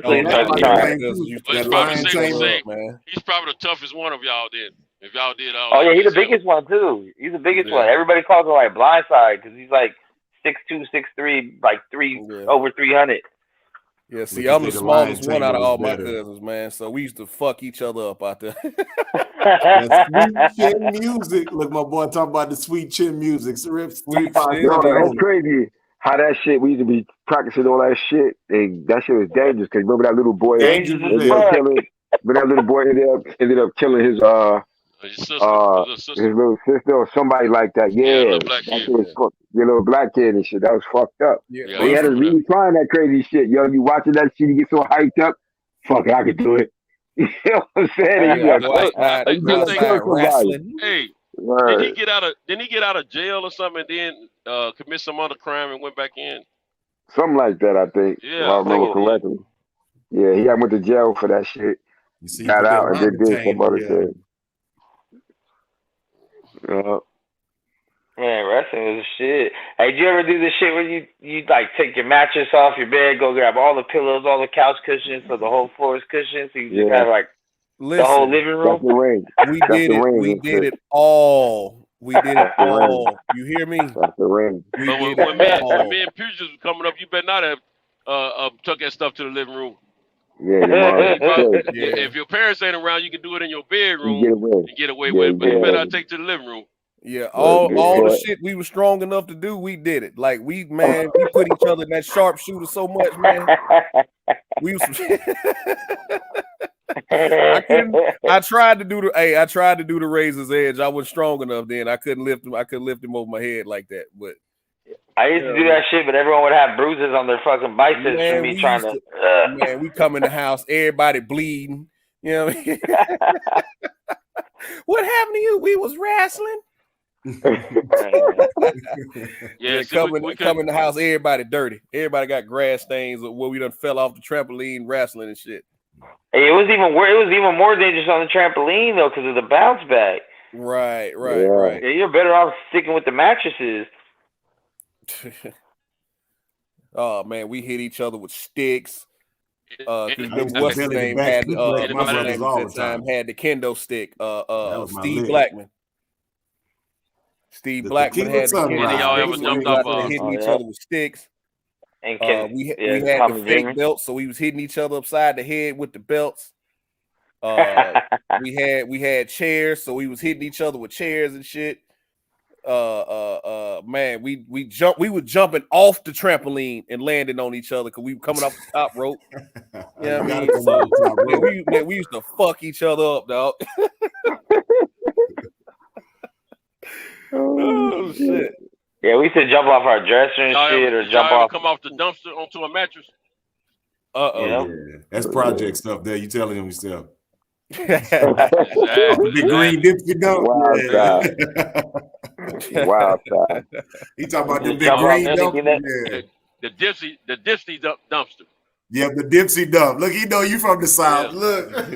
Yeah, you jump off that joint, do all kind of somersaults. Yeah, he out the South. When you say dipsy dump, you out the South. Hey, that's why Heisenberg. That's why the pile driver got outlawed, man. Yeah. Once Owen Hart broke Stone Cold Steve Austin's neck when he was the money man at that time, he dropped him on his head and broke his neck. Man, the the pile driver was outlawed. Only person that could do it because it was grandfathered in and they knew he could pull it off was the Undertaker. Yeah. Everybody else couldn't do the pile driver no more. Yeah. So that's a danger. That was always a deadly fucking move, man. That goddamn pile driver.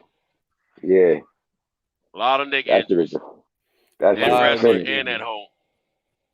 Yeah, that was definitely a finishing move right there, boy. A real finishing move. Yeah. Oh yeah. Yeah, Triple H. See, Triple H's shit was dangerous too. Real over. That's why Triple H shit. Yeah, that's why couldn't nobody pull it off but him. Somebody tried to do it besides him, and it started a fight backstage because they did it wrong. It was like, no, you don't do. First of all, you don't do anybody else's finisher. Number one, that's a big no in the wrestling business. Yeah, DDP. Yeah, but that pedigree, because I'm literally holding your arms behind you so you can't brace yourself, and I'm dropping you in your face. So you got to brace me the right way so I don't land on my fucking face. And Triple H really pull it off. You got to put the face almost up by the thighs, not by the knees. Right. Yeah. Yeah. Like that pile driver, like that tombstone pile driver, Undertaker broke it down. It's like, man, he's like, I got you in there, Tyler. I got to hold you this way. I got to squeeze my legs together. It's like I'm holding your body up with my legs. Yep. So and, I'm just gonna drop to my knees. You just sit still, don't move, don't wiggle, and I got you. Yeah. So right. Yeah, so yeah, fucking what's his name? Booker T got a really good podcast, man. Yeah. I don't know if you guys checked out his shit, but he. Oh yeah, I remember he's talking about when he Booker T called Hulk has a Hogan good a one. nigga. Stevie Ray has a good one. Stone Cold has a good one. Stone Cold is good. I love Stone Cold. Yo, I'm on. Hey, he started smoking weed now. Just a little off topic, but I was just looking at something on ESPN. They were saying that Steph Curry is only 10 3-point shots away from breaking Ray Allen record. Damn, he about to break that shit already. I thought they said he already broke it. I thought he had broken Nah, it. he's 10. No. He's 10 away. I remember he was close. He's 10 away. I knew he was gonna break that record this season. That record was he's gonna do that shit this season. Yeah, he gonna do. Yeah. He was too close. I think when the season started, I think he was only like what 40, 50 shots away from some shit like that. And Like, doesn't his daddy still hold hold one of them too though? Doesn't his daddy still own like a scoring record or something? Nah, he probably Curry daddy. Dale Curry? Yeah, Dale. Dale was still don't he still got some? I thought he had some scoring record or something. I don't think it's not that 3-point because Ray Allen was the lead, but that shit. But Ray Allen is only 10 away from him now. He only 10 away from that shit. Damn, I'm like, already? Shit. Cause he had just passed as soon as he come out the locker room, he opened. Yeah, he had just passed Reggie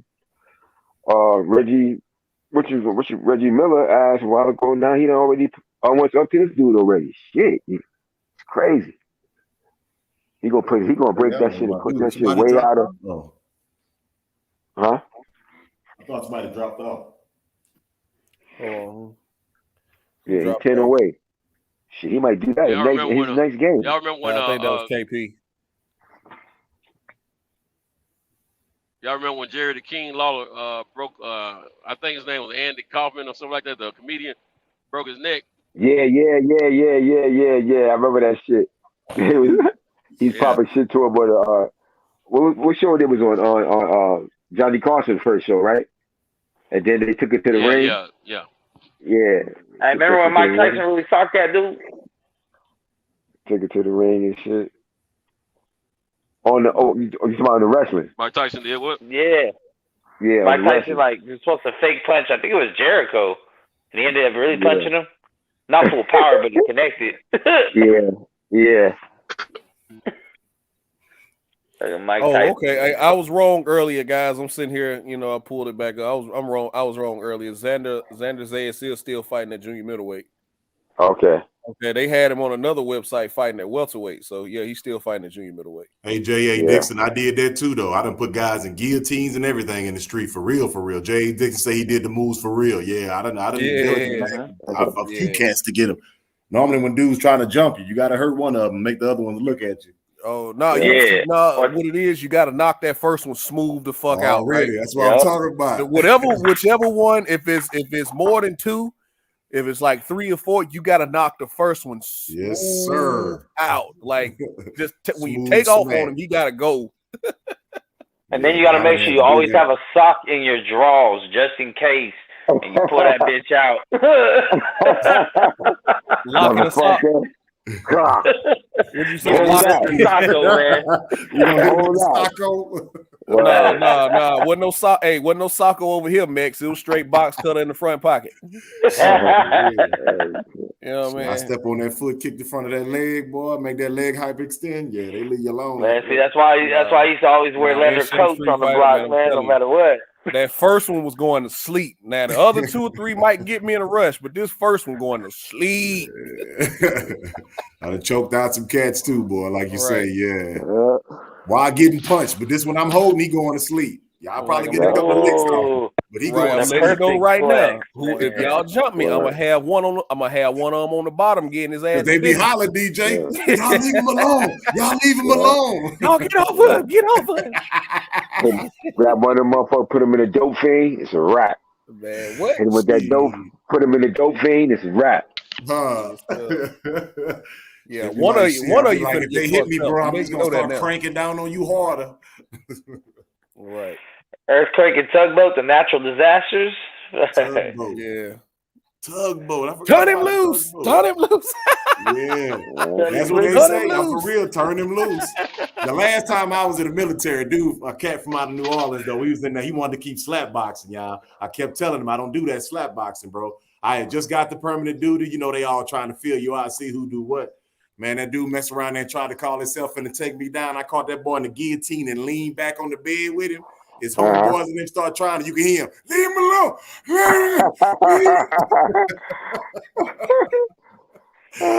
Leave him alone. Yeah. What Cube say? Go to sleep. Go to sleep. Right, go to sleep. Dope face, go to sleep. Nah, you gonna go to sleep. That's like, you man, I gonna don't go do that fast. slap boxing, bro. Kill all that, man. No, Kill all I that. did the slap boxing. I was a slap box king. I But I didn't know them no pugilists. You know what I'm saying? We all mess with each other. You know, in the hood, we doing this stuff. Yeah. But I had just got there, and I don't know these dudes. You know what I'm saying? I don't know I what was a slap box king. I actually rocking it. See, Fusion had them boxing skills like I did. Yeah. See, look here, nobody want to slap box with us. I had them quick. I had just got there. I didn't want to get in trouble though, you know, because I knew I could probably get him. You know what I'm saying? Yeah. But I'm like, dude, I'm just getting here. Yeah, I'm just getting here. Don't do that. I don't know you, because you know everybody gets serious once you catch them a couple of times. Facts. Yeah. Facts. Yo, That's exactly why we was didn't gonna be slap out box. of, and I had just beat a case. I was trying to get my life right. Yo, did y'all see that video of those brothers? Them two dudes was boxing, and they was like in the military. I guess they was in the army.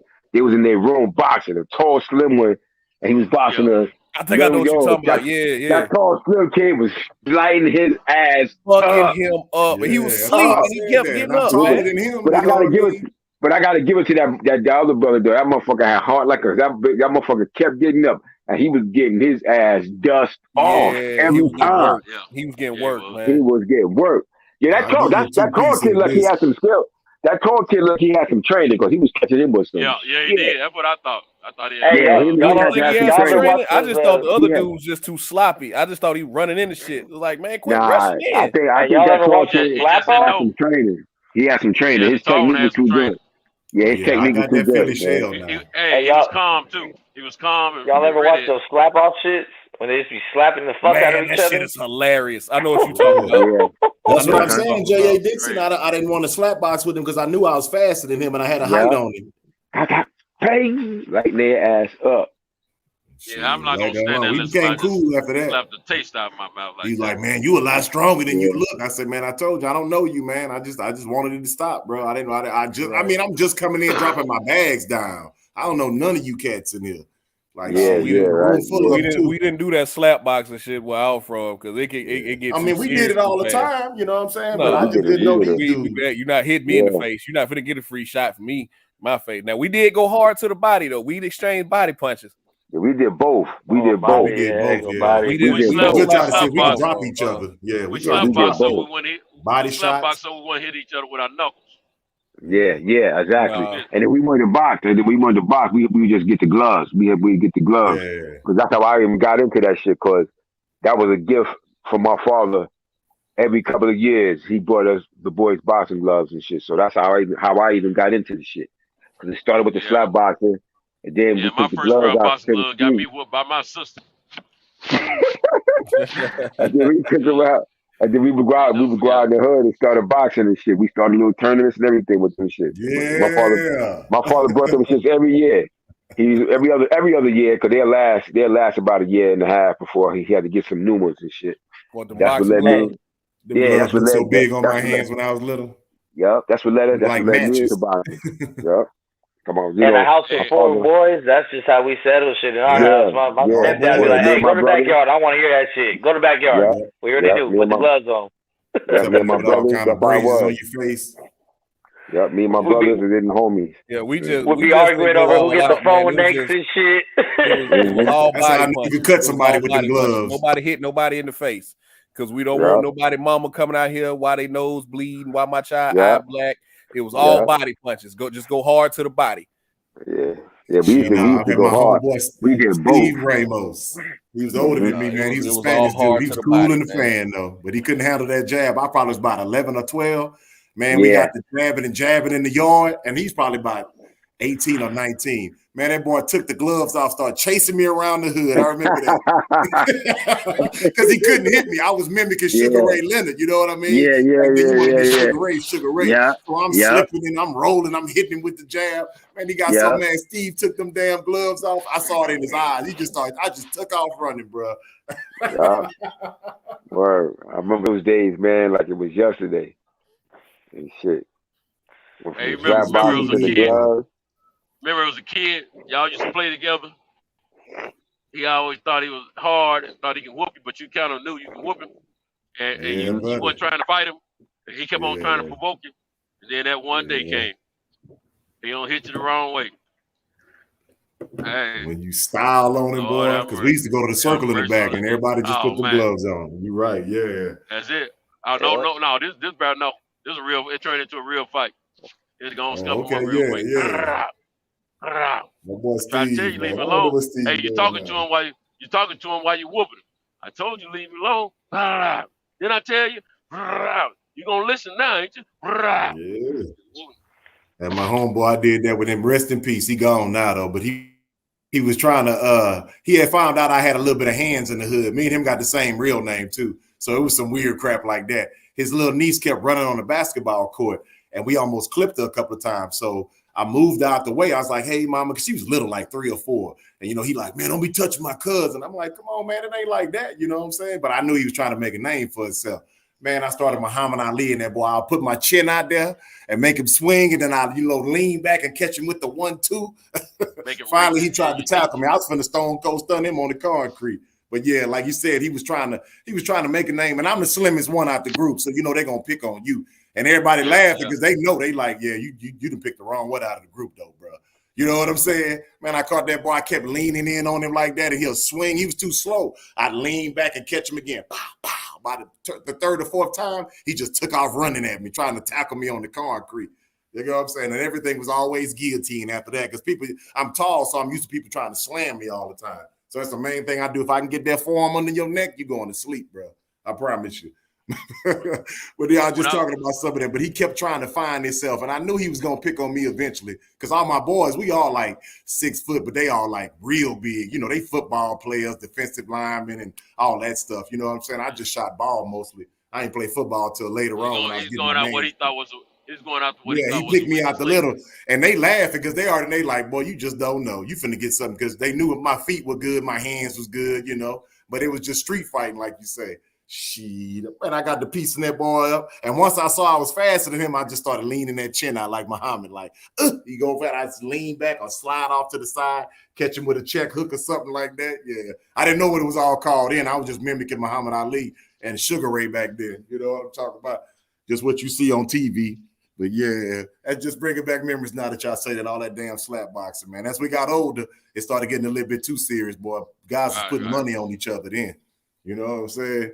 I think my boy can get you. Go get him in shape. I'd be like, come on, y'all. No, man, come on. I got $20 on y'all. Promise. I think you can take him. I'm like, y'all always want me to be all bruised the hell up so y'all can be on the sideline being entertained. Hey, I remember my first fight when I was in the first grade, right? We were on a school bus. And I had an older cousin on the bus too, right? He was the ringleader. And it was about 3 or 4 of us boys, you know. And my cousin was like, first one to do this, last one to do this is Rodney, some game like that or something. And then he came and he said, last one hit that boy right there. Rodney. So I got my lick in, you know what I'm saying? Everybody get their lick in. Out of all the people, he picked on the smallest kid. That was me. But me and him we were the same age, same grade. But he's a little taller than me. Man, I couldn't let down the crowd, you know what I'm saying? Man, he hit me back, man. I'm like, man, I went off on dude, man. And he starts gouging me in the face, man, scratching my face, man. He was peeling skin off my cheeks, man. So after that, I grabbed him by both his ears. I just started slamming his head into the glass, the windows. Bam, bam. And my cousin, he was like, get him, Toe, get him, Toe. Just pumping you up. Yeah, the more my cousin was talking to him, I was doing different things to him, you know. And when it was all over, man, I said, I ain't even had no business fighting that dude, man. Something Y'all ever 78. headbutt somebody on purpose? It don't hurt as bad, man. You got to bite down when you do it. I did it. I had the few I times had I both tried my that. hands behind my back because I ain't had no intentions on fighting. Then he kind of mushed me a little bit, So I just instead of swinging my hand, I just just kind of headbutt him a little bit. It didn't hurt as bad. Busted that nose up pretty good though. I didn't like the way it bite felt down when you do it. first few times I did, so I stopped doing that. Yeah, you just got to know how to do it and only strike the bridge of the nose and the top. Yeah, just try not to. Yeah. And look at boy talking about he slap boxed his daddy. I did that one time too, but my daddy hands fast as hell, man. He taught me with a jab. I tried my uncle one time. He choked me the fuck out. That's the first time I seen stars. My daddy made me see it. His hands fast as hell. His jab. I didn't know my daddy could fight like that. Yeah, I was just joking with him in the yard. When you first start getting your little man strength in, but my old man sidestepped me and caught me with a man. That jab was so fast. I didn't see it. I didn't even see it. I remember just seeing stars and then looking up at my daddy smiling. Get up. Come on. Get up. Yeah, my dad used to box with me and shit. He used to box with me and shit. He was real skilled with his shit. But he wouldn't go hard, but he just had skills and shit with that shit. But he used to squat with me and shit. No, I ran into it though. I ran into it because I thought youth and speed, and he just stepped back. He was real relaxed and everything. And I remember seeing like his shoulder move, and then after that I was sitting down. That's all I remembered. I was like, "What the hell just happened?" So I kind of he didn't really, because if he would have put all that power in, he would have broke my doggone nose. I know he would have broke my nose, but I was always hyped up trying to see where my old man was at. I found out where he was, and then I left him alone after that. He said, "I just saw a shoulder move, and then I was on the floor." Hey, do y'all remember the dad that was in Friday? Yeah, Pop, rest in peace, Pop. Friday. Yeah, Red. That was my dad. You want some, old man? No. Hey, have you ever been in a fight and got hit so hard and so fast you just want to be friends right in that moment? Nope. Yeah, my dad I got punched in the nose and started sneezing. That happened. I hit so hard one time, I'm like, why am I fighting this guy? I don't even know why I'm doing this. I don't know why I'm here. I need to go home. Well, yeah, I have been in fights like that where motherfucker hit you and like, what the fuck was that? What was that? From that point on, you just gotta have heart. Instantly regret it. It's like, oh, yeah, buddy, look, Big John, that's what we talking about shelling up. 31 people in the live chat. All right, brothers, I gotta get off the line, man. I got a call coming in. I gotta sleep. All right, man. All right, man. So y'all stay I'm gonna get off here too, man. I'm gonna get this. All right, peace out to everybody. Peace out, man. Y'all be good. MMA Thursday tonight, man. MMA Thursday. I remember you said that. All right, man. I'll hit y'all later. All right, I'm there. What we gonna be talking about? This card coming up? Yeah, we're gonna talk about this card coming up, man. It's I think Cage Warriors got some cards coming up, but I don't know none of them guys, so we're gonna break down the card this Saturday. For sure. Yeah. And then we'll get back to boxing. We're gonna show MMA some love, man. It's a big card happening Saturday. Yeah, let me get out of here too, y'all. But yeah, Big John, I realized what man strength was too that day. I realized I wasn't a man that day. All right, y'all. I'm gonna holler at y'all. I guess tomorrow, well, later on, I should say. Huh? All right, brother. Take care. I remember I bucked up to my daddy, man. So I always felt like my dad was real soft, right?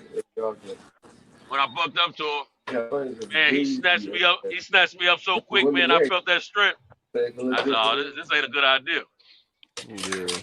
I told you, man, I'll never forget it. I was 15. I was on them weights. I started getting some size on me. I thought I was gonna try my uncle. When I tell you, I grabbed him. And the next thing I remember, we tussled a little bit. The next thing I remember, man, my grandma was waking me up. He choked me out, left me in the dirt in the front yard, man.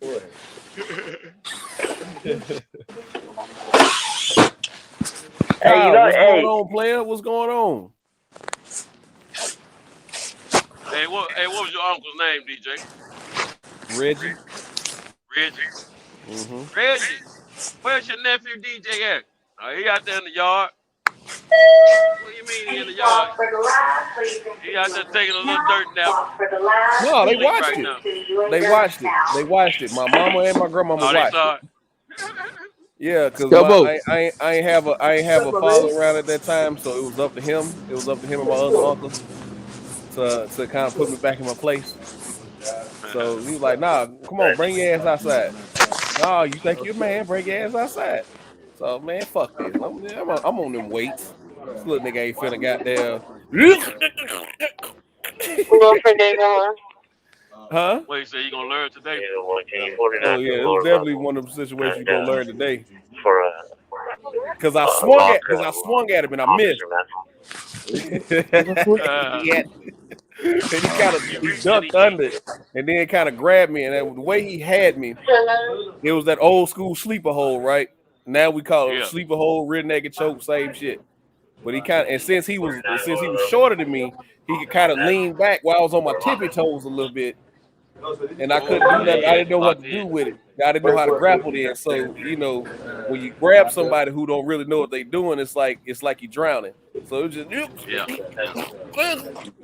then I went to sleep. Good. Woke my big ass out, man. I'll never forget that. Hey, We laughed about it when I got older. Figure that out. Huh? It took you 2 months to try to figure out what happened. I know what happened. I knew he choked me out. No, I'm saying what I mean by that. How you allowed him to grab you. I knew it because I swung at him because we was Cinto. You don't understand. Like I was at that age where I done started smelling myself. I was on the weights. Yeah. Fuck it, we can fight. I don't know what, because my grandmama had told me something. I think I had violated my curfew or some shit like that. I was out there getting some pussy.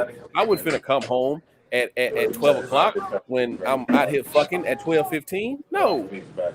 So she woke me up with it the next morning, and I was I was very disrespectful.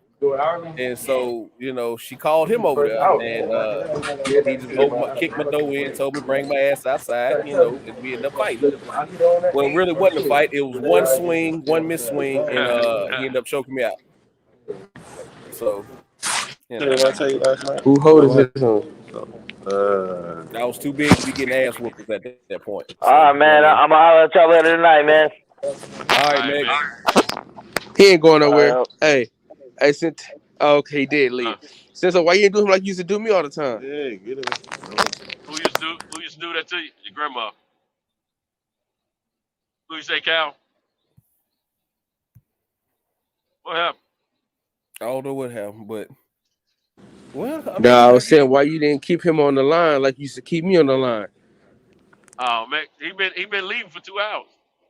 Shit, yeah. We kept him around. We kept him around, man. Everybody been kind of in and out today, man. But y'all doing a hell of a job, man. Show. I ain't gonna lie but to I you, hate. man. But Kyle, go back and clip 247, bro. 247. Text it to me because I ain't gonna remember. Nigga, I'm telling you now. Text it to me because I'm not gonna remember. 247, man, is when Slugger Sam apologized for being wrong about the fight. I got and you. then something else happened around the 4-hour mark, but I can't remember what else it was. I got you. Well, I'm gonna head off, man. Y'all hold it down, man, for a little bit longer, man. No, nigga, we finna get off, nigga. We been on 8 hours. That ain't enough. You gotta working overtime, though, DJ. Man, we'll go, man. Bye. You done got your sleep in. We finna go to sleep. Right. go to TP. Yeah, all right, we finna man. go to TP. What you mean? Man, love y'all. You doing what y'all doing, man, for sure. Oh man, we having a ball out here, man. It's no work at all. All right, Cinto. Shout out to everybody who stayed and engaged with us in the chat, man. Big John, Heisenberg, D. Will, of course, C. Jones, J. A. Dixon, Terrell Gosberry. Welcome to the show. All the real MFs. Yeah, man. Mary Randall was Kyra Sierra 357, if that's how you pronounce it. I'm sorry if I'm butchering it a little bit. Wayne Jr., KP, my man, of course, came through. Golden Boy trolling, of course. We appreciate it. Just hit the like button, hit the subscribe button on the way out. Hit that like and subscribe. Alexis Hood, thank you for coming through. We had Miss B in here earlier. All the real, man. Yeah, you know what I mean? Thank y'all so much, man. I thank everybody for coming through, spending this time with us, man. We had a ball. We had a ball in here tonight. Hey, Mr. Vegas. Yeah, man. Y'all come back tomorrow night. We're giving away some Snickers tomorrow. Cyreet 357. Okay, Cyreet. I think I can remember that. Okay, I appreciate it, man. Yeah. Come through tomorrow. We're gonna talk a little MMA. We'll go through some boxing as well, but tonight really is gonna be MMA Thursday, and we're gonna highlight that card this weekend, highlighted by the lightweight championship, the UFC lightweight championship of the world with Dustin Poirier and Charles Oliveira. And we're gonna break down the GOAT Amanda Nunes going for another title defense, man, solidifying her reign and her title as the greatest mixed martial arts, as the female greatest mixed martial arts athlete to ever live. So, you know, until next time, like I said, we appreciate everybody coming through the chat. Appreciate everybody engaging with us, but we're gonna end the show here, man. And after we talk about, after we have finished with MMA, we might have a classic story by yours truly, aka Coxman / Dirty Deacon, aka Cento's Boxing. And then we may give away some M&M's and Snickers candy bars. Don't count on it though. But come holler at us. Peace. All right. Until next time, man. Peace, and thank y'all for stopping through the boxing section. I am DJ. Your host Kyle came through briefly, man. We're just gonna keep holding it down for y'all every night if we can. All right, peace. Y'all have a good one. At the roots, he let the beats build, bitch, and we never switch. Even if I'm rich, I'll be broke like I'm Mitch. Niggas talking down, but that's headed in the wrong direction. But I knock that shit out like the boxing section, cause they can't touch what they can't see. All I gotta do is be the same me. All I gotta do is keep it cheap, always be the same me. While I'm solid, boy, they can't change me. No.